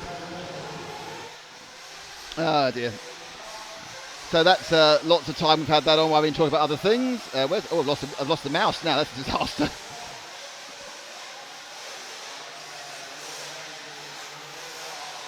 So heat number 9 of run 3. Last time some of these boys will be on. The youngsters and the oldies might get another run in the finals. Gav Utley is a tip for the top for showing. Green and yellow show apparently for Gav Utley. Gav Utley is the 10 car. Number 10 for Gav Utley. Number 10. I can make myself look, I've just turned the bass up. I sound really like Barry White now, don't I? Well, let's get it on. Or like this. I go, very weedy, hello. I've never had this control of myself before. They give me access to a mixer with several more knobs than normal. And like any young man, I love to play with a knob. That came out wrong, actually. Sorry about that. That came out 3 levels ruder than I meant it to.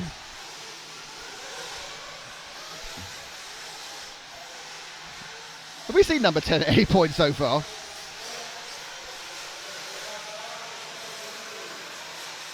There he is, underneath you right now, Frank.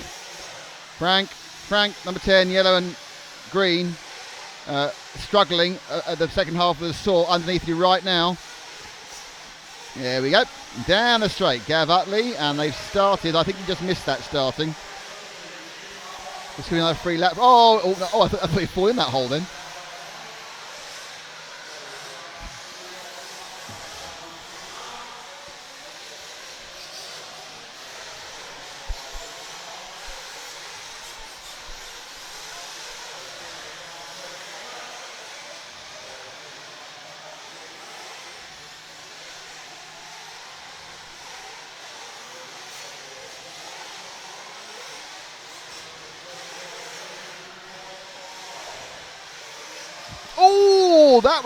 That was spectacular and a half, that one.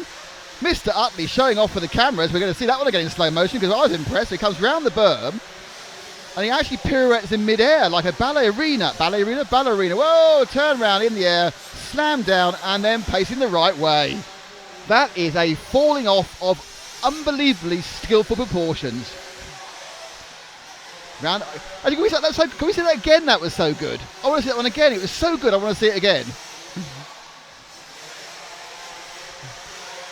Look at this, he comes round the berm, leaps, something goes wrong, he does a turn in the air, lands, slap, bang, 3 more, a turn and a half and back going again. Gavin Utley, you are a star, not of driving, but of a trundling around. Fabulous start.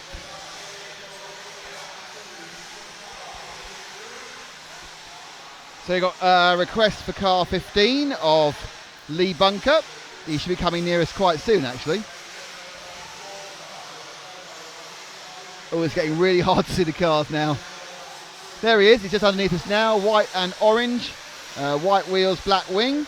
Underneath you now, Frank. White and orange and black wing. That's him.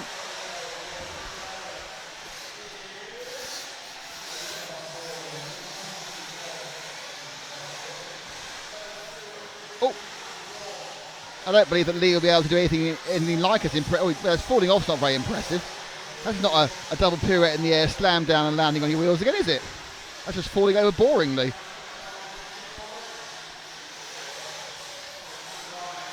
Magni Handberg is leading this. So that's a Yina has gone past. So as it rotates round, it's the Israeli and the Norwegian who are leading this one so far.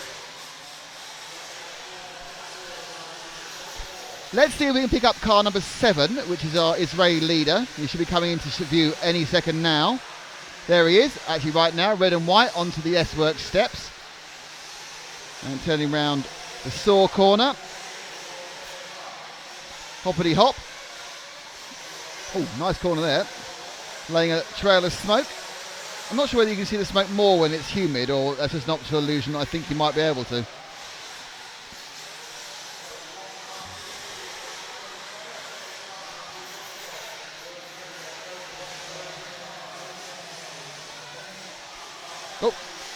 That isn't the track, but he's still doing okay. Yaniv Sivan from Israel. There's about 4 or 5 Israel. We thought we was both yesterday and the camera broke down.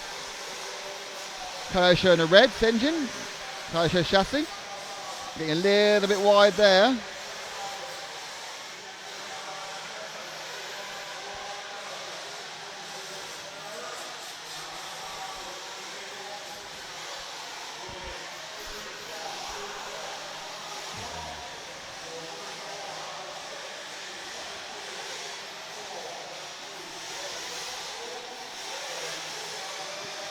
Sort of double bite into that corner then, but got away with it. None of these people are sitting there. As you see, Bav is just on the edge of being on a 10-lapper. 10.5.30, so he's really, really on the edge of actually picking up a 10-lapper, which is pretty good in Heat 9. He's only halfway down the field, so Sivan now. Israeli looking to click a 10-lapper. I think if he stays clean, he'll do it. But if there's any sort of accident, he'll drop back down to a fast 9. None of these laps are particularly spectacular, but they're all kind of okay. 33.0. It's best of the 32.1. The fastest are doing 30 sort of 1, 32, very fast time. So he needs to get past this piece straight. Can you manage a 10 lap? That was a nice little overtaking there as he goes over the steps.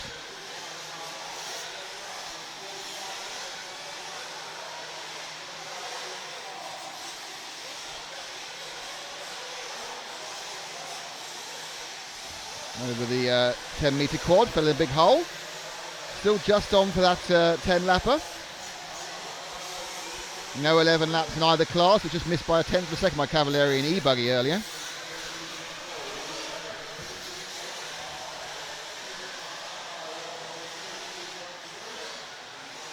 So the absolute hobby step up and round the saw corner. And he will get that 10th lap, and he does, 10.5.28. So that's a really good performance there by the Israeli, picking up 10 laps in Heat 9. And with that, I think everyone has finished. They have, apart from Jack Willits, who hasn't made the trip.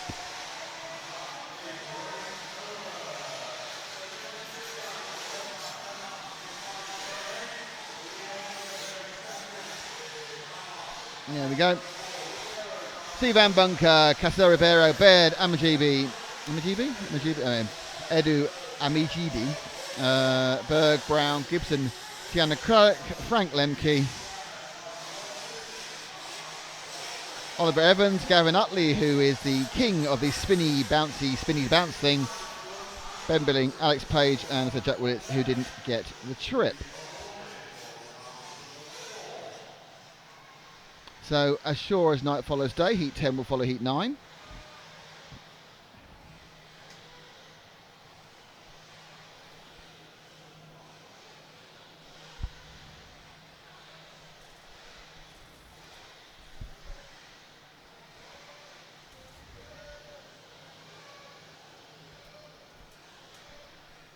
Adam getting through a large percentage of his curry now. He seems to be enjoying it. Was it mild or strong, or medium or hot?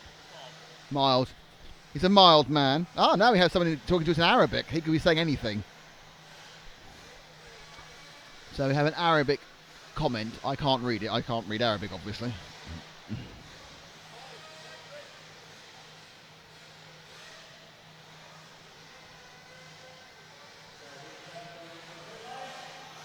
So now, any second now, the next heat. Well, there's not quite a slow change over that one, but it's appears to be in keeping with the time schedule.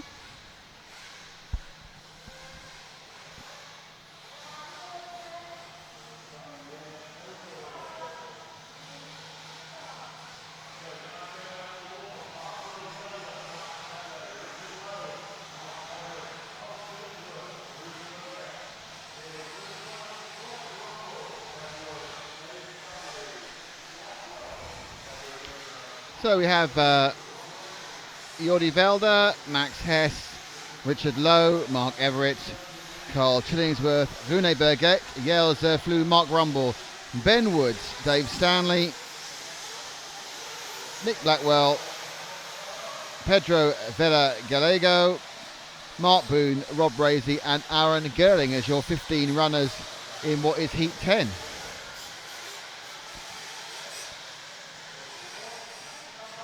And they're on a 1:14 countdown.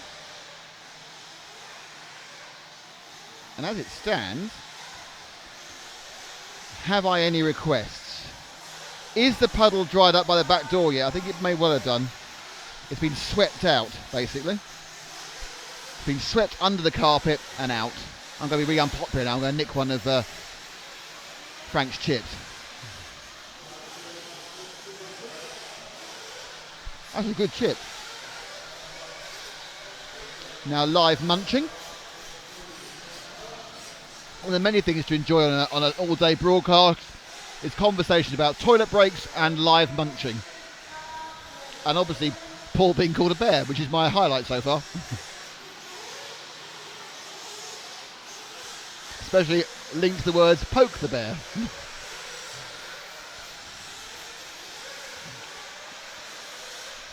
Have I got any? I got a request for 15 and they're all coming in now.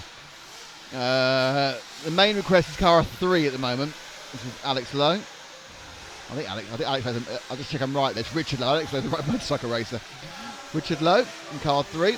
Don't know where he is. That colour he is. There's 1. 10. I'm just reading off numbers now, which is not exciting for anybody. 15. Oh, where's car 3? You found him? Has he been found by our master cameraman? It has. Jan now. Jan refired by a burger and chips. Suddenly instantly finds the right driver again. The energy flowing through him. Oh. That was a more of a tip and a tap.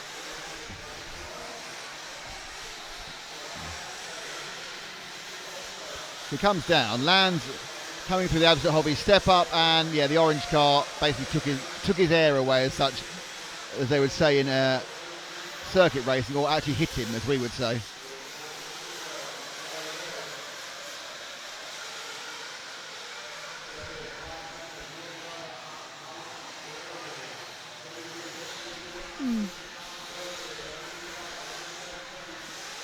I'm going to go and try something. It's going to make me quiet for a second. I'm going to try something in a second.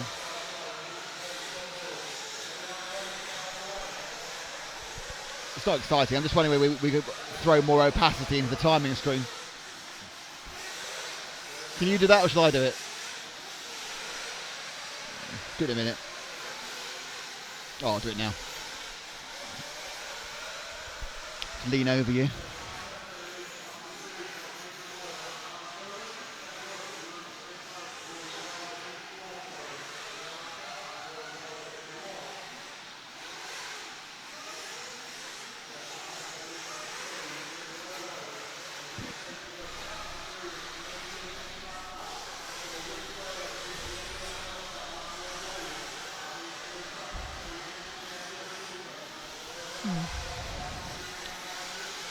Yeah, that's better.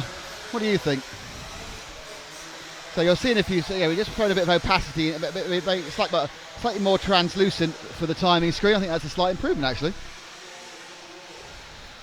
The boo at the bottom of this is Mark Boone, not Elliot Boots. And we were also asked to show 15, which is Aaron Gerling, who is probably past our pickup point already. So we'll stay with this car for a while.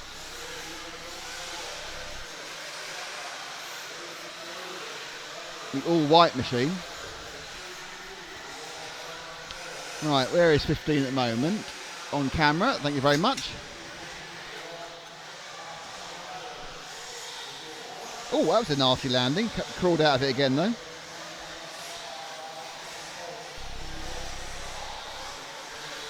So Aaron Gerling in the whites machine. As he's not quite as white when he gets near you. The replay of his last accident. That's not 15, that's 8. So that actually was Mark Rumble. So Aaron Gurley, let's see where Aaron Gurley, we'll find Aaron, who'll be coming towards us quite soon.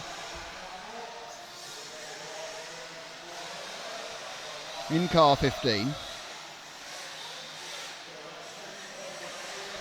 Okay, 15 is the multicoloured car with the checkered flag side and wing, which is going on in Saw Corner now.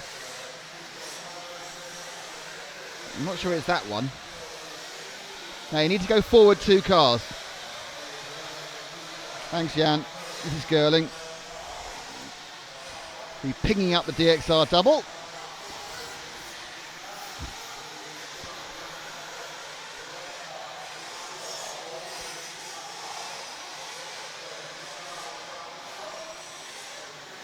Ooh.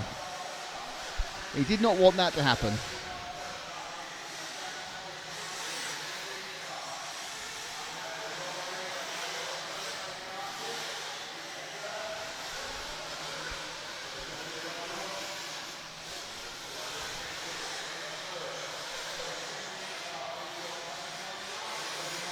So Girling currently in second, and the person we were seeing earlier, which is Richard Lowe, is leading. So for once, a victory for our televisual coverage in lap time. None of them on for 10 laps though, which we saw from our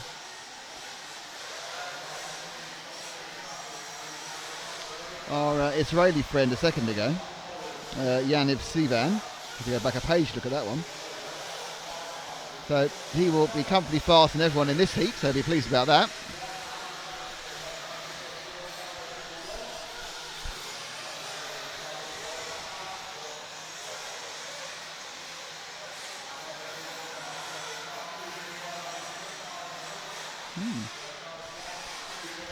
Felix Rigby has translated using Google Translate the Arabic above, and it's come out as, I ask you and beg you to partake in the fallopian. I have no idea what that was meant to be. It could be a piece of religious statement, or it could be a very genuine request to follow some car. But thank you to Felix for Skolam said the cameraman must work really hard. The cameraman do work really hard. We have a rotating set of cameramen. Jan's done a lot of cam work today, as have the other Paul the Bear Bateman and Frank the Forager McKinney. But they, it's like the Great Escape now, isn't it? We've got your little kind of like, bylines. As this race comes to an end with Richard Lowe taking the victory and Girling in second. Then Adam's done a lot of work as well, because he's had to go and do a grid walk. Is he not listening? Oh, that was funny, wasn't it? That was so funny. When he thought Pierre Ronafort was David Ronafort. And I was talking about it being 19. I think that's a man's got a major ageing issue. Yeah, so Methuselah said, no, you're not looking good for 19, are you, Dave?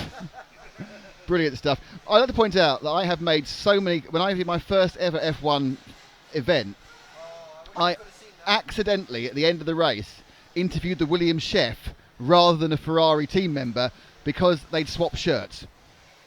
And the Williams chef was going, oh yeah, it's great with Ferrari, fantastic, and everyone was laughing very heavily around them. I had no idea why. I walked in going, you do know it was a Williams chef? They just, no, I had no idea. First race, no idea. But interesting, there's those sort of things that actually kind of make you memorable. And I always say, there's nothing wrong with making a mistake. It's how you cover up for it or keep going with it. But it was funny because I have lived his life. I've been in that situation. Quick look at the results of the last one. That's not how you do it, so I'll cop that one up. And we'll have a look at the next race instead, shall we? Heat 11, getting ever closer to Heat 18, which is where the big boys are.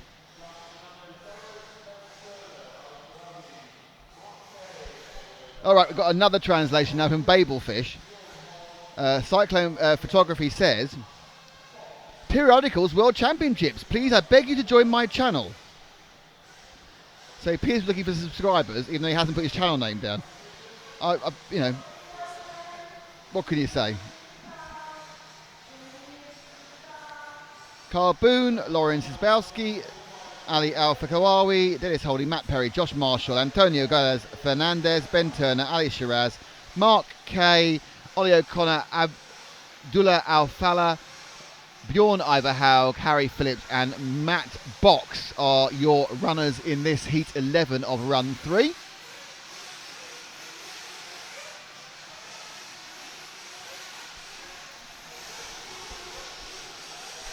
Here they all go around the mulberry bush.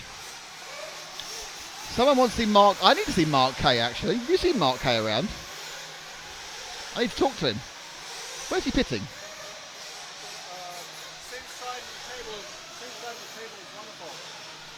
On that same table? Oh, right, I'll go and see him later.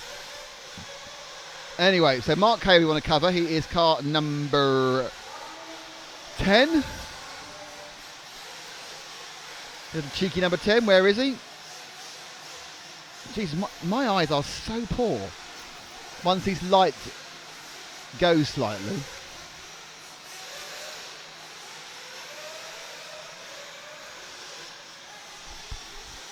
I do 12th racing, so I'm surprised I'm doing badly, is it?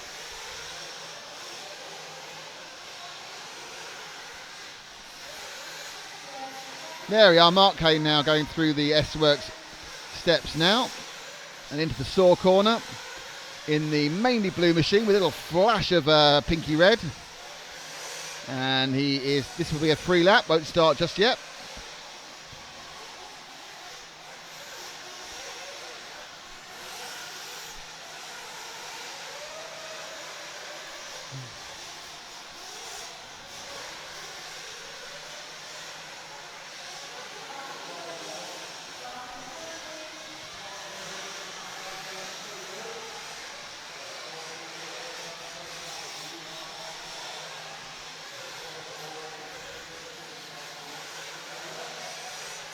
So Kay now on a lap that counts, straight down the straight. We'll go around the berm now. Well, car is released behind him, which is going to be interesting. That car's surely very late to the party and it's driving really badly, so I think it's broken. It's sitting there dead, off camera.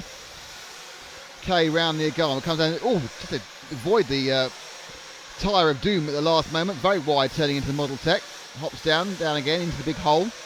Up and over through the Absolute Hobby step up and then through the S-Works steps, and he'll turn right into the saw corner before he hops over there and into the loop area before he goes over loop and down the straight again. And that lap for Mark, that will not count either. Oh no, we've got the timings frozen. We have lost the timing at just the wrong moment. That's not good, is it? Can you clear it off the thing? No. So it's not on the screen. The timing's not working at the moment. Let's see if the timing's working here. No. No. Timing is broken for both of us. I think you'll find your PC works though. Both frozen. Oh, everything's gone wrong now.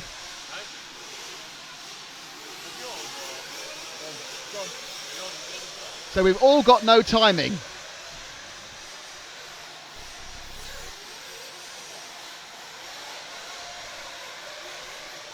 That's slightly worrying if the one on the laptop's gone, because that's the master one.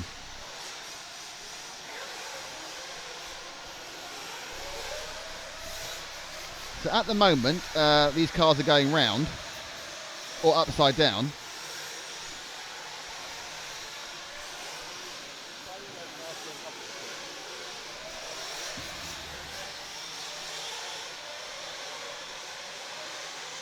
Oh, spectacular.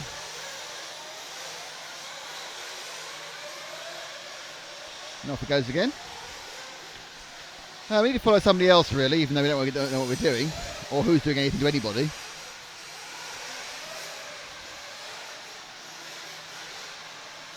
Oh, we are. Well, excellent work there, Jan. He's just chosen randomly the white with the red car, which is as good a choice as any of the other 14 cars on the track. And when he comes towards me, I'll tell you who it is who's currently on our screen.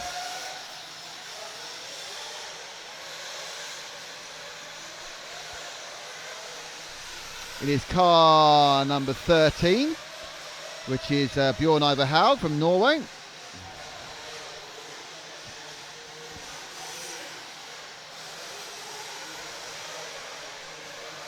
Norwegian there. Probably finding it a bit warm here today. Where the rest, that wasn't really what helped. He was kind of backed out of what he was doing because the car was in front of him. Looking a little bit low there on the front right. Here's just an odd look on the car. Takes 2 wheels too many on the edge there.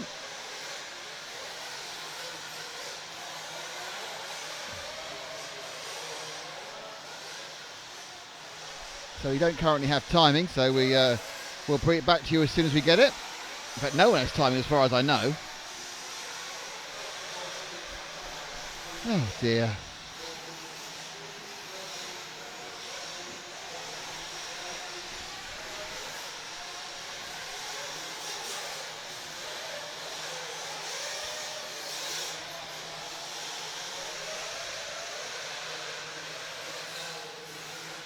So the 13 spins a bit. Oh, and it gets an argument.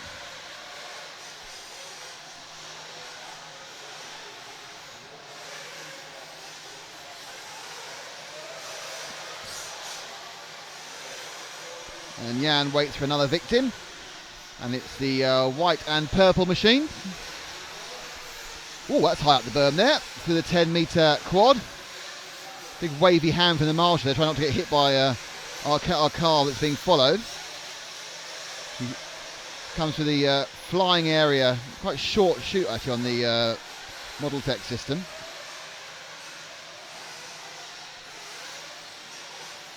Trying to go around the outside. Appears to be the 12 we're with at the moment, which is Abdul Alfalfa from Kuwait.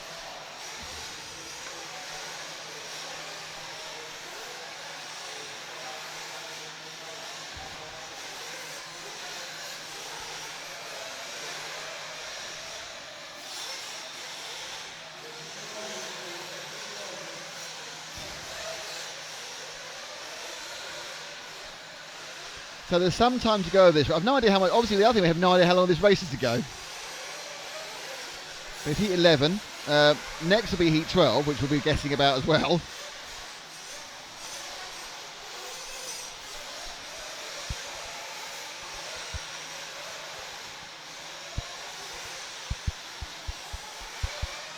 Now the question is whether the actual, because I'm wondering whether the whole timing system's gone down. Because there's a laptop out the back there that's never down, and that's gone down as well. We'll soon find out though. Oh no, race over, so they know what's going on. More than we do. Yeah, the backup system's okay. So they're using that. They've got a backup. Apparently they'd have the backup system, Tom. How about us though? No. Well, because Tom's down there. So the main system's gone wrong, and they're working the backup system too. So we're fine for the timing of the event. The backup system, but and they're trying to fix the main system. For the racers, yeah, it's going on as if nothing happened. Right. But for us, we're broken-hearted. For us in the world at large, yeah, at the moment. But Stefan is pretty good at what he does, so I'm assuming he's rebooting things and getting it going again. Okay, that's good. So we got timing, that's fine. Heat 12 to come. I have some slightly positive weather news. Go on then, be slightly positive about the weather. It's not raining quite as heavily anymore. Jeez, that's just a fantastic piece of news. Thank you so much. It's now a sort of mild drizzle, I'd say. Back to proper English weather. Yeah, there you go. Mildly depressing weather. Exactly.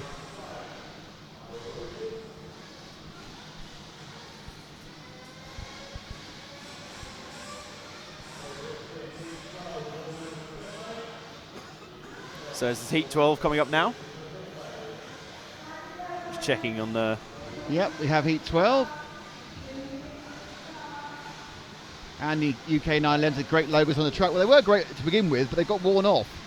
Now, whether they decided to repaint them tonight, I don't know. I thought they were going to repaint them last night. The Agama one's completely gone on the landing in front of us. Oh, we might be back with timing. Yes. Here is your grid. Oh, now we're excited. Well, I'm going to leave in the capable hands of this race of Mr. Adam Johnson. Thank you very much, Nick. On to heat 12. So, and we have a request to follow the car driven by the man with Nick's possibly his favourite name of the entire event. It's Michael Chronostrom. Wonderful. So he will roll off second behind Charles Godwin, Gerd Pfeiffer third, fourth Lee Richardson, Bart Malink fifth, Mats Angserid sixth, seventh Ben Panic, Darren Hayden-Ball, Berkan Kilic and Max Johansson. There's 10 through 15. Here's the remaining 5. Fredrik Cederberg, Roman Kummer, Hannes Kaufler, Chris Smith and Taro Craddock. As Paul heads off in search of the Mystic second camera. We have some cars in the pit lane refueling. Yes, Paul is definitely preparing to go outside now. His coat's drying from last time. So that's all today, folks. We follow the action in the pits. Let's give you some live timing, seeing as we have it again. It briefly went away, but it came back. Somebody cleared at some things in race control, hit some things with spanners. Which is a good thing, considering we are getting down to the rather serious end of qualifying now. In around 45 minutes, we'll have the very top heats of qualifying for you. Then have a last round. Oh goodness me, there is flips all over the place. What is going on? We'll have the last round of EL buggy qualifying for today, and then at just 10 past 7, just past 7 o'clock, 10 past 7, will be the first of our 3 special finals tonight from SAW. The Oldies final, or in the way I'm describing it now, the middle-aged final, because over 35 is not old, I'm sorry. It just isn't. I'm in agreement with Nick here, and I'm the youngest here. The fact that the SOAR Juniors final is under 17s, that just makes me feel old as well. So, but it's the SOAR, the SAW Oldies final, and then the SAW Juniors final from 7:30, and then 10 to 8 to close out today's proceedings. It'll be the SAW Dash for Cash. Where 15 drivers will be racing for cash prizes. The top 15 in qualifying will be racing for cash prizes. And potential £200 bonus. That's £200 sterling. So you want to throw up xe.com and convert that for your regional equivalent. So early on we have a request for car 2 from Michael Chronostrom. I'll keep an eye out for him. Jan, you stick with the car you're on right now. In fact, it's fairly likely Jan's already found him.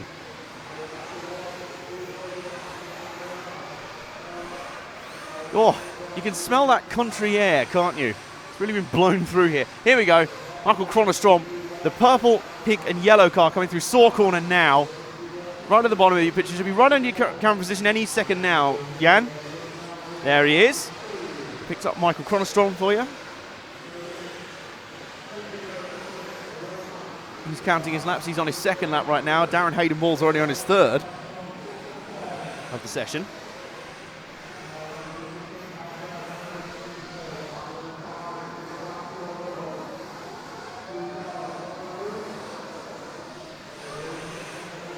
And he's a little bit wrong. It's a little bit wide there. A little bit scrappy. We're getting to the end of the day. These guys have been through 3 rounds of qualifying now. This will be their 3rd hit out.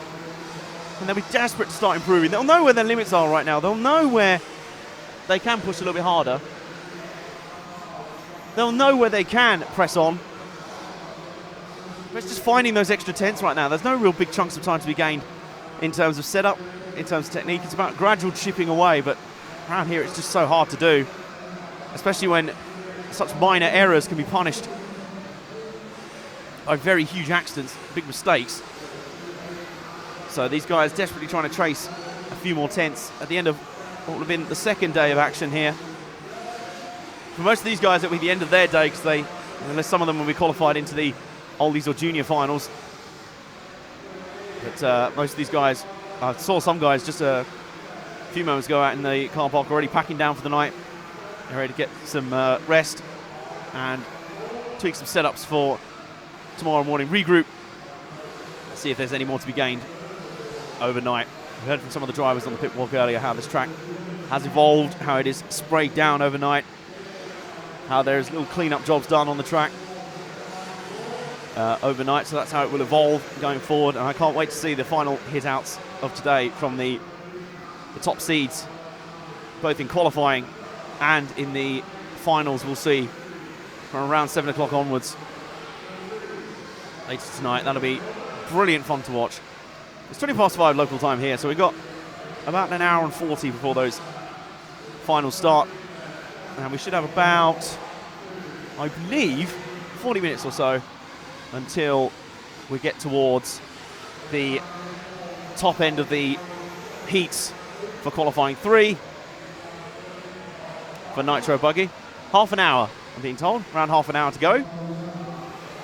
All is running to plan, which it should be, and we're looking forward to that. We're looking forward to these guys getting their last chance for some improvement of the day. And Michael Cronstrom, that was a big flip down just out of the model tune section. Down over the tabletop, over the step up, and over the S-Work steps through Saw Corner. And I'm getting a request fairly late in the session, but it is for Bart Mlink in car 5. Useful actually, because Bart Mlink is actually fairly near the top of the timesheets at the moment. And I think it's the car coming over the 100-metre quad. It'll be going up the DXR doubles right about now. Up through the Ogawa bend. Oh, well, he had to take 2 stabs at that one. Veered off to the left on the first attempt.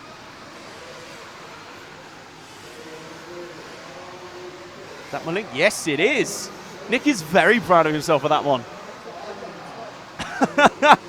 He's very pleased with himself that he was able to identify that car from such a distance away. So Jan's got him on the camera now. Navigating through the final seconds of this heat. Up high around the berm that time. And that seems to be a pretty good line. It seems to be getting slightly higher and higher around the berm.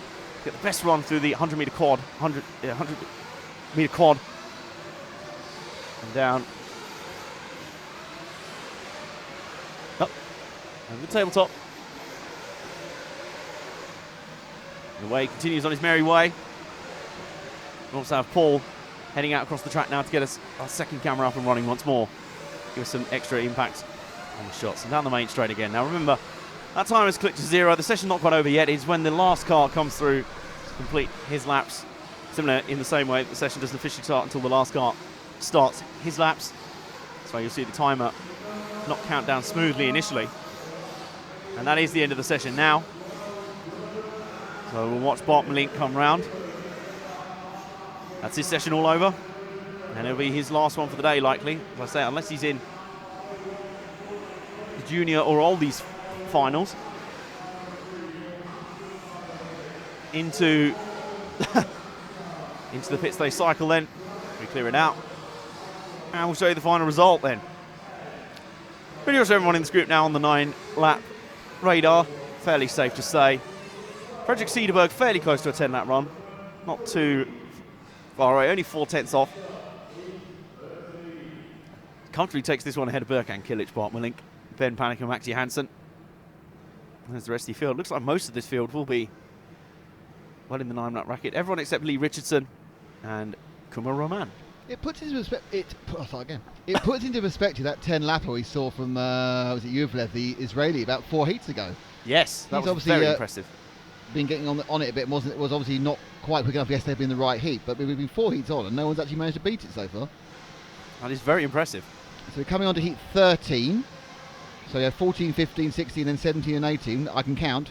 16, 17, 18 obviously have most of the big names. And obviously Rayan Cavalieri can take the overall pole today with 3 round wins, but I'm sure there's several drivers who want to stop him.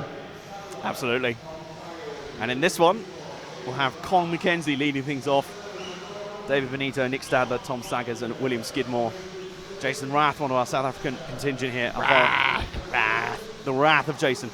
Alvaro Mordones Cantera, Mark Fletcher, Panagiotis Terzis, Andreas Meyer. And then your final 5, Yanis Pergianakis, Hampus Berg, Graham Mirror, Connor Cocker and Robin Frischkopf. And if you just clear that off the screen, yes! You see a Paul. No poking the bear. Absolutely not. Hello from Chicago, Illinois, says Mike Farron. Hello, Mike Farron from Telford in England. Hello.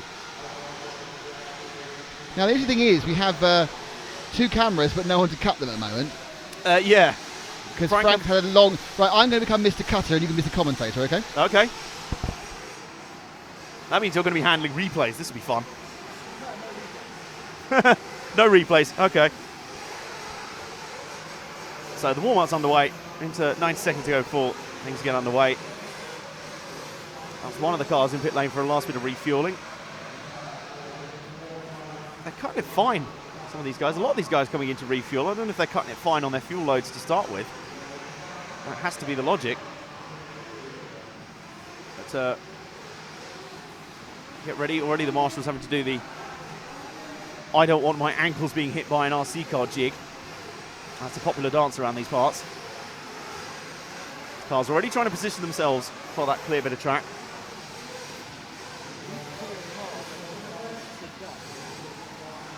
And let's pick a car, shall we? Let's pick this car coming through. I don't suppose we have any requests on stream right now. Yes, we do. Colin McKenzie is being requested on the stream.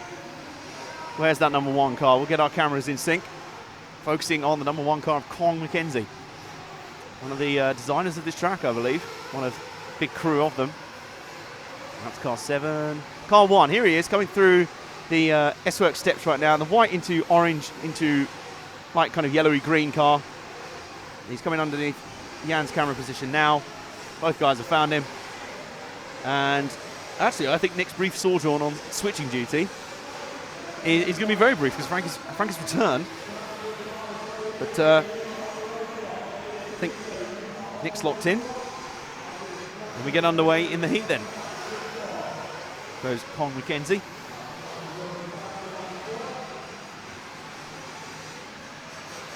And the S-Work steps once more. Trying to be neat and tidy, trying to get the early confidence and early momentum going in the car. That's not going to be quite the way to do it, but we are getting to that stage now where people sort of know their natural pace. If it's just not enough to be competitive, everyone wants to strive to improve. You're going to start seeing people really push to try and find something more. And the trouble they'll then have is trying to make that the routine, trying to make that what they can do every single lap, which is very much easier said than done. McKenzie fairly neat and tidy this lap. Round saw corner. Those little ridges right at the end of the lap that can prove to be the issue sometimes.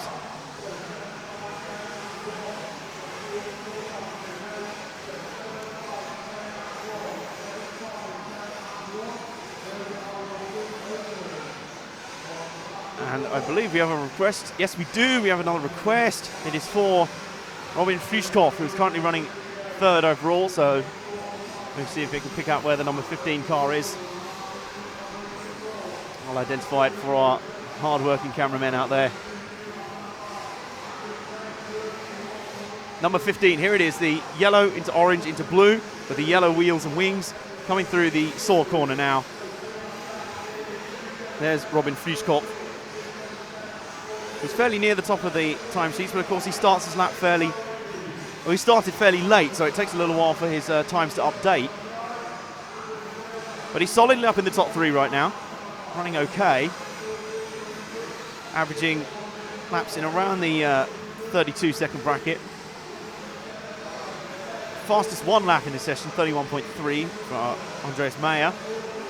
Who's the fastest so far overall? He's up 3 seconds on the total time for the session so far, so running pretty strongly. He's forecast on to do 10 laps, as is Robin Fuchskopf. Fuchskopf stepping up his own pace.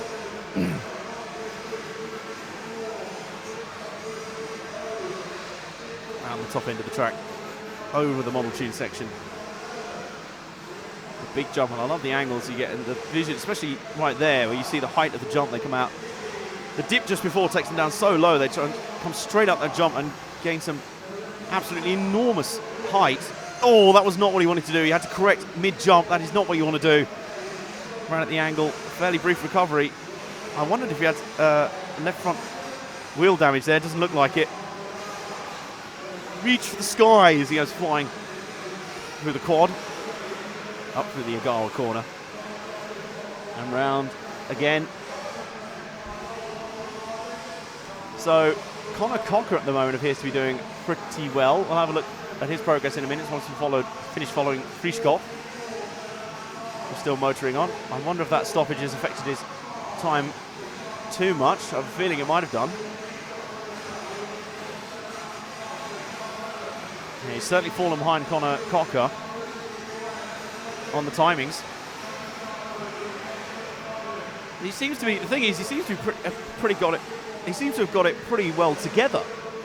And it was just that one mistake. We're getting into that segment now where those mistakes are going to count for a lot more, and he's now got some traffic in front of him to deal with, which has impacted him immediately, multiple times. Have to try and ease off and have a run at him on the pass, or just let him gain the momentum. This is a pass through the berm. He's going to try to. Here you're going to see a lesson in how difficult it can be to pass around here. In fact, he's actually losing ground there, so see if we can pick up the number 14 of Connor Cocker. He is probably on a new lap right about now. I think he's at the far end of the circuit, the far end from us, I should say. And he's in car number 14. I'll let you guys know when I see him.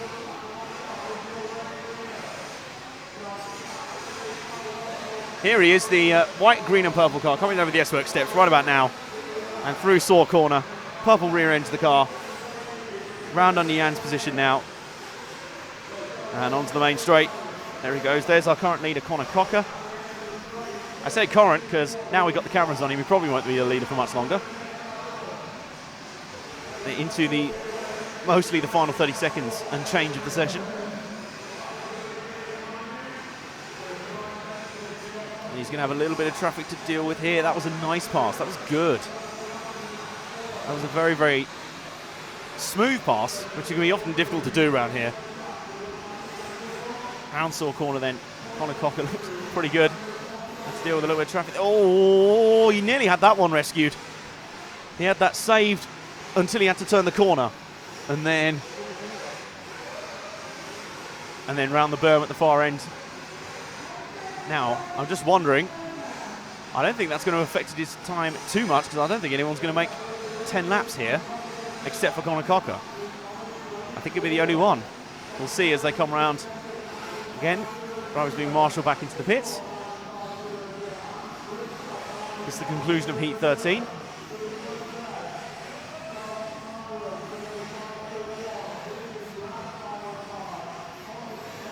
Let's cut that final corner, doesn't matter too much. Clear into the lane. And here's the final positions. I don't think that late instant for Connor Cocker would have mattered too much. No, it didn't at all. Because he got his 10th lap underway at the very least. And was able to complete 10 laps in the session in 5 minute 24.4. Cut it fairly close, but managed to get it done with the only man to do 10 laps in that session. Tom Saggers second, William Skidmore third, fourth Robin Frischkopf, Alvaro Mardones Cantera fifth, and then Rath, McKenzie, Terzias, Mayer and Berg. And you find 5, everyone managing at least 9 laps. Benito, Miller, Fletcher, Varoginakis and Nick Stadler. So coming down, Jan's enjoying me back inside in the warm for a little bit. Now he's back on switching duty.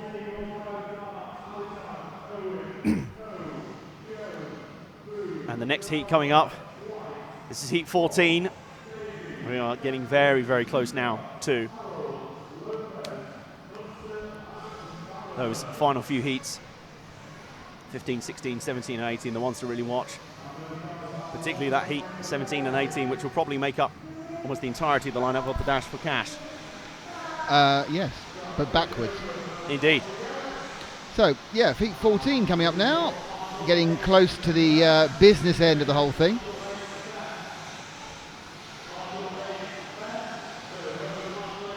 It looks really pretty outside the glass doors now because they've got the sun shining off the wetness and it's shining through the doors. I wonder if Frank will be able to give us an art shot of that out there. He's our weather expert. It looks really nice out there. We'll clear that leaderboard off. Not sure how it looks on here, but it's quite pretty from up here. Whether it'll get the same effect of the shine off the water, I don't know. But it stopped raining at the moment, which is nice. And there's Paul. That doesn't help things at all. The excellent use of logoed hat. Yes, very well. And Paul's also studying the puddles outside yeah, too. But he doesn't get the sheen we're getting from this angle. You don't get there. You just get, all right, it hasn't stopped raining. All right, Mr. Weatherman. Still precipitation. But we're inside and dry and smoky, as you can see. Yes, because the breeze has not been quite as intense lately. The fumes from the nitro burning cars starting to amass in the air again. Mitch Booth is if he's in this race, he is a request. Car number 5.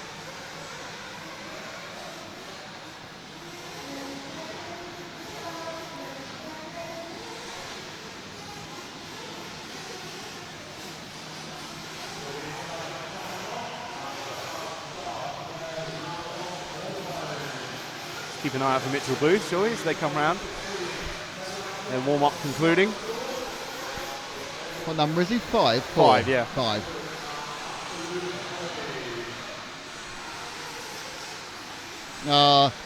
We had a penny for every hour we've wasted watching the cars to come round. There it is. Hey, in stereo. The green into orange car with the yellow wheels going round the saw corner now. Right underneath Frank's camera position right about now. Paul's not very interested in filming him at the moment. He's just sitting down going, I can't be bothered, really. It doesn't feel like his talents are appreciated. No, I appreciate his talent. He's upside down and crashed before the DXR doubles at the moment. And there we go. There we go. Didn't matter, hadn't started. You can tell Frank's back on the camera, can't you? And so coming down now, turn right to the model tune. And this is our Mitchell Booth, who will be starting when he comes round the next time. So when he crosses the large timing loop, helpfully marked loop in big letters, he'll be underway. And there it is right there. Well, those letters have faded slightly now. They have. They now say oop. And eventually they say op. And they just pee.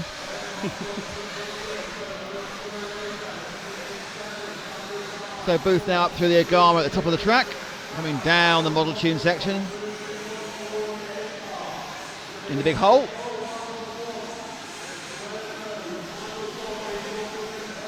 Now that's the end of his first lap.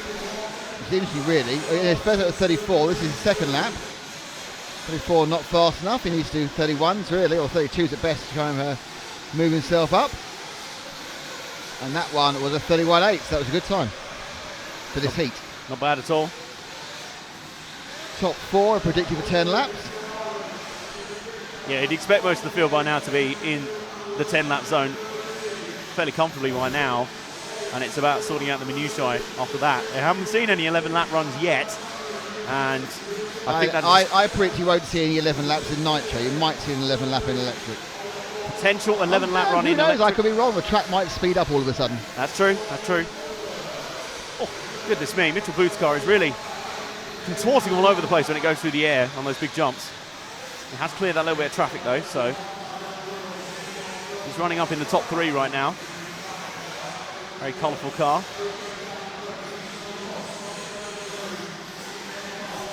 I get the impression there's quite a lot of front end on that car.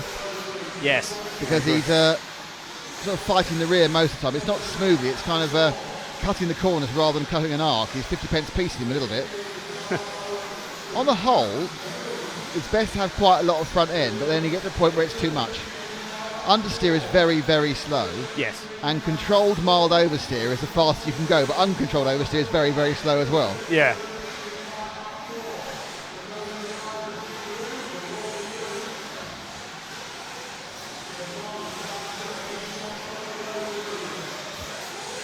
You can definitely see the car slipping out around the corners.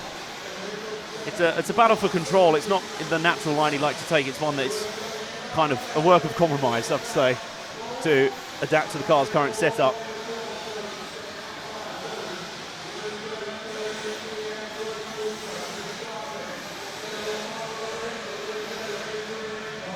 Also, it might just be my eyes deceiving me, but it feels like the rear wing's moving around rather a lot. No, it's your eyes. Yeah, probably. This is the colour. Yeah, probably the rear end's bouncing around a lot. That's so it's probably making enough, it look Mitchell Booth. Nick, car 13, please. I mean, I asked my first name for car 13, which is Hal Lopez, who is currently Just starting a new the lap. So he won those 14 cars going up the straight. So that could be hard to work out which one is Hal Lopez car 13. Let's see as they come towards us when Hal Lopez will come. Well, 1, 2, 3, 4. He's one of those 7 cars. Here we go. 11, 13. The all-white car beneath you now on the steps and turning into the saw. That's our man, Hal Lopez. White, all-white going round there. We are on Frank's camera. I think he's also on Paul's as well. Up the main straight. Lopez, the Portuguese driver.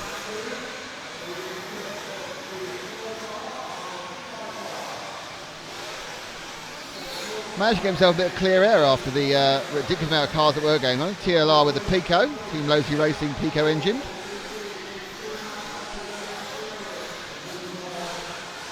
Just got a little stuffle up there as he goes into the saw corner. He's just got the one car in front of him right now that he'll have to deal with. Arsenal scattering beneath us. Oh, that! Oh my goodness! No, and that was great because he basically kept the other guy spinning longer. So let's see that one again. He comes down the straight. Now the other guy loses it ahead of him, and he goes, and then he hits him. Oh my goodness! Oh, that's great because he actually managed to add about 11 more spins to the other car. I'll tell you what. Technically, that was proof that your idea from earlier works. Aim for the crashing car. He did hit him, but he still got away with it. Because he was going that way, he was going straight. Normally cars are spinning across. Yeah, that's it's for spinning cars rather than flipping. Real-size cars rarely flip. That's true. That's true. And it'd be hard to aim for a car that's in mid-air. And if they do, it's a red flag anyway. Yes. So Lopez currently running in 5th. He might get a bit higher than that in the end. He's going to get a slow 10. And this is him getting his slow 10 now. Well done, Mr. Lopez.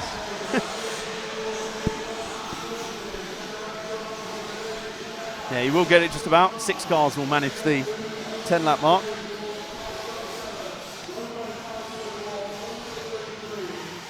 Let's come through the middle section. 6 cars in the end. Zacharias Villar Nielsen certainly with the best time there. It won't be huge. About 2 seconds up on Mitchell Booth, closest to him. And everyone's finished, so we can throw in the results. Yes. Literally throwing them in technically like that. So 525, 527, 527, 527. So they're all just clipping in. Well, I say just clipping in. They're making it over by about 6-7 seconds actually. So a good run there for the Spaniard. Mitchell Booth, Lewis Jones, all quite happy. Thank you to Sean Cuthbertson for the kind words. So next up is heat number 15. Final run of the day for them, unless they are, as very aptly put by Mr. Johnson a second ago, unless they're old or young. In which case they're probably the old or young final. Yes. I assume there's some people in the last heat who would qualify for the young or the dash for cash. And I assume you can only be in one.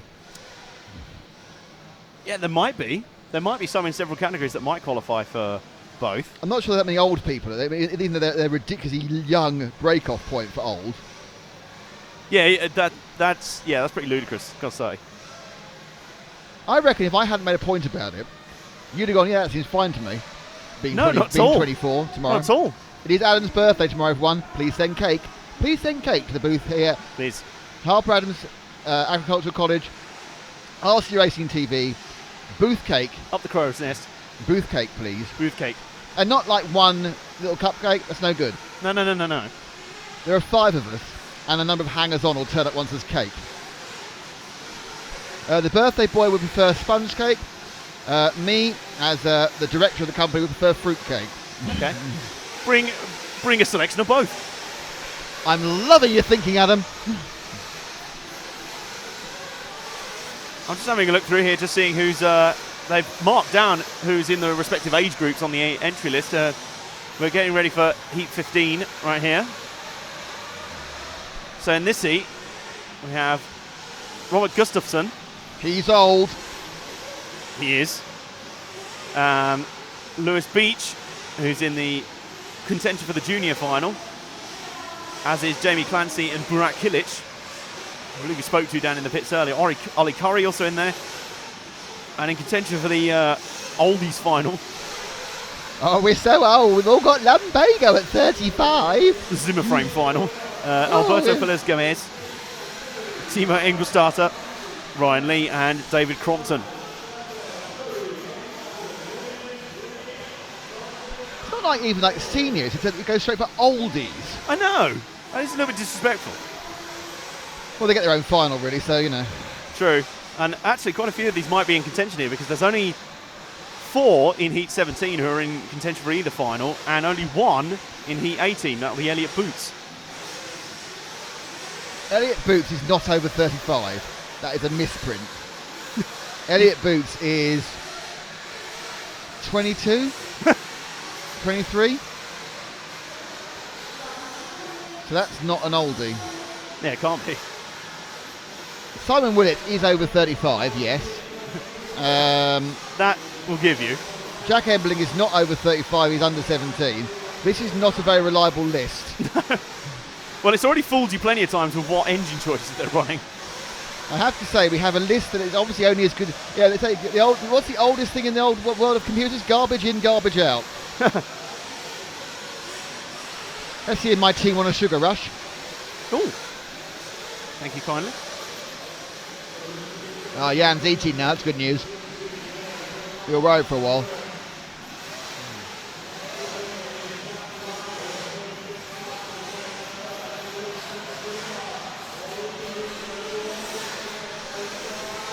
So do we have any request to start this heat off? Oh, good point. Well, on a different page.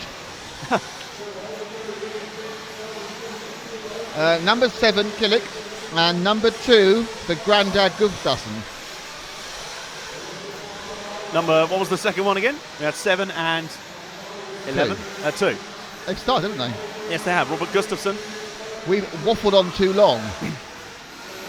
It's not like us to waffle.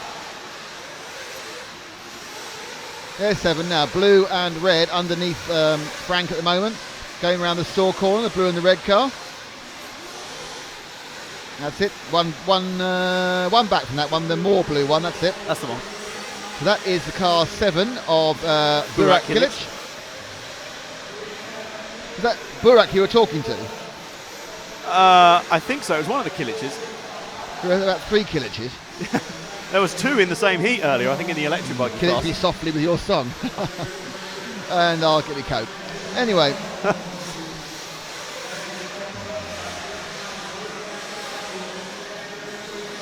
Oh, a little bit of contact. That's at the penultimate corner. I love your definition of a bit of contact with one person lying prostrate on the ground. Oh, just a bit of contact, no problem there. You know me and the art of British understatement. Yes. Yeah, it's a little bit of contact. Tease but a scratch. It's nothing. But the arm's off. Sorry, you never quote Monty Python. It's not funny to quote it, apparently. Right, so we were asked to get number 2 as well, with Robert Gustafsson. He's gone past it already, so we'll leave it for a bit. Stay with Kilic for a while. Oh, they've stopped already. Now, number 2. I shall have a look for him.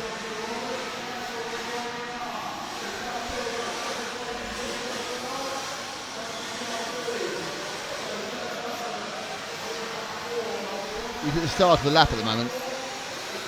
Yeah, I have a feeling he might be one of the pink colour cars going through the DX. You've got a pink feeling, have you? I have a pink what? Feeling. Well, you know.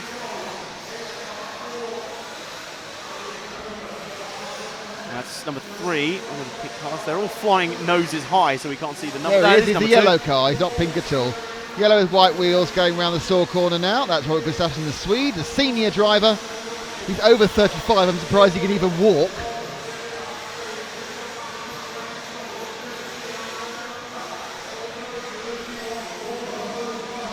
They're flying nicely.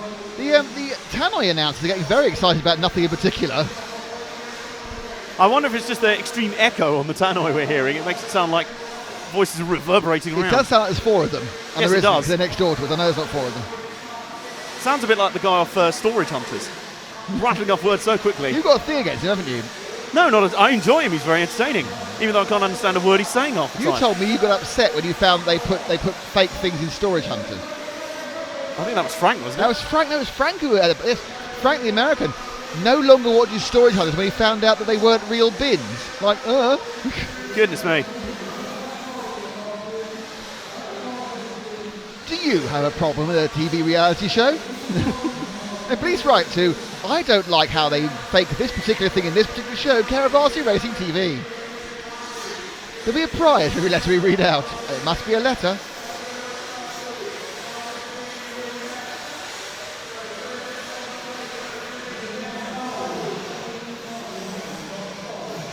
Yeah, you get a big echo sometimes off the tannoy, don't you? And it makes it sound like something epic is happening. So Gustav in camera is not really setting the timesheets of Blaze.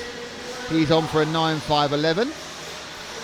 And our previous victim is also not on for a great time either. He's just a low... oh no, actually, he's got a problem, kid. He's on for 10.5.30. It's not that bad. Camera jinx once again.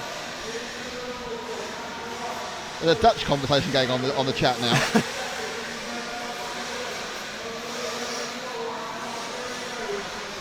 So 24 seconds to go of heat 15. Just 3 heats left in this round now. 16, 17, 18, the third round of the day. Very, very brief break then. Then we had the forgot about this. Then you had the 4 electric buggy races. And a very brief break after that of about 10 minutes. The Oldies final. Then immediately after that is the Juniors final. And immediately after that is the Dash for cash. Yes. El Dasho del Casho.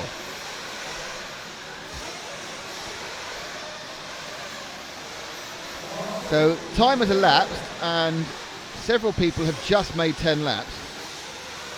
Mr. Clancy and Mr. Crompton have both just clipped the 10 lapper. And they're doing it now. They are completing.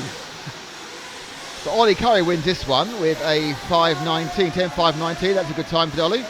Very good time. The best we've seen so far this round. Yep. That doesn't help when you fall over 3 yards in front of the loop. That's not a good idea. Generally not, I find. So we have 3 to go in this round of qualifying. In the Nick Damon countdown, we've just hit the start of December, where you suddenly remember Christmas isn't far away. No, this is 16. I just told you before. This is when school breaks up. Oh, I thought that was 6. Oh, yeah, now heat 16 is next. Yes. So, I'm already thinking ahead. Yeah, yeah.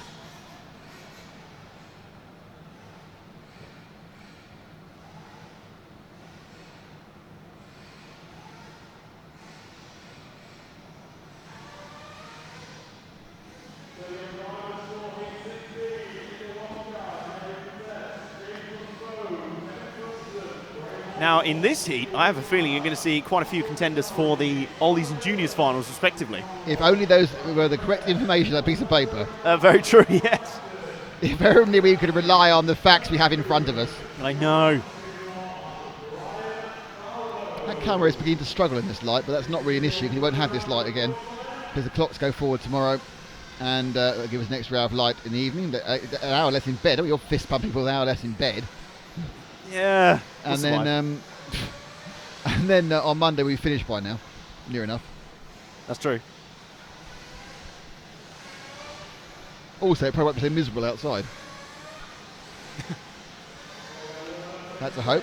Need to clear that off, I think. So, Jeremy Petit, James Pivot, Kevin Brunson, Graham Allsop, Bishop with Marco Natale, Callum Niblett, Anthony Conroy, Bradley Baird, Alessandra Raymer, Carl Jackson, Danny Bernabé, Terry Truman, Johnny Skidmore, and Brian Baldo are your 15 in Heat 16. The 15 for Heat 16. Lars, I've asked, anyone know if any new Serpent in the race? What's it like for them? Well, I assume that your Neumann is driver the new Serpent, as he is one of the Serpent's team and development drivers. That would be my guess.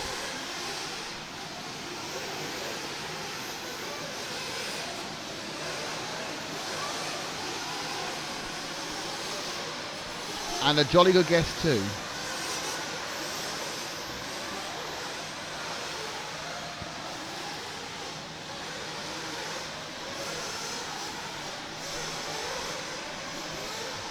So we're getting to the business end of the day, and we've got 3 great heats then, and we've got a couple of heats of lower buggy, then 2 electric buggy heats, and then we've got 3 finals. It's all happening now. It is. Or ending on a high. Yes. Well, I say ending on a high. We've got 2.5 hours to go, I think. Or 2 hours to go.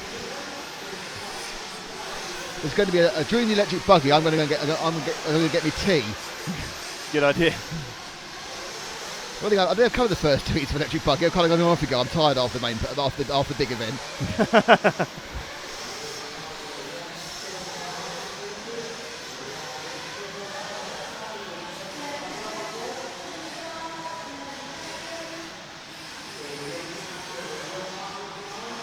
Oh, he's broken his wing. Car 3 has broken his wing. That's not good news for Kevin Brunston. He's lost his wing mount, and that's going to make that car really hard to drive. Now, it's a clear wing, which makes it hard for us to see, and he hasn't really got a chance to pull it in. He could put it in the pits now and get it fixed. Which is exactly what he's doing. He's not actually clipped the thing, so he needs to try and get that fixed really quickly. Can they fix the wing in no seconds at all? Time's running. I see Mrs. Allsop there. Well, technically, you wouldn't have started his lap yet. No, but there's a limit to how late you can go out. We have 4, 11, and 9 as our favourite son today. Graham Allsop, Carl Jackson, and Bradley Baird. There's 11 is going now, all yellow car. The 11 underneath the stripes and going through the saw corner now in all yellow, or light green, shall I say? On Frank's camera now, about to cross the loop. Down the main straight, round the berm. Oh, very high there. I assume the 11 is Carl Jackson, I think, yeah. He's got a big fan club out there because they ask every time. We turned them down last time.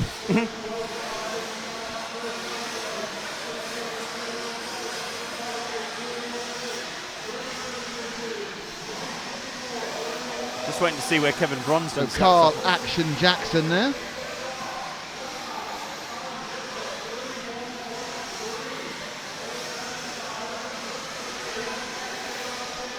Do you know, I get the feeling, I don't think Kevin Bronston returns to the track after that.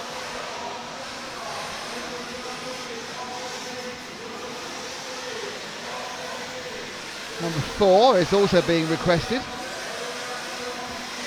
Graham Allsop, sorry. Around halfway around the lap now. So number 4, he should be coming towards us quite soon, car 4. I don't know for sure, obviously. I think he may have just gone past us. I think he may be the second of those two cars. No, there he is. He's going on the steps now. Pink front, multicoloured back, clear wing. There he is. That's Graham Allsop.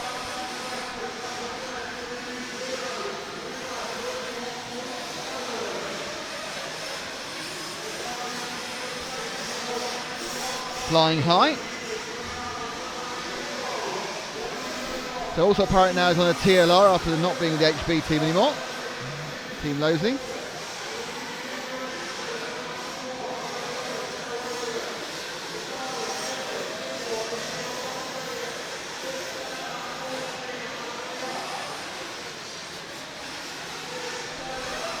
So also it's Bradley Baird leading over at the moment. It also makes a terrible error underneath us and just clunks it hard. Skidmore, Natali and Baird looking quite good. Allsop not so much. Now Kevin Bronston has made it out, but he's very, very far behind in terms of the yeah, I don't think he'll be able to catch up though. I think you don't get any old 5 minutes you like. I think if you're a whole lap behind the leader or the first person over, that's it. Yeah. So leading this whole thing, as I wait for it all to unwind, might be our old friend Misha Vidmeyer, who certainly has had enough love by us today. So we've not really seen is Danny Burnaby, who is car number 12. Let's see if we can pick him up, Burnaby. And he's just going on the steps now in the dark. He's got green wheels and white wing. There he goes on Paul's camera underneath Frank right now, down the main straight. Burnaby.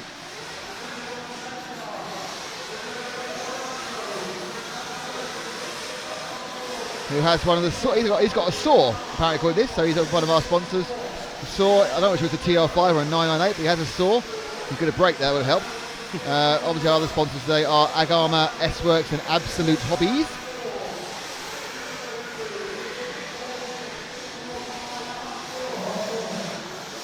Oh, Oh, that was not going to work. That didn't go well. Do we see it on again? I think we can. He's coming for a bit of a row with the light blue car. The light blue car goes wide. He lands. He goes, I want to go. There's 2 into 1 doesn't work, and they're both now. Actually, the blue car kind of got away with it. Yeah. So Burnaby there, a little bit less than happy.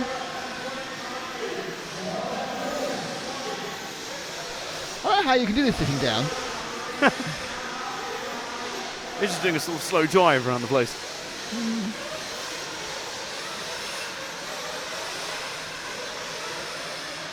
Oh. Have we jinxed him He's enough not now? really enjoying being on camera, is he? Drop back to that blue car, which is the next car behind, the blue and white car, the 9, just because I want to know who it is. Bradley Baird. Bradley Baird, all right. So who also requested. He's been getting involved with Burnaby.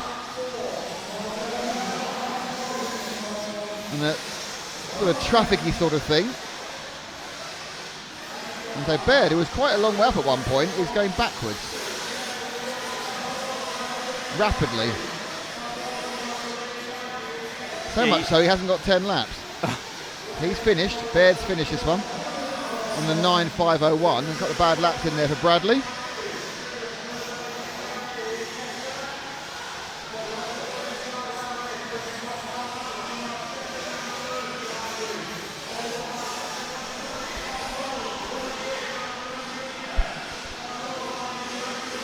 Cars coming around to complete their final laps then. On the main straight they go. You can really see the fog up in the air, especially when you see the lights briefly on the main straight. Now illuminating as it's darkening a little bit outside, mainly because the weather made it pretty dark anyway from the start. And the session is concluding, cars coming around to complete their final laps now. I think everyone's finished, haven't they? I think they have. Let's throw in the results of Heat 16. The good news is we have Heat 17 and 18. The big 2 are still to come. The top 30, theoretically, from yesterday. And here's your final result from this heat right here. Jonathan Skidmore takes that one from Marco Natale and Callum Niblett. And everyone we followed had a bad day. Yes. As has been the standard throughout today. I'm beginning to get worried that it might actually start, people might start asking us to follow people they don't like. I think so. Well, look, 9, 12, 11. There's 3 guards we followed. Yeah. Let's keep that quiet. No one needs to know. No. Shh. So, 17's coming up. And that sees a number of the top drivers. I will read you. We'll wait till it comes out. Oh, go on, put it up then. It just read my mind. David Ongaro in 1, Jack Embling in 2, JQ, Joseph Cogreen in 3, Ricardo Montero in 4, Alex Hanchett in 5, Martin Bayer in 6, Carlos Giaris in 7, Ricardo Berton is 8, Elliot Taylor is 9, Miguel Matias is 10, Jorn Neumann a long way down 11th, Hal Figueredo is 12th, Milan Dragovic is 13th, Simon Willits is 14th, and Mike Lewis brings up the rear of this heat number 17 of 18.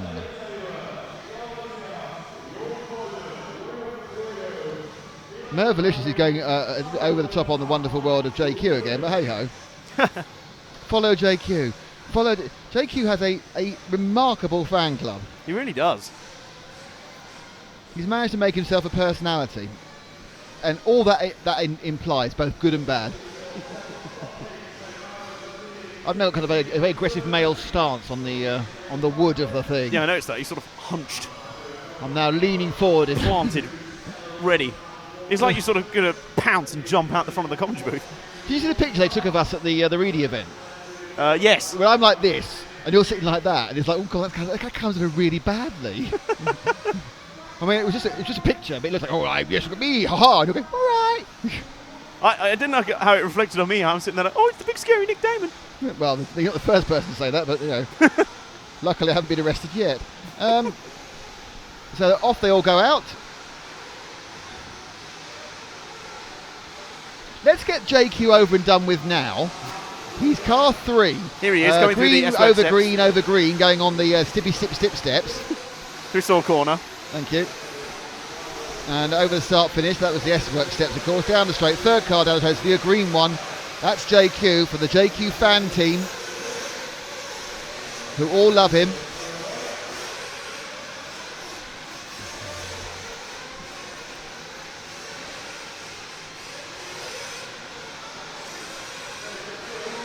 as a brother, we haven't actually started yet. That's the key thing to remember. Yeah. Minute and 4 to go. But this is JQ action for you. A minute and 30 seconds of hot JQ action. On 0898 123. Do you like hot JQ action? Call me anytime. $4.99 a minute. Comment on the stream anytime. Maybe banned in many countries.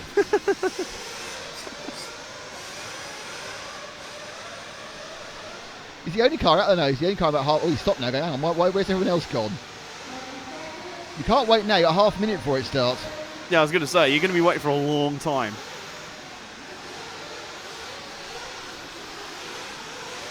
So David Ongaro has been the one who's been winning this and doing very well. Normally getting 4th and 5th overall in the round in this heat. Quite enjoying being the fastest car out there rather than fighting anyone else. It's interesting how that works out sometimes.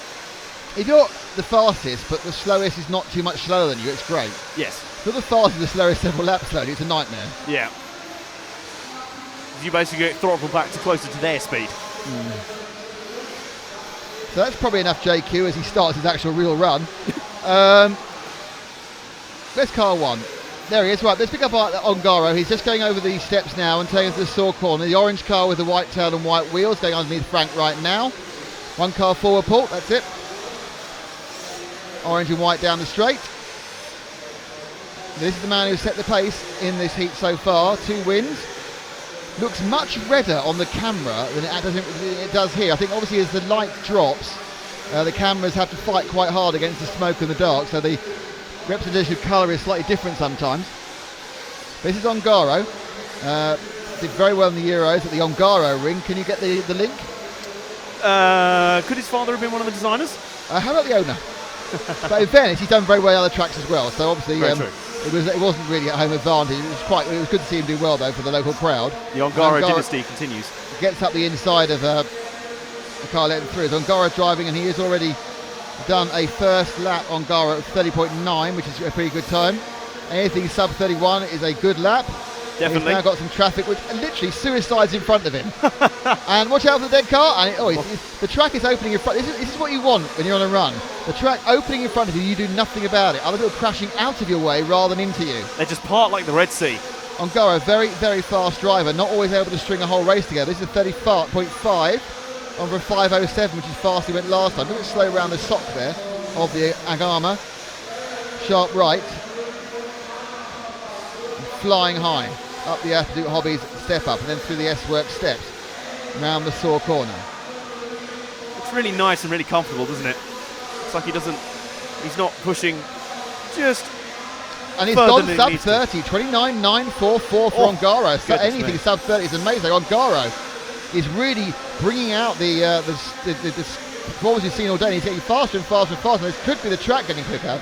Ongaro looking very, very good indeed. But we can't just concentrate on Ongaro because, believe it or not, Ricardo Berton appears to be actually on for a fast time as well. So we need to find car number 8. So Berton in 8, another young Italian. Was he a young Frenchman? No, another young Italian, sorry. In car 8 is absolutely flying around the track as well. Here he is, the all lime green machine, Flory green car, going around the saw corner now. That's the man who is battling with Ongaro, and he was at half a tenth ahead last time round. Now he does his 5th lap first, and that lap was a 30.3. Berton really finding some cracking speed as well. So the young Italians are absolutely reveling in the English weather. They like it when it rains. They haven't got to worry about anything ruining their pizza or paella, that's Spanish, or pasta. I've no idea where this is going, please rescue me. No, I'm enjoying it. Ongaro drops back 6/10 that time round with a 30.8. So even though he did 30.8, he's lost half a second, so it's Berton absolutely laying down the law in the number 8. Certainly, I think these two are on pace to maybe contend for qualification for the Dash for Cash. Very good point, well made. And there's the Kyosho and the Orion engine of Berton, I hope, because it was when he signed on. That's the information we've been given and we're sticking to it. Yes. But Berton continues on his way. Tell you what, Martin Bayer's not too far behind either. He's contending in there. He's fairly close, but it is between Ricardo Berton and David Ongaro at the moment. Ongaro sounds like, I've got a bit of case of the Ongaros. Ongaro. But Berton. Net time round was a 31.2. They both had poor laps.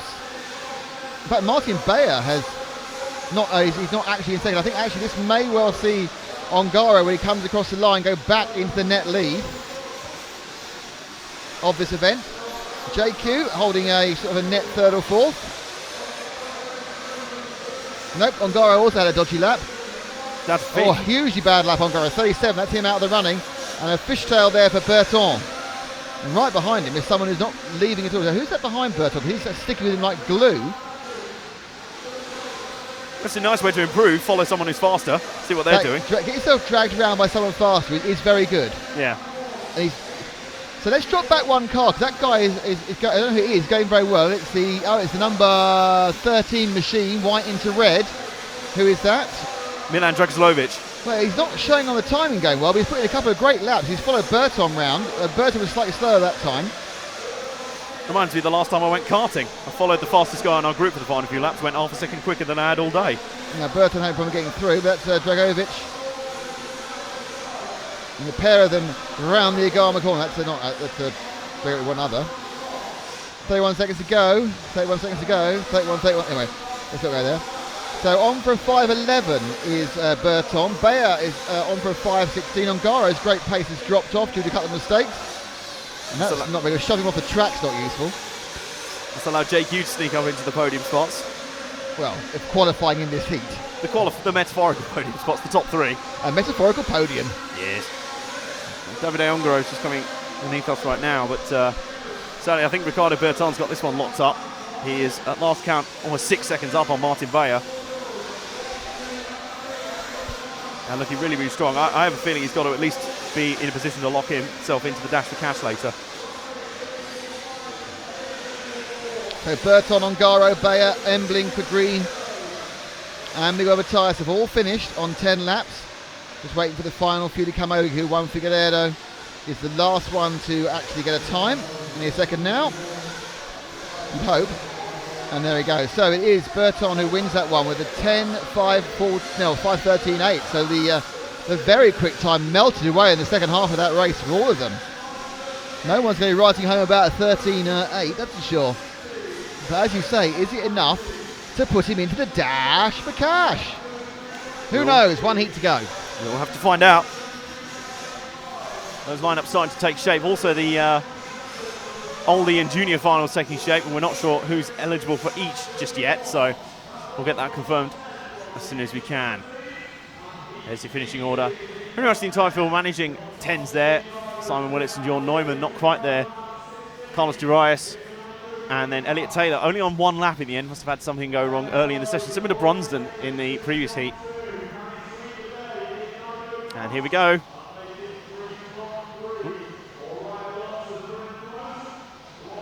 Steady. There we go.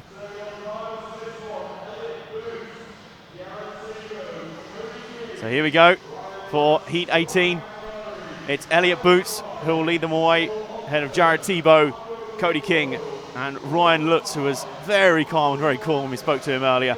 Brian Cavalieri as well, the man who has a chance here to secure TQ status with a day to spare if he gets the win in this heat. Carl McBride, Cole Ogden, Marco Baruffalo, Robert Bataille, and Martin Willanker are just some of the people who will be out to stop him in this one. And then your final five: Neil Cragg, David Ronefalk, Darren Bloomfield, who we spoke to earlier as well, Lee Martin and Renio Savoia. It is Heat 18. This is your top seeding, this is your top group, and this will form pretty much most of the Dash for Cash field. But a couple of those guys in the previous heat will be looking to sneak in there, and I think they will have succeeded. Oh yeah, we'll have a few in there. I think I'm going to go 11 and 4. 11 and 4 split? I've no idea, I'm just guessing. So this is the final round of qualifying for the day for the top heat, the final Nitro qualifying. There's still some 3 Nitro races to happen: the Oldies, the Junior, and the Dash for Cash, which you can see here much later. But thanks to Saw, Agama, S-Works, and Absolute Hobbies for being with us. As you can see, the haze of the smoke is at its highest at the moment. It will fade after this race a little bit. Let's pick up the first car out. That's Elliot Boots, car number 1. As he sprints down the straight, there's a red car, it's the second car now, but pick up the one of Boots. Looks like Tebow wanted to get in front of him. Now Boots was lethally quick yesterday, but really hasn't had that same pace today. We've all been about Cavalieri, who's just, I think, no, there's been a problem for one of the cars who's hit a marshal in midair and flamed out. It's a shame we didn't get quite it's as Cody much to King. hear from Elliot Boots earlier, but he did explain to us the subtle differences in the track from yesterday and today.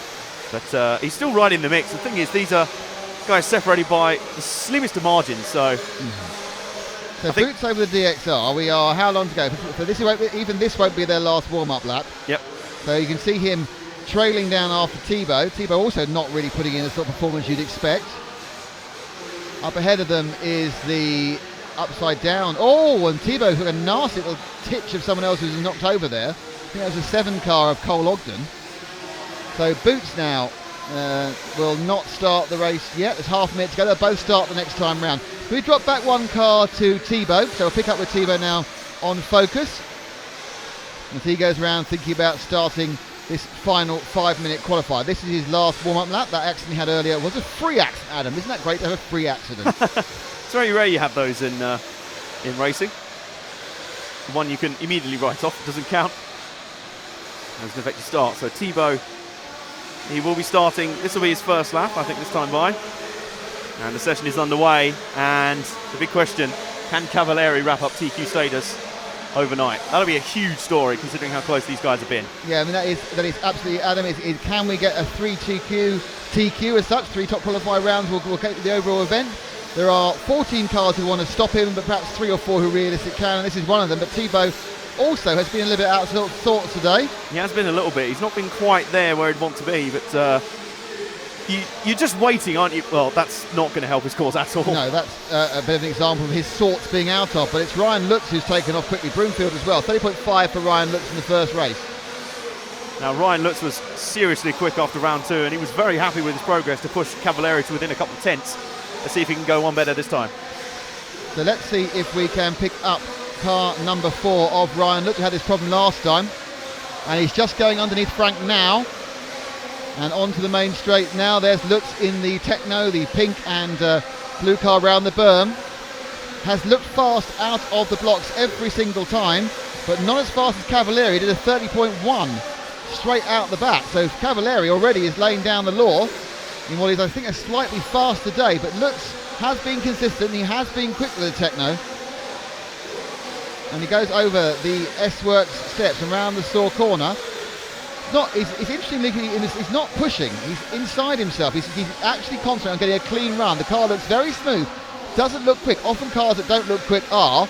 Yep. Though in my case, I'm driving. It doesn't look quick. It's because it's not. Around the Agama turn.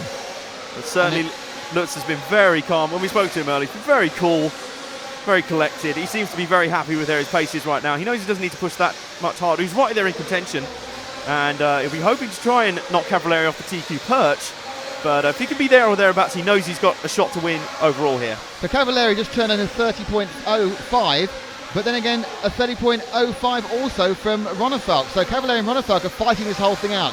So let's pick up Ronefalk. Ronefalk now is just about to go over the S-Works steps and round for the Saw corner. There is Ronefalk. Let's get him. He's going underneath Frank now. And that's Ronefalk, obviously one of the remaining HB drivers. Ryan Engine Power. And coming now down with his distinctive yellow, red and green paint scheme. Down the Model Tech section, hard there and brake. He's currently running in a net second, but Cavalieri is currently the leader on adjusted time. But Cavalieri is one of the last people to finish a lap. So Ronefalk now, underneath us, completes another lap, and that lap for Ronefalk was a 30.1, as was Lutz's last lap. But they're all having to think about Cavalieri, who'll be coming across the line in a minute. The consistency of the speed out here. These are laps that we've seen guys earlier. Oh! No, and that's a minor mistake, but you can't even afford a 2-second mistake there. And don't even know where that came from. Let's see that again to find out where that problem came from. Are you going to get a replay? No, see if we can get a replay up on screen in a minute. But no, it just looked fairly minor to me. But Ronefalk, I think, just looks like his car is just pushing a little bit further than it can. A little bit further than earlier part of the track. So that's yeah, I think this was after his incident. That's after his incident, yeah. He goes on a nice little shot of him there. There's another instant, but there we go. So there's Cavalieri. Right, so now Thibaut has moved into a higher position, which Cavalieri has got the overall advantage in car number 5. So Cavalieri, where is he on the track at the moment? He has just completed his lap. Let's see if we can pick up Cavalieri. He's down the straight now. He's going on the berm now. Yellow and magenta coming down over the 10-metre quad. Up through the DXR doubles with 1 minute 21 of the race clock to go. That is Cavalieri. He is 2 races down. He's actually got himself a 3-second lead on predicted time. It's extraordinary. It's really, really impressive for Cavalieri. Carrying the momentum from last year, carrying a little bit of change from earlier. He admitted yesterday, probably one of the reasons he wasn't quite at the top of the sheets was he wasn't pushing 100% yesterday. So when a man like that admits he was one of the fastest of the day in practice and had something in reserve, you know there is a lot to be expected here. The Team Associated car and Maxima engine absolutely working in harmony here for Cavalieri, who looks like he's going to TQ the Neo 16 on day 1, which gives him 2 races to fiddle with stuff. Because don't forget, this is a 5-minute setup. They will need a 45-minute setup for the final. That's completely different. You can try harder tyres. You can see how that will affect his car. So it's a huge advantage to give yourself so much extra practice time whilst everyone else scrabbles around to qualify as high as possible. We are now coming towards the last lap. It looks his finish at 10.505. This is Cavalieri's last lap. Unless he crashes now, he will get about a 2-second lead. Looks another superb performance, but Cavalieri only needs to keep it on the island over the S-Work set through the Saw corner. He can pretty much coast from here. He does. I think he knew that. He backed off, crosses the line. Cavalieri is going to take this one, and he's going to take it with a 10.04. Yeah, he did ease off towards the end. That last lap was a 30.6, 30.4. But Cavalieri is your winner of the qualifying round 3, heat 18, and he is also going to be your overall pole sitter because he's put 3 round wins back to back. Quite something to behold. It is a sensational trio of performances from Cavalieri. And here's the final result on screen for you. Even with that slight ease back on the final lap, he still beat out Lutz by almost a second exactly. Lutz will be very pleased though with his performances. 2 second places, and he knows he's right there with Cavalieri. Renio Savoia 3rd, 4th for Martin Wolanka, 5th for Carl McBride. Jared Thibaut and Elliot Boots 6th and 7th. They want a little bit more. They're just not quite there right now. Cody King 8th, 9th for David Ronifalk, and Marco Barufalo 10th. And I have the all-important scores. And obviously Ryan Cavalieri is number 1, and he will remain number 1 with 3 wins. Ryan Lutz now up to 2, so 550 points, best 2 out of 3, Cavalieri. Ryan Lutz second, 546. Elliot Boots, 542. Renault Savoia from nowhere is in 4th overall. He's been completely under the radar so far, Adam. Jared Thibaut, Carl McBride is 5th. Thibaut is 6th. Ronifalk is 7th. King is 8th. Ongaro is 9th. Martin Volanka is 10th. Lee Martin 11th. Neil Cragg 12th. Ricardo Burton 13. Martin Bayer 14. And Miguel Matias lucky 15 because he's going to be the pole sitter for Dash for Cash. So that is the rundown for the end of the day, and a great performance by Cavalieri, who has literally blasted the opposition. So fabulous stuff from Cavalieri, and we'll now just calm down a little bit whilst we wait for a couple of rounds of e-buggy, and which I shall pass you over to Uncle Adam whilst I fiddle with some uploading. Thank you very much, Nick, and it suddenly feels like we're in the snooker hole compared to where we've just been before. The intensity of Nitro Buggy qualifying, a brilliant trio of performances from Ryan Cavalieri, you've got to say.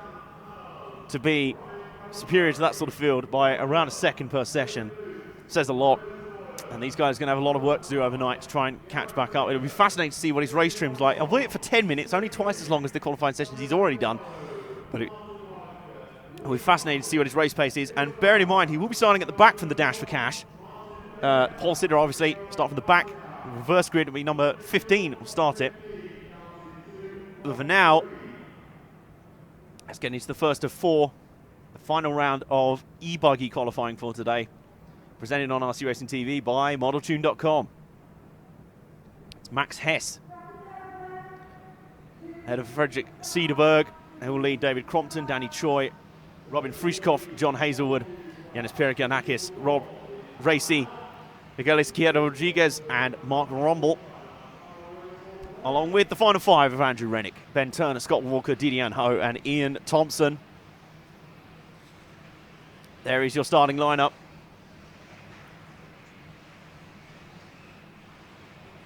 Paul is taking, I think, a pause on the cameras right now for the EL Buggy qualifying sessions. Now remember, there is potential that these could also settle some TQs before the end of the day. I think we've had two different winners so far, though, in the top heats for E-Buggy. It's a little bit more spaced out, a little bit more... I say competitive. It's not that the top heat in Nitro Buggy was uncompetitive by any means, but it just shows you the strength of Cavalieri to be able to pull off a trio of wins back-to-back in such a competitive field, especially when it looked like Elliot Boots was so strong overnight. I spoke to him earlier. We know the track's changed a little bit. I mean, like sprayed down and cleaned up a little bit overnight, so it does change subtly. But Boots still says if the track dries out a bit more, they'll be right in the mix. But at the moment, it looks like they're going to have to find something special to challenge Cavalieri. But there's still a long way to go, obviously. These are 5-minute sessions. So what's fast over 5 is not going to be fast, potentially, over the longer finals to come later. And particularly that 45-minute main final. For now, the E-Buggies are out on track. Their warm-up underway. And we have about, I'd say, 45 minutes or so until the first of our 3 finals later on. The SAW Oldies final, the SAW Junior final, and the SAW Dash for Cash. To conclude day 2 of action at the Neo 16. Things really starting to pick up now.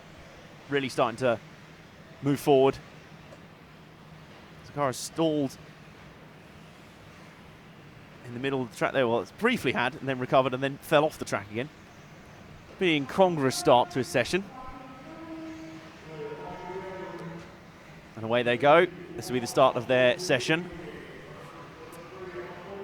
Now let's see if we can find one of our leaders, one of our strongest guys out here, Mr. Frederick Cederberg, the number 2. I think he has actually been found already by Frank. Let's keep an eye open. There's the 1 and the 2. They're both nose to tail as they come through the S-Works steps. The orange car with the green rear end is Max Hess, and just behind him is Frederick Cederberg. So those two were your top 2 starting off. Well, Frederick Cederberg was in there, but he's flipped a little bit, so we'll stay with Max Hess. Oh, goodness me. He aimed for that marshal who was trying to get out of his way. Well, that's what it appears to be anyway. As they go through the Agama turn at the top end. Now, we are still looking, bearing in mind in these qualifying sessions, we are looking for a potential magic 11-lap run. Now, the Nitro Buggies haven't quite got close enough to that yet. But we have a sneaky feeling we might get at least maybe 1 in electric buggy. It's going to be a massive ask. And we'll see what these guys can do. It's been David Ronifalk who's had a slight edge in electric buggy speed so far. But a lot of the big guns in Nitro Buggy also out in electric buggy. And it still remains to be seen whether the elusive double can be pulled off here, winning both trophies on the same day, which will be Easter Monday in a couple of days' time.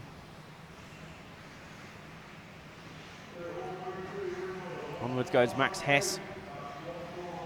Didier Ho appears to have not taken the start of this session, but Hess is leading this session, partially by dint of being the first guy across the line, but also an estimated time. He's up a good 2 seconds right now on David Crompton. So Max Hess continues on. And a flip in the middle of the track there. And who was that who's just flipped over? That's the number 7 car. That was Yanis Pereganakis, who actually was contending at the top end of the timesheets. I'm pretty sure that prolonged spell on his car's roof is going to be a fairly major detriment to his lap time. Let's put it that way. Yes, he's been knocked back. He's down 3 seconds. He's actually down to a 9-lap run predicted. So that's been a huge dent to his hopes so far.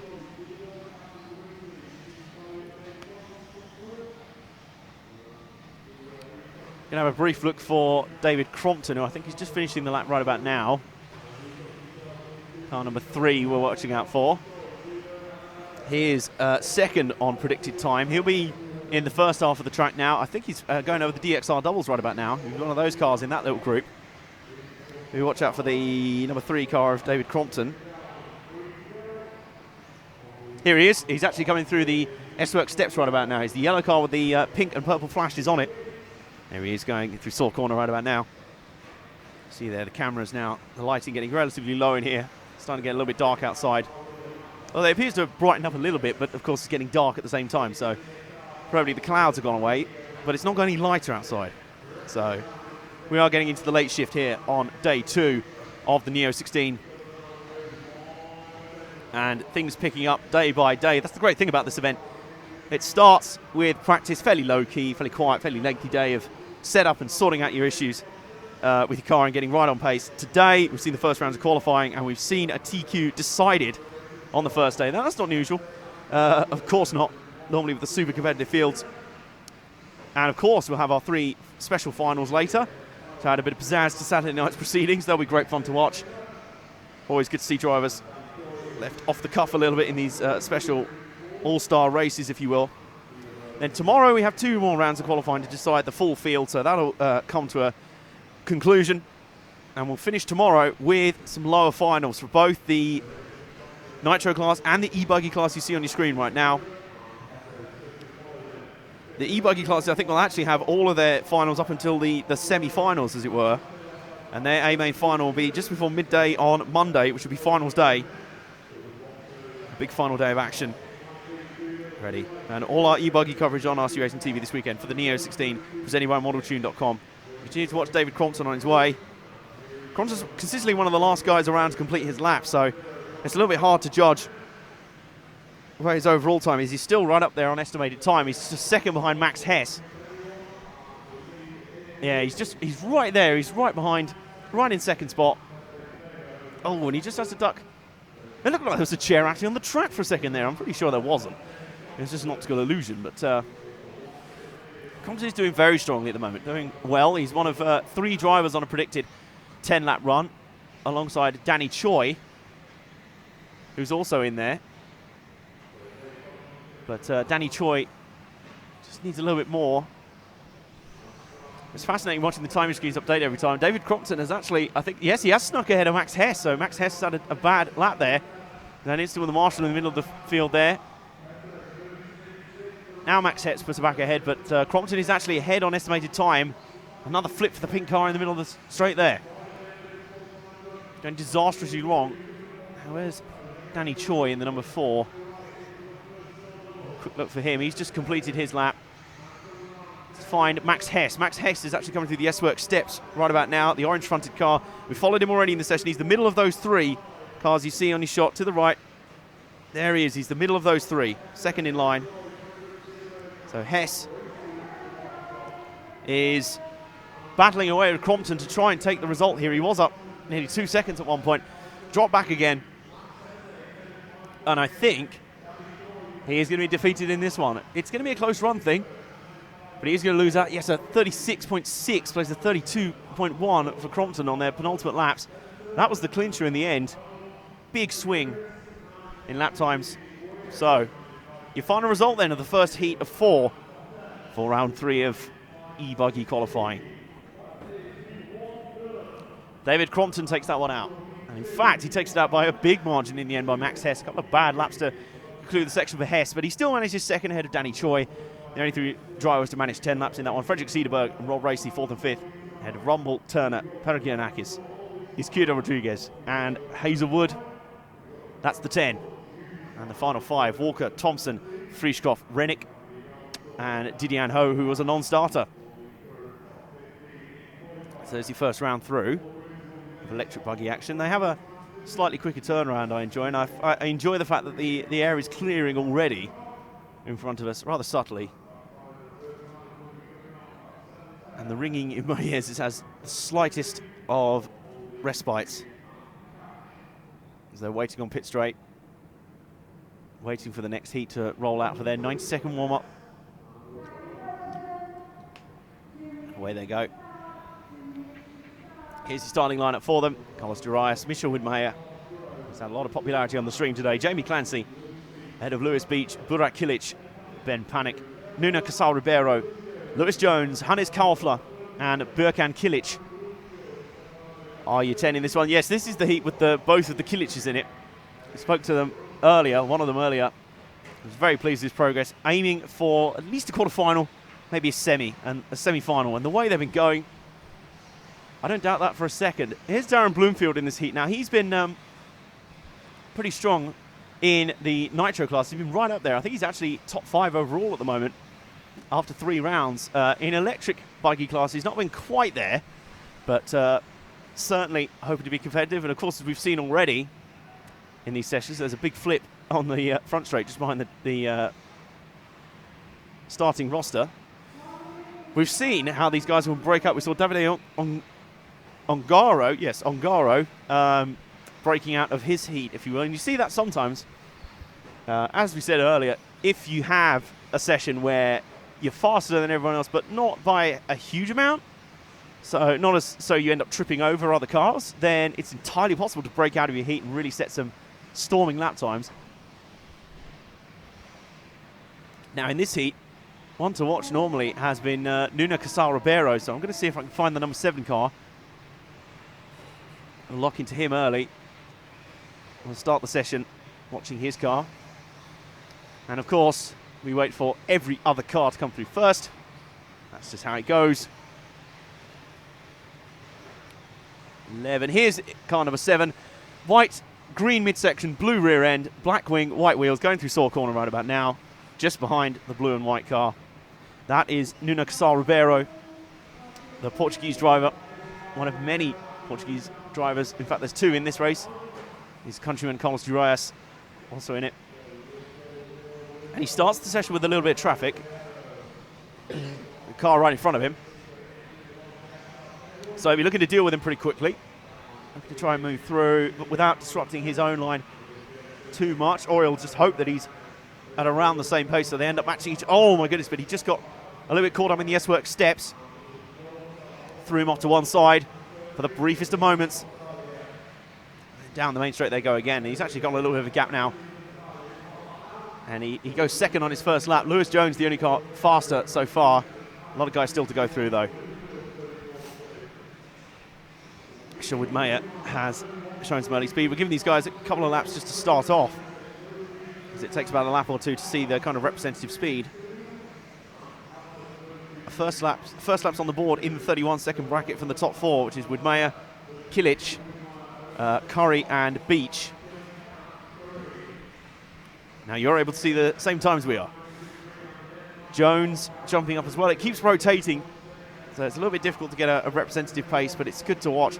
Pretty much all of this field are in the 10 lap mark right now, but some of them have only completed 1 lap, so that is not entirely representative. But right now it's Ollie Curry on a representative lead, and Ollie Curry keeps locking off laps like that. In fact, Darren Bloomfield's got a fastest lap of the session with a 30.645. And he jumps to the top of the session now. Let's see if we can find Darren Bloomfield, shall we? We spoke to him earlier on the pit walk. We had a look. And Jan now looking over the computers here, peering out. He should be around halfway around the track by now. Car number 11. 11, there he is. The white with some blue flashes car on white wheels going through Saw Corner right now. There he is. Darren Bloomfield, one of the very top guys in Nitro Buggy qualifying. We'll certainly see him in the Dash for Cash later. In about just over an hour or so to the Dash for Cash. But Darren Bloomfield has not been quite there. He was seated lower in the electric buggy class than the Nitro, but certainly we're seeing some good speed out of him now. This is, he just had to quick reflexes there to avoid the car that stalled out on the track. Finally goes through the front of a few corners, through Saw Corner. This is pretty neat at the moment, and really the best way to describe the best laps around here have been neat and tidy, which is hard to do when you have a track that's full of so much jumping and surface and elevation changes as it stands. And as Bloomfield continues to crank out super fast laps, Paul has returned to the Crow's Nest. Getting dark outside, but it looks like there's less rain outside. The nice thing is, we're talking about weather here, but it doesn't affect proceedings in here for now. the rain that we saw earlier would have possibly been, well, probably highly likely have been a red flag in an outdoor event. Here, not so. We're able to continue on in impunity, and it was only if you had to go outside for something that, well, you felt the force of the weather. But luckily the cars did not. Through the Agama turn at the top, Darren Bloomfield is really motoring along at the moment. His predicted laps right now are 4 seconds up on the closest, which is number 15 to Kevin Bronston. So Bloomfield on a good run this time. This is much better. This is more like his nitro buggy pace that he's shown so far. And Bloomfield was feeling pretty good when we spoke to him earlier. Car upside down in the middle of the straight there. Bloomfield had to dodge it pretty well.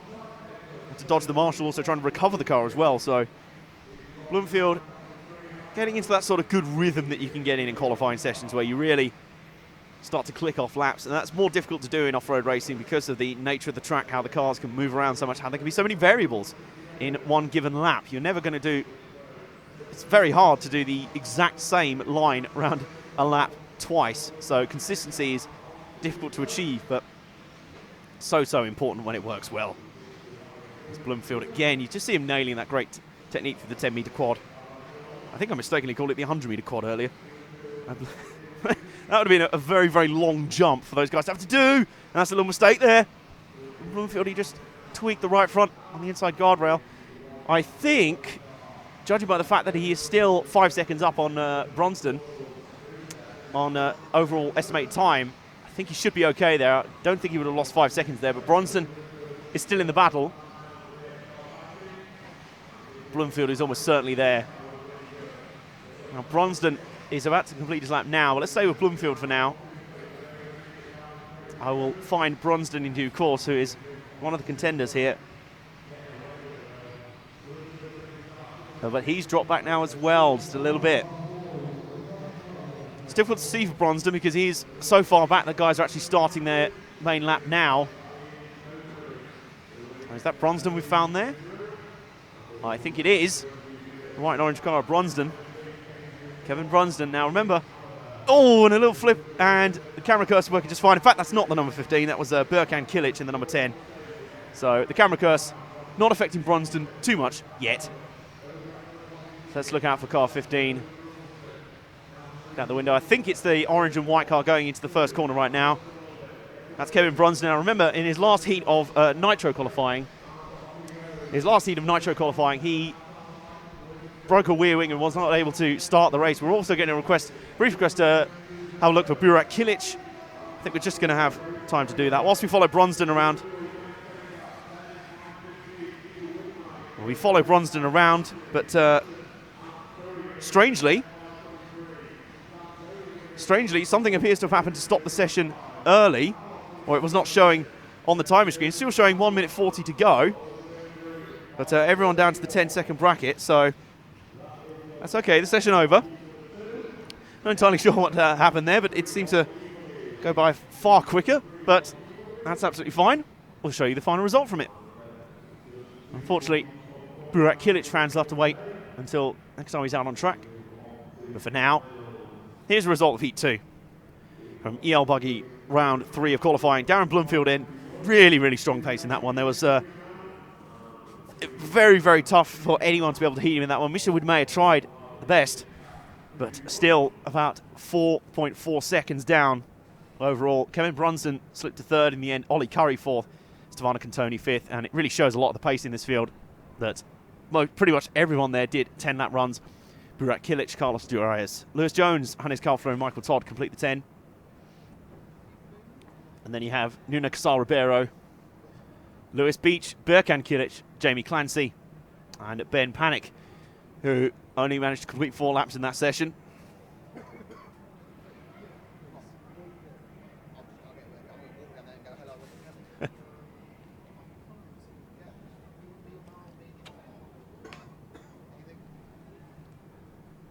Fancy a burger and chips. We're just taking a dinner time food order, and I was never going to have a third curry today. They're very nice, those curries. They are very nice, but I'm not risking a third one. Funny thing is, Jan's looking at me and laughing nervously because he's already anxious. I've had 2 today, and he's in the room next to me. So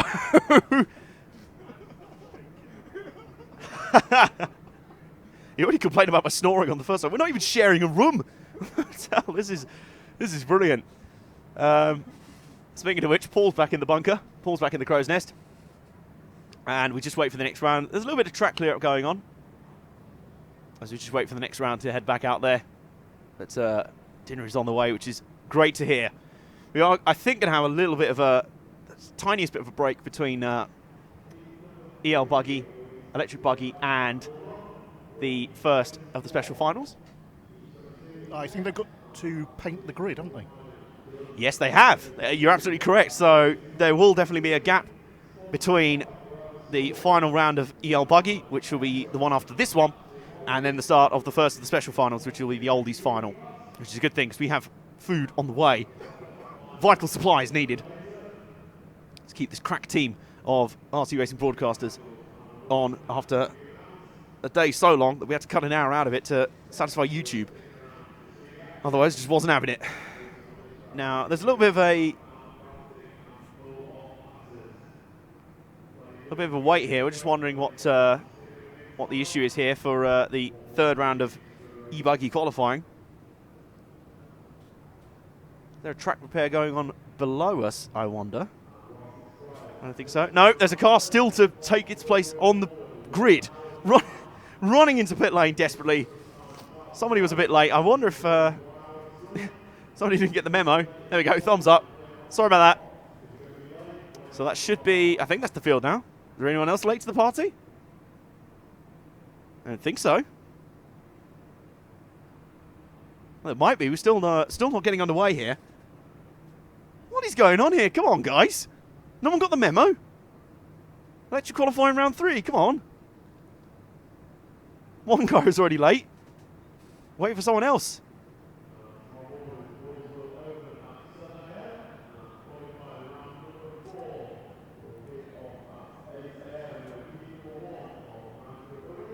This is surreal. We are stood here. I wonder.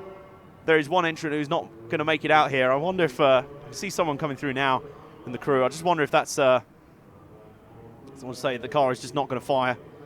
It's just not going to get there. I'm just going to count the amount of the cars in the pit bay right now. 1, 2, 3, 4. Looks like there is 14 cars down there, so I think we are waiting for one entry down there. We're waiting for 2. I wonder if there's a car in the pit lane that just won't start right now, is not living or not behaving itself.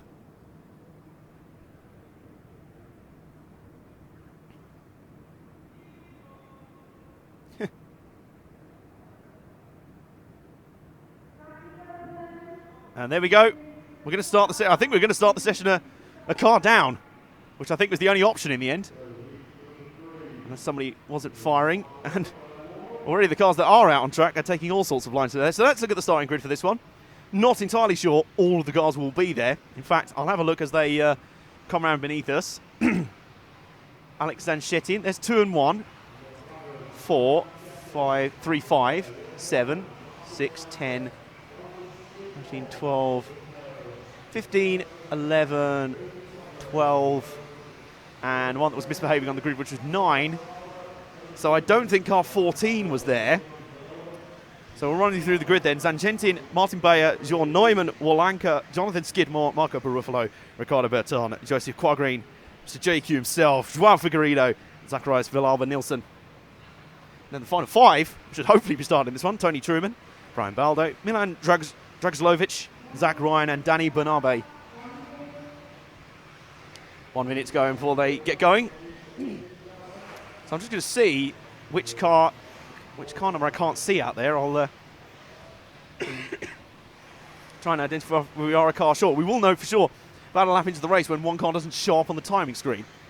But I'm fairly sure on that first lap round I didn't see a car 14 in there, so I wonder if that was what was causing our delay. I wonder if Zach Ryan had not made it to the grid. Still not seeing a car 14 out there.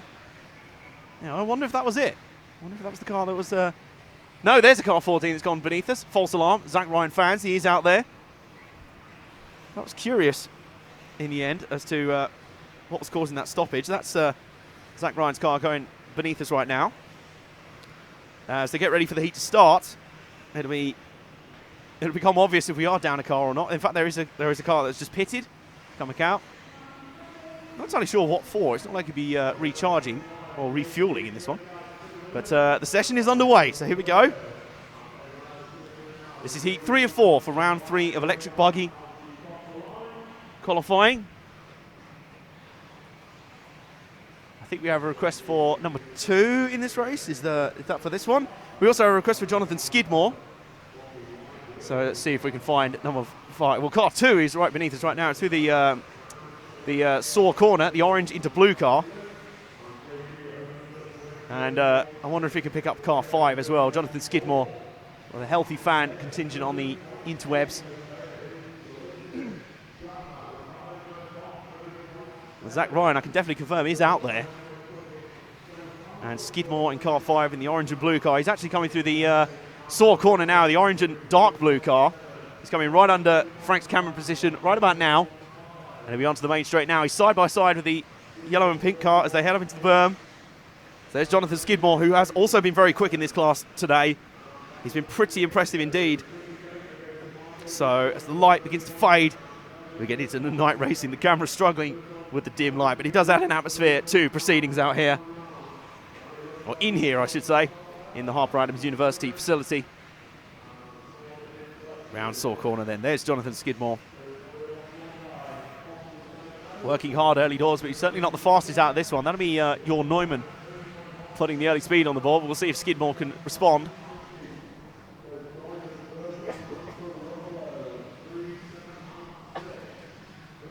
Excuse me. That's what I'm going to blame for not putting the timing up quick enough. Oh, excuse me, indeed. Oh, Jonathan Skidmore still on his way round. Now he's definitely going to be moving up. He's definitely got something to prove and something to achieve here. And he's really going great guns. Up and over the rise, but Skidmore lacking just a little bit of pace for now. And let's see if we can have a look for Ricardo Berton, who at the moment in... Actually, let's have a look for... Oh, this is so close. Let's go for Berton first, who's about halfway around the lap. Car 7 is the blue and yellow car coming through the S-Works steps right now. Round saw corner. And it is basically Berton and Neumann who are having an almighty scrap between the two of them for the top position in this heat. They're within an incredibly close split of each other. 5 minutes 10 runs. Jorn Neumann, they were both within it, I think a 10th that last time around on estimated time. As Berton continues to work hard. Now he was running strongly in this pretty much the exact same heat for the Nitro class as well. So, and I think Jorn Neumann made a mistake that last lap. So Berton is now your leader on adjusted time.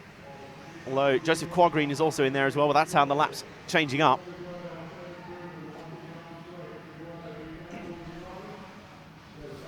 Excuse me. So Berton continues on his way. This is a good run so far. This is good and strong stuff. I think we've also been requested to follow Martin Bayer, and it's a good job that he's up near the front. We'll have a look for him in a minute. He is right there. He's on an estimated 5 minutes 10.9 for 10 laps, which is just over a second down on Berton's current estimated time. But Neumann has fought right back into the mix as well. So this is a lead, and this is a battle that is evolving all the time and ever changing. Up the inside, that's a sneak move through for Berton to deal with traffic. Means he is barely delayed at all. Very nicely done, very smoothly done. Has to be said, Berton really easing his way in here. And down the main straight. And through the 10-meter quad.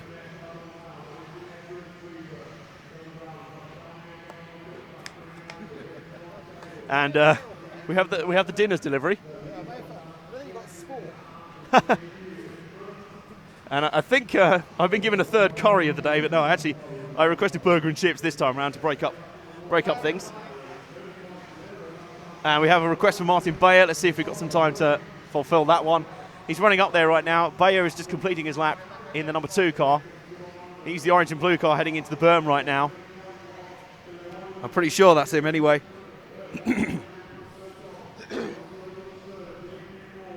As the dinner order taken up in the commentary box. This is one that we're going to need definitely before the finals later on. And I think in the midst of the drama down on the track, we've had a bit of a faux pas up here. Jan has been presented with some curry, but I think he's expected to eat it with his hands. But Bayer continues on, and the session is ticking down into its final 30 seconds now. And at the moment, it's really Berton's to lose as it goes. And we're comparing food options up here. We're supposed to be calling the racing. How can I do this with food all around me? Bayer charges down the front straight. These will be their last laps now. And it was Danny Bernabe in the end who did not take the start. He's the car scored on 0 laps. So there'll be your guy who didn't make it home. Or didn't make it to the start rather, let alone home.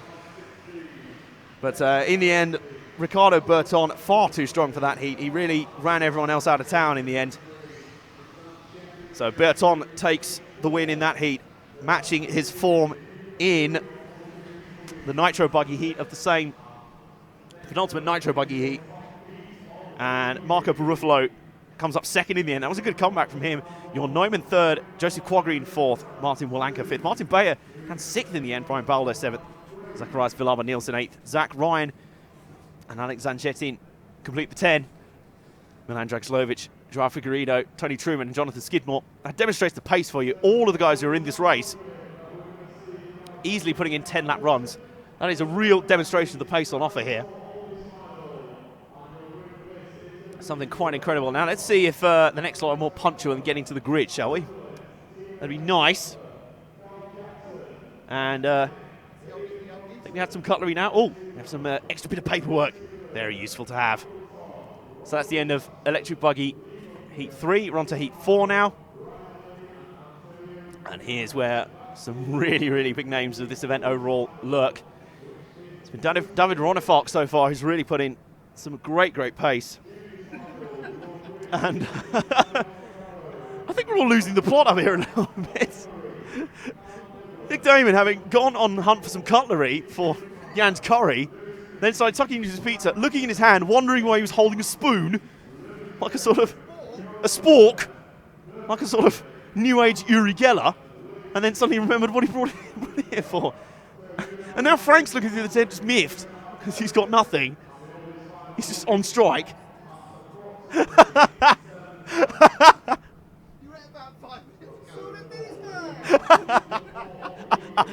Oh, this is it's descending into anarchy up in the box.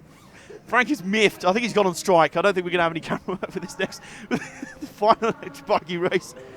It really matters to me. You can have my burger and chips. I'll get something else in a minute before the finals. But that's a rather lush pizza over there as well that Nick's got. But we do have a final heat to commentate on here for the Electric Buggy. And then we'll have a little rest before the first of the 3 finals to come. They're scheduled for around 7:10. They might be a little bit back, around 15:15 or so.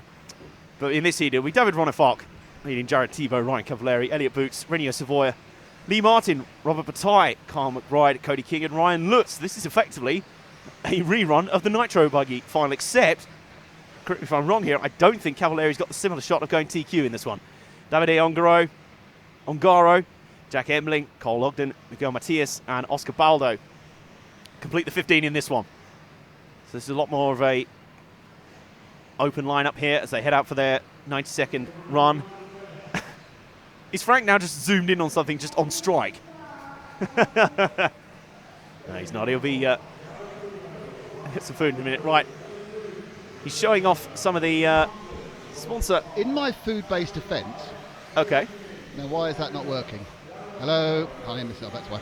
In my food-based defence, I was most concerned about Jan, because he hasn't eaten enough today. And then you chipped in on a burger and chips. I thought it was, because you eaten about an hour and a half ago. That was pretty impressive, Johnson. Now, young Paul Nothing. So I'm very sorry, Frank, but I thought as you'd eaten less than an hour ago, you wouldn't want anything else. I realised a ridiculous error now. Apologies. Carry on with the top heat. Explanation accepted, mostly. So, we'll have about 10 seconds to go before this final heat of electric buggy qualifying gets underway.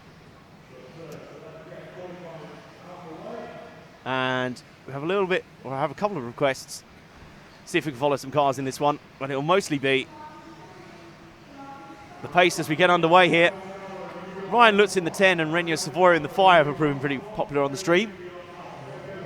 So you can see if we have a look for those cars. Ryan Lutz has been pretty popular all day and pretty fast as well. As you said, there's Lutz's car, the pink and blue car, going through the S-Works steps and around Saw corner now. But the heat is now underway and the session is on. And currently we are following, locked onto the number 5 car, Renyo Savoia. So a good spot from Frank to start off. In the opening minutes as the session now gets underway, everyone completing or starting their first lap of the session. And unsurprisingly, straight out of the box, super quick, is David Ronefalk, who's been so fast in electric buggy this weekend. Surprise, surprise, Ryan Cavalieri is pretty much fast in most things he drives this weekend. It's been that sort of weekend for him. See if we can find the number 10 of Lutz. It's the pink and blue car. And on the track, I think it's coming through the model tune section now. Yes, he is. He's in the mid part of the track. Through the dip now and up, right in front of us. Into the S-Works steps right now. There's Ryan Lutz. He's been calm and composed and very, very chipper with how his day has gone. Why shouldn't he be? He's been right on pace with Ryan Cavalieri for the day, and I believe he sits second right now in overall qualifying, just behind our new TQ. And he will also be featuring in the Dash for Cash to end today's proceedings. So Lutz running pretty well so far. He's not quite got the same pace in electric buggy just yet. But then again, few people do over David Ronefalk. And in fact, Ronefalk could be the man to put us in our first 11 lap run of the day. He's on an estimated 10 laps in 5 minutes, .071. So he's very, very close. If he keeps this pace up, he won't be too far away at all from the first 11 lap run we'll have seen all day, or at this event so far. Although he has faded now, just as I say that, he has faded, and must have made a mistake on that last time. He's now at 5 minutes 8 seconds. So he must have lost that one pretty badly. And it's actually Davide Ongaro who's jumped up there. There's a car upside down in the middle of the straight, contact there. So let's see if I can pick up the number 11 of Davide Ongaro, who's our current leader on adjusted time. He's the number 11 car. The orange and white car coming through the S-Works steps and round Saw corner is the second of those two cars you'll see there. That's Davide Ongaro, who is running really strongly right now. He's on a 5 minute 4.7, and he's getting stronger and stronger. Jared Thibault has jumped up to second to challenge him. And look to put some pressure on here late in this heat. Just under halfway to go. And Ongaro is looking really, really solid. He's really come on strong in the second half of today. He's looked very, very good in his heats in the nitro buggy class, and in electric buggy he's looked very, very good. And I think he's actually qualified himself for the Dash for Cash. He might be in the top 15 overall. I think he has done. So a really good day overall. He's had a good Saturday for his work. That will not be so good. A little bit of a grit roll at the top of the hill there. I think he kind of dug in too early while the track was still going uphill to a degree. And then he marches on there. I don't think he's lost a huge amount of time, although I think Jared Thibault may have just snuck ahead of him in the overall standings. Ongaro comes around that time.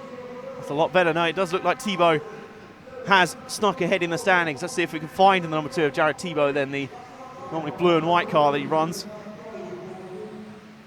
Here's Jared Thibault coming through the S-Works steps right now through Saw corner. The blue into white car. For the briefest moment, he was at the top of the session. Is he still? No, he's down to third. This is getting really, really competitive. Lee Martin has jumped up there as well. He's now on a 5-minute 5 run, so this heat really is anybody's. There's a good 5 cars within 2 seconds of each other. So it is literally anybody's guess who is going to come home with the win in this heat and take home maximum points. It's a real battle to the flag. The final 30 seconds ticking down then. This is going to be ever so close. Oh, and a car in the middle of the track there for Thibaut. That won't help him too much.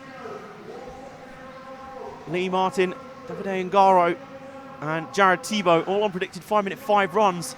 This is going to come down to the tenths of seconds. This is going to come down to the smallest of mistakes. This is going to come down to catching traffic at just the right time.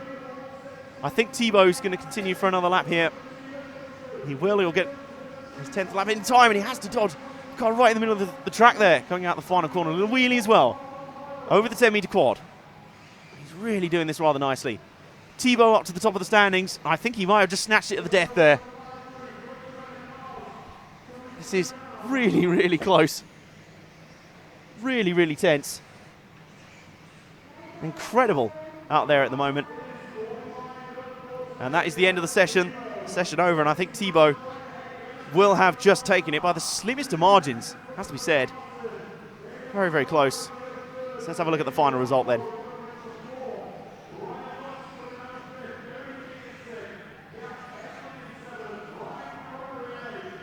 And I will now release you to your tee, your second tee. Thank you. Obviously, 1 tee less than Frank's had, so that's not good. Yeah, let's not remind him of that. No. So Thibaut was that winner of that one. Lee Martin was second. Good result up for Lee there. Ongaro third. Ronefalk fourth. Lutz was fifth. King was sixth. Embling was seventh. Cavalieri eighth. Matthias ninth. And Renault Savoia was 10th. I can't reach the second button. Okay, so we are. You can hear in the background the nitro engines again. Because next up, dun, dun, dun, in about 5 minutes, in fairness, will be the Oldies final. So just before we finish with Electric Buggy, let me give you the overall standings after 3 rounds of qualifying. It's the best 2 out of 3 to count, obviously.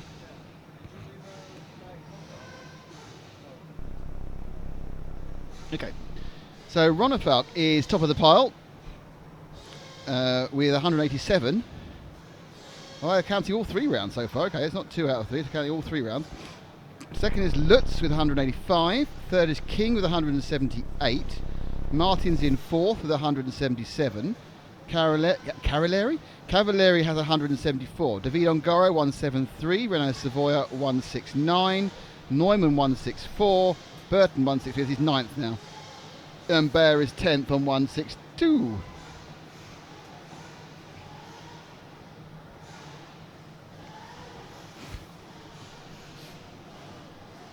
It's Matthias Boots, Embling, Valanka McBride.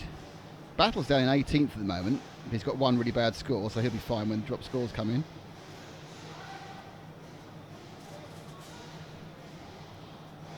The Cavalieri's won a round, and Lutz has won a round, and Ronefalk won a round, and that is that. Next up, which is the revving of the engine. Grant Malden. Do they need to install a Stanner lift for the Oldies 35 plus? LOL.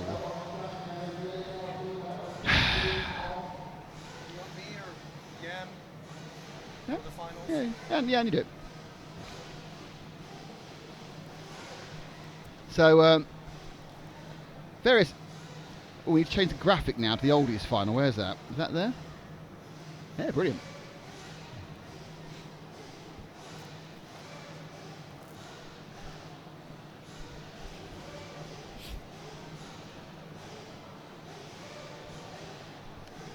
So let's get ready.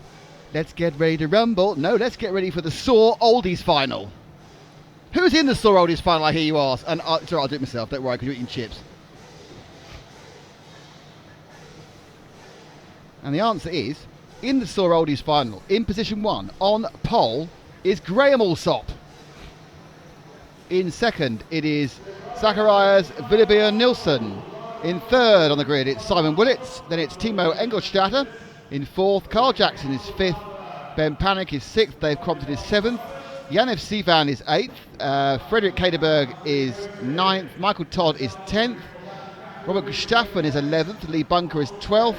Bjorn Ivar Haag is 13th. Ryan Lee, yes, I got it right that time, is 14th. And Fernandez Antonio Gomez brings up the 15th place. They will go off in order.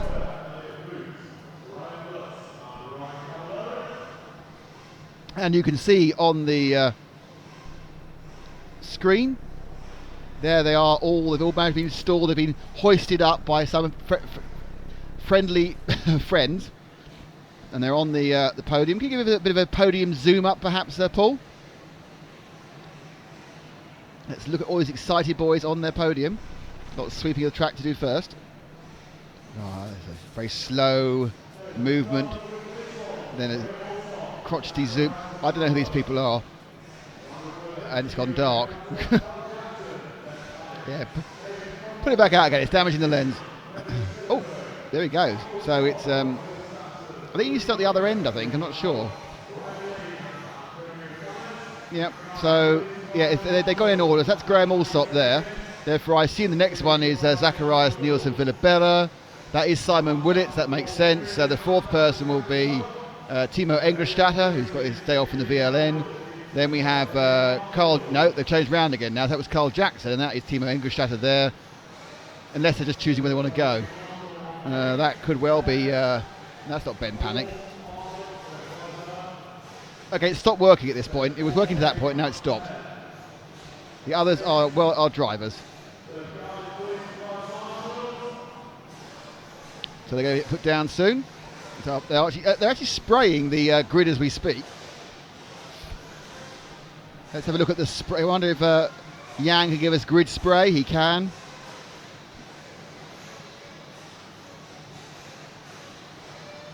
He'll just start. That's the back place to start. Well, that one's going to start in the wheel tracks of a digger by the looks of it. This is the Saw Oldies final. We are the way away from the Dash for Cash.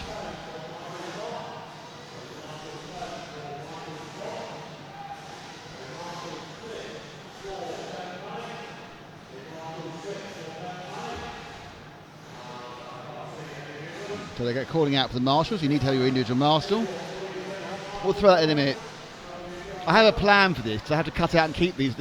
That's why I made you go before the last heat, so I've cut out and kept them as individual files. I'll tell you where you put your headphones on. For the finals, we need to kind of go and then start, because I'm making separate videos out of all of them. Which is why I made you do that the last thing.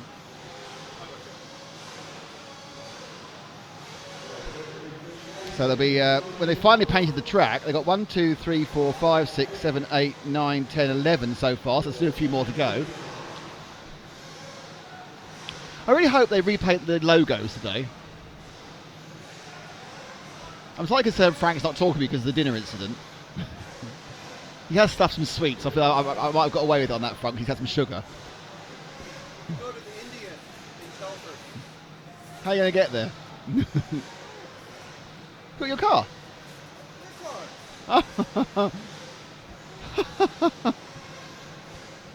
You could nip down and get yourself an Indian in 5 minutes. No, I meant from the Indian shop. Devon Curries. Will there be a bash for cash right before the main? No, the dash for cash, or we could be amusing. Yes. So when this gets underway, it's the Oldies final and a short break before the junior final and a short break before the dash for cash. We can either be fantastic or just a complete cluster funfair. But we'll find. It is obviously pitch dark outside, so we have relying purely on the natural lighting.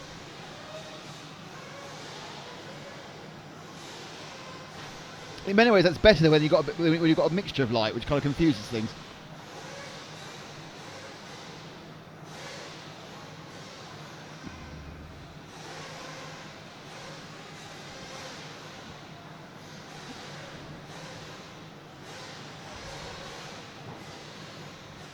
Well, Bango's my dream, make a replay for a highlight reel. So they're now spraying the numbers in the holes. That's something we need to show our audience, frankly. Spraying of the numbers in the slots. 13, well done. 14, yep. And I'm guessing the next one's 15. We kind of think they could have done every third one, a little guess. So the engines are being warmed up. There'll be a 2 or 3 minute warm-up session.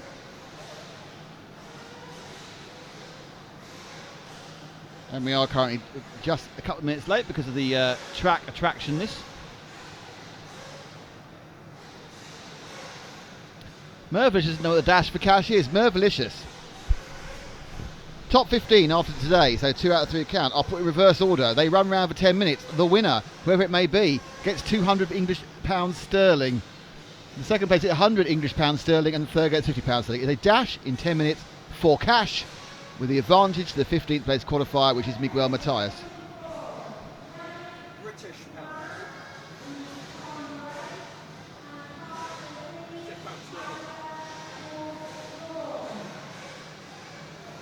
So an announcement I couldn't hear then, at all. But my guess is they're going to release the cars in a minute. Kind of hoping they will, really. The suspense is killing me.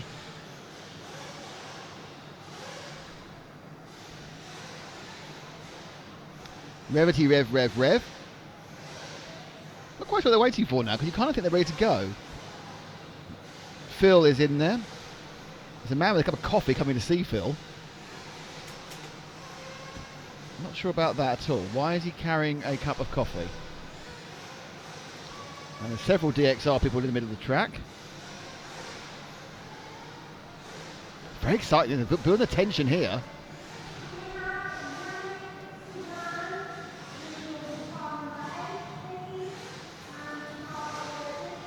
Oh, they're Mrs. Marshalls. That's why. We're down Marshalls.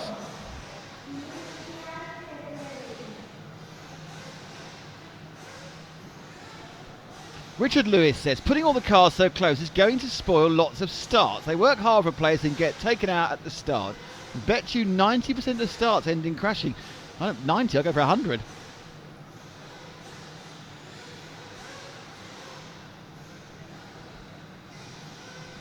Ooh, start. Now they're having a conversation about it. There's a big chat going on at the moment. This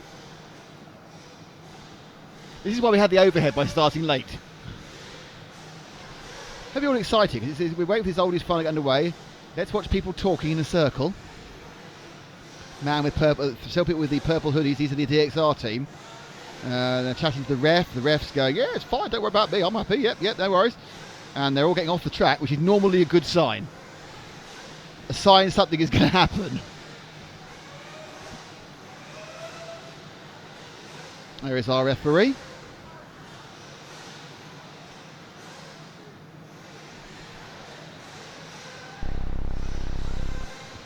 They managed to build the suspense so much now, I've kind of forgotten what's happening next.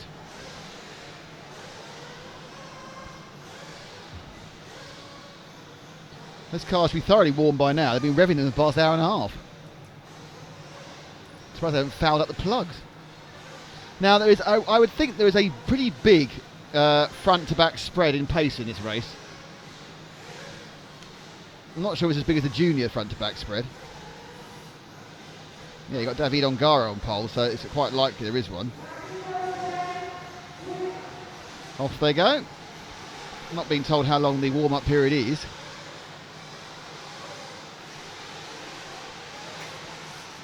Two minutes 57, okay. So we will time when to throw in the graphics.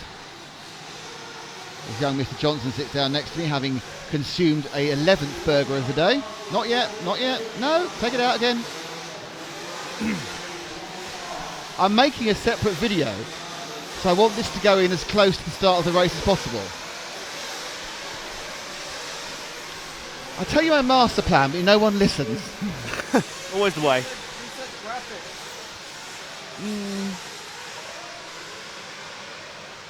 So we still have 2 minutes and 5 till the race starts. And the cars are going round. This is a bit easier, this one, because basically, oh, hang on, this is one thing we need to do, because it's a race, so we change the type of timing. Well spotted. That was lucky, actually. That was a complete lucky get.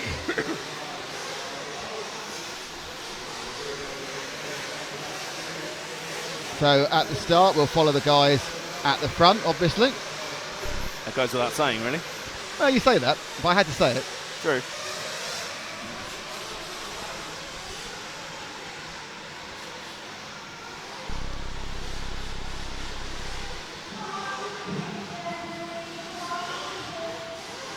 So the cars are being waved back in with... Oh, they've caught me out here. Okay, so let's have a look at the lineup. It's Graham Allsop. Needs to go on the static for this, ideally. So Graham Allsop is in pole. Zacharias Villeneuve-Nielsen is second. Simon Willits is third. From Britain, Timo Engelstad of the German is in fourth place. Carl Jackson in fifth. Ben Panic sixth. David Cochran seventh. Jan F. Sivan is eighth. Frederick Kederberg is in ninth.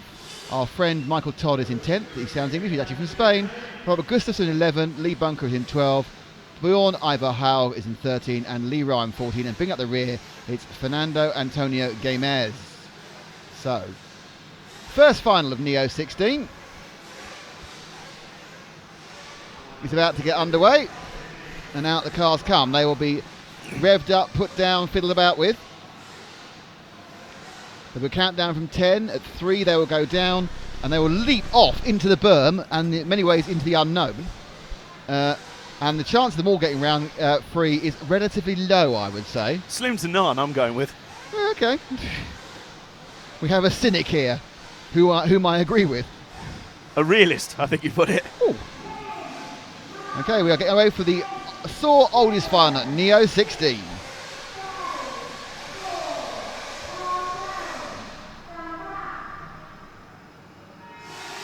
The Ray car 8 and 13 did not take part and very wide. Oh, they're clean through there actually. 8 and 13 not in the race. No Yenev and no Harper Ivar Haug. But it's a relatively clean start at the front and coming away and leading through the model tune section is Graham Allsop. In second place, it is the number 2 of Villeneuve-Nielsen. So 1 and 2 are away, going around the Saw corner now. Allsop from Villeneuve-Nielsen. Behind there's a modicum of carnage and they're really dropping off, and these two have broken away within the first lap, leading quite comfortably from Robert Gustafsson, who's picked up third. So a pretty smooth start for the top two, and it was pretty much anarchy. They got through the berm corner just about okay, but it was the 10-metre quad that really started to throw them off. But now it looks like Graham Allsop is now trying to drop Villeneuve-Nielsen as quickly as possible, and Villeneuve-Nielsen started to slip a little bit back into the clutches of Robert Gustafsson in third, who's having to go up the inside, and we need to be dropping back and concentrate on the second and third battle here, because that's the one that's going on. So look at the second and third cars that are straight round the berm. High on the bank and they're coming down again. After the DXR doubles, that's a nice pass from Gustafsson, compounded by a little error from Villeneuve-Nielsen, but a smooth pass from Gustafsson there. Very well done. So we've got a replay of that. Let's move forward to second place, which is car number... Oh, he's put off the track there. It's Gustafsson in car number 11. They're together now as they go round the bottom corner underneath where Jan is and up towards the straight again. And the main straight they go. This battle for second is not going away anytime soon. This is a great battle to start with. This is helping Graham Allsop get away just a little bit. But Gustafsson just has a little bit of pace over Villeneuve-Nielsen, but it's not a huge amount, not enough to really break free so far. So Gustafsson is on the chase. He's the yellow and orange machine coming over the jump now. The car 11 from a long way back on the grid, going over the steps and turning right onto the Saw corner. So Gustafsson needs to catch up. He was 4 seconds behind before. What's he got it back to this time? 2.4. So Gustafsson now is really trying to go. Oh, he's had an accident there. Bounced up and down trying to escape before the DXR double. So Allsop getting away, and now it's second and third who's coming together. It's the battle converging once again between these two, Gustafsson and Villeneuve-Nielsen. I think Villeneuve-Nielsen just having his rhythm disrupted a little bit there. He couldn't quite get up to speed quite as fast off the start, but now he's trying to reel back in that battle for second, but it's proving pretty tough at the moment. So he's stuck in the middle here. This is an interesting race where the second place man is oscillating first and third, and the lead now for Allsop has moved out to 3.6 seconds as Gustafsson on a clean lap which he isn't having enough of, appears to be able to catch up on any other lap. He's falling around, and then that's again another dirty lap. So Allsop getting away quite easy on this, and his first 3 minutes have absolutely gone Allsop's way. Gustafsson having none of it really, and then he's stuck in a no man's land of neither moving forward nor back. Now this is Dash for Cash, it's 500 quid. The Oldies final, it's nothing. Except for pride, I'm assuming. Yes. It's a very good start from Graham Allsop, and Gustafsson just needs to try and string something together, but Valama Nielsen is in the same scenario just behind him. He seems to catch back up and then fade away again. These guys all fluctuating between each other. They just can't quite close that gap enough to challenge each other for position just yet. So Gustafsson is actually gained about 0.3 of a second that last lap. So Allsop, you see, is already in traffic. I said there was quite a big split here for the best and the worst on this one. And if we look on Jan's camera, we've got the leaders. Let's move forward to the leader. Paul is going down the straight right now. Over the berm. Takes the 10-metre quad, and it's looking quite... The cool laps for Allsop are looking quite good, but the lead is 2.5 seconds. Gustafsson tries to come after him. When he runs clean, Gustafsson does have the pace to pick him up. But Allsop there, I'm not sure how fast that was going around that corner. Very slow, precise. No damage to danger, but Allsop is in a controlling drive here. Does that mean he's going to get caught? I don't think so. I think at the moment he's being a little bit tactical. Probably he kind of has an idea on where the gap is and just about knows it, but I think he's almost worrying too much about the gap, and it's putting a little bit of nerves in his mind with these. They're close mistakes. They're ones that could lead us to disaster, but aren't happening just yet. So he's only losing about 1.7. He gained 1.7 seconds in that lap. No real tight battle until you get to the 5th and 6th. I think it's a bit too far back for us to worry about. This is our leader, Graham Allsop. And he is about over. He's probably more than a mistake ahead now. As he then puts down the power from pole position. Allsop made a kind of a tentative start, but it got him where he needs to be, which is in the lead. In the lead he stayed, and Robert Gustafsson is dropping off very quickly, but he is in a lovely bit no man's space of his own. 3 seconds ahead of Simon Willits is coming through in 3rd place. So let's see if we can pick up Simon Willits. Willits is the number 3 car. He'll be about 2 or 3 cars back from this leader in a green machine. So let's drop back to Willits.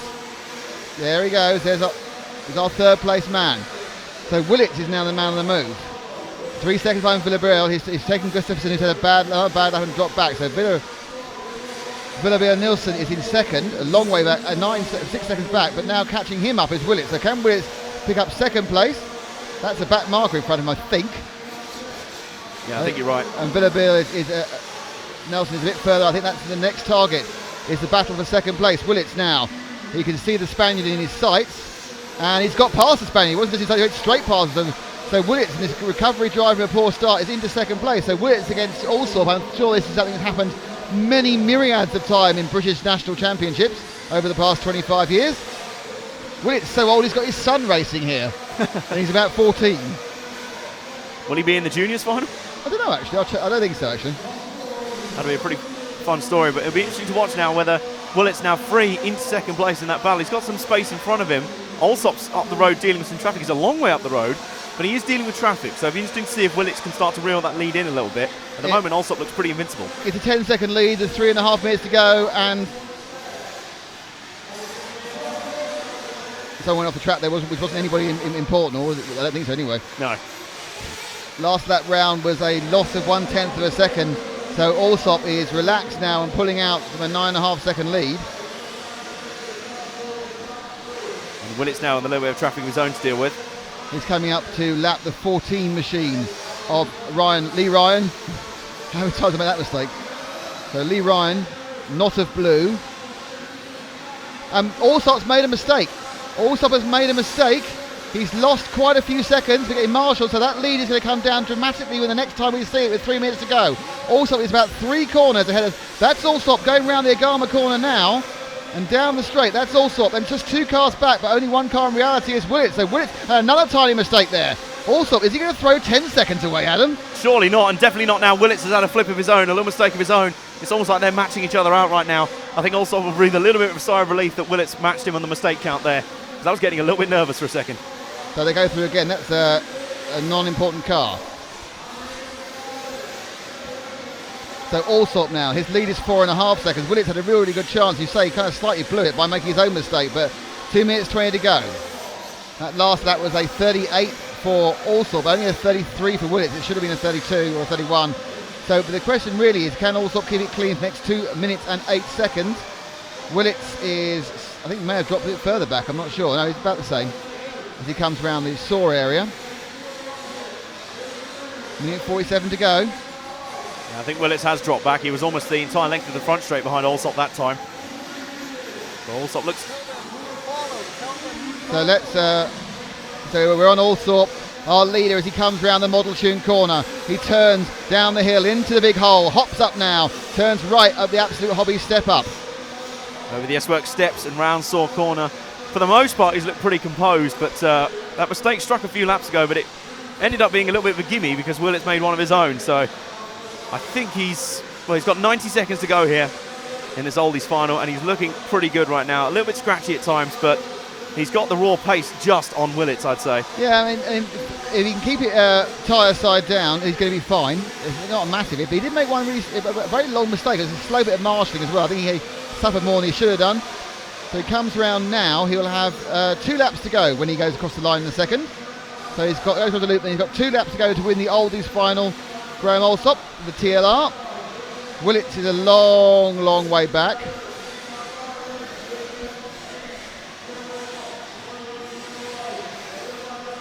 We've got Gustafsson in 3rd and Vivian Nilsson, who started with 4th. Ben Pannett's come up to 5th, but no real battles on the field. Yeah, the field has largely spread behind them, but we have a stoppage down in front of us for the number 4 Timo Engelstadter, but that's pretty far down the order for us to worry about at the moment. So the Marshal nearly got run out and nearly stopped Willits in his tracks. That wouldn't have helped the battle for second at all. Not that Allsop needed any help. And it's the last lap for Allsop, so he just needs to keep the thing pointing in the right direction. He will become the oldest champion of Neo 16, the Saw oldest champion. In what has been really, apart from one little roll, a textbook result. Get out the front, troll off, worry about everyone else's mistakes. Yeah, there was a lot of calamity at the 10-metre quad on the first lap behind Allsop, but since then he's had to battle off a couple of assaults from various drivers. But there was that one nervous moment, but ultimately he's going to have done enough. Well done. Oh, has he done enough? He's done enough, he's won. So Graham Allsop wins the Oldies final. Let's wait for them all to come home. They'll be home in a second soon.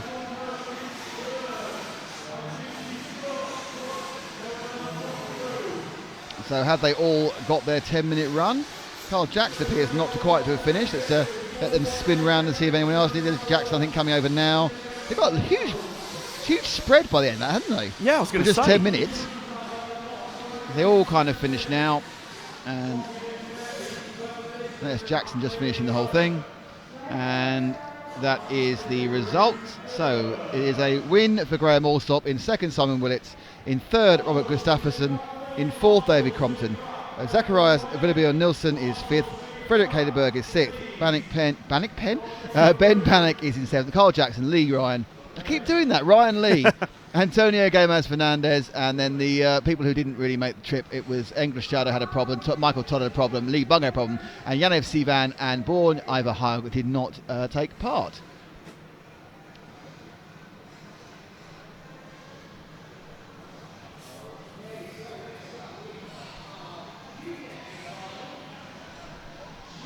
Right, so now we have to get ready for the junior final. Yes, we do. That's a bit exciting.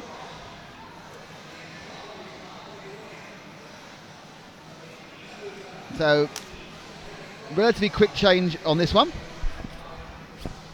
I'll verbally read you out who's in the junior final, so you'll get an idea of who we have. And we'll obviously set it down. We need to change the graphic. The junior final. The Saw Juniors final, sorry. So it's David Ongaro, Ricardo Burton, who I would think are red-hot favourites and very likely to be scrapping like terriers. Ollie Curry, Callum Niblett, Johnny Skidmore, Misha Vidmar. I didn't realise Misha Vidmar was a junior. I had this impressive, really big, burly German bloke in his early 30s. Lewis Beach, Burak Kilic, Jamie Clancy, Lewis Jones, Hal Lopez, Birkin Kilic, Aaron Munster, William Skidmore and Philip Lutgert brings up the rear. I'm not sure we're going to get all 50 or not. I know for a fact that Ongaro, and I think Burton as well, are both in the dash for cash immediately after this. So they have a lot of track experience. Now, will we have another clean start, or will it be another not clean start?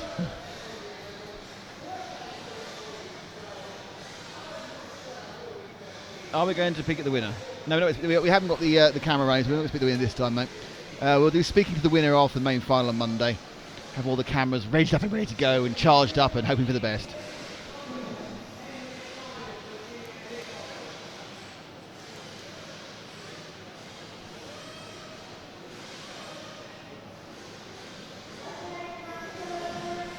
Okay, track is open. There'll be a couple of minutes of running for these. It's Ongaro. If he can keep it rubber side down, he should be an absolute hot favourite here, Adam. I would agree only in the fact that Ricardo Berton is immediately behind him and is probably his closest rival. Those two were very, very close on pace, especially in that final round of qualifying earlier. If they can keep that pace up over a double-length stint, 10 minutes as opposed to 5, those two are going to be incredibly evenly matched here. It's going to come down to fine margins. Potentially the start could decide this between those two.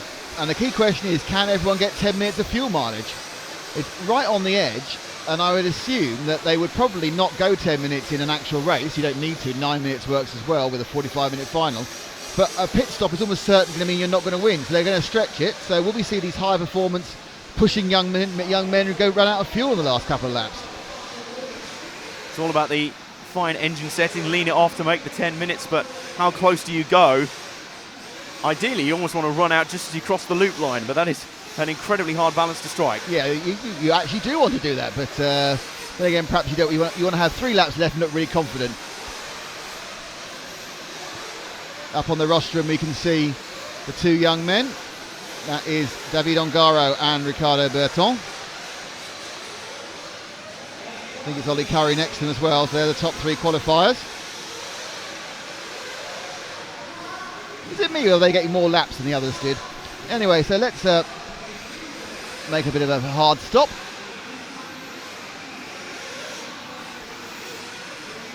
And could you go to the fixed camera, please, Frank? So, who we have? Here's the grid. It's for the SOAR Juniors final. It's David Ongaro in 1, Ricardo Berton in 2, Italy 1 and 2. Then 3 Brits, Ollie Curry, Callum Niblett and Jonathan Skidmore. Misha Widmeyer from Germany, Lewis Beach from Britain, Burak Kilic from Germany, Jamie Clancy and Lewis Jones, another couple of Brits there at the bottom of the top 10. And then we have Hal Lopez from Portugal, Birkin Kilic, so the Kilic brothers both in this final. Aaron Munster, another German, William Skidmore from the UK, and Philipp Lüdgert from Germany. And that is your runners and riders for the SOAR Junior Final.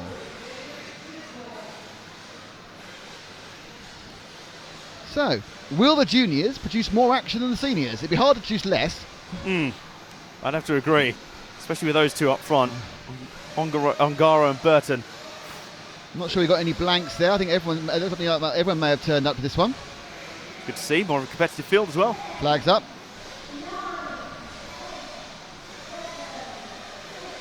Everyone looking at that first corner. Can they get round it? Who will come out of the corner? Everyone takes the start. And they're away in a slow start for Burton. He's going low. He gets the clip, and can he actually make the quad? But a great start for Ongaro. Burton really managed to get the best of a bad job there. Nothing seemed to work for him, but now it's a 1-2 for the 2 Italians. Ongaro from Burton. Ongaro in the orange buggy, Burton in the lime green machine. Not quite sure who's third, and in fact, he may have changed. And the 3rd and 4th are scrappy, and again we have a 2-man breakaway, but they're very, very close. 3rd is car number 5, I think, of Johnny Skidmore. But let's stay at the front. It's all about the first 2. The Italian battle in the Neo 16 SOAR Juniors final. And Burton really had to make a good job out of that start. It looked like he'd blown it there around the outside there. Burton trying to look there. You can't do that, surely not. He has to tuck back in line. That was very ambitious to start off this one, but already they're sizing each other up. This one's going to be a cracker. And a noticeable break by the first 2. Ongaro slightly wide. Oh, Burton almost landed on him. This is like exhibition racing. They are within half a metre of each other, and I get the impression that Burton's got more speed, or it could just be that following is easier than leading. And down the straight they go. They come up the berm, and it is I haven't got to bother with gaps, because you can see how far apart they are. Now, turning around now, and they go fire out the DXR double. This was a chance of Burton last time, but now they go in the Agama. Oh, and 2 wheels off there. And it's only a minor mistake that's going to change this one, Adam. It is really going to come down to the smallest of mistakes here. Burton is trying up the inside again. The contact in the air, and that could have blown it off for Burton. Oh, goodness me. That was wheel-to-wheel contact in the air. They're still very close. You need to see that one again, though. They were so close to that point. They landed together in the air. Let's have a look at this one again. That's a long way further forward.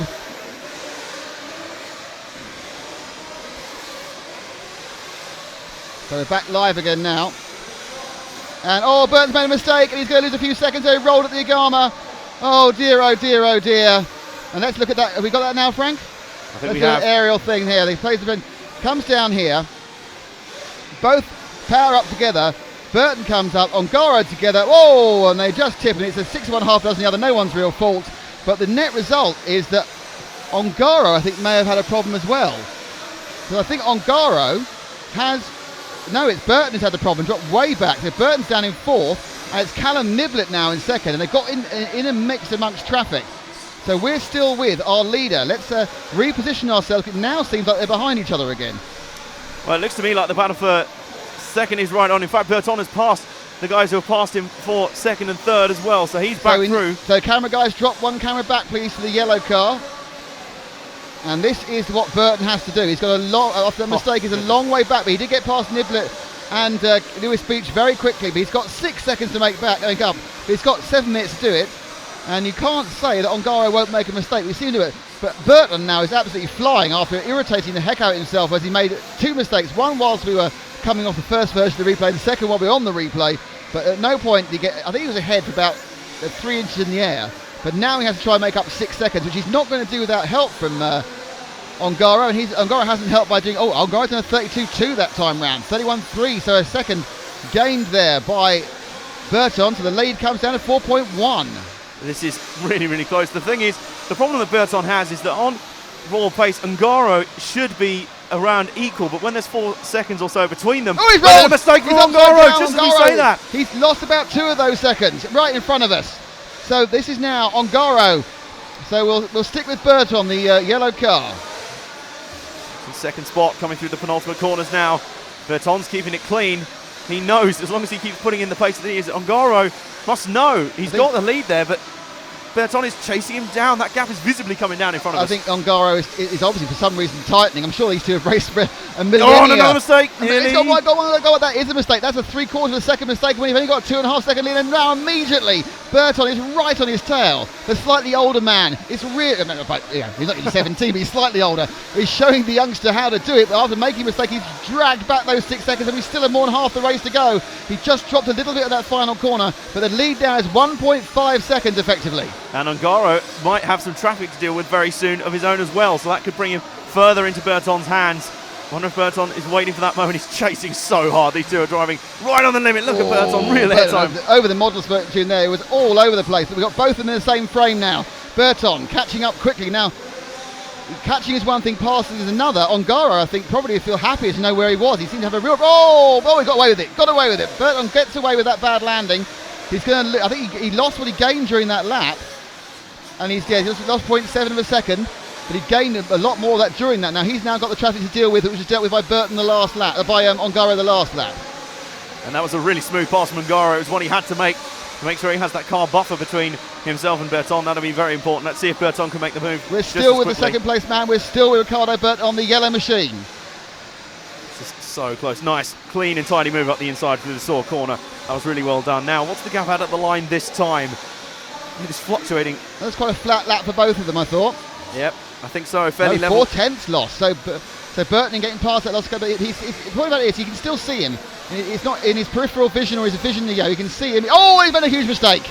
That's probably it for the whole thing now. That's got to be game over. 4:26. What happened there, Frank? Let's see that one again. What went wrong? Oh, looking okay. Comes in, spins round, and he just... so he got a clip of the outside of the stock, and it took him into the tyre of doom. Goodness me, that is upside down. How fine the margins are, and of course, being on his back, having to wait for the master to respond, cost him so much time. That is pretty much out of it now. I think Ongaro's actually got almost a third of a lap on him. 5 seconds, yes, he's 7.5 behind, 2 ahead of third. So where is our leader? Where is David Ongaro? He's underneath us now, about to go onto the sore steps. He has 3 minutes 51 seconds, and unless he makes a mistake, so we may as well stay with him, because if he doesn't make a mistake, he's going to cruise to victory. But last time he got a long way ahead, he kind of tightened up. This time he just needs to kind of The thing is, you can dial it down half a second, but it appears that he has a problem with anything that isn't 100% flat out. Yeah, you see drivers like that sometimes who they almost seem to lapse in concentration a little bit when they're not giving 110%. That was close. And he's going to have nervous moments like that as well. But he has a little bit more of a gap now, a little bit more confidence. He should be able to bring this one home. We need to tighten up, so our leader goes underneath timing and scoring now. And down the straight.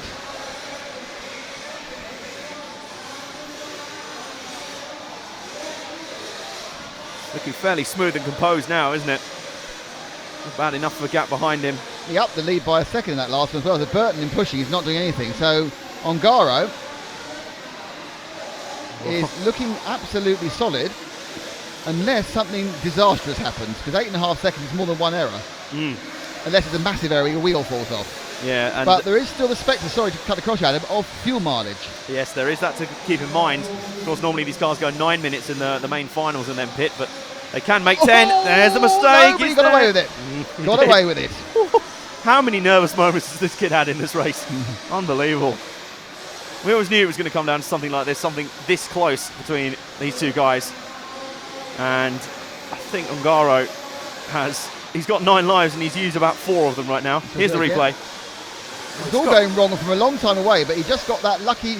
Oh, actually, number 11 braked and just touched him back in the right order again. So Lopez. Certainly, Christmas card, Hal Lopez from Ongaro for that one. Very nice. Oh, well done. Avoid a huge traffic slew in front of him there. And he lost about 1.5 seconds his lead. Still 6.5 now.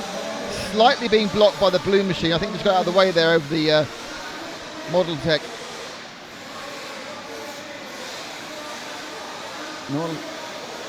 Corner. So 1 minute 38 to go. That'll be 3 laps. This and 2 more. His lead, which is he did a 32.2 that time round, and a 30.9 it appears, or is it going to get? Yeah, I think it's 30.9. Well, no, much worse than that. 34.7. So Burton off camera had another incident.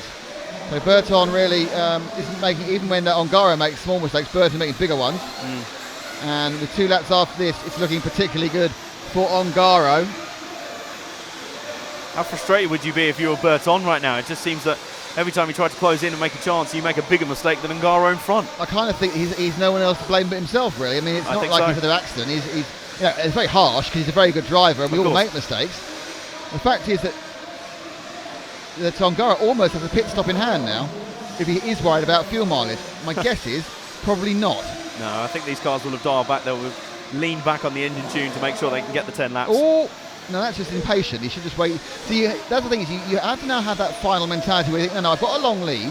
I can just wait to get past that person, because if you get past him quicker, well, your lead goes a couple of tenths. But if he takes you out, you're in serious trouble. A little bit of white line fever coming in, isn't it? Ongaro has really wound it down, though. He's doing 32-second laps, and he was doing 30-second laps. But even then, Burton's just not cutting into his lead enough. Burton would have to be putting lap record pace in now. Should be. In fact, if he gets across the line, he'll have won, because in the 10 minutes will catch Burton and won't catch him. So all he needs to do is do 2 more corners, and Ongaro will win the junior final. And David Ongaro is the junior champion. He actually gets to a victory lap on his own. No, he doesn't. He's finished. He actually was caught by the time. So Ongaro has finished. He has won the junior final. Ricardo Burton has just come home in second.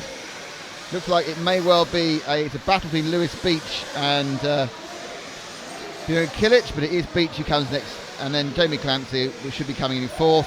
Upside down, but it doesn't matter because he's already won. Now the mistakes don't count. He could be upside down for half an hour now, and it wouldn't change. He now needs to go fuel up. He's in the next race as well. He's in the Dash for Cash too. There they go. And that is the junior final, so let's remove that, and I'll play in the results for everybody. A win for David Ongaro. In second place is Ricardo Burton. Lewis Beach is 3rd. Burak Kilic is 4th. Jamie Clancy is 5th. Birkin Kilic is 6th. Kyle Niblett is 7th. Misha Vidmar is 8th. Did I miss 7th out? No. 8th.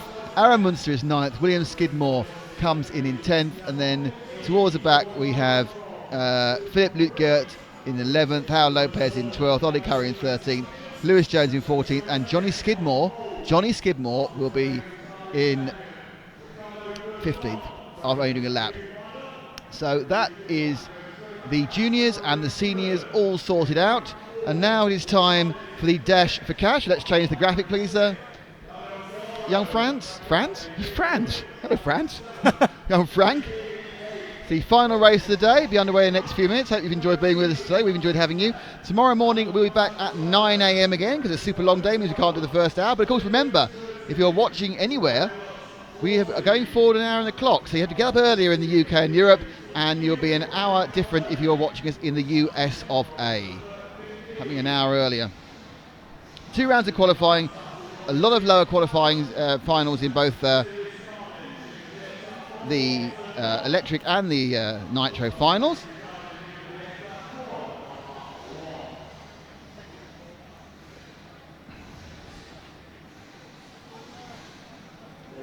So the Model Tune electric finals will get up as far as B tomorrow. There we still have an awful lot of the IC finals to go, nitro finals to go. As the last race gets ready to get underway, the dash for cash, and the grid order will be Miguel Matthias in pole. He is the 15th fastest qualifier after a couple of days. It's 2 out of 3 rounds. Next up will be Martin Bayer, who's got to be a good chance for a win. Then Ricardo Berto, we've heard of him. Yeah, I've heard he's pretty good. Neil Cragg, Lee Martin, Valanka, Ongaro starting 7, King 8, Ronald Falcon 9, Thibaut 10, Carl McBride 11, Renault Savoia 12, Boots is in 13, Lutz in 14, Cavalieri 15. Can Cavalieri, who is the fastest person here, come from last to first? My guess is no. I think there's a chance. Last year, Ryan Mayfield came from way back to win it, and that was because basically the guy in last needs a first corner melee to get 7 or 8 places and then start working through the field. I think if he survives the first corner melee that may happen, especially at that 10-metre quad, that appears to be where the issues come from. Yeah. If he survives the issues there and then he's able to pick his way through the field cleanly, I think he's got every chance. But he needs a lot of things to fall in his favour. Yes. So we're getting ready now for the last event, and almost exactly on time actually, the SAW Dash for Cash from Neo 16. Just a quick word to Frank, when this final's over, don't turn off the streaming, we need to keep streaming while I cut things out. So we'll actually go to a static shot with no sound for about 15 minutes at the end of this. Don't worry, you're not missing anything. We're doing work around. There is Phil Mortson from Neo Buggy, man organising this whole thing. He's checking that all the right people in the right places. So it's Cavalieri and Lutz. So we look from the left to the right of the pits on the rostrum pool. So I recognise most of these people, so I can do it better. I recognise quite a few of them after earlier as well. So there's Miguel Matthias in pole. Next up is Martin Bayer. There's Ricardo Bertoni, so the rest. Neil Cragg, Lee Martin with the grey hat. Then we have Martin Valanka. There's David Ongaro after winning the junior final. Cody King, Harry chatting down below. There is David Ronefalk. He looks a lot younger than when he was interviewed by you earlier. Jared Thibaut. Carl McBride, the Aussie. Next to him, it's Renault Savoia. There's Elliot Boots with some very fetching glasses on. Ryan Lutz, who I don't think standing on box, he's just that tall. He really is. And there is Ryan Cavalieri. So Ryan Cavalieri, as a reward for taking pole in the main event, has to start daggone dead last. As I say, I feel confident he can do this. As I say, it means we'll see after the first lap. Ask me again after the first lap if he can come from behind to win. I doubt I'll remember. I'm an old man, things won't go very well. So I think it's a good time to say thank you to SAW, thank you to Agama, thank you to S-Works, thank you to Absolute Hobbies, of course. Thank you to Phil at Neo Buggy. We are RC Racing TV. My name is Nick Damon. On the mic next to me is Adam Johnson. Hello, Adam. Hello. To his right is Frank, who's doing the cutting, but he's doing some great work on the cameras. Our new boy Jan is on the cameras at the moment. He's doing some cutting. And our old boy, one of the originals, Paul the Bear Bateman, who we are coming up to our 10th anniversary. It's the 10th anniversary of our first race event in July, which is the 2006 Worlds. And that was me and Paul on a trip into Turin all those years ago. So RC Racing, our TV show starts Series 10 on the first weekend, next weekend in fact. So we have 10 series on Motors TV. You'll see this event, the final of this event, Neo on Motors as well in a few months, 2 or 3 months time, when I've got round to cutting it and John's got round to voicing it. So thank you for watching us today. We have very much enjoyed it. It's nice to end with some uppy finals.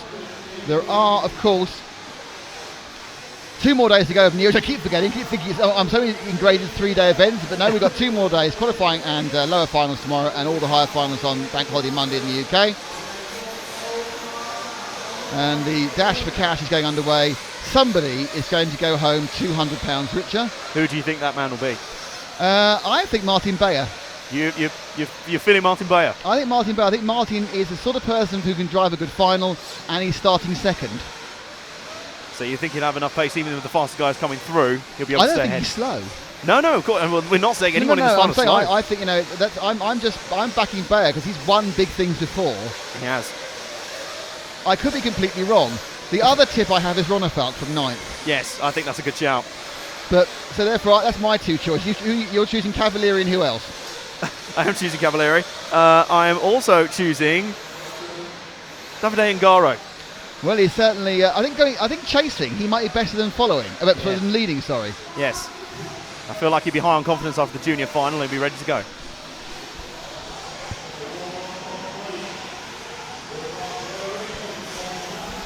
Frank, could you give me a static shot, please? So this is the grid for the dash for cash by Saw. And in pole position by qualifying 15th after 2 rounds is Miguel Matias. Martin Bayer is second, Ricardo Berton third, Neil Cragg fourth, Lee Martin is fifth. Martin Mulanka, the Austrian, was 9th in the qualifying, which makes him 6th on the grid here, the top 15 reversed. It's Cody King, David Ongaro, who's just won the junior final in 7. In 8, Cody King. 9, David Ronefalk. 10th is Jared Thibault. 11th is Carl McBride. 12th is Renaud Savoya. 13th in 8 Boots. 14th is Ryan Lutz. And last, but also first, it's Ryan Cavalieri. £200 to the winner. £100 the second. £50 the third. No money for us at all. No. You've backed Ongaro and Cavalieri. I've backed Bayer and Ronefalk. Pretty much guaranteed they won't win. Sorry, Ryan. Let's get ready to go from the start. Last top of slugger fuel. They need it for the whole full 10-minute run. Someone missing, is there? I think so. Yep. Position 3's not there. Position 4's not there, sorry. Neil Cragg doesn't seem to have taken part in this, so he's had a problem. And away they go. Miguel Matias has got away cleanly in the light white and purple machine. I'm not quite sure who's in second. Is it Bayer in second? It's Martin Bayer in second. There we go. This is my money shot. You're feeling confident about this, and I don't blame you right now. He's had a great start. No one's come through. The 12 cars come through well. That is Savoya. Looking for other people who've gone well through, but they're going to come through. You'll see the order yourself on the right-hand side of your screen. It's Matias. He makes a slight stumble there, but it's Matias from Bayer. Then it's Mulanka. Thibault. Thibault's come right through the field into 4th position. This is going to be a big chance for Yara to pick up 200 English pounds and make his trip well worthwhile. But we're following the leaders round. It's a whole train of cars here. Matias is trying to fend off Bayer, but the net effect is the faster cars behind him are catching them up, Adam. This is a fantastic battle so far. Look at how equal they are on pace. This is the advantage of having the reverse grid. I'm looking back through the field. Ryan Cavalieri's made up a few positions, but not enough probably so far. He's just getting mired back there. They're all so equally matched right now. Oh, and Thibault now powering up the outside of Bayer. So Thibault moves into second place. That's where I concentrate. Needs to be on the second place car. Thibault now, Matias has got a little bit away there. Bayer's moved out of this just to annoy me. He's now dropped out to the side, but Thibault, who made a great start, has suddenly got Matias in his sights. Now can Miguel Matias, the 15th fastest man, go up against the 5th fastest man, and more importantly, Ronefalk's coming through. This is incredible stuff. Ronefalk really on the rise right now. I think I've completely jinxed Cavalieri out of this one. He's barely moved forward from the back, but look at this from Thibault. He's looking menacing. He looks for the switchback out of the berm. He looks to the inside. Little bit of wheel-to-wheel contact. Ultimately, the move is just about good. That was high risk, high reward. But the point about it is, it's Ronefalk now is beginning to come closer. Ronefalk starting in the 9 spot. We've got a replay of that pass for the lead here. And look at this. How close was this? They went wheel-to-wheel in midair. Just came through there. But we go around and Ronefalk has just come up the inside of Matias. Goodness me. We finished it off the replay. It's live again now. And Thibault leads. I think you might be onto something here, Nick. Ronefalk is on fire. This is great so far. They're wheel-to-wheel over the DXR doubles. Up round the Agama top bend through the model tune section. Ronefalk is looking very menacing. He's got the pace here. Ronefalk and Thibault, they qualified 5th and 6th so far today, but now right with him is Martin Valanka. Valanka, the runner-up in the European Championship a couple of years ago with the X-Ray. Martin is also the VRC Virtual Racing Champion. And who rolled out of the contention there? I think it was Ronefalk. Ronefalk's way back. So Ronefalk rolled out. It's Thibaut from Valanka. Ronefalk rolled out of contention. So can outside chance Austrian Martin Valanka pick up £200, which is about €350? We are 3 minutes down, believe it or not. And Thibaut is not really showing a great amount of speed to pull away, which you expect him to do. Ronefalk now on an absolute charge, but we're with the first and second. It's Thibaut and Valanka, the X-Ray and the Kyosho. This is a great battle up in front, and Thibaut really hasn't shown pure flat-out pace so far this weekend, but he's a master tactician and he's a master defender. Valanka's going to have to pull out all the stops to try and make the pass. Valanka, I think, has got the car speed, and so far, if you can avoid a mistake, which is easier said than done, that's almost enough. But making that pass, so hard to do without at least a little bit of contact. Valanka always has been a bit of a machine when it comes to driving. He's actually done I think he's doing laps he can only dream of in qualifying. He's been dragged onto a bait side. A little stumble around that corner is going to slow him down. Let's make sure we're more focused on Valanka than Thibaut at the moment, please. So just drop back a slight car there, please, Jan. So the chasing man is Valanka, and the question is Ronefalk, who's only 2 seconds back from Valanka, but he needs to try and get a bit of a run off that problem. Now, actually, Thibaut now beginning to gap slightly Valanka, and Valanka needs to start to rein in Thibaut, because otherwise he's going to get away and settle down. Don't forget, Thibaut's a 5-time champion at Neo over the main event. Ronefalk desperately hoping to pull up to third and to go round another lap, and the lead has gone up, I think, there to 1.56. Half-second gain there by Thibaut, but that's like a half a bobble, and even at the first part of this corner, I think actually that Valanka is getting a bit closer again. You see them both in the same frame there to come down the model tune section, turning right. Thibaut in the bluish car, the Kyosho, and Valanka in the multicoloured 6 of X-Ray. And Thibaut has so much experience in this event, so much success from this event before. He has a lot of confidence right now. It doesn't matter that you can see Valanka in his peripheral vision. He's still putting out those laps, and he's not letting it affect him right now. That's the real mark of a multi-champion here at the Neo. The reason he pulled out so of the previous lap, he did 29.5. Oh, Valanka's blown it. He's blown it, but he is going to carry on in second and third. So stay, and then so we need to stick with Valanka. Valanka has hit. Let's see that one again. Where did it all go wrong for Valanka? They come round the Agama corner, and he just got it completely wrong into the tyre of doom.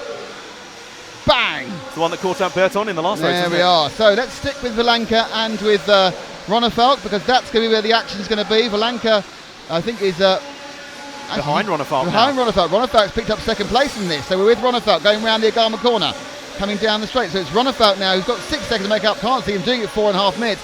But it's been fun watching him try. Oh yes, and he has been super quick, particularly in his electric buggy this weekend. He's been very, very quick, but he picked up the pace a lot in final qualifying. So as the conditions have cooled slightly here in the arena, as the night lights have come on, it's been his time to shine. But I think I'm in agreement with you here. As much as you want to see your bet come through the field, I think he's just got too much to do here. Thibaut has just done another sub 30-second lap of 29.6. Unreal. Ronefalk's not hanging around, but the problem is the person you're following is going as ridiculously fast. And Thibaut has just lapped Cavalieri. Yeah, you're not going to win this one. The Cavalieri has sat around and gone, right, that's not gone very well. I started last, I'm probably not had a very nice time doing it. No, he's been patient in this one. Okay, but seriously, Thibaut lapping Cavalieri, that's not something that happens very often. It shows the staggering pace of Thibaut in this race. Well, not in 6 minutes anyway. Exactly.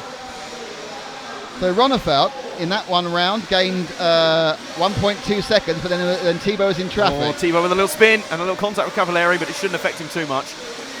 So we're with Ronefalk as he tries to gain through the field. Now he's going to come up to the traffic, which Thibaut had a problem on. So we're with Ronefalk. Ronefalk, he's now going underneath the saw corner, underneath our position with Jan and onto the main straight. Ronefalk, that's who we're with. Down the main straight now. There he goes into the berm, and boy is he working hard. I think he's just got too much to do, but watching these guys at the absolute full limit of their powers is really something to behold. It's great fun to watch. So Ronefalk gained another 1.4 seconds that time with 3 minutes to go. So I'm not sure if Thibaut's taking him. Oh, and then he blows it entirely.